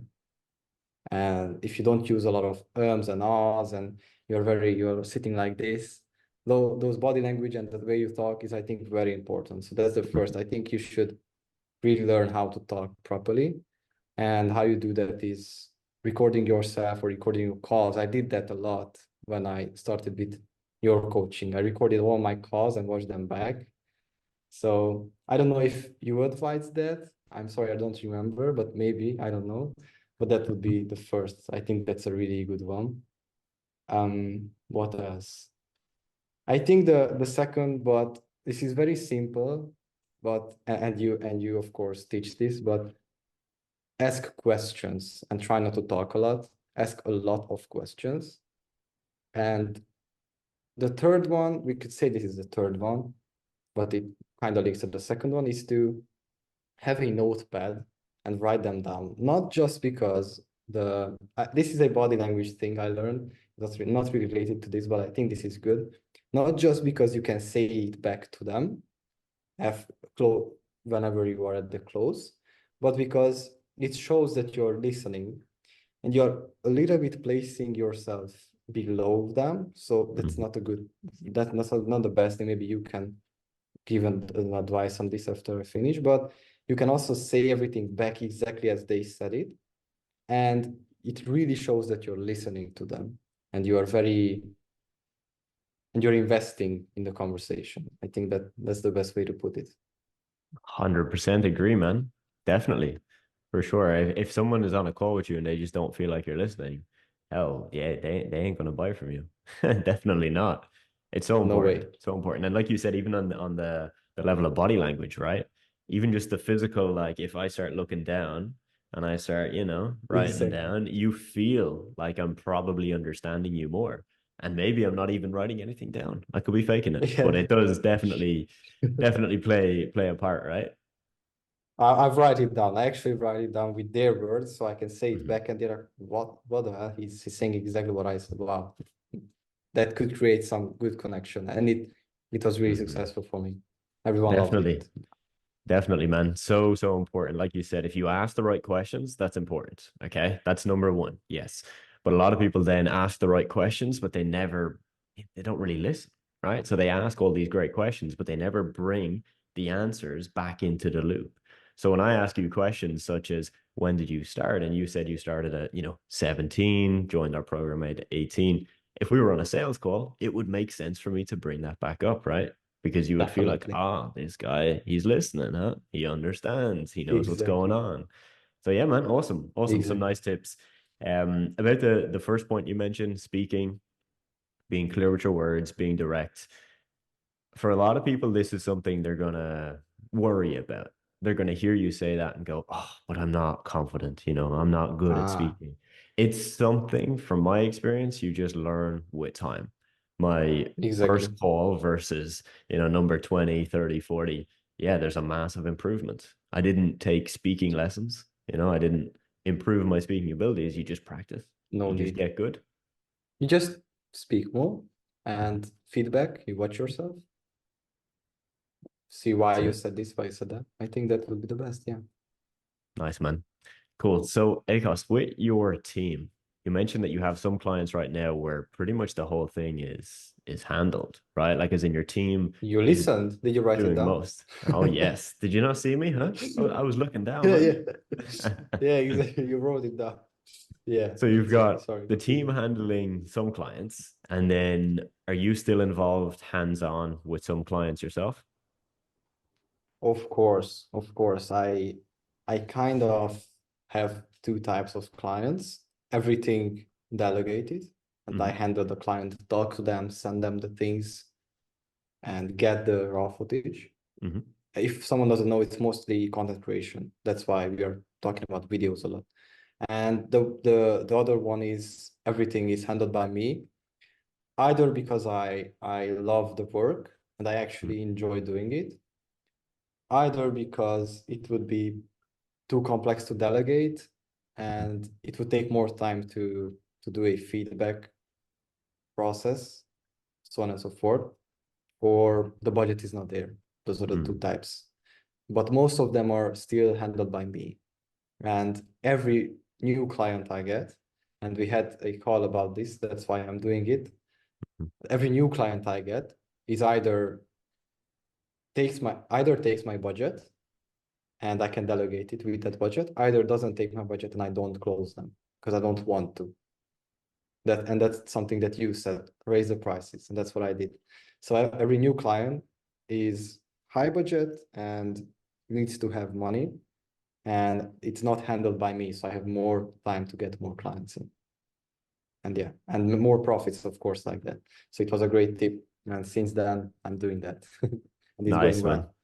It's Nice. Yeah. surprising. People are saying, okay, for prices that are insane, but it's not insane. I mean, it's a reasonable price, but most of the thing you will get if you're starting out is, wow, oh, that's way over my budget, and you might get into the trap of saying yes because you don't have experience and you want to just make $10. But that's not good. I don't like that. I don't like doing that. You get the wrong people and you don't make money. So it's very bad. It's better to wait and make more money than Hmm. to get on with $10. I don't like that. For sure, man. For sure. I don't think you wouldn't be able to have a team, right? If you kept your prices as low as they were before, which is, massively important. If you want to actually scale this, get to really past 5K a month is damn difficult, if you're not going to delegate anything. Really, really damn Yeah. difficult. So agreed on that, man. I do think for a lot of beginners, we've had cases where somebody can fall actually into the trap of trying to go too high ticket from day one. This actually reminds me of an agency client I had. He was a fitness coach and he did his certification. He trained in a gym and then he wanted to start an online coaching business. And so he worked with us to improve his social media, get him new followers and new leads. And then he would basically just handle closing the leads, serving them with fitness coaching, right? Online. And his problem was, I remember on our onboarding call, he said, yeah, guys, I'm going to charge 1,000 for 3 months on a 3-month package. So that's $3,000 total for a fitness coaching package, which is high end, very high end for fitness coaching. Yeah. And we had a Definitely. client who was also charging these same prices. So we said, hey, look, it's possible because we have a client doing this and he's doing really, really well. He's making like 40, 50 grand a month doing this, but he didn't start there. He started with maybe 200 a month for 3 months, a $600 fitness package. And then as he got results and testimonials and more proof and more confidence, he increased his price. So that client, he struggled. He struggled. He was a client that we brought on, and I believe he left after 3 months, because we were getting him leads. He would take calls and he couldn't close deals. And we were like, yeah, man, don't think you should be charging this much, start a little lower and then improve your service, get better results, and then bump that price up when the time is right. Exactly. That's what happened. Because that's what you did, with right? your advice, You started and low. that's what I did. Exactly. Yeah, of course. I still have like 2 clients maybe that are on very low prices, and I told them months ago that we cannot continue like this, and we are about to have calls on those. So I will probably let them go. It's in a bulk package. They are still good money at around 500-600 per month, but it's not sustainable. It's a lot of work for not a lot of money. So I might make more time for higher paying clients because they are out there. Trust me, they are out there. A lot of people willing to pay the right prices. Definitely, man. Like you said, they're out there. You just got to find them. That's a limiting belief we often tell ourselves, is that we can't charge as much money. Like you said, you pitch the price and you think they're going to say, wow, this is so expensive. This is way too much. But yeah, oftentimes they don't. Oftentimes you'll have a client that will pay double what you normally charge and they're happy to do so. In fact, they're like, this is a great deal. And you're thinking, wow, I just doubled my price. But that's how it works. On your team, man, what does the team look like? Is it just video editors right now, or is there anybody else that you've got? I just got into hiring VAs. I'm not sure yet if I will. I will get on a few calls, see if they will be right. But right now I have video editors and that's it. Nice. I haven't gone into other categories yet because I don't really need anyone else. In graphic design, I can do it myself, so on and so forth. So that's it for now. Just video editors. Nice, man. And how much do you pay them? Do you pay them per video or per hour, per month, per project? What does that look like? It is per project, so per video most of the times. And they are like very good friends of mine, so we can talk clearly. It's not just that's the best point of having a team, because if you just hire someone, I made a mistake of hiring very cheap working people. Not the people were cheap, but they were charging very low prices, and that wasn't good. I don't recommend that. Go for higher budgets of the client and get better people so that they can do the work at least 80-90% like you would do it, or like really good as the client likes it, rather than going for people that charge very low and then you make more profit, but you have a lot of problems with the delivery. The client's not happy, maybe they will even leave. So I charge them per video, and we can, as I said, we are good friends and we agree on a price. I will tell them like very transparent. Hey, this is the budget. Can we do it for X? He says yes, we go. If he says no, we laugh it off and I do it myself. Basically, that's it. Gotcha, man. Okay. Okay, cool. You know what I think would be really interesting, Akos, for people on this call is for us to talk about your service delivery. Okay, so it's mainly editing videos. For me, you've done, quite a lot of YouTube videos. For most of your clients, is it YouTube or is it short form content? It's more short form. Okay, More more short short form, form. but there are long form as well. Courses, podcasts. Interesting. Okay, cool, man. Cool. Do you find a difference in terms of the clients you work with? Like, are the long form clients, easier to work with or less predictable? Is any trends you've seen? Yes, with the short form, people who need short form, and I'm talking about Upwork now, is Mm-hmm. very hard to find because everyone is going for people from the Philippines who charge $3 an hour, Mm-hmm. you know? Mm-hmm. But as I said, I don't think I said it. I take that back. I will tell you now, most of my clients are from Upwork and they are really good people, but the higher paying clients are the long form people, and it's easier to work with because it's less things to deliver. Mm-hmm. And I think that's what makes it easier. With short form, people who need short form content, those people most of the times maybe need 20 videos per month, 30, 40, 50, and then they try to take off on the budget or they need it very fast.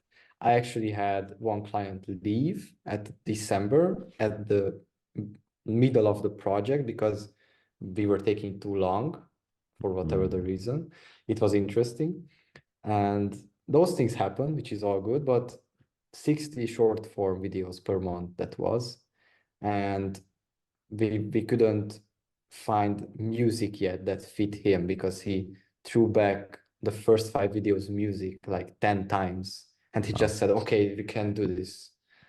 Okay, so see, but this is a very like stoic guy, very disciplined, very like masculine. So it was very, very weird that someone does this. These things happen. And when there's volume, I think it gets even harder.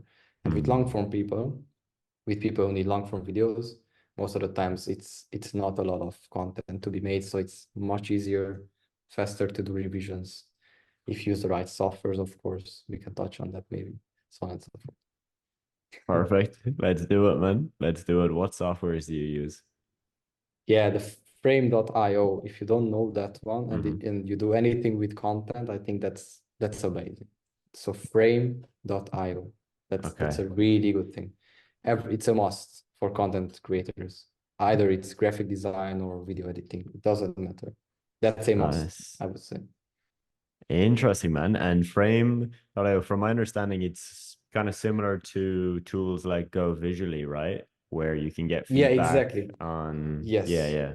Okay. Exactly. You can on pictures you can draw and things, and on videos you can comment on the time frames that something needs to be changed. So it's Yeah. very convenient. Yeah, definitely a must, man. Definitely a must. For my agency, Yeah. we used Go Visually. I don't think Frame.io existed back then. Did the same thing, photos and videos, you can Exactly. highlights, draw arrows, all of that. So massively Exactly. important. I remember when we made the switch, we went from sending all the images and videos to our clients in Slack, and they would like have to comment in a Slack thread, type it out about each one. And just the amount of time, man, the amount of time we saved was And insane. things get lost. Things get Comments lost. get lost. They don't know how to explain the change they want. Whereas if they could just point to it, it's way easier. Yeah, such a small thing, yeah. but very important. Yeah, it's something you should know about. And the funny thing, just to make this more fun, why the hell haven't we used it? Just Yeah, a I know, question. right? What? We haven't used any type of feedback thing. Just throwing it out there. It's really You got to fun. get me on Whatever. that, man. You got to sign me up Yeah, to it. definitely. We need to sign up. I have my own for my agency. We can use mine. Nice. Yeah. That's a deal, man. That's a deal. That's funny. Okay. We Solid. use it. So Frame.io, in terms of the actual editing, Premiere Pro or any other softwares you use? I switched 4 years ago because Mm. just a bit of context, I've been editing videos for more than 10 years, so I just haven't gotten into making money from it. Mm. But it's DaVinci Resolve for me. Okay. I switched, but I have everything. There are some weird clients who request even CapCut. I don't work with those people. It's interesting. I don't understand why, because I don't want to do CapCut videos. But I use DaVinci Resolve. I think that's the best one for me. Interesting. Yeah, yeah. I've heard DaVinci Resolve being like, you know, the daddy of all video editing softwares, right? Yeah, like color. I think not, it's not the dead. It's probably Premiere Pro is bigger. Okay. But DaVinci has the color grading, which is that's what it's famous for, I think. Mm. Don't kill me, video editors, if you know more. But I think it's just better. I got tired of crashes. Premiere Pro crashes a lot. That's what it's known for. I mean for my in my experience. So yeah. Gotcha, man. Gotcha. It's not, and there is a free version from DaVinci, which is usable. Nice. That's also something great. That's interesting that you had clients want you to use CapCut because CapCut is free, right? Or you might pay for the pro plan or something, but yeah, wow, they don't have 5 minutes or so they actually require you to have a project file in Canva sent to them. What? It's insane. Interesting. That happens. Very interesting. Wow. Yeah. It reminds me at one point in the agency, we actually started to use Canva for graphics. We used to always do Photoshop. We started to use Canva because we noticed that there were certain clients where the graphics we were making were really basic. They could have been made in Canva. And instead of, you know, buying a like Adobe Cloud account where we could like access the files offline, we were just like, let's just use Canva. And then we could send the links to clients and they could edit them. And, you know, if they wanted to make a text change, they could do it themselves. So I can see. I do the same now. Yeah, I can see where clients come from with CapCut. But it's still definitely a funny request. It's weird. It's very weird. Yeah. Yeah, I use Canva a lot in the agency as well because sometimes we need graphic design, thumbnails, so on and so forth. So yeah, I love Canva as well. And I never paid for it because there was even no need. And I'm not the cheap guy who's saving pennies, but I like not to throw out even $15 if something's not needed. So I don't even have a Canva subscription. I just threw that in. So you know, it's the free is perfectly fine. And nice, man. If you know Photoshop, because I love Photoshop as well, like you guys did, I do the template for myself. So I do the PNGs and throw it on Canva if I want it to be on Canva, because it's easier, as you said, it's easier to send to clients, so on and so forth, and they can edit it. So make like a template for them. That's something that happened recently. Nice. That makes sense, man. Something I wanted to kind of touch on was really, man, more strategy. So if I'm, you know, let's say I'm a brand new client for you, you've just signed me up from Upwork and we're doing short form content. What's your process? Because a lot of our students, you know, they want to know if they get a client tomorrow, what do I do? Because for a lot of people, that can be a scary thing. You know, it's actually scary to sign the client, even though they want to sign a client. But then when they get the money, they're like, oh, fuck, now I've got to deliver, man. I've got to actually do the thing and get results and make them happy. So what's your process? How do you go about making sure that you deliver what the client wants and then it gets results so that hopefully they stay for, you know, forever, right? Yeah, forever. Exactly. Awesome question. Great question. So first of all, how many videos do you need for this deal? Is it, let's go, I don't know, maybe 1 video a day. So 30 per month. Okay, so we signed for 30 per month. I made great money then. I love it. I'm happy. Okay. So do you have them recorded?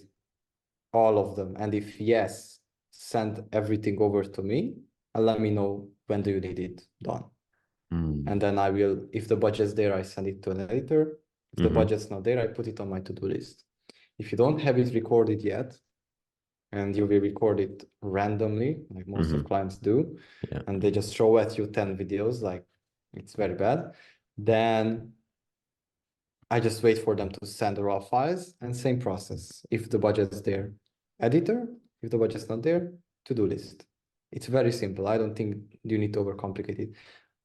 I know you are very fond of the onboarding process, which is something I never done yet very thoroughly, because I don't feel like I needed it yet. I always do a Google Drive folder, which is shared with the client. I do a frame.io folder, which is shared with the client.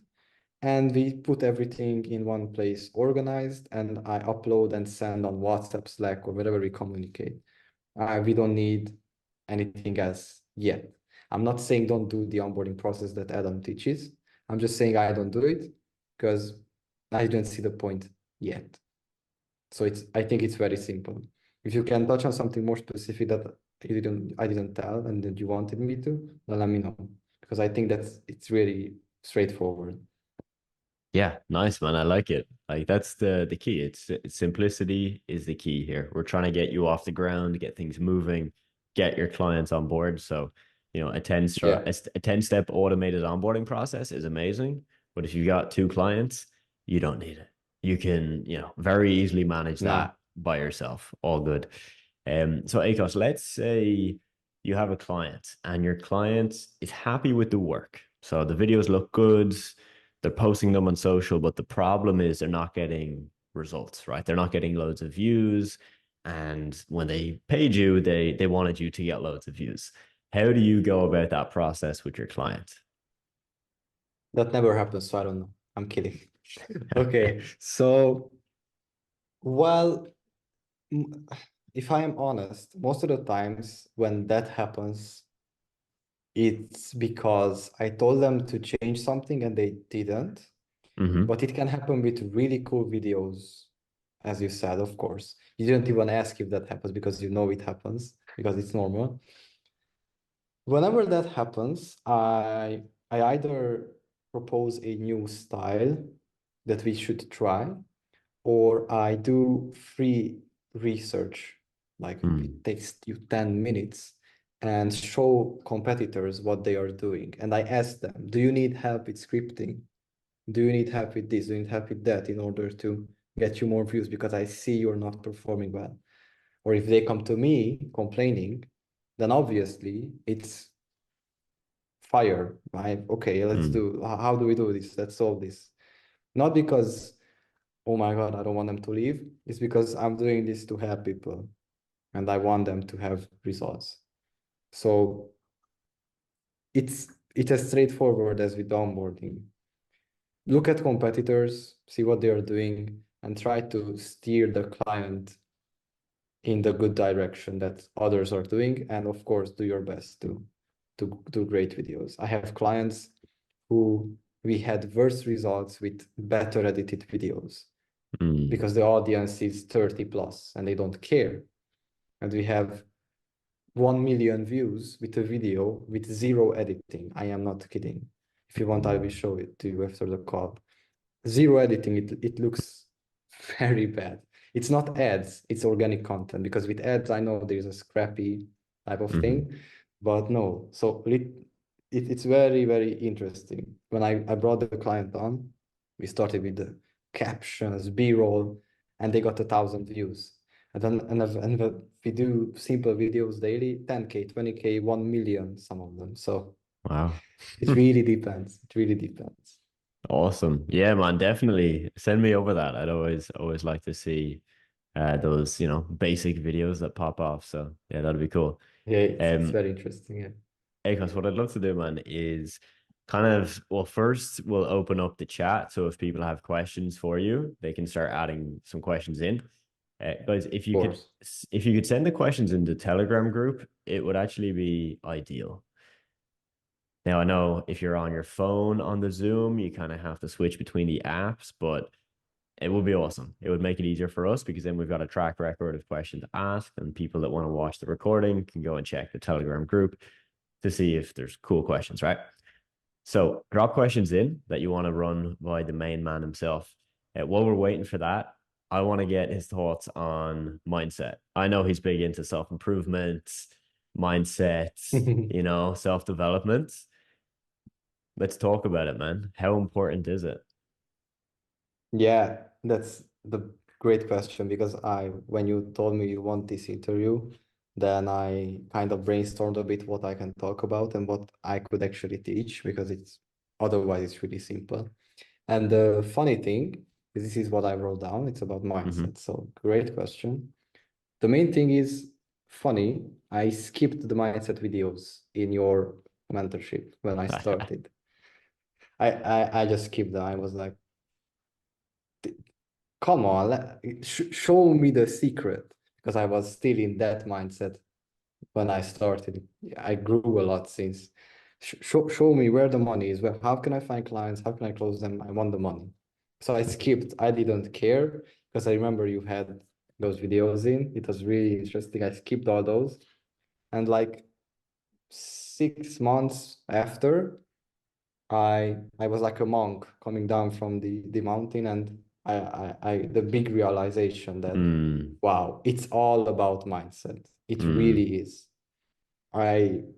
It's not all okay, but it's like around 90%. Of course, I learned other things as well. I learned from here, from there, but I think it's not the most, but it's really important to have a good mindset. So don't underestimate it, and learn about it, and really stick to what you're doing.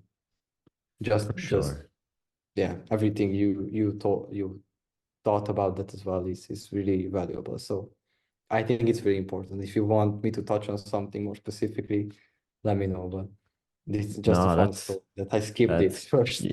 Yeah, man, that's so common. I can imagine there's a bunch of people listening right now going, yeah, I did the exact same thing. Because I get it. It's like, yeah, you join and you're like, show me the money, man. Show me where I'm gonna make 10K tomorrow. I don't care about, you know, any of this mindset BS. Let's go into the good stuff. So it's natural. But what we do find is a lot of people do end up going back to it, you know, after they realize, oh shit, maybe I do need to kind of level up a bit here. I need to figure out the way I'm thinking, because this is impacting the work I'm doing, which is impacting the results I'm getting. So people come back to it. But yeah, it is what it is, man. We have a really good question from Tino about mindset, which is what makes a good mindset? So in your opinion, like for you, when you look at where you're at now, I assume it's a better place than where you were, let's say 2 years ago. What's the difference? That's a good question. You're going into philosophy lessons. Okay, okay. I think belief is something really strong, and you don't have to be religious or spiritual. It's nothing to do with that, because I have a lot of friends who resent these ideas because they put labels on them, like, oh, but I'm not religious. Oh, but I don't like spirituality. Go away with the candles. But it's nothing to do with that. You don't have to connect it to anything. It's really important to understand that if you believe in yourself, and if you remain consistent, and you just forget every limiting belief of I can't do this, I'm not good at this, and all these other things, you can get to where you want to get. And I think belief is very important. I think Agreed, that would man. be the main thing. I agree. I think it starts with belief for sure, man. You can look at routines, you know, you can look at discipline, you can look at all that stuff, but it's the belief has to be there. If you don't believe you can do this, you're not going to do this, most likely. Whereas if you believe you can, you'll probably do it, man. It mightn't happen right away, but the surest way to not make it work is don't believe it first and then give up early. Guaranteed failure. You will fail. You will fail 100%. And added to this, if I can add, is something that kind of changed my life. I don't want to talk in such big words, but it really did. Is maybe you don't agree with me on this, let me know. Is to kind of even a little bit be delusional. So, for example, I tell myself every day that I'm a millionaire. I'm not kidding.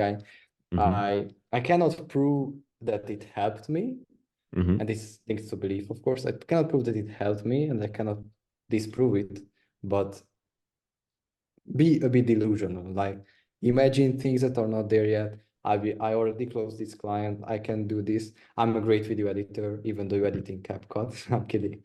And so on and so forth. So be a bit delusional. And I think that helped me achieve what I achieved.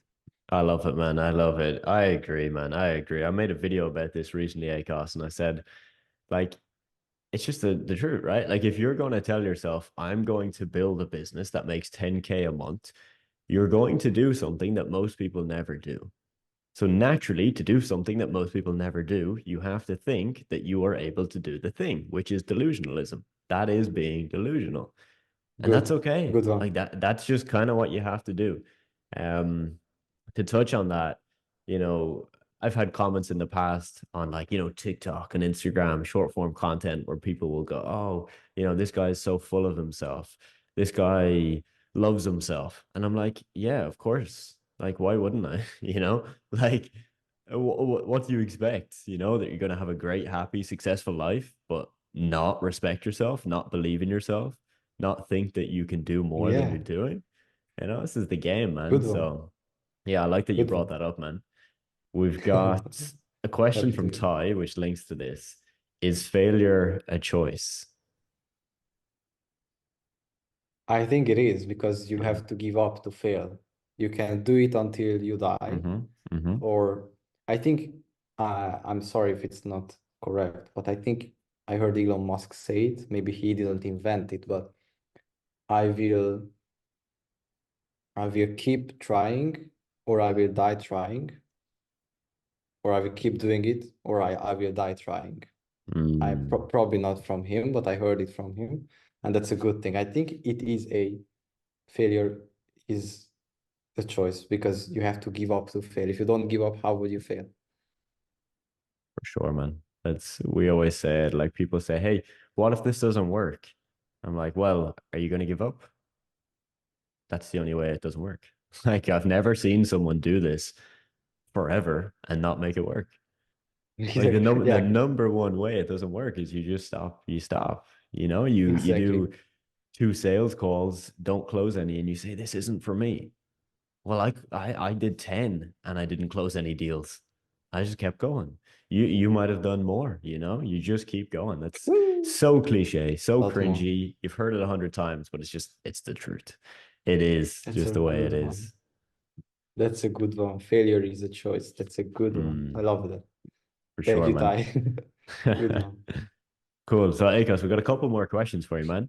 We've got Scott has asked, do most of your clients have videos already recorded, or do most of them, you give them ideas and you help them with, like, the scripting and such, and then they send back the videos to you later on? Most of them, unfortunately, are the second one. So they record when they have the time, or we set up some schedule, but they don't stick to it. Or I have to, like, kind of nudge them, like, we are getting at the end of our 2-month agreement. Could you please send me something to finish this? So unfortunately, the second one, but don't get scared about that. And if you requested money beforehand, I think that's something, like, something very first thing is closing means paid upfront, and then it's their problem. So not your problem. You can set up something, and I think this is really important, just 10 seconds, is they paid. If they have it recorded or not, doesn't matter, but if they pay, and it's more than a 1-month agreement or something around that, then set a time to finish it. Because that's a mistake I've done with, like, 5 clients before. 2-month agreements running for 4 months, nothing's happening. And yeah, that's just an extra tip for you guys. It's a really good one. I happens a lot for me still to this day, because they will, I don't want to kick them out because they are maybe paying well or whatever, but yeah, set a finish time. Maybe give them a week extra, 2-week extra, it's fine. But if they don't have it recorded, then let it know that we need to finish this by X. I think that's a good one to add. Love it, man. Yeah, definitely recommend that as well. Scott also asked how much you pay. So for your video editors. So he asked kind of two questions. So one is how much do you pay? And then do you change the price based on the length of video? Or do you just have like a set price? For example, like is short form this price and long form is this price? How do you go about that, man? So how much do I charge for clients? Yeah, we can Or look how at much do I both. pay Yeah, let's look at how for much the you editors? charge and then how much you pay as well. Okay, so this is specifically for video editing, or he didn't specify? Video editing, yeah. Okay.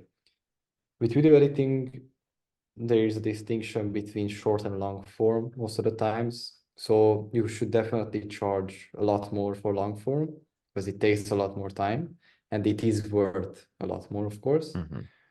If you look at like Ali Abdal video or your videos, you can see there's more work in it than in a short form video, even though the short form might look insane. You have there's those tiers, but I don't like these tiers. I saw it on Upwork coming up, like tier 1 video. What does that mean? Tier 1 video, tier 2 video. I have no idea. I do great work, then this is the price. What are the tiers? So short is a different price.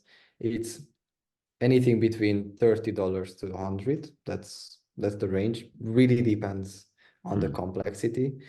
And long form starts at best case or lowest like minimum is around $60, but it's for really simple editing, and it can go up to infinity.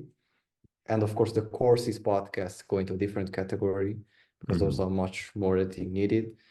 For 10-hour course I charge more than 1,500 because it's a lot of editing, of course, a lot of footage.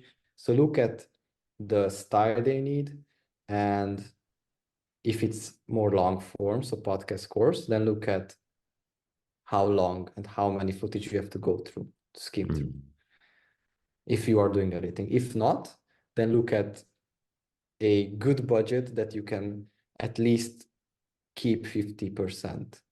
I don't really go below 50%, which is kind of cocky, I would say, because a lot of normal businesses can get a 20% profit, and here I am going for 50%. But I think that's good in an online space. That should be the minimum, 50%. So yeah. Nice, man. Nice. Cool. Yeah. So Scott, I think that answers the question. As Akos said, 50% would be like the most he would pay. So if he's going to charge 60 for the video, he's going to, pay out maybe 20, 30 for that same video, unless case, he's going to do it himself. Yeah. Exactly. Then it's 100% profit, easy. If you Yeah. have the time, don't be lazy. So if you have the time, don't delegate, because get money in, get as much money in as you can. Of course, it's not scalable, but just if you want to get it started, then don't be lazy. Do it yourself. It's much more money. Yeah. Yeah. We're big believers in that, man. Like, my agency was pretty hands off from day one, but I still did some work. Like, I didn't create the graphics or videos, but I did a lot of social media management. I did a lot of the client communication work. And, I think there's so much value in doing that because you just learn so much from it. And like you said, you need to stack cash. Like when you're starting, you want to stack as much cash as you can, give yourself enough, enough saved up in the bank so that if you are going to quit a job or you're going to go travel or whatever you want to do, that you can do that really comfortably. So yeah, definitely, man. Exactly. Love that. Michael Especially it's a new asked, business. oh, 100%, man, 100%. Like there's a concept, we don't talk about it too often, but it's more applicable when people have big teams and big operations, which is runway. So most agency businesses don't have much runway. What that means is they might pay Cash out. flow. Is it Not so much cash flow. It's no? like cash in the bank. So for example, let's say an agency makes Oh, okay. 50K a month and their profit margin is 50%. So 25K is profit. They pay out the 25K as profit to the owner. So there's actually nothing really left in the business, where that can put you in a really sticky situation. Ideally, what you want to do, this is the rule that we followed, was we wanted to have 3 times our monthly costs as runway. So if my costs are 10K a 3 month, times. Good. I want to keep 30K in the bank at all times, just in case I lose some Okay. clients or, something happens, that I have my team. sorted, That's covered. great. That's what I Yeah. did. I leave always 2 times the monthly cost because I have the monthly expenses in Notion organized, like payment for me, of course, payment for me, and the softwares and everything else. Because you can put those on company if you didn't know that most of the times. And then I leave at least 2 months of that price in the company's bank account. So that's a good one. That's a good one you mentioned. So I should do Definitely, 3 times. Okay. 2 to Okay. 3 is Good to good, know. but hey, yeah, 3 was the rule that we followed, Nice. man. Yeah, works I love good. that. Happy I touched on that. Good. Nice, man. So Michael asked you, where do you see yourself 12 months from now? Wow, 12 months from now. 12 months from now, I made 1 million. That's 100%. So in 2024, I am making $1 million, that's for sure. And yeah, that would be basically it. I'm still doing this Nice. agency. Maybe I started a second one on the side. That's in I'm thinking about that. I've met Adam, hopefully. We haven't met yet, unfortunately. Yeah, that's where I see myself.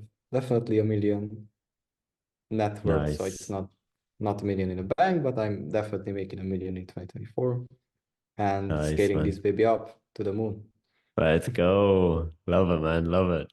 Yeah, clip it. Yeah, Ty. Clip that shit, Yeah, man. Get it going. yeah. Nice. I'm Robert on it. asked, how do you start your day and what's your most important task? Okay, most important task and how do I start my day? I think Alex Hormozzi started to go really against morning routines, and I'm very interested in seeing what you say about this, but I kind of agree, but I kind of don't agree.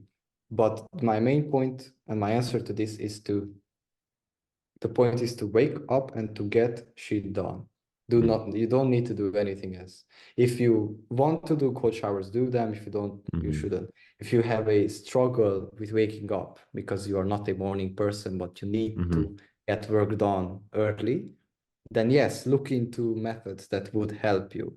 And then maybe try cold showers. It didn't wake you up, it made you angry. Okay, then don't do them. Okay. So don't go, I'm sorry for the word, but people go autistic about it and try this and do this, and you'd have to do this. You don't have to do that. You don't need it. The point is to wake up and to actually open the laptop and do the work. And my most important task, this links to opening the laptop. The most important task is what makes you money.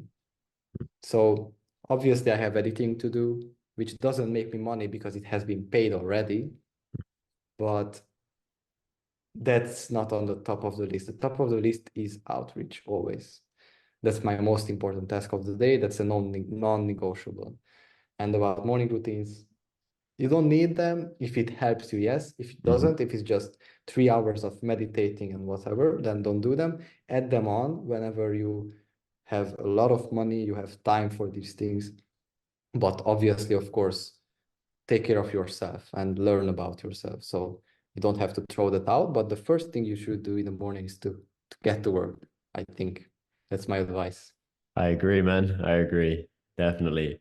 Always start with the money, start closest to the money, get the outreach Exactly. going, focus on those leads that you got to convert, and you can figure out the rest of it later. Yeah, man. Exactly. Agreed. Nice. Eric asked, what do you think of fake it till you make it in the beginning? Yeah, that's really close to the delusion we talked about, right? And the belief. Yeah, I think that's not bad, but you cannot just fake it and do nothing. I even to this day, I sometimes I work 13, 12 hours. So you have to fake it. So keep in mind that I'm a millionaire, I'm a millionaire, I'm a millionaire. And I wake up and I feel good. I make myself feel good. But I also do the things necessary and 10 times more than that. So don't just fake it, but fake it, do it, and then you will make it. So yeah. But yeah, I I like it, agree. man. Fake it till you make it, but still do the work. So yeah. Nice, man. Awesome. Akos, it's been an absolute pleasure, man. Appreciate you coming on. Agreed. This is really fun. You enjoyed? Yeah, thanks, man. Nice. We could do this again when I hit 1 million. What do you think? Let's do it, man. Let's do it halfway, right? When you're getting on that journey, let's All right. 100% do it, man. All right. Happy to do Nice. that. Thank you so much for having me. This was really fun. This is the story of how David went from being unable to pay for his daughter's hospital bill to now running a 6-figure podcast agency. David started and scaled his agency while working a 9-to-5 job, so this really shows you how possible it is. In this video, we pull back the curtain and we show you exactly how. It got to a point where I did take over and there was no need for the full-time job anymore. Grew to more and more work, and I thought, if I could just multiply this, as long as we keep our clients happy, this is it. I remember telling my wife, I was like, this is it. I'm telling you, this is going to work. This is it. Guys, welcome in. Today, I'm sat down with David. David joined our program a few months back. David's got a very interesting story for 2 key reasons that we want to focus on today. So David has built a podcast agency, not your typical content creation, social media management, Facebook ad agency, but also he's gotten most of his clients through Fiverr. And I know a lot of you hearing that are going to be like, what? Fiverr to get clients and build an agency? So David, excited to share your story, man. Welcome in. Thanks very much, man. Excited to tell the story. Awesome. Well, there's no better place than the start, right? So how did you actually get into this? When did you start? And what did you do beforehand? So beforehand, before I kicked this off, I was working in radio. I had audio background, skill set wise, but dabbled in video as well, like self-taught. But I did go to college and study for audio production. So with that in my kind of skill set, I suppose, I naturally gravitated towards DJing, which I loved for many years. And yeah, I just kind of had the media bug and always thought I was going to do something in the media industry, and I did. I eventually went and worked for a couple of Dublin radio stations, which was great fun, making ads. That's what I did. I was a commercial producer in a couple of Dublin radio stations, and then I was an imaging producer, which is like the sound of the radio station, and you're managing that, how radio stations speak to the audience, etc. So through that, then that's kind of developed into that, and then roll on to, I guess, when COVID came and hit us like a ton of bricks, I thought, okay, now the DJing is dead. How do I keep that rolling, my additional income? And what can I do to kind of improve my financial situation? Because me and my wife at the time, we were living with my father-in-law, and we were like, how are we gonna save for this mortgage? What are we gonna do to compete? Because the market was wild and still is wild. So I thought, right, how can I really make this happen? And I came across this girl called Alex Fasulo, who is, I guess, the poster girl for Fiverr. I know she hates that term, but she was at the time very much the poster girl for Fiverr, because her success through copywriting blew up on TikTok and Instagram and whatnot. And it was really influenced by that. And so I thought, okay, I'll try and make that work. It kind of kicked off from there. Interesting, yeah, because that's the first person I think of when I think of Fiverr. There's another woman I know. She doesn't talk about it too much publicly, Georgia, but again, same thing, built a copywriting agency from pretty much just Fiverr, which both of those 2 stories blew my mind. And then when we started working together, David, I was like, oh shit, like you've done this as well. So what do you think is the key thing somebody needs to know if they want to use Fiverr? Because my understanding of Fiverr, which is probably representative of most people's, is you go to Fiverr not to sell your services, typically to buy services, and you typically pay $5, $10, $15 for a logo, for a little tiny graphic, and then that's it. So how does that differ when you're on the other side? It differs because, you have to define your kind of service and what you're offering. You have to be experienced enough to over deliver and to really show people that you're just not somebody out here trying to make a cheap buck. You're not out here to kind of just almost do it and hopefully pretend your way through it. You're out here because you're skilled at this, and if you are good enough, then you are going to rise through the ranks and do well. And you are so right. Most people get onto Fiverr as a buyer and wanting to get cheap staff. They want to outsource. They want to do it in a cheap manner. And to be honest, the company shot themselves in the foot when they named themselves Fiverr, because they have really expanded since their beginning stages. Because yes, in the beginning, 100% correct, everything was a Fiverr. And then they changed that and upped their pricing. They then They then allowed people to up their pricing to 10 or 15, 20, whatever. And then they introduced Fiverr Pro, which is the Alex Fasulo story. And once she went to Fiverr Pro, she was earning over $250,000 a year. And George did the same. So this is the kind of thing that happened eventually. But when they did that, they didn't change the business name. So you're still getting people that are going to Fiverr for, that cheaper kind of outsourcing. But if you are talented in your area, whatever that skill set is that you have, you can shine through the ranks, but you have to be motivated to work for nothing in the beginning, because it is a review metric based platform. And if you don't have the reviews, you don't have the social proof. If you don't have the social proof, you will not get the clients you're looking for, which are obviously the better ones being the higher ticket ones. So yeah, you've got to kind of work your way through that. To put it briefly, Fiverr is a long game, and you have to be willing to play that long game in the sense of over delivering and really just making people think, wow, this guy is a partner we can work with rather than someone that you work for, and that definition comes over time when you gain confidence, etc., in dealing with people face to face. Which is what happened with me. I gained confidence, even though I studied audio, diplomas and degrees and all that stuff, but ultimately still delivering to someone in the United States made me more nervous than winning an award. Like, it was the weirdest thing. Even though if it was $5, it was still that feeling of, oh God, are they going to think I'm a professional? And they will if you have the skill set, Of course. Yeah, of course, man. That's a really key point, right? That long-term mindset, nobody we work with comes in and gets a 6-figure business in a month.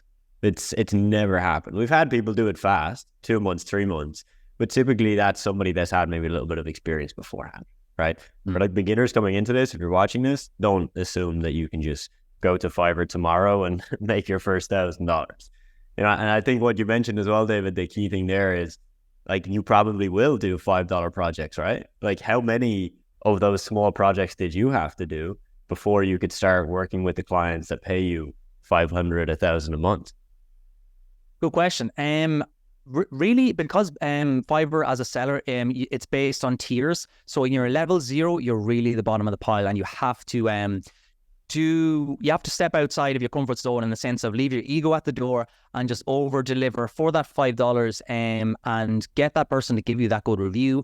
I mean, I was literally hitting up my own mother, my brother, my sister, my family, my friends. Hey, $5, I'm going to send you this this service. Just please give me a good review after I deliver it, and we'll go from there. And there are support groups on Facebook that are out supporting each other and buying each other's gigs, and trying to raise from the bottom is the hardest part when you're starting on Fiverr, because you have to prove yourself and get those reviews. Because once you get those reviews, you move from level 0 to level 1. You get better clients at level 1, but your price point still isn't obviously at a good place yet. So you got to fight through that and meet the requirements for level 2. And then finally, level 3, top rated seller. And that's kind of the tier list that it goes through. But your clients will improve as you go up those tiers, but you have to be willing to leave your ego at the door. And it's a game of numbers. And just like we mentioned, it's a long game. So you have to go through a good bit of those bottom tier clients, those lower ticket clients in the beginning. Later on, you can, of course, take complete satisfaction in turning those people away, because your red flags will be raised quite easy for someone that's looking for a deal as soon as possible, rather than, talk to you and see if you guys are a good fit. Makes sense. And I think this is the difference as well that sticks out to me, is the fact that when we look at a platform like Upwork, really, really popular with our students. Upwork, yes, it's similar to Fiverr, where of course it's based on reviews, in that if you don't have reviews, somebody can see that you don't have reviews, and it doesn't look too good. At the same time, like our student success manager, Ty, I think he's got 2 reviews on his Upwork profile. I think the exact amount he's brought in for Upwork, at least 100K. So when you look at those metrics of like 1, 2 reviews, literally 6 figures through the platform, I think that's one of the differences, where on Upwork, you apply to a job. Whereas with Fiverr, it's, if I'm the person hiring you, I like just literally look at all the people offering podcasting services, and I pick one and I pay, and we go from there. Whereas with Upwork, there's that process where beginners can come in easier, because 30 people will apply to a job. Yes, of course, some have reviews, but if their proposal is not good, it doesn't matter if they have good reviews. So the person who put in more time with their proposal with 0 reviews has a chance, which probably just makes Fiverr, again, more of a platform that's long term, like you said, because it's probably harder to get started. Yeah, definitely. I am still yet to really take like Upwork properly on, because the lead generation that Fiverr's offering me right now is still decent. But I am working on it. It's a huge. I'm leaving money on the table with it, I know.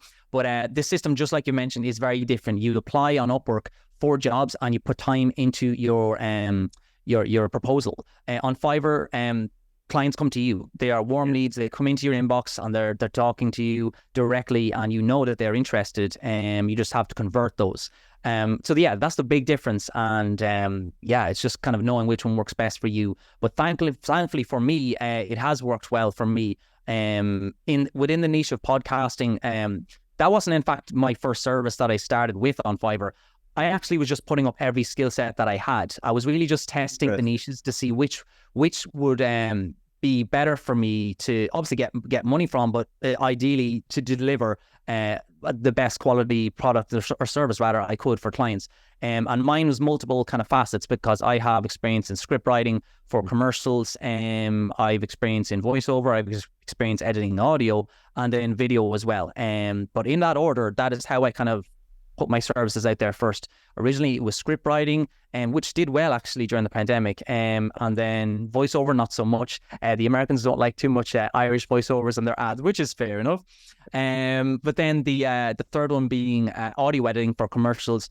It was hit and miss because it wasn't, and this is the big keyword that kind of changed it for me, it was recurring. It wasn't a recurring revenue model. But then when I started thinking about podcasts, because God knows I listened to about 1 million of them during the pandemic, and I thought, wow, why haven't I started this yet? And yeah, once I opened that gig and got good reviews in the door, it blew up from there. Yeah, for sure. Because David, look, that's, like I mentioned at the start, it's not very common. I really don't know anybody else that has a full-blown podcast agency. I know people that do social media and content creation, and then they manage a podcast for one client, but like a full agency just for that, it's unique. So I want to dive into that, and I want to dive into it. In terms of, let's start with the pricing, David. With the clients you have now, what's the typical range from lowest to highest on a monthly basis that a client would pay? Anywhere from 500 to 1900 is our lowest to highest spectrum at the moment. Gotcha. And within those packages, if I was signing up, what would I get at 500, and then what would I get at 1900? So 500 is the smaller, it's our lowest tier, and it basically includes like 20 minutes of a podcast, and without highlight clips, you'll get a teaser clip. The deliverables you get per podcast is essentially a video version of the podcast, an audio version of the podcast, and essentially that's it. No added extras, etc. But that is a weekly recurring. And then going to the 1900, that is as long as a podcast as you record, which we have up to 2 hours, 2.5 hours, sometimes even. And then that includes all the bells and whistles, your captioned short form clips, your teaser clip, your podcast trailer, your episode thumbnails, your name titles on screen. We really throw all the bells and whistles at our top tier packages, and the results are great from those, because people are filling out their content marketing calendar so much easier by just going, oh, great. Here's a ton of clips that we can use across all platforms, LinkedIn, YouTube, all that good stuff. And of course, here's a thumbnail that we can use for uploading, etc. So yeah, it just gives people more tools to really push the marketing side of things, because we've noticed that podcasts that stay stagnant and they don't grow are the ones that really aren't putting the effort into their guests, firstly, their content as well, secondly, but thirdly, is their marketing, is just really not dialing that in and not telling people enough about what you're doing and what value people can get from it. And these marketing materials, such as the short form content clips, are gold. They're golden nuggets, and we've had clients that have exploded because of it. Love it, man. Love it. Now, a doubt that a lot of people that's going to come to a lot of people's minds, right, is it's not a revenue driven service. Right? A lot of people that are interested in this space, they look at Facebook ads, they look at something where client pays X, I can guarantee them X return, or very clearly show them this is the exact return I made you. How do you navigate that with your clients, David? And what is the number one reason why they buy from you? The number one reason people buy from us is time, because the biggest mountain to climb when you're a podcaster is there is so much to learn here. I don't know if I have time to do all this, but I just know that right now we are leaving money on the table by not podcasting and not telling people about our businesses. on what we're doing, and there's so many leads that we could be generating because of this. So people are seeing a huge opportunity in podcasting right now. And it shows in the people that come to us, because we get businesses, we get agencies that are outsourcing, and of course we get personal brands coming in as well, just wanting to record a conversation with two people, just just having a chat, right? So we get all types of everyone. But the really where the ROI is the engagement people are getting from the value they create. And I mentioned about guests being very important, because you have to have someone on that's really speaking to your audience directly and kind of solving the problems that they have in their lives and offering solutions. And that value can be in the form of education, inspiration, entertainment, whatever. As long as it's one of the value pillars that your brand represents, then you can really talk directly to them. And it's about free content for your audience, essentially. If they see enough of your short form to really like you as a brand, they'll come back and they will convert to your long form podcasts, and they will essentially convert to listen and watch everything and become a fan. And that's really what you want people to do. So we've had a lot of clients that have done that and have sent us thanks. So we're watching their accounts on social media and seeing hundreds of thousands of views on things and engagements, and it's amazing to see, and it brings a smile to my face to see it really work out, the whole strategy, from guests to questions being asked to having the right content on their short form to really explode. And yeah, it shows, and that's kind of the value in it for them. 100%, man, 100%. With our agency as well, that was always something for us that we loved. Like, of course, you're running the business to make money. That's number one priority. But on top of that, when you actually then see your clients get results, it's one of the most fulfilling things, because you did it, and you just know that the reason they're paying you is now justified. Like, they're going to see that as, fucking hell, that was the best decision we ever made. And that just brings a smile to anyone's face, man. And to click a bit deeper on that, David, recently I had one of our students, George, right? I did a podcast with him literally like about 3 days ago. George actually found me through my podcast, and I don't have a serious podcast. I just take a YouTube video, cut out the video, and put the audio on Spotify, the most basic form you can ever think of. And he found me because he didn't find me on, let's say, TikTok and then find my podcast. He went to Spotify, typed in social media marketing. Somehow I came up. He watched one podcast and bought my program. Love it, man. Like, the power of a podcast is incredibly underrated. And I think that's probably why, David, you're doing so well. It's because people like Gary Vee have been pushing this for years now.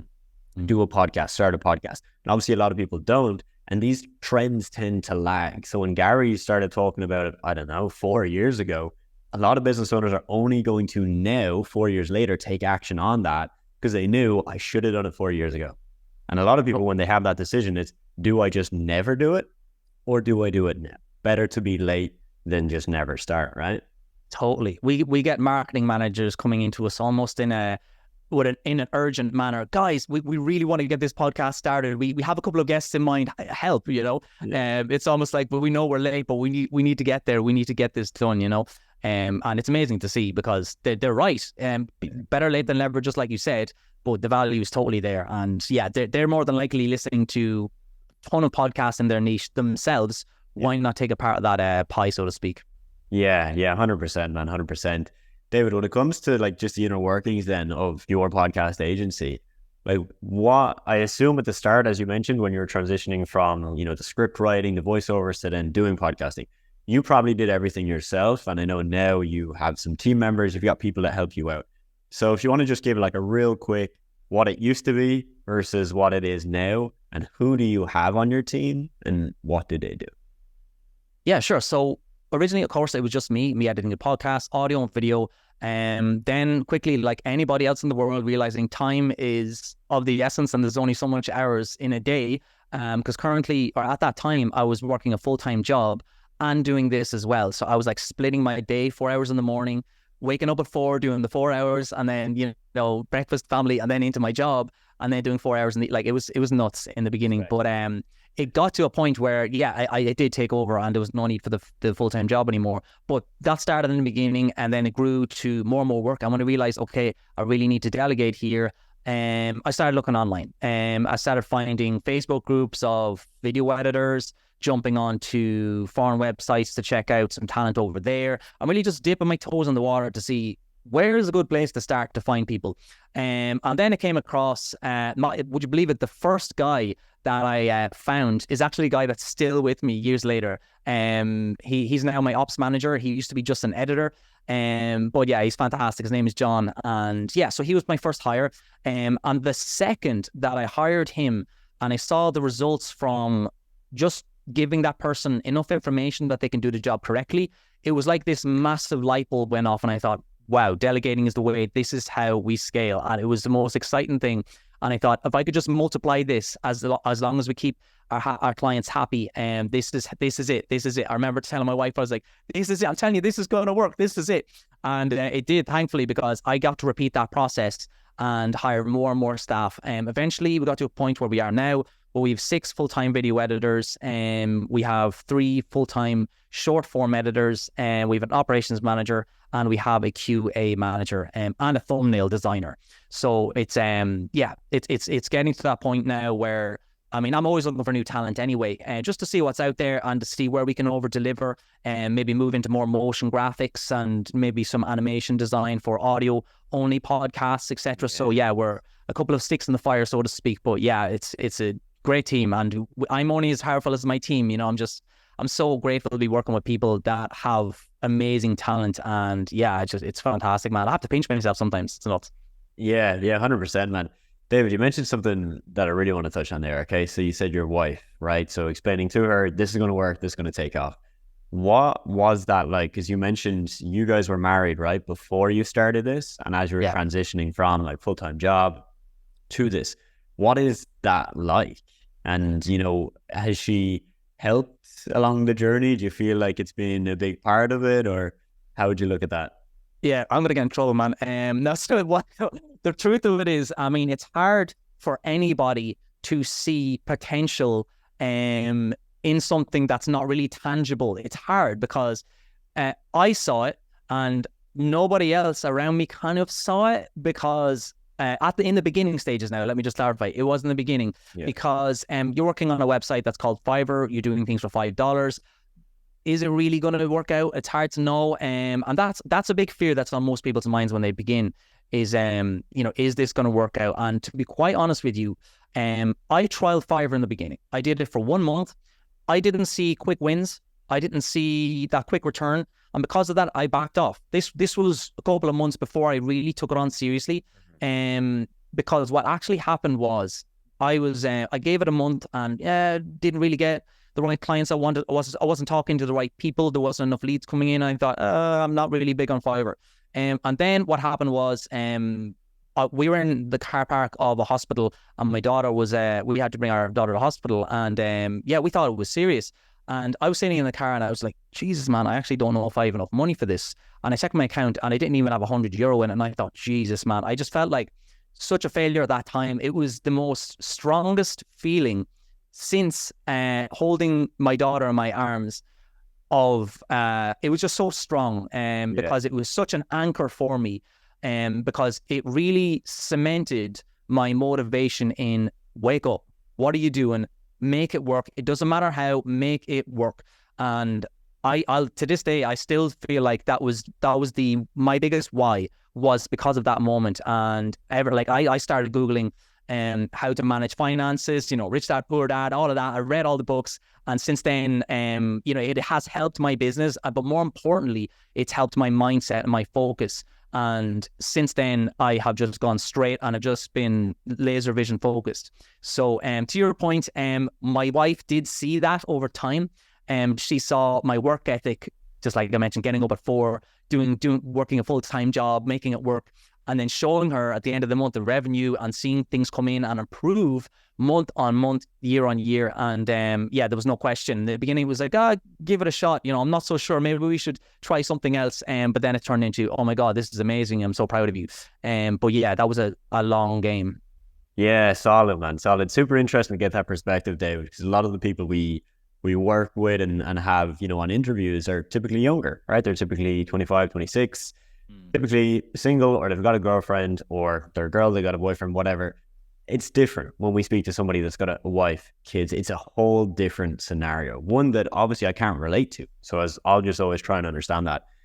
I think what you mentioned there about that moment in the car park with your daughter where she was going to go for treatment and just not knowing if you could afford it, moments like that are probably what make us, right? And just from the way you even said it there, I could feel, like you said, the depth of that feeling, that emotion, but also how you didn't just see that and say, oh, the world is terrible and this life is so hard. You know, you might have had that thought for a split second, but you then switched, right? Like you went, how the fuck do I do this? Let me go and figure it out. And I think that's the admirable thing. Totally.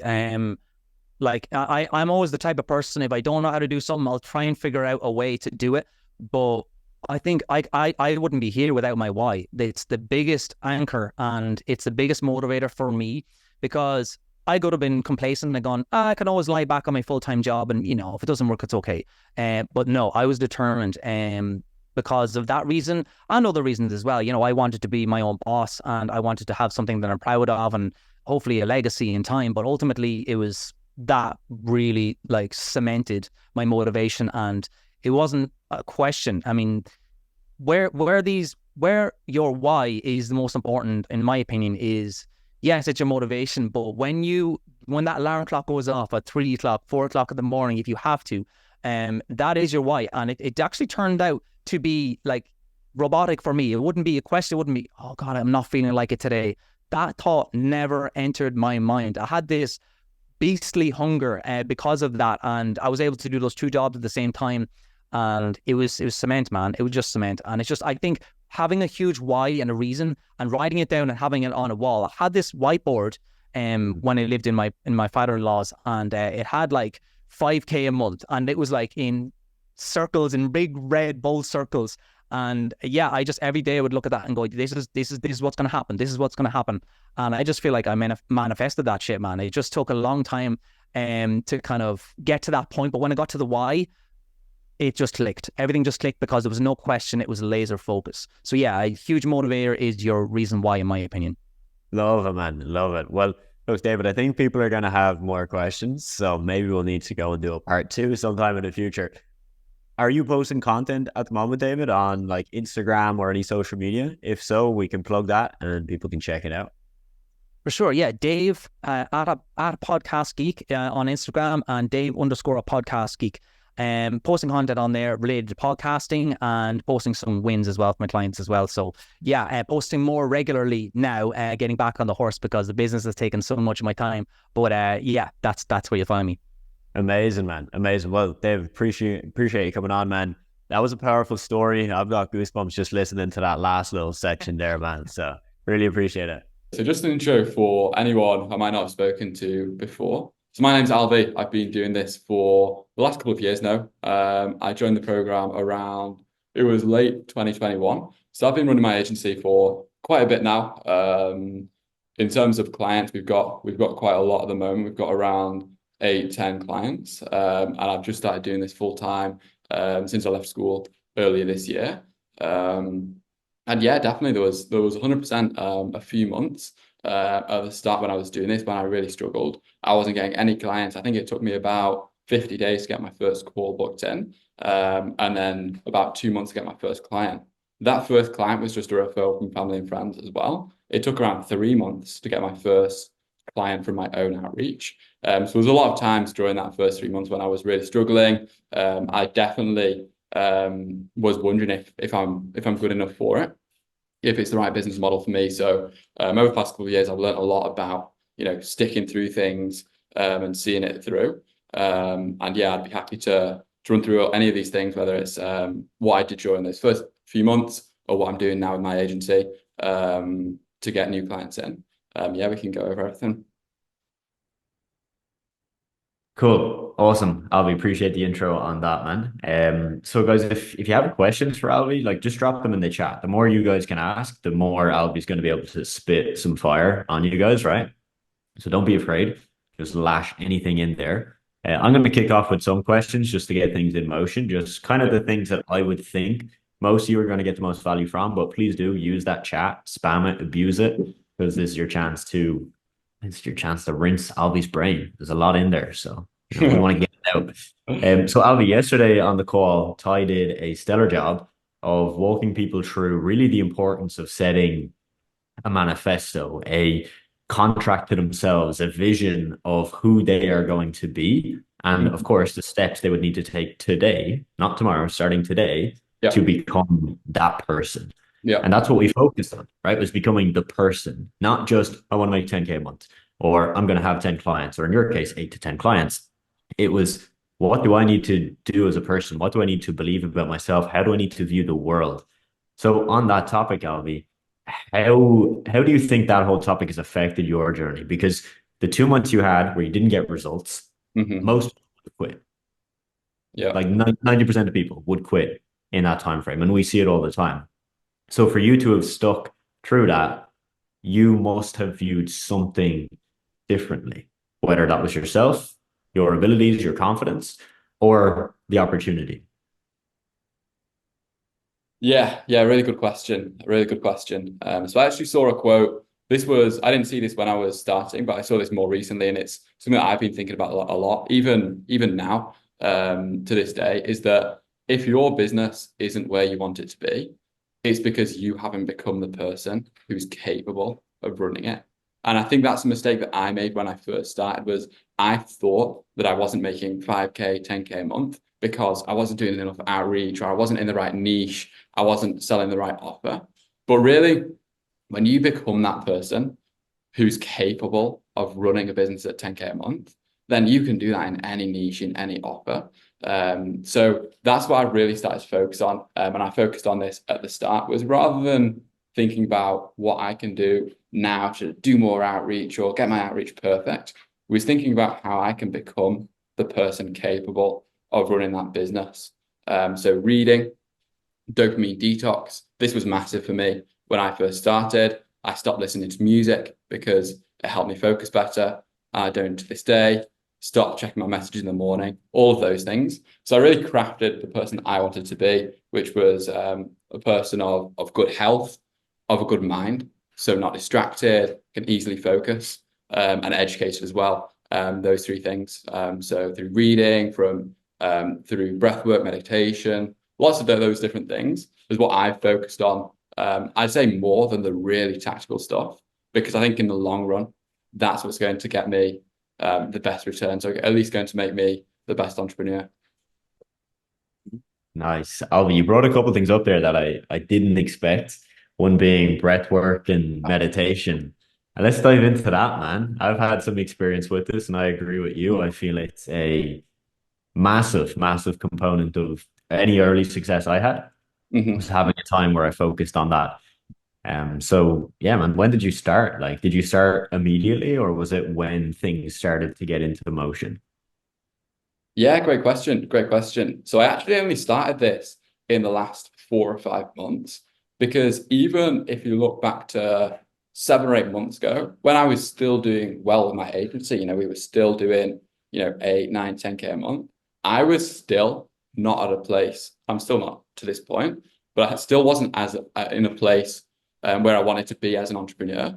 I found that I was distracted a lot of the time. I was making a lot of short-term decisions. And even in my personal life, I was being distracted by my phone, by all these different things. So just in the last 4 or 5 months, I really started to focus on 2 of those things. So breath work, starts focusing on really getting control of my breathing and breathing better. I was shocked to realize just how poor my breathing was, not compared to everyone else, because I think a lot of people suffer with this problem, but to where it should be. So just to give you a quick rundown, this is something that I've done quite a lot of research into over the past 6 months, but just to give you a basic idea. So a lot of people, I'd say the vast majority of people from what I've seen, really struggle with breathing, and are breathing through their chest, and they're breathing short, rapid breaths. So short breaths through the chest. But what that actually does is it puts you in a very anxious and unfocused state throughout your entire day. So this is something, what I realize is that it's such a high leverage activity is breathing, because you're breathing throughout your entire day. It's about, I think, around 80,000 breaths every single day. And how you breathe impacts everything you're doing. It impacts your work, it impacts how you talk, all of these things. So if you're breathing in that way, in that, short, rapid chest breathing, that's actually going to make you maybe anxious, maybe tired, maybe unconfident throughout your entire day. So what I've been trying to shift to over the past 6 months or so is really transitioning to a couple of things. So longer breaths, so breathing a little bit longer than I normally would. So every breath maybe taking 5-6 seconds to do that. Then also, rather than breathing up in your chest, is breathing down in your belly and really feeling your belly fully expand. And when you do that, I'm practicing right now. I've never done any breath work. Yeah. So we can do a little. You're going to teach us. So Let's go. And you don't need to be too crazy about this, but I like to do this anytime I'm about to go on a call or maybe in the morning when I wake up. It's just a nice, really deep, really long breath and really feel your belly expand. You should be able to see it. And then just let it get really, really big. Really deep breath, and then slowly breathe out. Just doing that, even if you're not doing this throughout your entire day, if you just do this maybe a couple of times, a couple of big breaths before a call, it's going to make you a lot more confident. So I always try and do that whenever I can, whenever I think about it, is taking those deeper breaths, and that's really helped me to just become a lot more focused and a lot more relaxed throughout my day, and that's made my decision making in my business a lot more longer term and a lot more focused in my decision making rather than being distracted, looking for new opportunities, looking for new ideas. So it's something that if you told me that a year ago, I'd have thought that's like really like woo woo, like it's like doing the outreach, bro. That's like what I would have thought. Yeah. But I've actually realized what a huge impact it's had on me, not just in my business, but also in my personal life as well. And that definitely reflects. It's not going to make you more money tomorrow if you just start breathing weirdly or in a different way. But if you look at over the next couple of years, just you being in a more mindful, relaxed state, the decisions you're going to make in your business are going to be a lot more long term, and you're going to be a lot more focused. So it's definitely something that a couple of years ago, or even 8 months ago, you could have told me, and I'd have really been really skeptical. But it's something that's helped me a lot over the last 6 months. I can see how that goes hand in hand with meditation, because from what I understand in meditation, it's essentially focusing on your breath. Yeah. And just trying to relax, trying to get into that state where you're able to receive that better. So that makes a lot of sense, actually. That's really interesting. Something that you brought up there, Alvie, which was building the confidence. Or I remember for 2 months, right? You had started doing outreach and you hadn't closed any clients for the first 2 months. And that was really frustrating. Yeah. But then you closed your first client. And then like 2 or 3 weeks later, you're like 2K per month, right? Yeah. So I remember asking you, because for you guys who are listening in, I actually knew Alvie before he joined this program, before I even worked in this program. This was way back in 2021 or something like that. So I was actually working with Alvie one-on-one, and he was trying to start this agency. So I get to see this firsthand. And I remember asking you, Alvie, because you went from nothing, first client, making pretty much a full-time income so quickly. Yeah. So once it started to rain, it poured. Yeah. And I asked you what changed during that 2-week period. And do you remember what it was for you? And I know that I gave you an answer. Do you remember what I said? What you told me is that you just had confidence because you had closed that first client and you didn't feel needy when you got on a call because you were making more money than you were before. Yeah. So you were just a lot more calm. You were a lot more confident. It gave you this sense of conviction that you could do it. And that, like looking into your journey when I was working with you, that was the big changing point, is when you realized, oh, I can definitely do this, where things really start to take off. It just took one opportunity for you to really start to get things rolling. Yeah, definitely. I think that's something that was massive for me, because I did spend a couple of months where I had 0 clients. And of course, it's absolutely natural that during that time, you'll be thinking, maybe this isn't for me, maybe I'm not good enough. You know, I saw someone in the program who joined after me and is already making more than me. But it just takes that first deal to show you, okay, I can do this. People can actually send me money to my bank account for these services. And then once you've done that, you're going to be more confident. It's not going to be straight away. It's not going to be overnight. You get one client and then all of a sudden, you're the most confident man in the world. But it does really help once you just see that tangible success. You've got one client. then it really helps. So if anyone here hasn't got their first client yet, it's just really, really stick in it, because I hear it so many times from different people that, you know, they'll get one and then they'll get three. Yeah. They'll get one and they'll get five. So it really does happen. When it rains, it pours, as they say, and it definitely happened for me. Yeah, that's something that I've noticed from working with so many different people. There's quite a few cases where people hit a stride and they close one client and they don't change anything tactical. It's just they realize that they can do it, and then everything changes for them. And I think that's kind of where you draw the connection between what you were talking about, meditation and breath work, and confidence on sales calls. Those to me almost lead to the same result, which is you're more calm, you're more confident, you're more convicted. It's the same thing. Yeah, for sure. Yeah, super fascinating to hear that, Alvie. Like for you, that has actually been a positive. Because like I said, I think most people, you know, would hear it and just think, come on, like, you know, that's just stuff that doesn't matter, stuff that's no way going to help you get a client. But as you just said there, if it makes you more calm, present, and confident, of course that's going to help. Like, how are you going to show up on a sales call feeling more confident and do a worse job? You're not, right? Like, you're going to do a better job. So massively overlooked and underrated, I would say, man, definitely. Which, you know, Christopher, you asked a question which kind of ties into this, which is, how did you get over the initial fear of sales? Yeah, that's a really good question. I think I definitely really suffered this. I remember my first ever sales call was with a real estate agent, and I was absolutely terrified. I remember texting Ty like, "Oh, the call's in 3 minutes," like I'm shaking. I was really, really nervous. And during that call, you know, I'm sure if I watched it back, you could see just how nervous I was. I was stuttering, all of these things. To be honest with you, if I look back to those first 6 months where I went from, you know, being terrified on that sales call to being pretty confident and happy to take a call without too many nerves. Honestly, I think one big thing for me was just reps. There wasn't really anything specifically tactical I did that I thought, let's be more confident, here's what I'm going to do. It was just my first sales call, I was terrified. My second call, I was still terrified, but maybe a little bit less.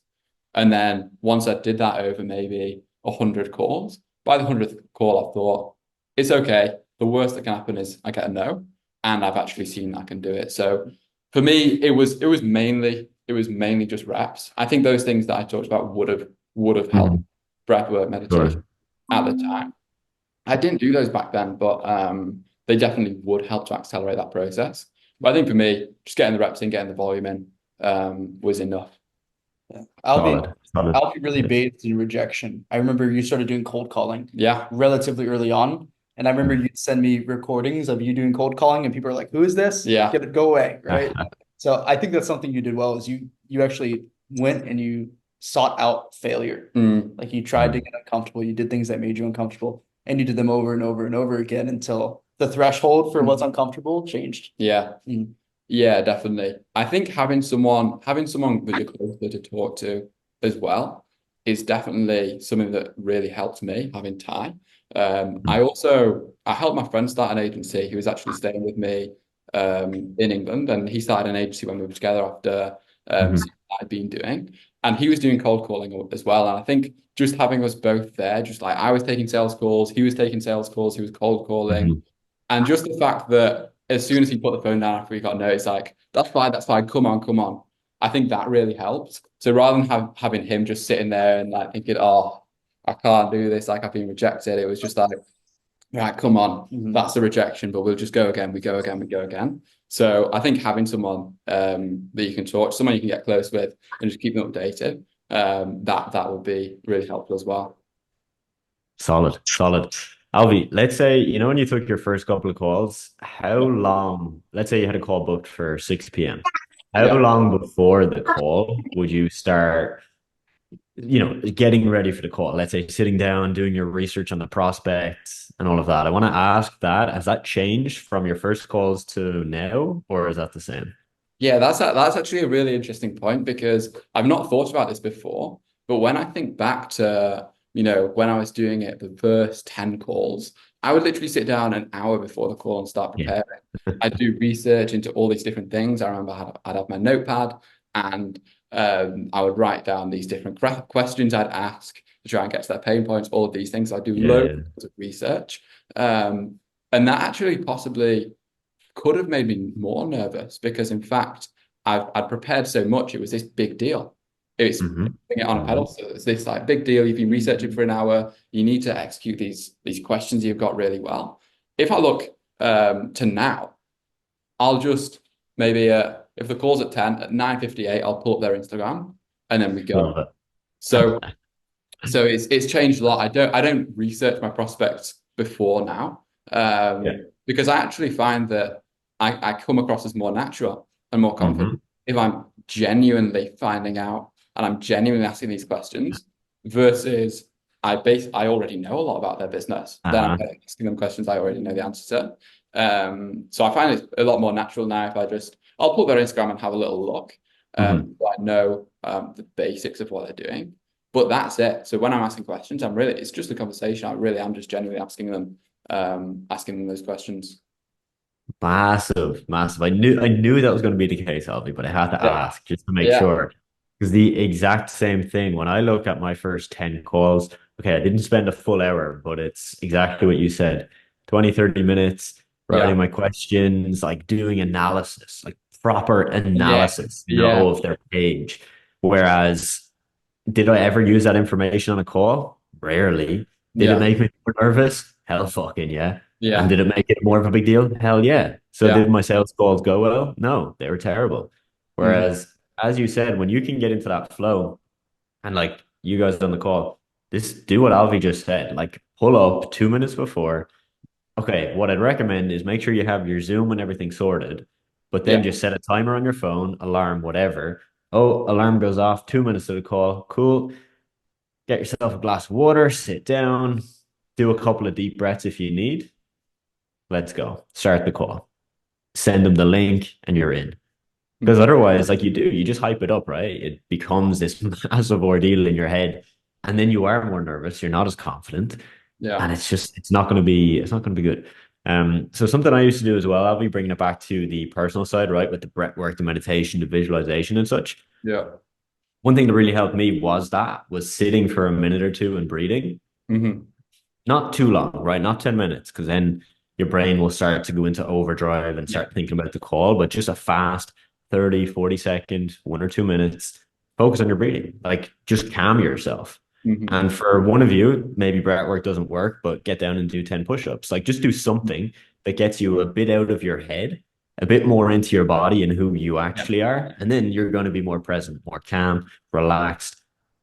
And whatever that is for you, it could be something completely different. But that really helped me, because I think nerves was my biggest problem for sales calls. And I think that's, Chris, for your question about the fear, like that's where the fear really comes from, right? Like, why would you be fearful of a sales call that could potentially lead you to making $1,000? When you think about it, right? When we really dive into that, why would you be scared of that? It's because you are putting a massive amount of pressure on it. That's one factor. Two is you don't feel confident, which again comes from all this stuff. It's the personal life coming in.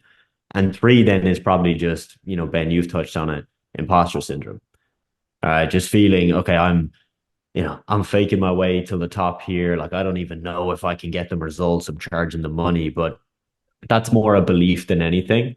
And kind of like what Alvie said, that will go with reps for most people. It's impossible, I think, to not have imposter syndrome when you're starting off. If you do, fair play, but I definitely had it. And for you, Alvie, is that still a theme, imposter syndrome? Does it come up now at any point? Or has that like completely faded for you, would you say? I don't really feel it. I don't really feel it now, just because it's like Alex Hormozy says. I'm not sure if you've heard him say this about like the undeniable stack of evidence, or whatever you want to call it.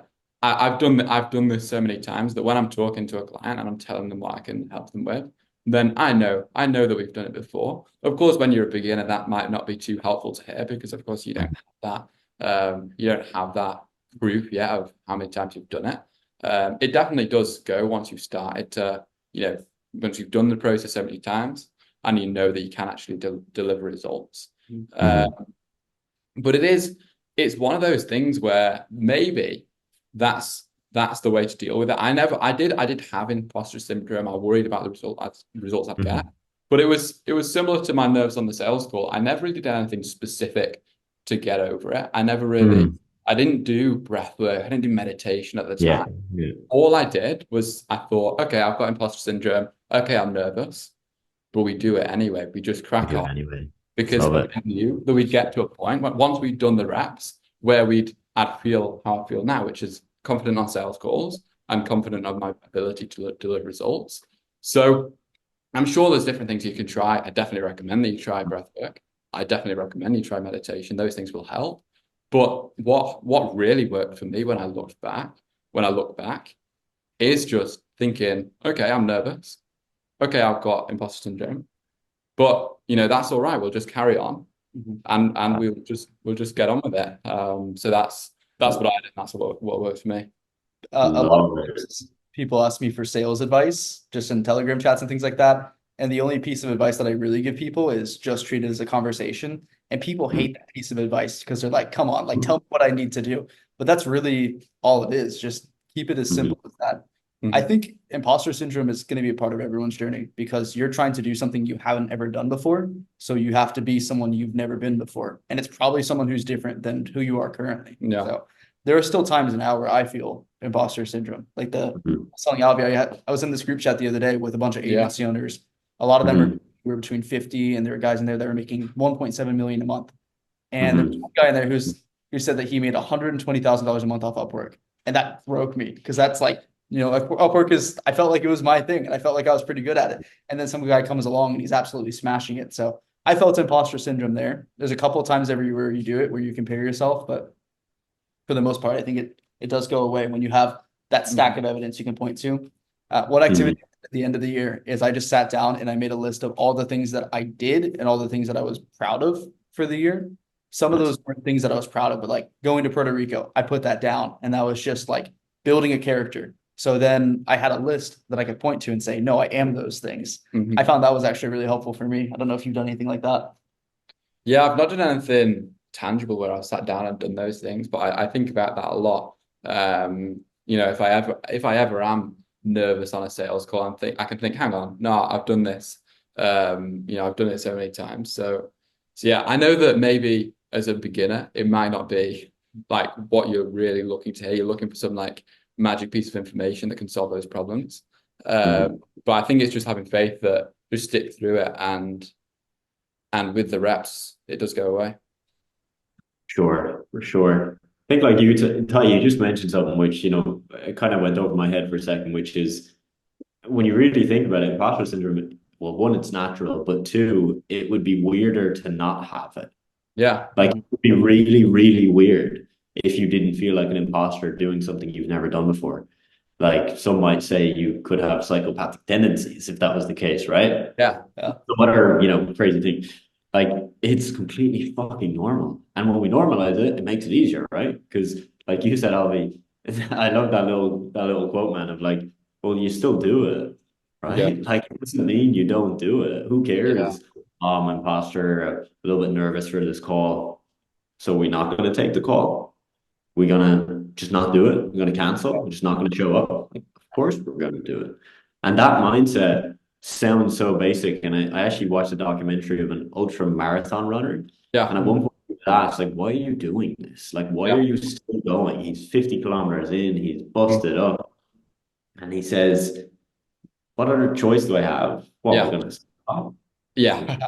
Stop? Yeah. Like, it's just as simple as that. It's as simple as he just does it. Like, what do you mean I could stop? It's not even an option. And I think that same philosophy, if you can bring that in to the daily work you're doing, you're not going to feel that same pressure when you're hopping on a sales call, because you're going to feel nervous. You're going to feel like an imposter. It's going to be stacked against you, but doesn't mean we're not going to do it, right? Yeah, definitely. I think that attitude still serves me, especially now, even of that mindset of, okay, there's a problem, maybe I'm nervous at sales, maybe I've got imposter syndrome, but I'll still do it. I still use that exact mindset every single day. For example, now when I'm trying to grow my personal brand, I'm sure if a few of you guys have seen that. But I've been doing that for around 3 or 4 months now with absolutely zero results. It's definitely not something that I'm good at yet, but I still have that mindset of, you know, I'll just carry on because, you know, maybe I'm not good at it, but over time I'll improve. It's just like with sales. Maybe I'm nervous. Over time I'll improve. I just keep going because at the end of the day, like you said with the marathon runner, it's just what other option do you have? Not do sales, just quit. Not do personal brand, just quit. It's just you just have to carry on, and over time that problem you're having, maybe it's nerves, maybe it's not feeling good enough, or maybe not even being good enough. Get that. Nice. Alvie, I think the example you gave us there, man, about the personal brand is like when I think of what would be easier to give up on, it would be the personal brand. Yeah. Right? You just said you've done it for 4 months and you really haven't seen the results you want. It would be so fucking easy for you to quit that. Why? Because you don't need it. Yeah. Like you are making good money, undeniable good money, doing what you're doing without the personal brand. It would be incredibly easy. It would even be logical to quit. Yet you're not quitting and you're pushing through that. I think that's even more powerful. And I want to bring that up because Ben, you asked about personal branding. All right, you have a couple of questions about it here that we can go into. And I think some of the question you asked here, Ben, was more about like, okay, you asked when did you create a personal brand, how long into the journey, and then what changes have you seen since? And you mentioned getting clients, inbound leads, building trust, etc. I'll let you obviously dive deep on those. But you know, even on the second part, I assume Alvie, you might be saying, well, maybe there hasn't been a benefit yet, right? Apart from the mental discipline you've built from sitting on camera, recording, editing, or handling a team to edit, and then posting yourself. But let's run into the questions, man, and have a little look. So when did you start your personal brand? Yeah, so I believe I made the first post. It would have been August. So I made my post maybe mid-August. So if you count the months, it's around 3 or 4 months now that I've been doing it. I'm just doing Instagram, posting once, twice every single day to get clients for my agency, to build up my reputation, all of those things. But I've not seen any changes yet. I've not got any clients from it, far from it. I've barely got any new followers. I've barely got any views on the videos. So in terms of tangible results, there's nothing there yet. I've not gotten any new revenue from those hours a day, you know, the money that I'm spending on it. So really, at this point, we've made no tangible progress. One thing I was actually just thinking about this morning is that, and this is definitely something that I'd take into account for you guys, maybe if you've started your agency, if you've not got clients, although you've not got tangible progress, just like I've not got a client from my personal brand, you've made a lot of progress. It's just invisible progress. Because if you look, me and Ty were discussing this. Factory. Yeah. Ty and I were discussing this just this morning, actually, that with personal branding specifically, we found that no one's mediocre. You're either a beginner and you're not getting good results, or it's a big page with lots of followers getting great results. So it's like there's this switch where you go from, you know, content not being good enough to get results to finally cracking the code and starting to get lots of views, starting to grow fast. So what I've realized is that even over these last 3-4 months since August, even if I've made no progress in terms of getting clients, all I've done is just brought myself closer to this point, this switch where, you know, I'd start growing and then we'd start getting big. Or if you're just starting your agency, you've not got any clients, but you've got closer to this point where you get your first client. And then when it rains, it pours, you start getting more. So that's the way I'm seeing it, is that even though I've not got any clients, definitely no one's, you know, trusting me more because of this. All the progress I've made is actually the most important progress, which is just getting closer to that point where we do start doing it. So yeah, if that makes sense. It's like the 2 months you started your agency and you closed no clients. Yeah. If you were measuring success by revenue, yeah, you would say you failed the entire 2 months. Yeah. But that wasn't the case at all. Yeah.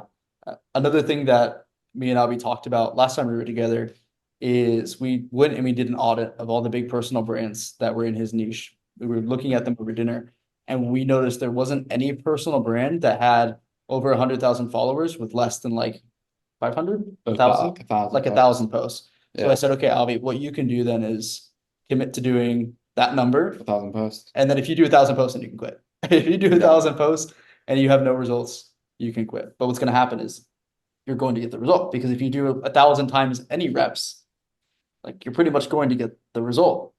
That's way too much effort for you to not see the result. And if you like, even if you did do 1,000 reps and you didn't get the result, we do 2,000. You'd be in too deep. You'd be in too deep to quit. Yeah, definitely. Yeah, we just do.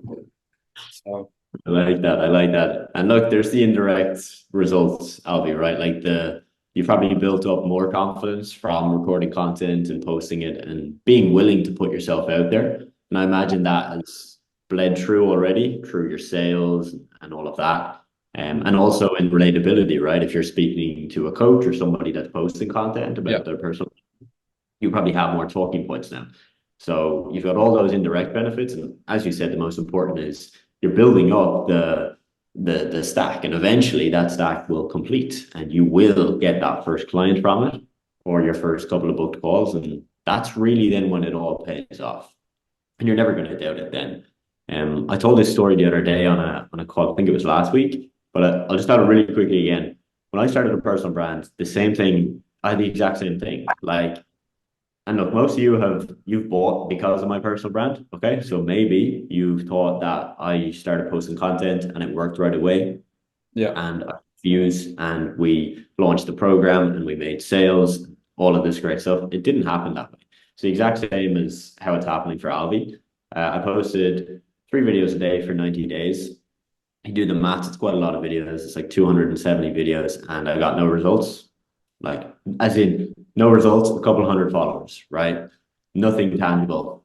We didn't even have a program to sell. We had nothing to sell. I was just like, right, eventually this will work. So I'll just keep going at it. Then when we started to get views, I started to think that money would just appear. I started to think, well, if I got 100,000 views on a short video and I have a link in my bio, people will buy the thing I'm selling, right? Barely anybody bought. Mm-hmm. So then I had 2, which is okay. Now we're getting views. Now we're not getting sales. I remember the first, when we first launched our program, the 6-Figure Accelerator. We launched it at 297, and I had built up a bit of an audience at this point. This was probably 5 or 6 months into the personal brand story, and I genuinely was like, "Oh, this is going to be so easy," because I'm making good money with the agency, and people tell me that if you can sell a program, it's easier money than an agency. Yeah. And it wasn't, because I launched and we made, I think, 2 sales in the first month of me posting every day, pushing it, stories, everything. You do the maths, it's like 600, less than 600 in a month. And we're doing like 25K a month in the agency. Again, another part where it would have been logical to quit. Yeah. Why would I put time into that if it made me 600 in a month? And actually 600 after doing it for maybe 6-7 months, and it wouldn't make sense, right? But again, it was that belief that this will eventually work, and I just have to keep pushing. Mm-hmm. And so I think, for those of you that are specifically starting a personal brand, you're probably going to have a harder time than starting the agency, doing Upwork outreach, doing outreach on Instagram. And Alvie, you've just kind of made that really clear to me. So keep that in mind. It's not for the faint-hearted. Yeah. And it's probably going to feel like exactly what it felt like for me, which is logical that I should stop doing this. But like anything, what option do we have? I'm going to stop.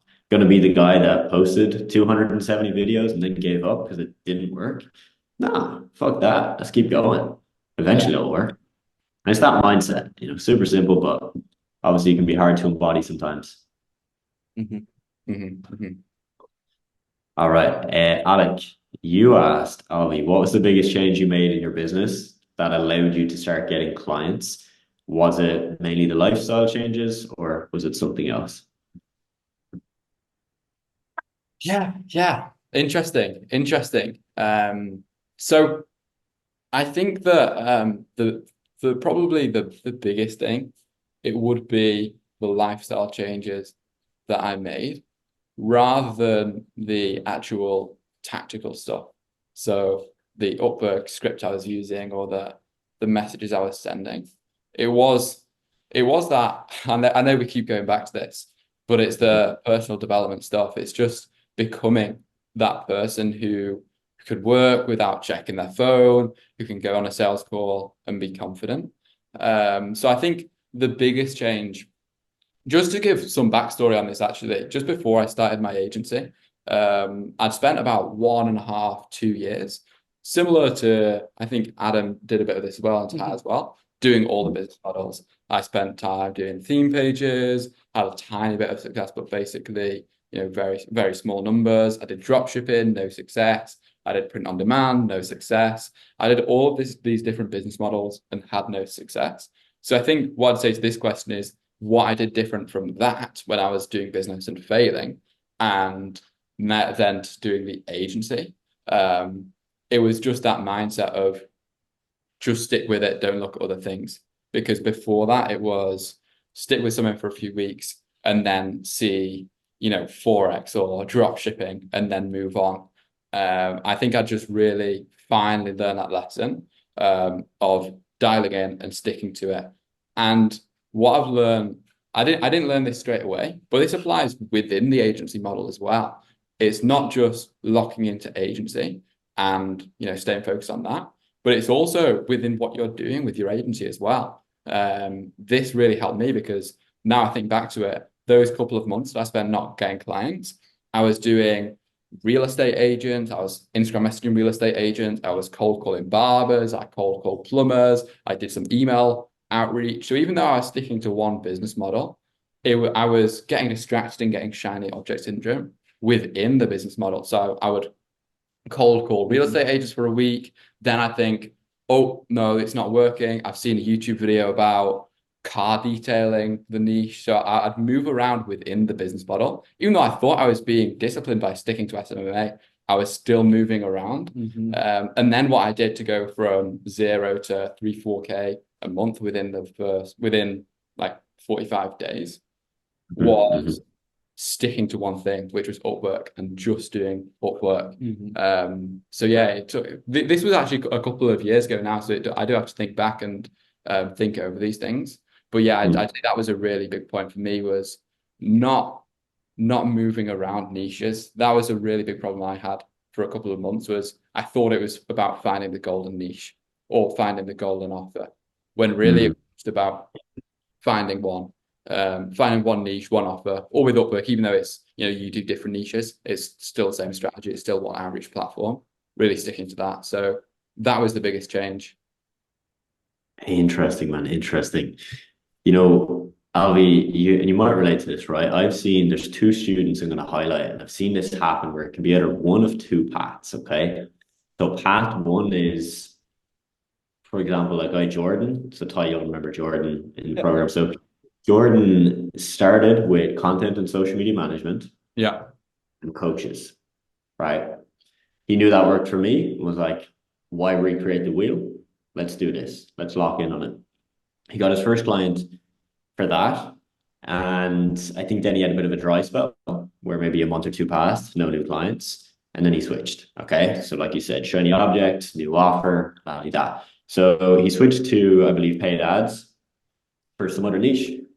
And that then turned into a nightmare. As in, he did that for probably a year, got a couple of clients, and the whole thing was way harder to deliver. Just getting them to do, for example, with the ads, to do stuff with their website and all the other technical back-end stuff just turned into a mess, right? So essentially, at this period where after a year of doing that, he comes back and says, let me go back to the thing that got me the first client. That's when he then got to 10K a month pretty fast. To me, that illustrated, and we've seen it time and time again with people, if you just stick with one thing, even if it's not the best offer, maybe it's not the best niche, maybe the service, it could be better, who cares? If you just stick with it, it's probably your best shot at actually seeing results with this. Even when there's a new offer, even when there's this other thing you could do. And that sounds really simple, but I've seen that happen so many times. Now, the opposite of that, because that's not the case for every student, is there's a guy, Adam Coleman, where he also started with content and social media management. He pivoted to email marketing, but this is the key. When he pivoted, he stuck with that thing.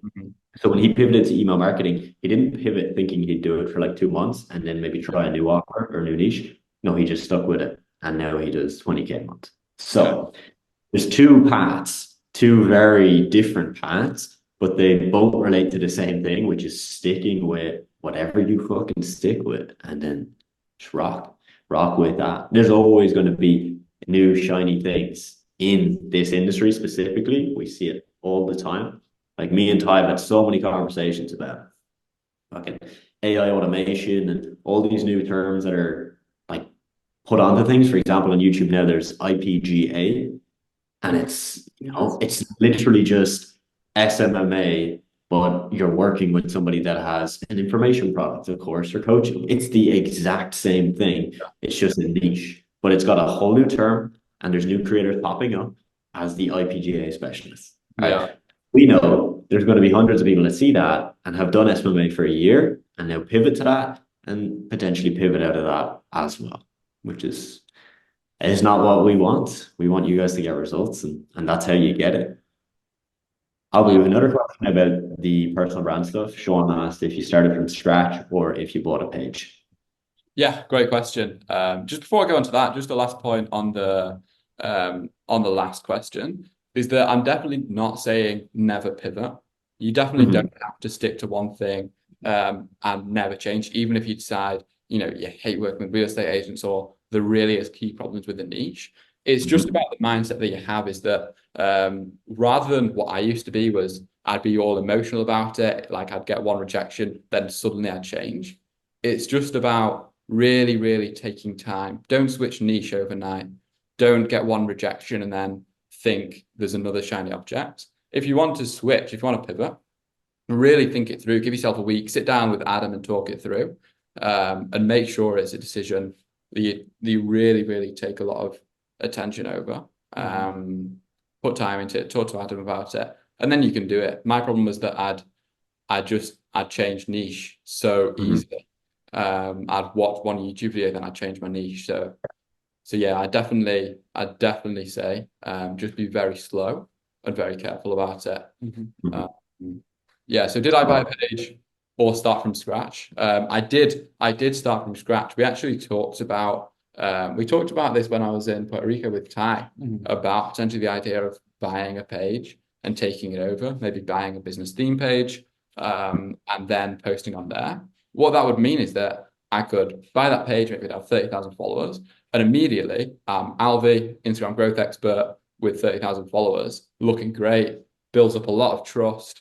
I might get some inbound leads from there, from the existing audience. And it would really position me as an expert. I'd have what I'm going for, which is to look like an Instagram expert with a great reputation, great results. But what I realized is that doing that would be the easy, short-term way of going about it.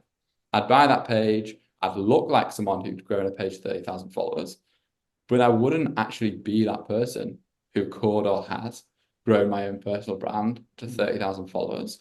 So I think with what I'm doing with my personal brand, the goal is not just to build that real reputation and build trust. It's also to actually build my skill of growing personal brands, growing pages. What I've been thinking about a lot over the past month or two is that once I do start to get good results with what I'm doing with my personal brand, is packaging up what I'm doing and selling that to other business owners as an offer, because I've put so much time into it. I've put so much research into it, into becoming really good at what I'm doing. And then if I can help another business owner use the exact same strategies that started working for us, then it means my client results are just going to go through the roof. So I definitely wouldn't get that if I bought a page. If I'm going from scratch, it's going to take me a lot longer. It could take me a year longer, but it means my skill is going to be so much higher than any other of my competition, because I actually put so much time into this, so much research into this. So that's my thoughts on it. Love it, man. Love it. Alvie, you said your goal there was to eventually package up that knowledge and information and sell that, whether that's course, coaching, consulting. Yeah. And you can imagine if you had bought the page and just started doing that right away, all of the things we talked talked about earlier about imposter syndrome, your lack of undeniable proof, like all of that would bubble up to the surface. Oh, Where you 100%. could do that, of course, but then you probably wouldn't sell any. Like you just probably wouldn't have the conviction to actually sell it. And then we're back to square one, where 30K page, you put all this time into this whole new thing, and then it flops. Yeah, I think the route you're going makes so much sense, man. Yeah, definitely. It's that long-term vision. It's that long-term vision. And yeah, I have thought about coaching, consulting, but I think even for the agency, I think the agency will still be my play for the next few years. But that means that the agency results I'll be getting from my clients will be so much better because it's results. It's stuff that we're doing for clients. It's stuff that's actually working for me today for my personal brand. So the client results will just be really, really strong if we go down that route versus almost pretending. Yeah. By Yeah. that stage. 100%, 100%. I know that's been true, Alvie, even on the flip, right? Where our clients, I remember one of our clients, Julian, some of you have probably heard this story a million times, so I won't go into detail. Basically, he got great results. He referred a bunch of clients to us. He brought us like nearly 10 clients in a month. It was this big deal. Yeah. I learned so much from him, as in when I was starting my personal brand, because we knew what we were doing, but it was always in the realm of fitness. So I didn't have the undeniable proof for myself to then go and do it in this new industry. Whereas this guy also did some business coaching. So he was a fitness coach, but he also did some business coaching. And so when I saw the undeniable proof of this guy, absolute killer in all areas, managing his sales team, his appointment setters, obviously training, being in good shape, producing content for his fitness coaching business, seeing that, like the amount I took from it, that then when I started my personal brand, I could get better results with that because I could leverage that. But more importantly, anything then that was working for me, we could relay back to clients. So there was this point for me where I remember feeling like it was just like the holy trinity of when you have a personal brand and an agency, if you're working with people like coaches or people that have personal brands, you're literally getting paid to learn how to do the thing and then do it yourself. And then when you get results yourself, you relay it back to your clients and they get better results. And it's just this thing that just feeds itself over and over and over again, which I personally think is an incredible thing. So you're going to have that same situation when the results start to flow in with the personal brand, when you've got 10K, 20K, 30K followers, and when you then start selling stuff through that. Because trust me, when you do that, Alvie, and you sell, let's say it's your first Instagram growth course or whatever it may be, after you've got all the proof, you're going to want to shout about it to your clients and share to them how you did it. They're going to then replicate similar strategies for their business. They're going to get better results. And you see what I mean? It's like this flywheel of everything just works together, feeding on top of itself. But if you bought the page of 30K and just tried to sell the thing, I don't think we'd have that same effect. So long-term focus, I like it. Yeah, 100%. I think that type of decision making is it's just so powerful, not just for personal brand, but for agency in general. I was always, even truly up to maybe 6-7 months ago, I was always in the state of looking for those short-term gratification, even within business. So looking for the short-term bandages on the problems versus the longer-term strategies which are going to pay off. So I was always looking for things that could work in the short term, even if they damage the long-term vision, like taking on too many clients instead of taking time to focus on systems. So that's something that I've really improved on over the last 6 months, is slowing down and being a lot more long-term with everything. Yeah, massively important, man. And for everybody in this call, you know, the point I want you to take away from that is when you're making these decisions, run it by us, run it by students that you know in the program, like run it by people, because I do this with Ty all the time, all the fucking time, right?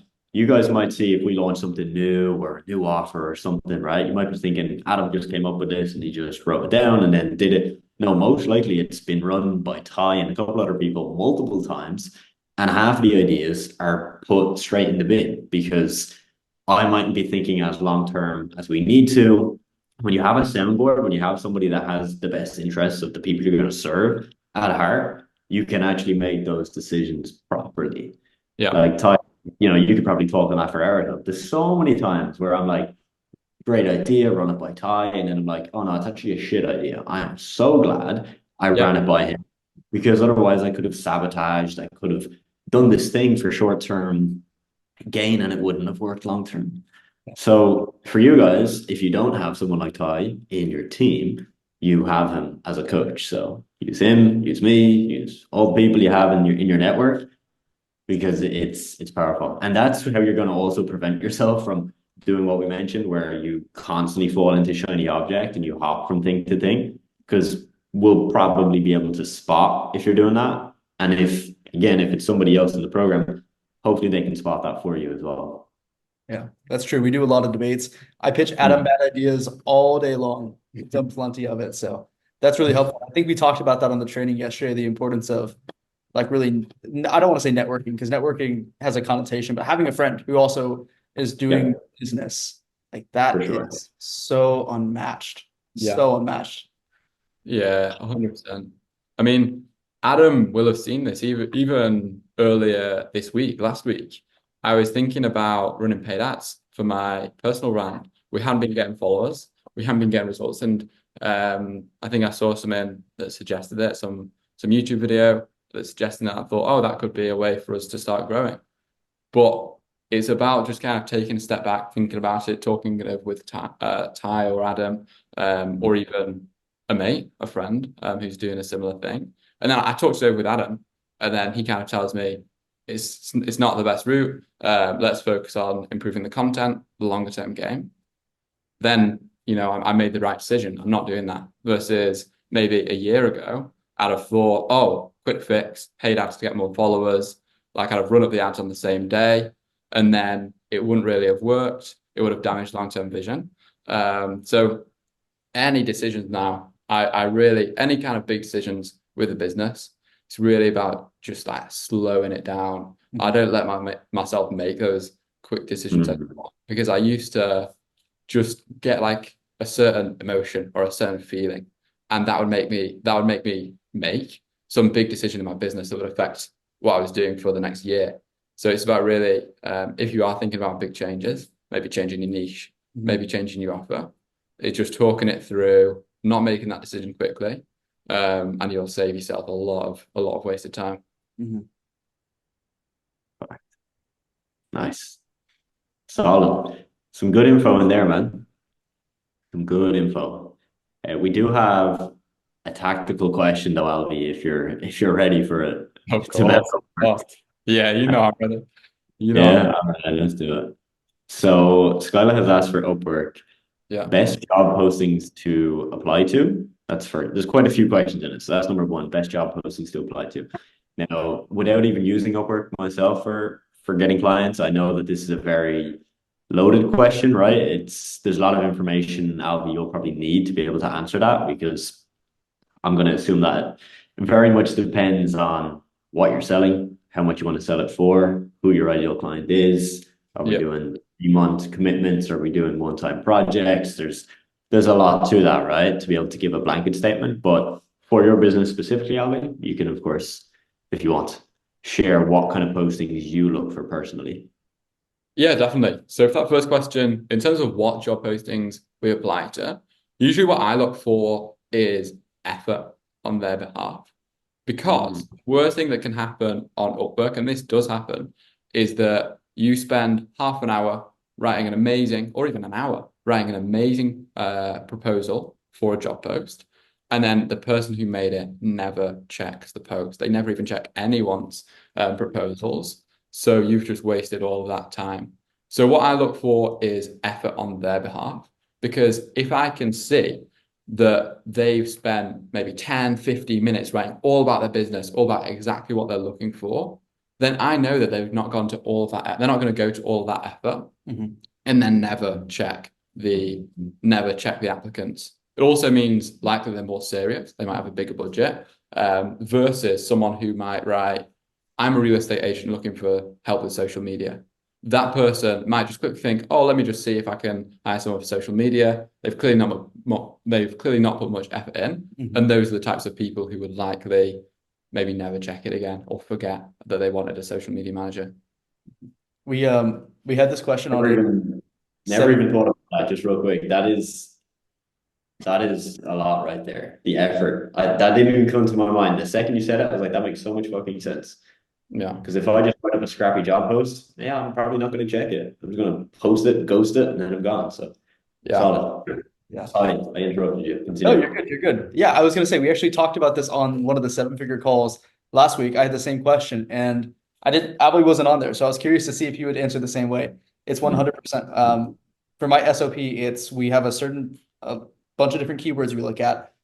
We set it to a specific budget, want to make sure they can afford it. But the most important thing is the effort. Like, it needs to be detailed, because if it's detailed, they're more serious, and it also means we can write a better proposal. And our strategy is based on finding the best opportunities and writing the best proposal. So we know that when it's detailed, that's the best opportunity. That's the people that are most serious. And also we have most information, so we can write the best proposal. That's exactly what you're looking for. It's awesome that you said the exact same thing. I thought you would, but I was curious to see. Oh, funny. Sometimes I feel like Ty and Alvie have the same brain. Like, they seem to come to the same conclusion. We've talked a lot about Upwork. That's what it is. Yeah. We've been doing this for years now. And we run things by each other. So we have worked on this a lot. Yeah, definitely. We have a lot of the same principles with these things. We both did theme pages. Now we both get a lot of our business from Upwork. So I'm sure a lot of our advice at Upwork is very similar, but it works. Solid. And I see, Christopher, you already said you've been applying to quite a few one-liners, and that makes sense. Yeah, for sure. It's one of those things, right? Like, it sounds, I kind of feel stupid not even thinking of that right away, but that makes so much sense. So much sense. The thing about one-liners too, it's actually harder to write your proposal because you don't know, you can't repeat anything back to them. You have to make everything up fresh. But that's a game changer, definitely. For sure. And on that note, guys, is there anything else you would look at? Let's say you see a job post, it looks fantastic, but you're still having that doubt of what if they don't check it? Is there any other giveaway signs to say this person is a posting ghost, or this is someone that's actually serious? Like, would you look at the amount they've spent on the platform? Is there any other factors you consider? I actually don't look at how much they've spent on the platform, because so many of my clients have never posted on Upwork before. It's actually the majority of them have never hired on Upwork. A lot of them are like, how does this work? Do I pay through Upwork? Do I pay through Stripe? That's what I get most of the time. So I definitely wouldn't worry about that. And in fact, the only thing I'd look for in terms of budget is actually, I sometimes get a little bit concerned if I see someone spent about 100,000 on the platform, just because it could be maybe more corporate company, and things that go with that often make a client a little bit difficult to deal with. I think that's a small thing. So I definitely won't worry about no money. If they spent like 200K, then I might start to get concerned. Yeah, I don't like any account that spent lots of money either, because like you mentioned, it's probably going to be more corporate, more rigid, which means that I'm not going to be able to come and like actually set the terms of what we're going to do. They have a list and they need all these platforms. And sometimes that's out of a line of what we do. But also beyond that, if they've spent so much money, they're probably an agency. Like, most of the time when you see someone who spent 100,000 on Upwork or 200,000, it's another agency. And if I don't want to work with another agency, because I know they're taking a profit margin off my labor, which means that there are better opportunities out there for me. Makes sense. Yeah, that makes a whole lot of sense. Guys, a typical proposal, what does it look like? I know there's probably templates you guys use and such, but and Skyla, you probably, like, I'd imagine Ty has sent you quite a lot on this, right? Of a typical proposal. Yeah, just for me, just because you might not have seen what I've done before. So just summing it up, I have pretty much a 3-step process to my proposals. So 3 main sections that I focus on. A 3-step to profit plan. A 3-step to profit plan. So the first one is mirroring. So that will where I'll say, hey, I see that you're looking for X, Y, Z. So I see that you're a real estate agent looking for some help with growing a following on TikTok. And then maybe as part of that mirroring process, I'll say, TikTok's a really great way to build a following as a real estate agent. So you're definitely on the right track. Something like that, pretty much just repeating back what they've said, as I'm sure Ty's taught you guys. So that's the first section, is mirroring. The second section is value. So that's where I give away some free value, some free advice. So I might say, for example, with this one, TikTok for a real estate agent, I might say just right off the bat, here are a few ideas that I think could work really well for your TikTok page, based off what I've seen with some of my other clients or some research that I've done. So that's where I'll give some free advice. So maybe I'll give some free content ideas. I'll come up with a full marketing plan. Or another thing that I like to do in the value part is analyze competitors. So something that's one thing that I say now and again is I've gone away and found a few real estate agents who are doing a great job on TikTok. So feel free to take inspiration from these, regardless of whether we work together or not. And then I'll show maybe some of the best competitors in the space. And that shows that I'm doing my research, and it also gives them some free value because they can learn from those guys. Then third part is the pitch. So that's where I'll pitch them on the call. So I'll say, if you're free in the next week or so, I'd love to chat over a 15-minute Zoom. And then, yeah, that's 3 steps. And then, of course, as I'm sure Ty has mentioned to you guys too, is the PS. Always put the PS in there as well. So maybe something specific to their niche, maybe a joke about their niche, which I know sounds quite silly, but that definitely works. So it's mirroring, repeating back to them what they want, giving them some free value, pitching the call, and then a custom PS based on their niche as well.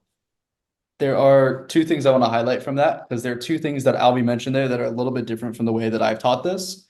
The first thing is giving free value. That's something that I don't really do a whole lot of. What I try to do instead is, I guess, a variation of that. I try to name drop if I can find someone. So for instance, there was this one example where I was applying to work. It was a flower farm. So what I did is I went on Instagram and I found like the 3 flower farms that were the most popular, the ones that popped up first.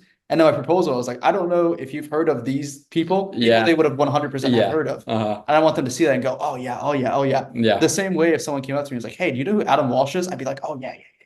Like, we would connect initially over that. So just to kind of show them I understand that. That's what I've done instead of giving them like upfront value content ideas and stuff like that. I can see how that works very well though, because you're going above and beyond. No one else is doing that. And the other thing I do instead of pitching them to a call is I say, I love to connect. That's the word I use, because some people aren't ready to go direct to the call. Some people have a couple questions that they'd rather handle in the chat first. So I found that that's more broad, and that means that more people should respond to that versus something as rigid and direct as a call.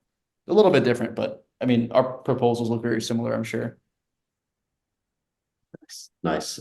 With proposals then, do we put attachments? So I know Ty's probably going to get me in trouble over this. Oh boy. But I don't. I never have done. And I know Ty's the attachment man. Just dive inside a little bit, dude. Yeah. I know Ty's got a few different attachments. I've personally never done it. It's insane. But I know that Ty does, so maybe I should. Insane. So yeah, I've personally had a lot of success without it. But I'll let Ty do this. Okay. No, I mean, like, what is true for me isn't the universal truth. If Alvie's made money with it, there's no right opinion on this. He's making money with it. So it clearly is working. I guess that does show that the attachments aren't the most important thing in the world. But in my mind, it's free real estate, right? It's a feature. And I know that when I go to review job posts, like when I'm hiring, that's usually one of the first things I do is I click through the attachments. It gives me something that I can see. There's usually 3 things I do for attachments. One is a testimonial and results. It's like a slide. It has a screenshot of a result we got for a client, a breakdown of what that result means for their business, and then below it, a testimonial.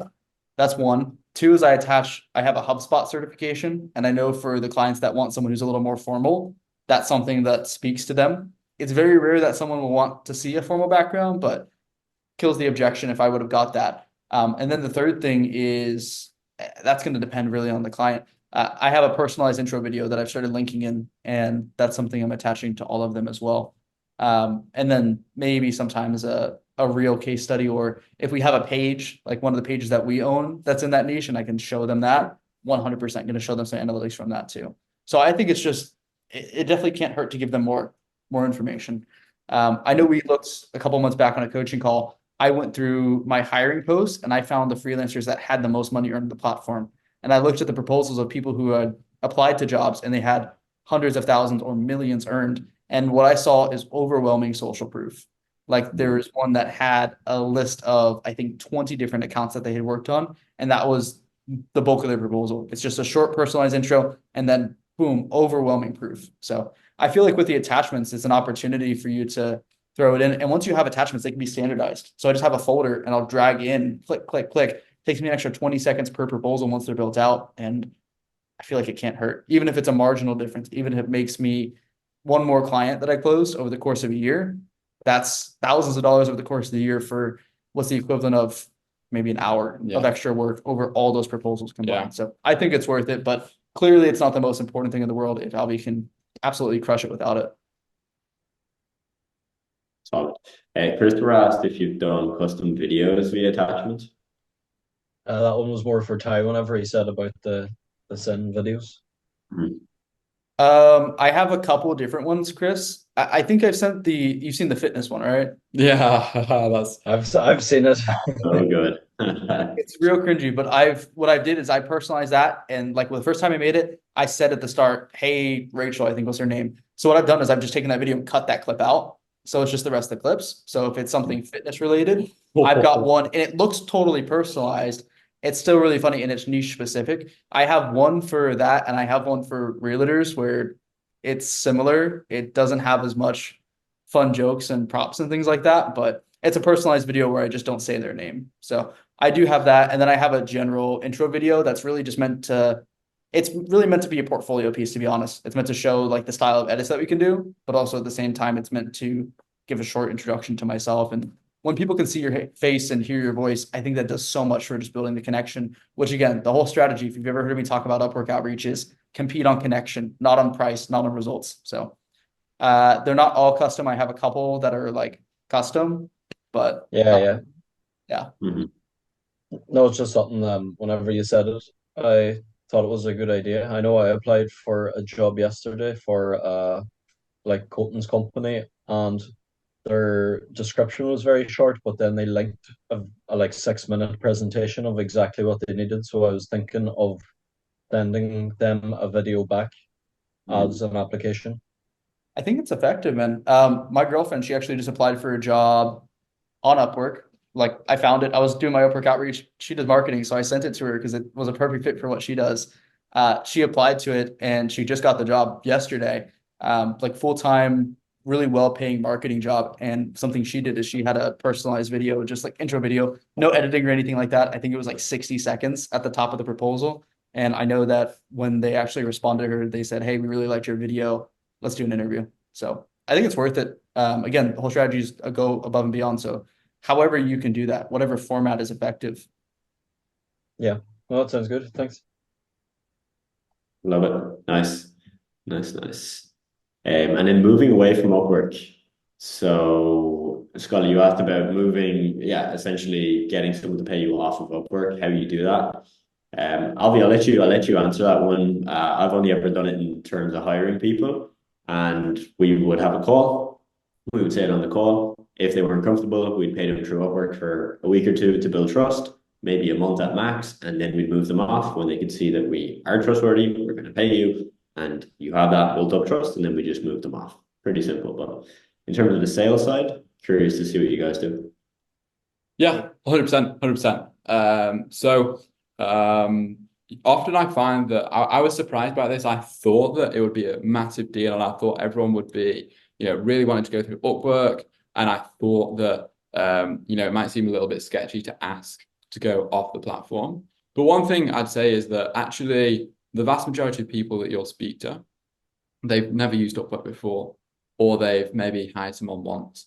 A lot of the time, they don't even know that you can process payments through Upwork. Yeah. So a lot of the time, what you can do is just say, cool. So in terms of payments, I do a monthly subscription through Stripe, and we also sign a basic agreement through an online tool called PandaDoc. So a lot of the time, it's not a big deal. Mm-hmm. One thing I would mention, though, is that actually I do process. I process my payments, a lot of my payments, through Upwork itself. So I know there's a 10% fee, but actually through building my profile and through getting reviews on the platform, I get a lot of inbound traffic now. So I get people reaching out to me specifically saying, hey, Alvie, this is what we're looking for. So although there is a 10% fee for that, I do get extra traffic. I get invitations to interview. I get direct messages from clients. And I know that I wouldn't get that if I had no presence on the platform, because the Upwork algorithm is going to show your profile to those direct clients if you've got payments on the platform. So yeah, I think of course Stripe, you are going to save on fees, and it is 99% of the time it's dead easy to do. A lot of the time you don't even have to mention you don't have to say let's take it outside the platform. A lot of the time they don't even know there is a payment platform. Or if you say something like, listen, I know that Upwork might charge extra fees, they might add a few percent on for you, and it's around 10% for me. A lot of the clients are like, yeah, no problem. We don't want to be. I want to make sure you get the full payment. So yeah, it's never really any problem for you to request payment outside the platform if you do decide. We do this a little bit differently. So I agree with Alvie. Most clients either don't know that Upwork can even process payments or are not sticklers. I've never had a problem with that. So yeah. I remember when I started doing this and I started learning about Upwork outreach, and I was like, no, like I can't do it. It's not going to work because I'm going to have to put it through the platform. Yeah. Again, just that false belief, that anxiety that I let run wild. But that's the first thing, is that it's really not something you need to worry about. Second thing, though, is we actually do this a little bit differently. We're looking at my Upwork stats last night, and my 12-month earnings on Upwork are 0. I haven't processed a payment in over 12 months through Upwork. And the way that we've done it is, first off, we're honest about them, right? We tell them, hey, like you're supposed to do it, like Upwork prefers you do it through Upwork, but the way it works is it's going to charge me 10%. And then Alvie actually just told me the other day there's a contract initiation fee, which I didn't even know was real, but it charges them. So the way I explain it to them is, hey, because there is a 10% fee, we have 2 options. One is you can pay me outside of the platform and we just do it at the price that we've agreed on. Or 2 is, just to cover this fee, I'll charge you 110%, right? So we pass that price along to the client. So we say, you can either pay us directly or you could pay 10% more. Wow, okay. And then no client is ever like, oh yeah, let's spend more money on this when you have an alternative. So I've been using that, and that's worked really well for us. I think it's a trust thing. I think that it's really important that you build up trust with the client beforehand, because that's why they're more than comfortable to, send you $600 through Stripe where there might not be payment protection. So I always find that just being really, really friendly on the calls. This is not just for whether you get to take payment outside of Upwork. This is just sales in general. But just be really friendly on the calls, be smiley, and they're going to like you. They're going to trust you. And I think that if prospects are concerned consistently about paying you outside the platform, there's some kind of problem there with the trust. 100%. Yeah. For sure. Last question we have on this is from Mr. Nursey about the 284 character hook on Upwork. Do we still use that? I'm using that every single day. Yeah. Same. I've never heard of the 284 character. Dude, no. Yeah. Okay, so the way it works, right? When you're going to hire someone, you see all the freelancers on the page. It will only show you the first 283 characters of the proposal. So what we do is we cram the first 283 characters with all the keywords, all of the mirroring. It all happens right there in that one paragraph to earn the clip. That's how we get so many views. Yeah, I got you. I'm sure you do it. You just don't count it. Yeah, so I still do that exact thing. So we put all of that really, really important mirroring stuff. All of that goes in the first line. And we definitely put a lot of attention into that hook. I've never thought about doing it so it specifically fits directly into the first couple of lines that they can see. Maybe something to test. I think whether it fits into the 284 characters or not, it's really important that you focus on that hook and packing all the mirroring into there. Whether the exact number of characters matters, I don't know. I'll definitely be interested in testing that myself. We actually did, me and Malachi, we looked into this. It's different on mobile, but we found I think it was 74% of people access it through desktop. So Yeah, that's where we got that number. We did a thing where we counted it out and tried to figure out exactly how many it is. But yeah, that's what it is. That's just the concise way. When you broke down your 3-step plan, you said that the first thing you do is mirror and label in that first paragraph. So you do it, you just don't count it. Yeah. Mindset is really, really important. If you approach this business, any business, with a wrong mindset, you're not going to get very far. So in this video, you're going to basically get my raw, real thoughts on the mindset I think you need to build, and really how I built that mindset for myself, and how, hey, if I never took the time to build that mindset, I would definitely not be here today, and you would not be watching this video. So my friends, now it is time to look at why we need to build your millionaire mindset before we use any strategies, before we use any tactics, heck, before we actually do any of the quote unquote work. We need to look at this first. You see, I wouldn't have become a millionaire if I didn't focus on this first. So first, let's answer the question, what is a mindset? A mindset is simply the lens through which you see the world. This is by far the single most important thing in business. Anyone that tells you it's not important, they probably have a really, really strong mindset, but they don't realize they have a strong mindset. And you see, that is what's actually accountable for all their results. So I've seen people online say, hey, mindset doesn't matter. It doesn't, it's not something you need to stress about. Just do the work. You see, the problem for most people is most people don't have a strong enough mindset to just do the work, right? So that person telling you that, and I may have even said things like this in the past unknowingly, I have a strong mindset, so I'm telling you it doesn't even matter because I've forgotten how strong it is, all right? So look, for me to go from 0 to 7 figures at 25, this literally, when I look at everything I've done, all of it stems back to focusing and working on my mindset. And this is why it's important. Now, look, mindset isn't manifesting a Ferrari in your garage without doing any work, right? That's BS.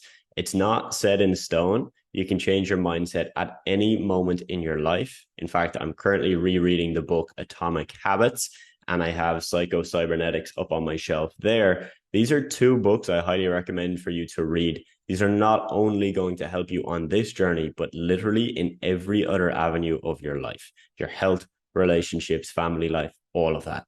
These 2 books will give you more of the insights about how you change your mindset and how you change your identity. We're going to dive into some of that today, but of course, I want to get straight into actually building your business, so I can't spend 10 hours just talking on that topic. All right.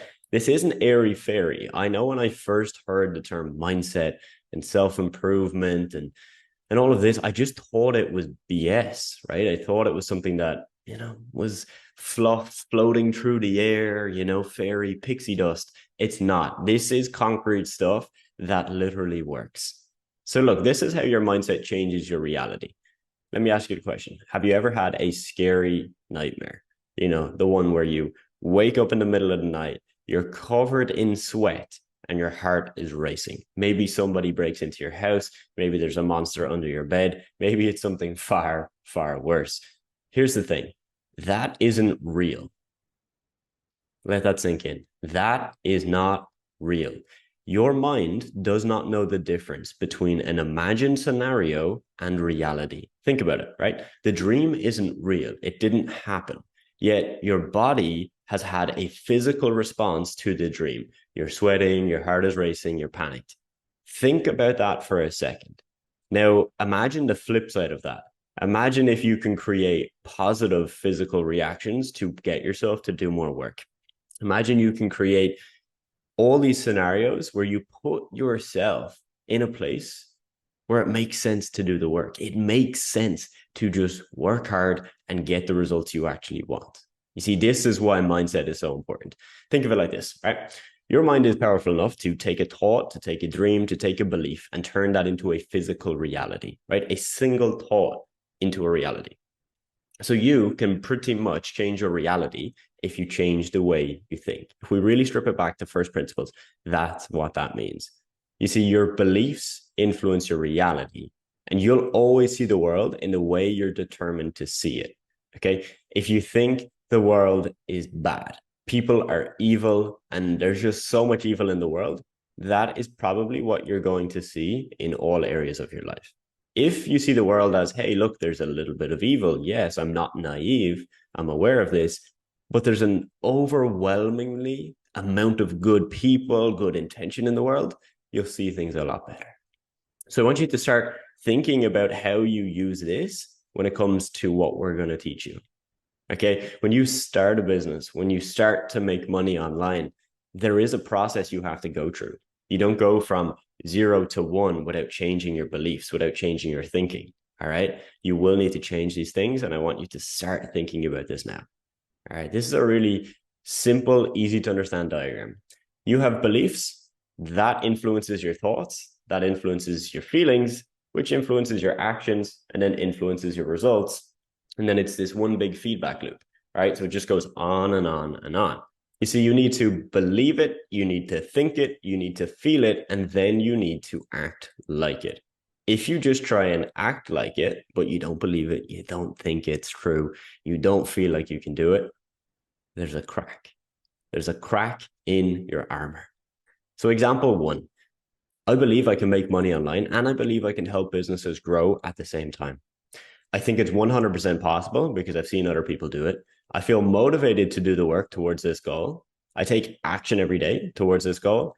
And then I sign my first client for $500 a month after my first month. And this cycle then repeats and becomes more powerful. Okay. Now think of example 2. I don't believe I can make money online. I don't believe I can help businesses grow. I think it's all smoke and mirrors. I don't think any of this actually works. I don't think it's possible because I've only seen people do it online. Nobody in my real life, if it was so good, wouldn't everybody in my hometown be doing it?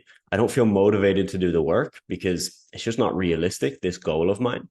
And then I don't take action every day. And I don't sign my first client for $500 a month after my first month. And guess what? The cycle repeats and becomes more powerful. So hopefully you're starting to get the importance of this, right? If you have any of these right now, any of these thoughts, feelings, doubts, you need to be aware of that. Because if you just continue through this program and say, yeah, whatever, let me just learn the strategies, right? Just give me the tactics, Adam. Tell me what messages to send and I'll get it done. You see how there's a crack, right? You see how there's a disconnect between the reality you want and the world, right? Like the dream you're creating right now. Okay, keep that in mind. So right now I'm going to show you some ducks.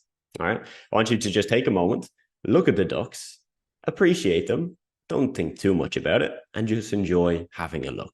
All right, so here's duck number 1, duck number 2, and duck number 3. Now, you may have noticed, some of you will, some of you wouldn't.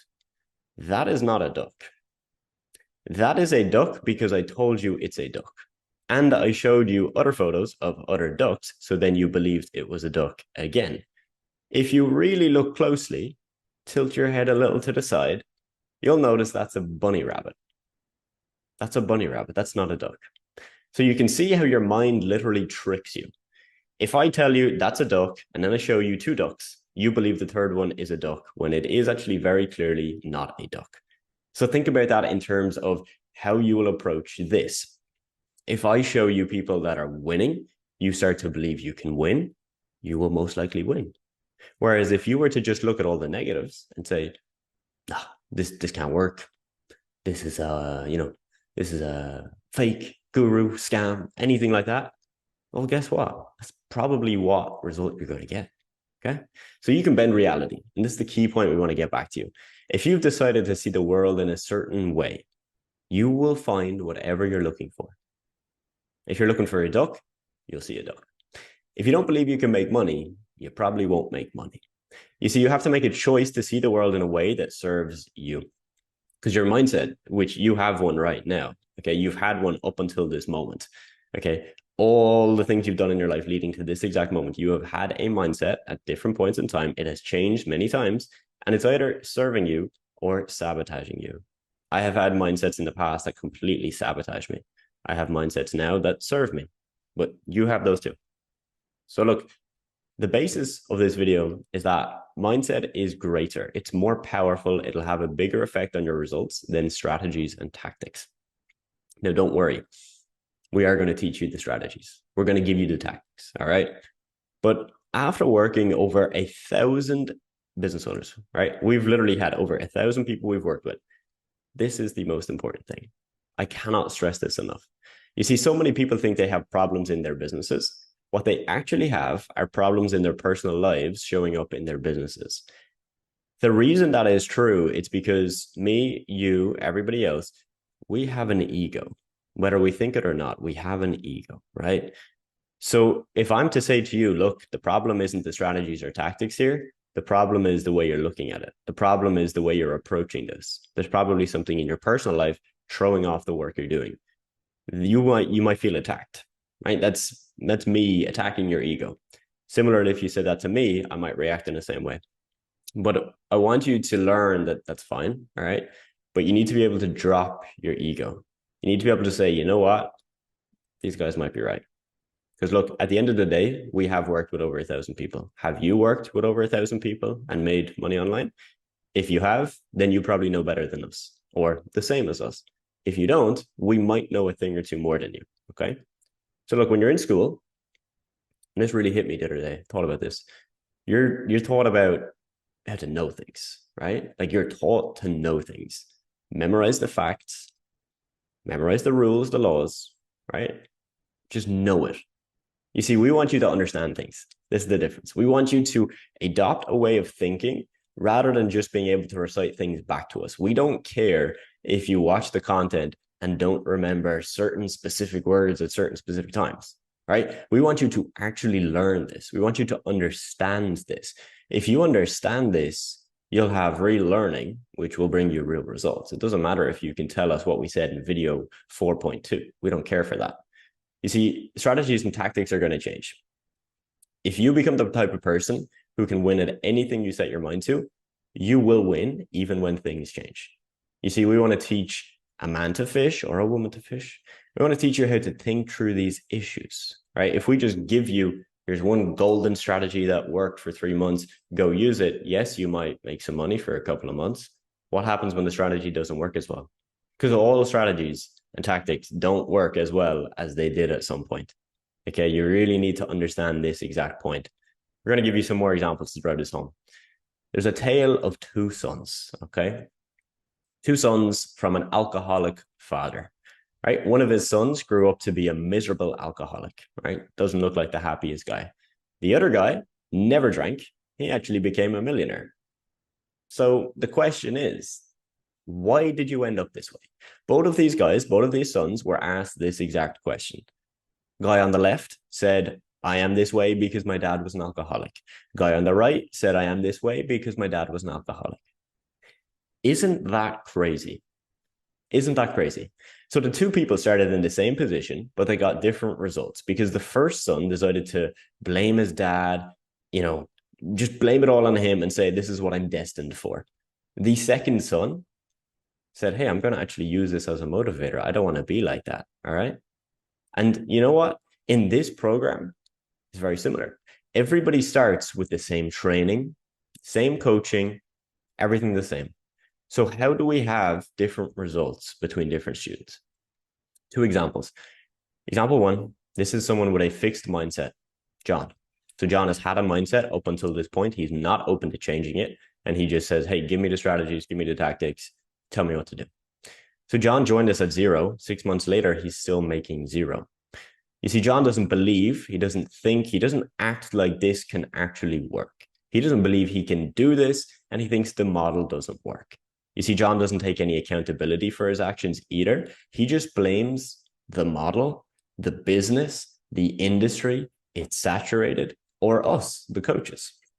You see, John doesn't actually use the resources in the way they're intended to be used. And that's the result John gets, 0. You see, Kai, real example, real student, very different results. Kai has a growth mindset. Kai joined us at 0, hit 10K per month in 6 months. Not 10K, 10K per month. So in 6 months, he possibly has made, I would say, 40 to 50K. That's a massive difference. That's a massive difference. One guy made 0, one guy has made 40, 50K already in 6 months. You see, Kai decided he was going to make this work, right? He didn't just say, yeah, guys, cool. Tell me what to do. I'll do it. No, he came in and was like, I believe I'm going to make this work. I think I can do this. I feel like I can do this. And then I'm going to act like I can do this. Now, another thing that's very important, Kai decided he would rather be rich than right. So when he asked us for advice, when he asked us for help, he took action on everything we told him. Even if we said something that some other guru on YouTube said you shouldn't do, right? Because he decided if I'm investing with these guys, I should just trust their judgment, right? They've done this with 1,000 other people. They are the masters of going from X to Z, the goal I want to get. Let me just follow that. And this is really, really key. You see, Kai would rather be rich than right. And I hope you agree, you'd rather be rich than right. Would you rather try and prove us wrong? Or would you rather come back in 6 months and say, hey guys, I'm making 10K a month? I know what result I want for you. Kai didn't blame the model. He didn't blame other people. He didn't blame the industry. He took responsibility. He asked questions. He used the coaching to its fullest, and that's the result he got. So my final point to you on this training is doing what got you here isn't going to get you there. So you have a mindset right now. It's either going to serve you or it's going to hold you back. And you see the results you've got in your life so far are the result of your actions and your mindset.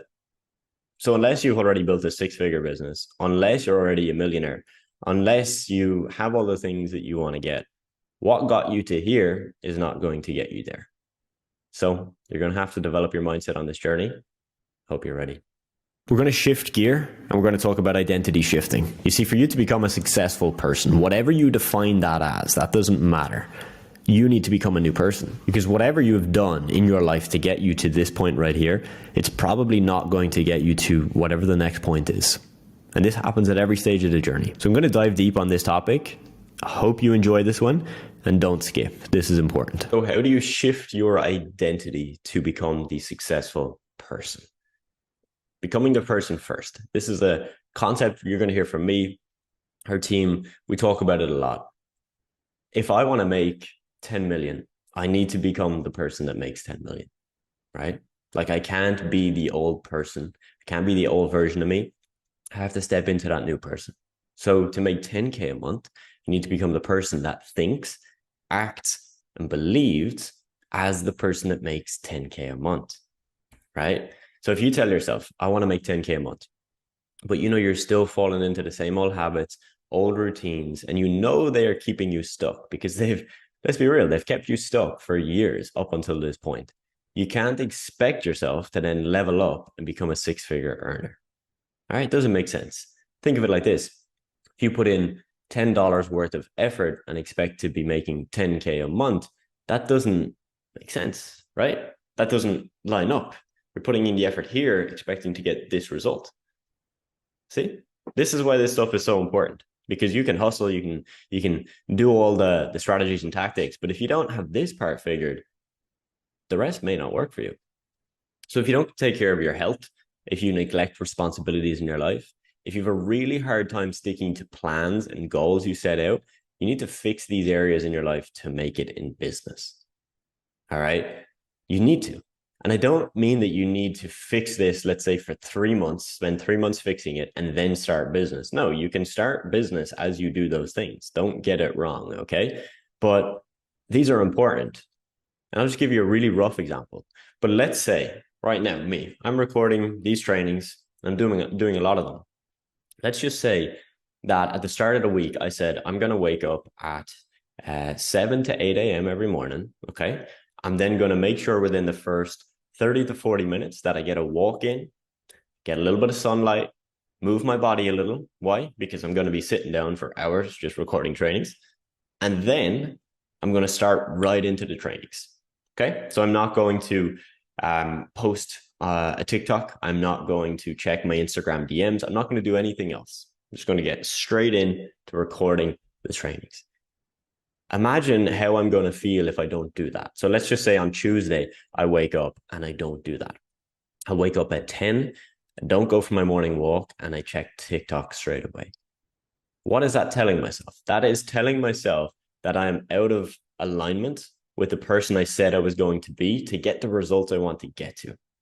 So if I feel out of alignment with that, it's going to be very hard for me to get up the next day on Wednesday to do that again. Right? To actually do what I was meant to do. And even if you do it that way, one day on, one day off, one day on, one day off, it's still going to be a struggle for you. See, what would be much better for me, right, is I say, okay, I'm going to do it Monday and Tuesday. Then, because I know I'm putting in a ton of effort, right? And maybe I'm going to be a little bit tired the next day. So I'm going to plan a few hours off on the Wednesday, and I'll take that time off completely. Then I should be fresh to go on Thursday, Friday again. That's a much more logical, better way to do it. All right. So make sure you're focusing on these things, because if you don't, again, you won't become the person, and you don't become the person, you won't make the money you want to make. So for me personally, the biggest driver for my own success was my identity shift from victim to owner. Okay. Victim mindset to owner mindset. From the world is out to get me to I'm out to get the world. You know what I mean? Like, that's a complete shift, and that will change your life in all areas. All right. So I'm the owner of my life. I'm the owner of my choices, my habits, my routines, my results. It's all on me. Take full responsibility. Put the blame on yourself. Take the hard right over the easy left. Not an easy thing to do. That's why we say taking the hard right over the easy left. But you do these things and you be harsh and very real with yourself. Again, it's going to benefit your health, your relationships, your money, everything. So we've talked a lot about identity, right? And this specific video is about shifting your identity. Now, we can't go into the fine details. We could be here for hours and hours and hours. There's a lot more to this stuff, but this is just a very brief look at it. Okay, so in this program so far, we have looked at your beliefs and your habits. All right, let's look at it. Your beliefs is your conscious or subconscious underlying beliefs, how you see the universe, how you see yourself in the universe, right? Next up, your habits. This is what you do every day. Okay, so your beliefs influence your habits, and then your habits influence your identity. But your identity also influences your habits and your beliefs, right? It's all interlinked and it's all a circle. So your identity is how you see yourself and how others see you. And even though this looks at how it's about others seeing you, it's more often about how you think other people see you, right? So my identity is largely based on how I think you see me. Not what you actually think of me, because I'm not inside your mind. I have no idea what you think of me. You might be like, Adam is fucking crazy, right? He's just weird. But my perception, my identity is what I think you think of me. All right. So that's powerful. Why? Because if you're saying to yourself right now, oh, you know, I'm not really confident. I'm not really the person I know I want to be. Well, you can start to change that, right? Because you can start to think that other people see you in a different light. And the best way for that to happen is to change the things you do. Physical change, action, right? Change the habits, change the routines. And this starts on a very small level. All right, let's say you live at home with your parents. Okay, this is a great example because I was in this exact scenario. If my parents have seen me as their child who sleeps until 10 a.m. and plays video games all day, I have to shift their perception from that to Adam's going to be this successful guy. How does that shift? It doesn't shift by just telling them, hey, mom, I'm going to be successful, mom, right? She'll be like, yeah, whatever, like no chance, right? That's going to shift by my actions.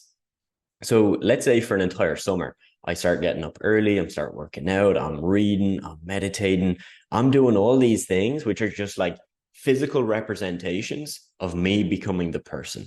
So if I do that for 3 months, at the end of summer, they might be like, geez, this guy changed. Like our son is completely different. And you see, this is what you're going to do to yourself. You're going to change who you are so that you get the results you want to get. You can tell I get excited about this stuff. This stuff is really, really powerful. Become a master of one, my friend. If you're trying to get jacked, you're trying to find a long-term partner and build a business at the same time, you could do that. I've tried it. It's very difficult. It's very difficult. And I did this on another level where I was trying multiple businesses. You know, I heard this quote online once: millionaires have 7 sources of income. And I thought I needed 7 sources of income.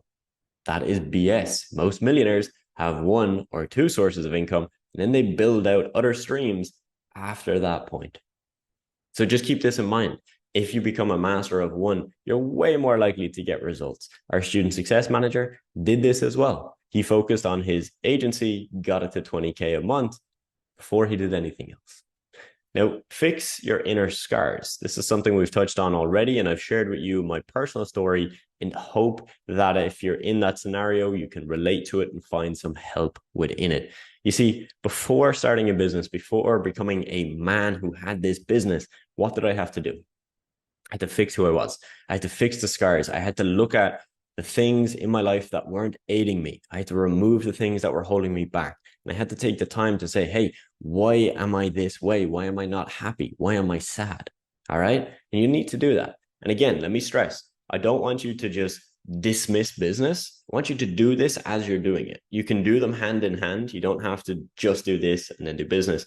You can balance the two, but just keep in mind, as we looked at here, if you're trying to do 101 things at once, it'll probably become quite difficult. So I want you to focus on this, my friend, long-term impact and long-term results over short-term pleasures. This is taking the hard right over the easy left. And this all comes down to this, my friend, the internal versus external locus of control. So everybody has this. You either have internal or external. Internal is you believe you're in control and you take responsibility for your actions and your outcomes, okay, your results. External is blaming external forces for their circumstances, all right? Someone who has an external locus of control is way more likely to fail in our program. The beauty is that this is something you can change. You can have an external locus of control. I definitely had it for some time, and I changed it to internal. External examples are this. If you're finding yourself saying, this doesn't work, the industry is saturated, the business model doesn't work anymore, that is external locus of control. Because how can you say that when there's other people winning every week in the exact business, in the exact industry as you? Think about it. Like logically, I want to challenge you to think about it. Why is that the case? It's because that person probably has an internal locus of control. They've realized, okay, yeah, there are people competing in this space, but they're competing in every space. Like literally every business model out there, they're competing in that space. They're just more in control. So they look further. They look, what can I do to be different? How can I stand out from the crowd? They're using that internal locus of control. And this is what I want to leave you with. The 1% Better Everyday Matrix from Atomic Habits, a really good book by a guy called James Clear. I recommend you read it. So this is the concept. If you can get 1% better every day for a year, you'll be 37 times better by the time you're done. Isn't that amazing? 37 times better. But if you get 1% worse each day for an entire year, you'll basically be at zero. Or if you're at zero, you'll be further down than zero, right? And here's the graph, just so you can see it visually. So what it shows us, right, is that over this span of a year, with 1% improvement or 1% decline, there's actually more of a positive effect. Isn't that crazy? So if you just decide to get 1% better every day, but your friend decides, I don't really care, like I'll do all the bad habits, and they get 1% worse, you'll actually be so far ahead, right? They'll have dipped down a level and you'll have risen up to a whole other level. Think about this, take a screenshot of it, use it. Look, motivation comes and goes. For most people, motivation is fickle. It's watching a YouTube video that gets you pumped up and motivated. It's not real motivation. I want to now break down what I believe real motivation is and how you can build it in your life so that each and every day you actually put in the work. Because if you want to build a business, right, you want to make 5, 10, 15 grand a month. You've got to be relentless, you know, you've got to just keep going. You're going to have points where you want to give up. You're going to have points where it feels like all the work you're doing is just not working out. And what separates the people that make this work from the people that don't is how long they're willing to go through it. I can't tell you the amount of people that have tried to start a marketing business, and if they had just stuck at it for an extra month or 2 months, they would have made it. Like they would have gotten their first, second, third client, quit their job, spend more time on it, make 10K a month, and then do what they wanted. So it's really important that you understand how to build this real motivation. So stick with me. So this is how you build real motivation. Now, there are many types of motivation out there. Two of the main forms are intrinsic motivation and extrinsic, right? We're not going to spend too much time on this. Take a screenshot, have a look at it. Basically, intrinsic is, let's say, for example, you get enjoyment, purpose, growth, curiosity, passion. These are all intrinsic. They're happening pretty much within, right? Extrinsic is outcome based. All right. So you sign the client. That's extrinsic motivation. That's a really hard word to say. you got good results, right? That's external, a thing outside of you. So you want to try and use these two forms. Okay, so I want to get a client. That's extrinsic. Okay, amazing. Yes, you need to use that. On the other hand, you need to start enjoying the process, enjoy the fact that you're learning more, enjoy the fact that you are progressing. Okay, like you're getting better every day. Form the two together, and you should be able to keep yourself motivated. Because on certain days, you'll have the extrinsic come in, you get a client, you get a big win, but you can't rely on that forever because that high will only last you maybe a day or two. Now, next up, types of motivation. There are so many types, and I'm just giving you these examples so you can look at them, but realistically, you don't need to know about this stuff. Okay. Yes, it's cool and you could research it, but at the end of the day, there's two main things I want to focus on with you. There's two forms of motivation we will use and talk about quite a lot: positive and negative motivation. So positive motivation is attaching a positive desired outcome to the work we do. For example, I want to make 10K a month so I can travel the world, quit my job, and treat my family to nice things. Right? That is positive motivation, aka saying, I'm going to do the work now for the thing that I want to get to. All right. Negative motivation is the opposite. It's saying, I'm going to attach a negative, undesirable outcome to the lack of work we do, or if we don't do the work. For example, I want to make 10K a month so that I don't have to stay in this job I hate, so that I don't have to be working until I'm 65, and that I'm not actually able to truly live my life. Okay, so you're going to flip that and say, I'm going to do the work now so that I'm not in that scenario. I've personally found negative motivation to be more impactful in my life. So I want you to test the two of these and see what works for you. There have been times where I've said, I want to go from 10K a month to 20K a month, right? Because some cool outcome. There have also been many, many times, and when I was starting, this was the most powerful motivator for me, where I would tell myself, if I don't do the work today, I'm going to be in this exact same shitty situation in a year from now. And that for me was scarier than the benefit I would get from getting more money, right?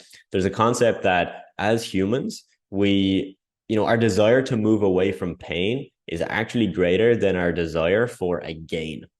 So if, for example, if you give me $1, right, and then you take the $1 off me, I'm going to be way more annoyed than how happy I would be if I kept the $1. So going from 0 to 1, right, might bring me from here to here. Bringing me from 1, right, and taking my $1 away, it won't just bring me back down, it'll bring me way further down. Okay, so this is why negative motivation works really well. Have you ever heard of visualization? So this is how it works. I want you to close your eyes, take a deep breath. Now picture a positive scene. You on a yacht, driving a cool car in a place you really love, maybe just with your family, right? Picture that positive scene. Now enjoy it, visualize it, like really look at it. What can you smell? What temperature is it? What can you feel? Are your feet in the sand? Are you sitting on a seat? Like really feel it out in your mind. Just think about it. Think about it. Now, let that sit with yourself for a minute. And then I want you to visualize what would happen if you don't do the work needed to get to that point. So if you visualize yourself on a beach with your family, imagine if you don't do the work so that you do not have the financial freedom, the time freedom, or the location freedom to do that with them. How would you then feel? How would you then feel in 10 years, in 20 years, if you didn't do the work and you didn't get the result? Now feel that. That will probably hit you deeper, right? You feel the disappointment. You might feel the regret. You might feel just this sense of pain. This is powerful stuff, and I want you to do this. There's an extreme example I heard from some guy on a podcast before. He mentioned that he would visualize his death every morning.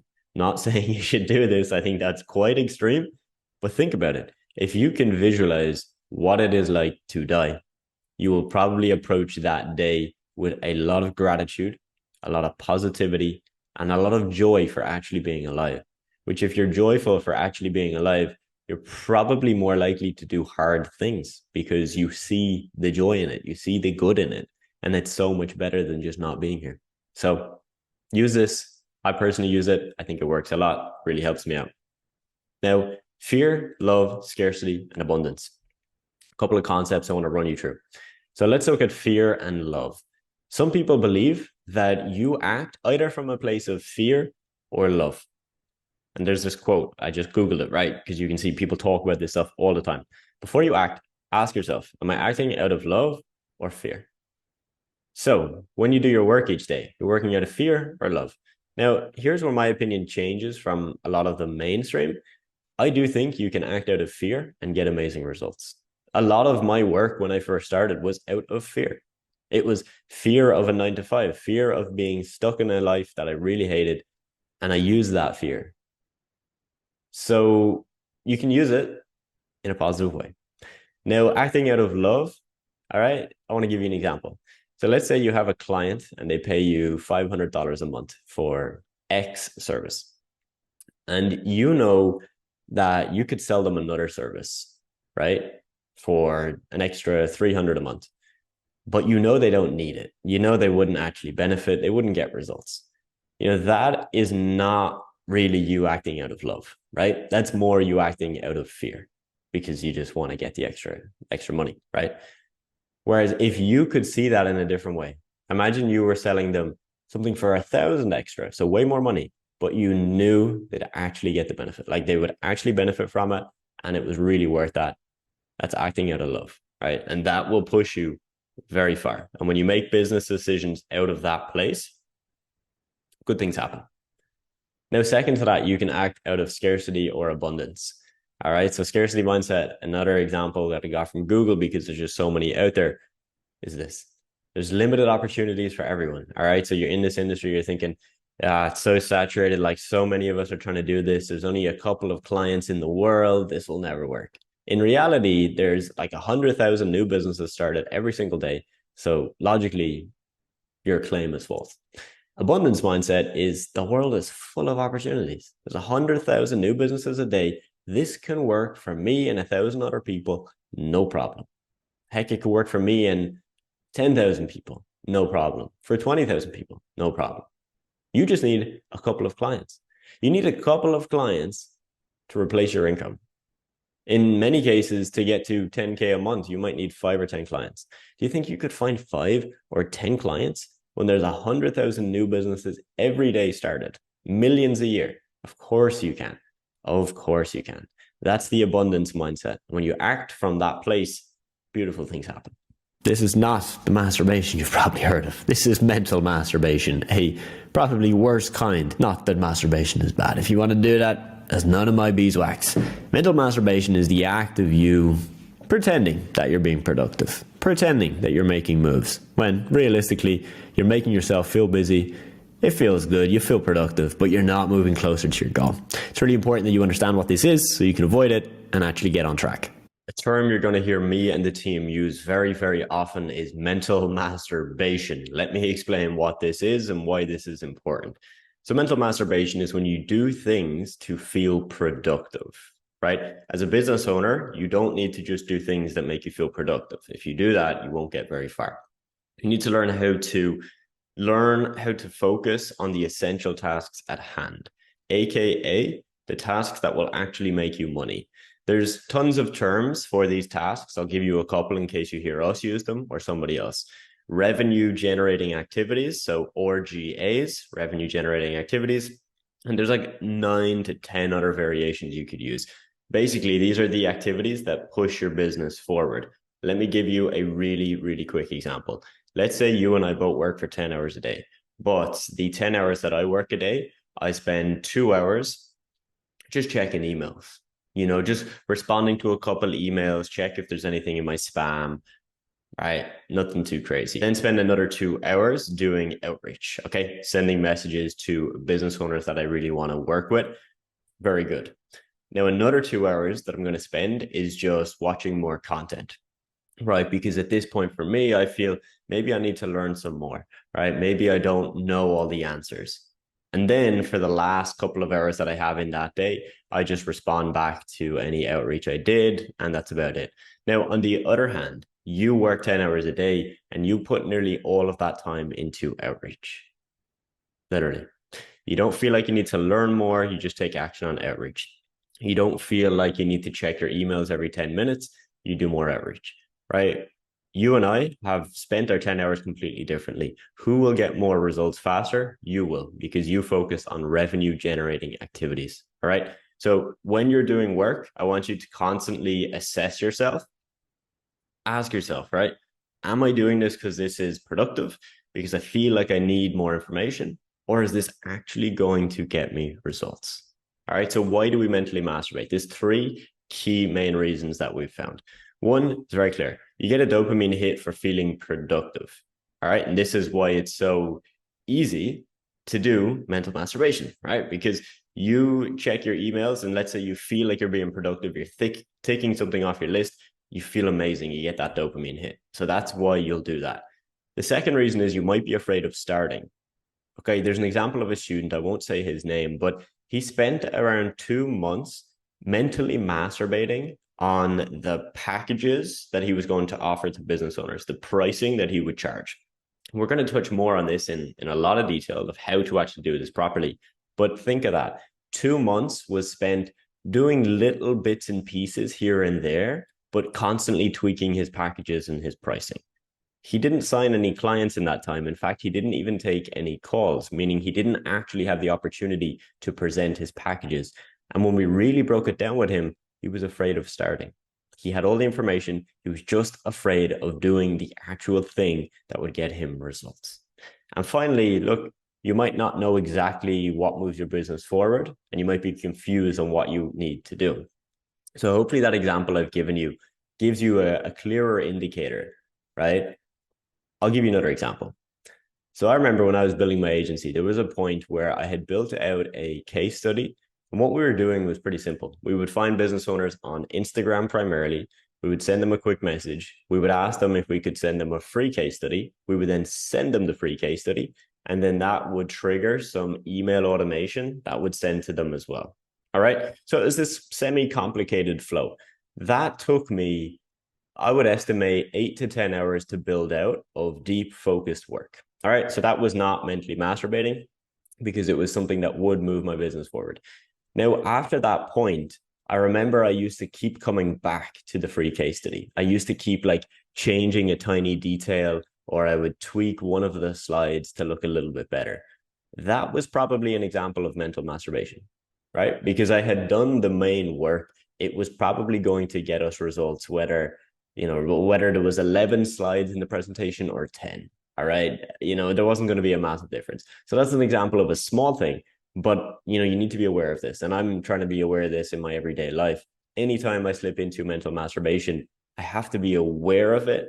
And then I can take corrective action to get back on track to the revenue generating activities. Okay. Right now, as I record this video, we have students in the range of 5K plus per month, all the way to 30K per month. I myself have gone much further beyond that, but we're experts at that specific range. That's what we really specialize in. So if you're watching somebody that has, a 10 million net worth, $100 million net worth, look, it's probably motivational, it's probably inspirational, but you're probably not going to learn exactly how to get to your first 5K or your first 10K. They're just at a different stage in the journey. So in this case, it comes down to one key question. How do you learn? All right. This is really important. There's two concepts we want to convey: just in time and just in case. All right. So just in time is this: you're consuming information as it's helpful. For example, you're struggling with sales, so you're consuming a sales training. As we looked at, you go to YouTube, you type in sales tips, and you watch a video. That's just in time. Just in case is consuming information because it feels productive. You're thinking, what if I need this information one day? Right? Think about it. You've done that before, haven't you? I have done this before, where I've gone to YouTube and I've clicked on a video that found me on my homepage, and I clicked on it because I said, just in case, right? It's a video about how to hire 20 salespeople and build out a sales team. I don't need 20 salespeople, yet I watched the video because I'm like, oh, maybe just in case. All right. Doesn't actually make that much sense when we think about it, right? So look, we want you to solve problems as they arise. Think short term, because realistically, you don't have enough information, context to make a long-term plan. All right. Some people will say, hey, you need to have a 5-year plan. You can have a 5-year plan, but the way the world changes so fast, it's sometimes futile. Times where I've had no plan, and that is when things have worked best because I'm agile, I can adapt, etc. If you're thinking, okay, this is exactly how my business is going to look like for the next 5 years, that's really good as a roadmap. But realistically, so many things are going to change. For example, if 2 years ago you said, I'm going to do my business in this specific way, but you didn't think of the fact that AI was going to become very mainstream, well then, yeah, maybe your whole business plan would have failed. Okay, so I would recommend you actually think short term with this. Now, 3 things that hold entrepreneurs back. These are the 3 things when we boil it all down to anyone in our program who has struggled, who didn't get started, who didn't get results. It comes down to these 3 things. So look, number 1 is information. Now you get a pass on this because you have the information, right? This is just some people don't have the information and that's where they struggle. You do not have that. You trust me. Again, there'll be times where you feel like you need more information. You'll feel like just in case, I'll go watch some more. You have everything you need. You have more than enough, okay? Execution. You're not doing enough or you're not doing enough for long enough. All right. If you're mentally masturbating, the solution is to cut the cheap dopamine out and commit to working on what you know you need to do. This is very common. It's too common that I actually really hate the fact that it's too common. All right. Too many people have the information. They just don't execute. And why is that? Well, it's number 3. It's character and mindset. We've talked a lot about this already, and this is why. Because if you have the information, but you don't execute, why is that? All right? It's your mindset. It's your character. It's how you view yourself. So my friend, I'm going to do a quick recap of the personal roadmap I followed. Like step by step, exactly what I did to go from 0 to my first 10K per month. So the first thing I did was I picked a service and I got a rough idea of a niche. So I chose social media management, content creation, posting to social media, scheduling, daily stories, all that good stuff. And I didn't have a set price. I was going to do custom packages. And I was open to going high and charging lots of money, and I was open to going low and charging low amounts of money, right? I just wanted to get started. And that's exactly what I did with that. I used connections I already had. I talked about this, of how I met a client that I had done a little bit of work for as a freelancer, and I met them at an event, and then we struck up a conversation, and then we had a meeting, and then boom, they became a client, and 2 other businesses that one of the partners was involved in became our client number 2 and client number 3. This is what I started off with. Now, is this how you're going to start off? Probably not, but at least you know my story. Now, you need to get out of your comfort zone. I've given you this story again, so I don't need to bore you with it. All right. This whole journey is about stepping outside of your comfort zone, whether it's picking up the phone to do cold calls, whether it's booking an event to go and network with business owners, whether it's just simply sending messages on Instagram or applying to jobs on Upwork. You have to get out of your comfort zone. That's what I did. And imagine I didn't. If I didn't, again, I would not be here and you wouldn't be watching this right now. I did outreach. I did a whole lot of it. So I've talked about how I did voice messaging because not a lot of people really talked about it. And I thought, look, this is unique. It's also going to help me close deals better because I'm going to be able to build trust over the voice note. And I spent hours a day doing this. Like, any free time I had was put back into this because I understood that the only way I will get meetings, the only way I will turn meetings into clients is by getting in touch with as many people as I can. That is the secret sauce. And that's what I did. So I put all the waking time that I had, all the waking hours into this thing. So to go to 10K a month, our team was very simple. It was me, my business partner, and we had 1 or 2 graphic designers. We definitely had 1. I don't know if our second graphic designer came with us after 10K a month, but it was around that point. And then we started to look for virtual assistants and a client manager. So it was a very lean operation.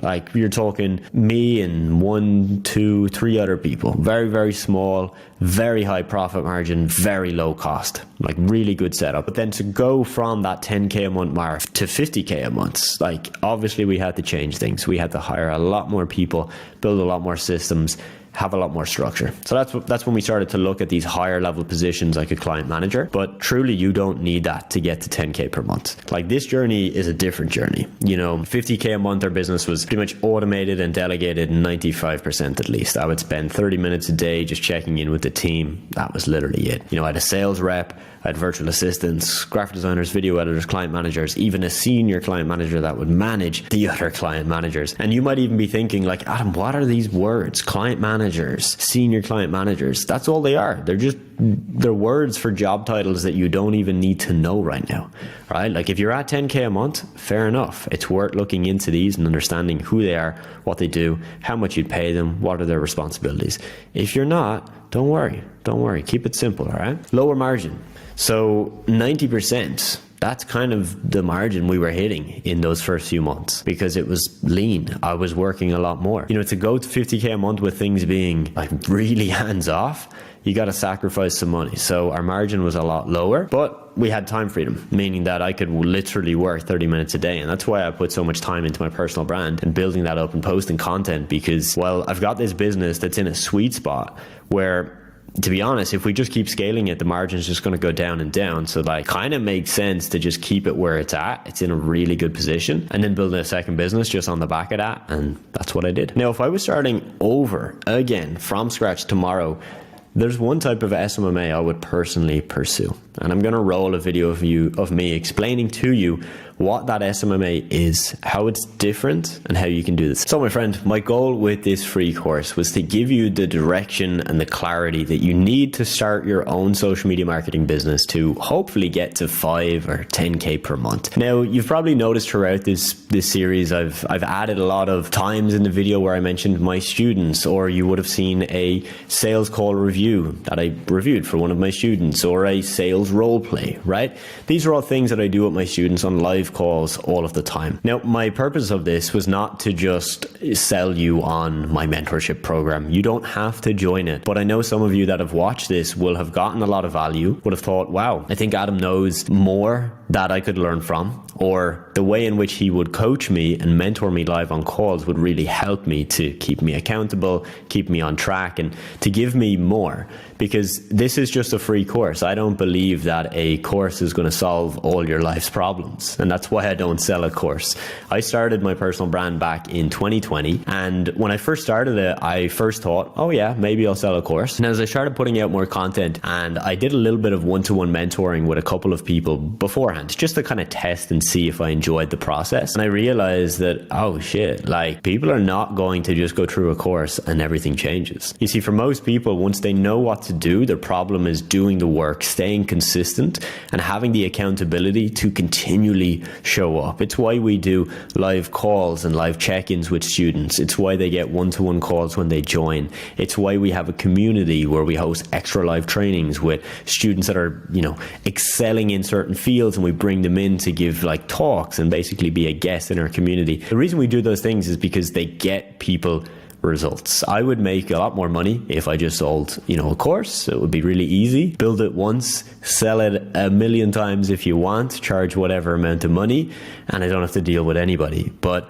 I knew deep in my heart that that would be me selling out, and that would not be what people would actually get the most results from. And that's truly what I want, because if you get results, it will make me feel more proud about my work, which means I'll work more and probably make more money, So that's how it works. So if you decided, yeah, cool, Adam, don't care, never going to join a program, fair enough. I hope you've enjoyed the free course, and hopefully you've learned some things from this, and you've gotten a little bit more of a clear insight on my way of running this type of business that allowed me to get to the 7-figure mark. Now, if you do want to hear me out, I'm going to give you a little walkthrough of really how I built our program, why it gets results, and really how we can guarantee results for our students as well. Okay. So at this point, since I started that marketing business in 2019, I've generated well over $2 million in revenue online. And now, like my main focus every day is I'm helping the person I used to be. And we are best suited to help the person that we used to be.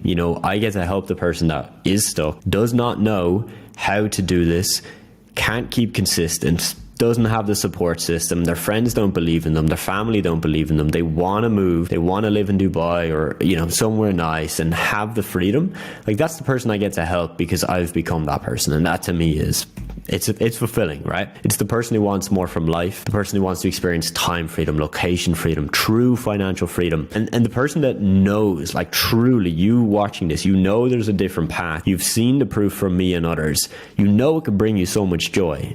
but there's just something holding you back from getting there. Now, if you're going to do well in this space, what you need to believe, there's 3 core beliefs. You need to first understand that this opportunity exists, right? If you don't believe that this opportunity exists right now, you're not going to begin the journey.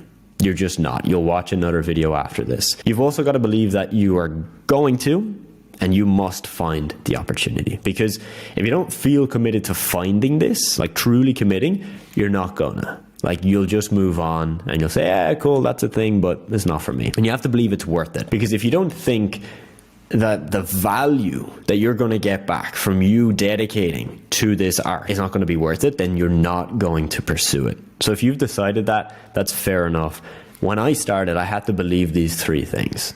Because I knew in my core, if I go through the pain of figuring this thing out, investing in myself, time, money, energy, it'll be worth it.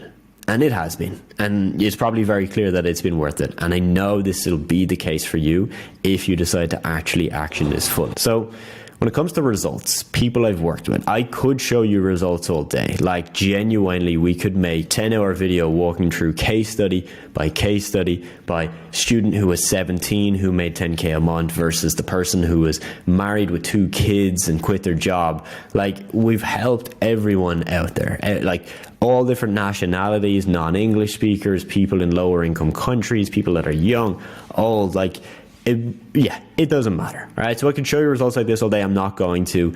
If you want more information on that, you'll be able to find it and I can show you all of that in detail. Okay. So as mentioned, I decided I wouldn't offer a basic course, you know, a series of how-to videos and slap a $200-300 on it and just sell as many as I wanted. We cover everything you're going to need between the mindset, the accountability, the networking, the self-improvement, all the things that integrate into you becoming the successful business owner. Social media marketing, appointment setting, sales, closing, personal branding.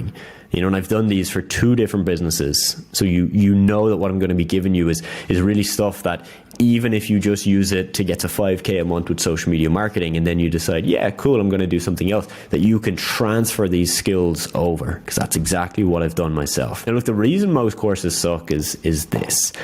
It's basic information and videos. You know, yes, you might have got value and it's enough to give you some direction, but you have doubts, you have questions, you're human, right? So you go through the process and you're like, yeah, but I don't quite understand this part. Or, you know, for example, you don't have somebody checking in with you to see if you actually did the things. And then that leads you to a place where you've nobody to help you. You're going to lose motivation. Then you're going to stop trying and you're going to fail. And I don't want you to fail. For me deciding I'm not going to sell a course and I'm going to do this differently, this is what I decided. The first thing is we set up all of our students with a one-to-one onboarding call when they join.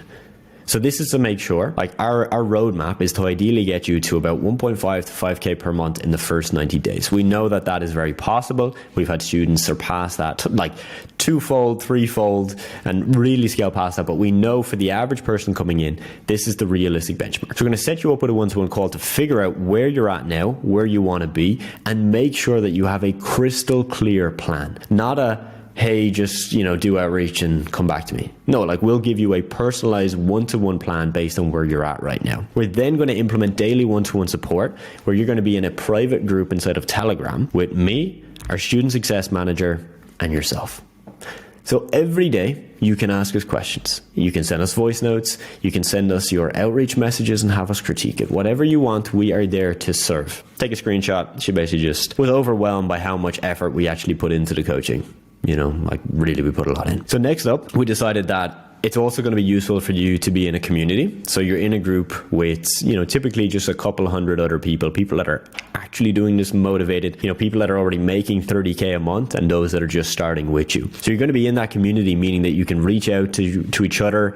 Like we have a student right now as I'm recording this, he's organizing a meetup in Ireland for members. Like, you know, it's free, they can all come, it's a dinner. Like that's the type of community you're going to join into, where you can learn from the people ahead of you and they're willing to help you out because they've also been in that position as well. So you get access to that. You're going to get access to weekly live coaching calls, multiple of these every single week, where we're going to be bringing on guest speakers. We're going to be interviewing successful students and you can ask them all the questions you want. And we'll also just do general Q&A and check-ins to make sure that you're doing what you need to do, you're staying on track, and most importantly, you're getting results. Now, on top of that, there's a lot of systems and templates and contracts that as you can imagine, building my SMMA to 7 figures, there's a lot. Like there's a lot. There's a big old Google Drive folder of things that I built out. Processes for hiring, automated processes, like everything you can think of, we have it all, and we give it to our students, because if those are the things that helped me build mine, I'm going to give them to you. And I don't share these publicly, because you can imagine if I give out my exact outreach script and processes to thousands of people online, yeah, it probably wouldn't work very well. When I safeguard that and keep it for a handful of people, it works a whole lot better. Same with the templates, the contract, and everything else that we give. So I'm really confident in what we do, so much that we guarantee results. We give you all the information. We give you a full A to Z course, way more in depth than what you've seen here today. We also give you, again, the copy and paste templates, contracts, all of that, everything you're going to need. So it's basically business in a box type of deal. All the coaching, all the support, all the mentoring, so that you can make tens of thousands a month. Like that is our ultimate goal. If you'd like to work with me, I'm going to give you the info now. I have a program. This is the name. It's called the Figure Accelerator Program. That's a brief look at what's included. We often add extras on top. So this is like the most basic of what we offer, but we're often adding things on top of that as well, based on different, promotions we might do. Just to kind of compare how our program is different, in my opinion, is you get a one-to-one onboarding call. Most programs and courses you don't. You get lots of one-to-one contact with me, the founder. Most you'll never hear from them ever. And look, it makes sense. Some of the guys selling courses and programs are like really popular, as in they've millions of followers. So yeah, of course they can't. For us and for me, that's really important. So you'll get contact with me. Small private community. Again, we keep that really tight knit, because we don't want thousands of people in our community. Because if we even have 1,000 people in our community, the engagement will go down and it will turn into a place where people don't want to engage, and it's too big and scary. We keep it really, really tight knit and make sure the people that are in there are actually active and willing to help you out. We have a really easy to follow course curriculum. Everything is laid out step A to Z, and we break up the video content into a way where you can skip around and navigate really easily, so that you won't have to watch every single video. Fresh materials updated regularly. We rebuild it on an annual basis in full, and then we're constantly adding new materials. So anytime new strategies are coming up, or if we've got a new case study with a student, a certain type of outreach they did, boom, we're giving that right back to you guys immediately. We've got a results back guarantee. So, we try and take that risk off of you, because I know how scary it is to start this business in the first place. And then if you're going to pay to get some extra help, that's even scarier. So the way in which we kind of navigate that for you is by putting our money where our mouth is. So now I'm going to roll a quick video. I recorded this video when I rebuilt our program the last time, just a couple of months back. And you're going to really see the inside of, how much time and effort and energy we put into this every year. And we do this every year. And I think this is important, because this is a fast paced landscape. Social media marketing now is not the same as it's going to be in a year from now. So it's really important that you're learning up to date new materials. So watch that. You'll get a good understanding of everything that went into it and what goes into it on a continual basis.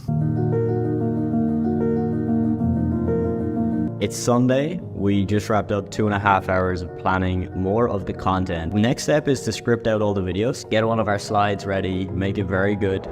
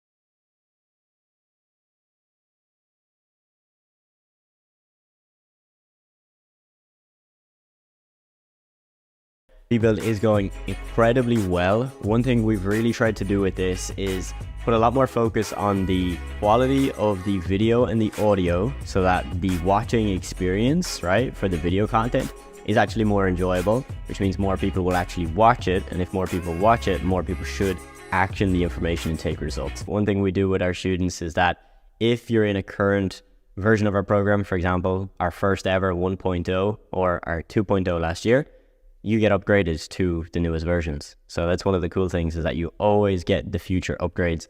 Even if you paid a much, much lower price back 2 years ago, you're still getting the new material. So you get lifetime to the content updates. Alright guys, so today is the last video of recording for the 3.0 rebuild. It was not meant to be today, it was meant to be last night. I recorded 1.5 hours of trainings and the Zoom file corrupted. It just didn't convert. I've tried a bunch of different methods to try and fix it. And what I've realized is I've spent probably 30 to 40 minutes trying to figure out how to fix it, whereas I could just go ahead and re-record it. So that's exactly what I'm gonna do. I thought I wouldn't have to wear this green shirt again, but I'm back, it's on, and we're gonna get the re-recording done, and then we are good to go. That means the 3.0 is pretty much done. So this is just a really quick preview of the 3.0 program, just to show you guys what we've added in here. So we actually now provide a certification, so that when you complete the program, we literally give you a certification. We had people do this in the past, but we did it on an ad hoc basis. Now anyone can get it. As you guys know, our coaching and community, this is how you get results, right? The 3.0 the course is just part of what we offer. The main benefit is group coaching calls, a small, private, tight-knit community, and most importantly, your private one-to-one group chat with me and our student success manager. That's where you really get the results. So some of the stuff we have added in, we've added a lot more content on mindset, as we've really learned that the biggest struggle for most people is not knowing what to do, it's actually doing the work. So we've added a lot of really deep content. I know that's going to help a lot of people. We spent more time breaking down the business model for those of you that are beginners and you actually don't fully know how the business works, okay? So everything from understanding it, why this opportunity works, and why someone would actually pay for services online. So everything you need to pick your service, everything you need to know about picking a niche. Sometimes you don't need a niche, and we talk about that in here. Literally the cheat sheet of how to build an offer, so how to build out packages and what that should look like. And you see there's literally so much more, right? Outreach is absolutely massive. There's like 30 videos in here alone. Sales, probably about 10 trainings in there. Tax and legal setup training, everything you need to know about hiring, who to hire, and yeah, so much more. We do this because we care. We actually want our students to get results. And I know a lot of people say that and they're like, oh yeah, you know, I want to help as many people as possible. We truly do. We've seen the transformation that people go through, and to see someone go from 0 to becoming the person and then making 5, 10, 15K a month online, like that is such a wild transformation. And to be able to give that transformation to people, or to at least facilitate it, it's so worth it. Like it really does give us a real true sense of fulfillment. And so just to remind you that everything we've gone through today, and the students I work with, they don't have to work 12 hours a day. Some choose to work 12 hours a day, but we have had students, like so many of them I can think of off the top of my head, that have come in with 1 or 2 hours a day, really tight schedule, you know, alongside college or their job, or maybe they're out of a job, but they just don't want to dump 10 hours a day into this, or they're traveling or something. And you can make it work with that time, because we're going to give you the revenue generating activities. We're going to make it so clear that you know exactly what you need to do in 1 to 2 hours a day. For you to not get results would be really damn difficult. The only way that happens is if you just give up. Now, I'm not going to put any pressure on you, all right? As you can imagine, through our social media, through our TikTok, Instagram, and emails, and all the places we post, we get a lot of applications every month. So there's no pressure for you to join us. But if you'd like more information, or you'd like to at least just have a quick call with us to figure out, yeah, give me some more info. Let me see if it aligns with my values. Let me see if it kind of aligns with the type of, you know, person I want to work with. Cool. You can book a call with us. There'll be a link in the description of the video. You can check that out. And yeah, enjoy. Hopefully you got value from this free course. I had a lot of fun recording it, and I'm looking forward to seeing you in future videos and potentially inside of the program.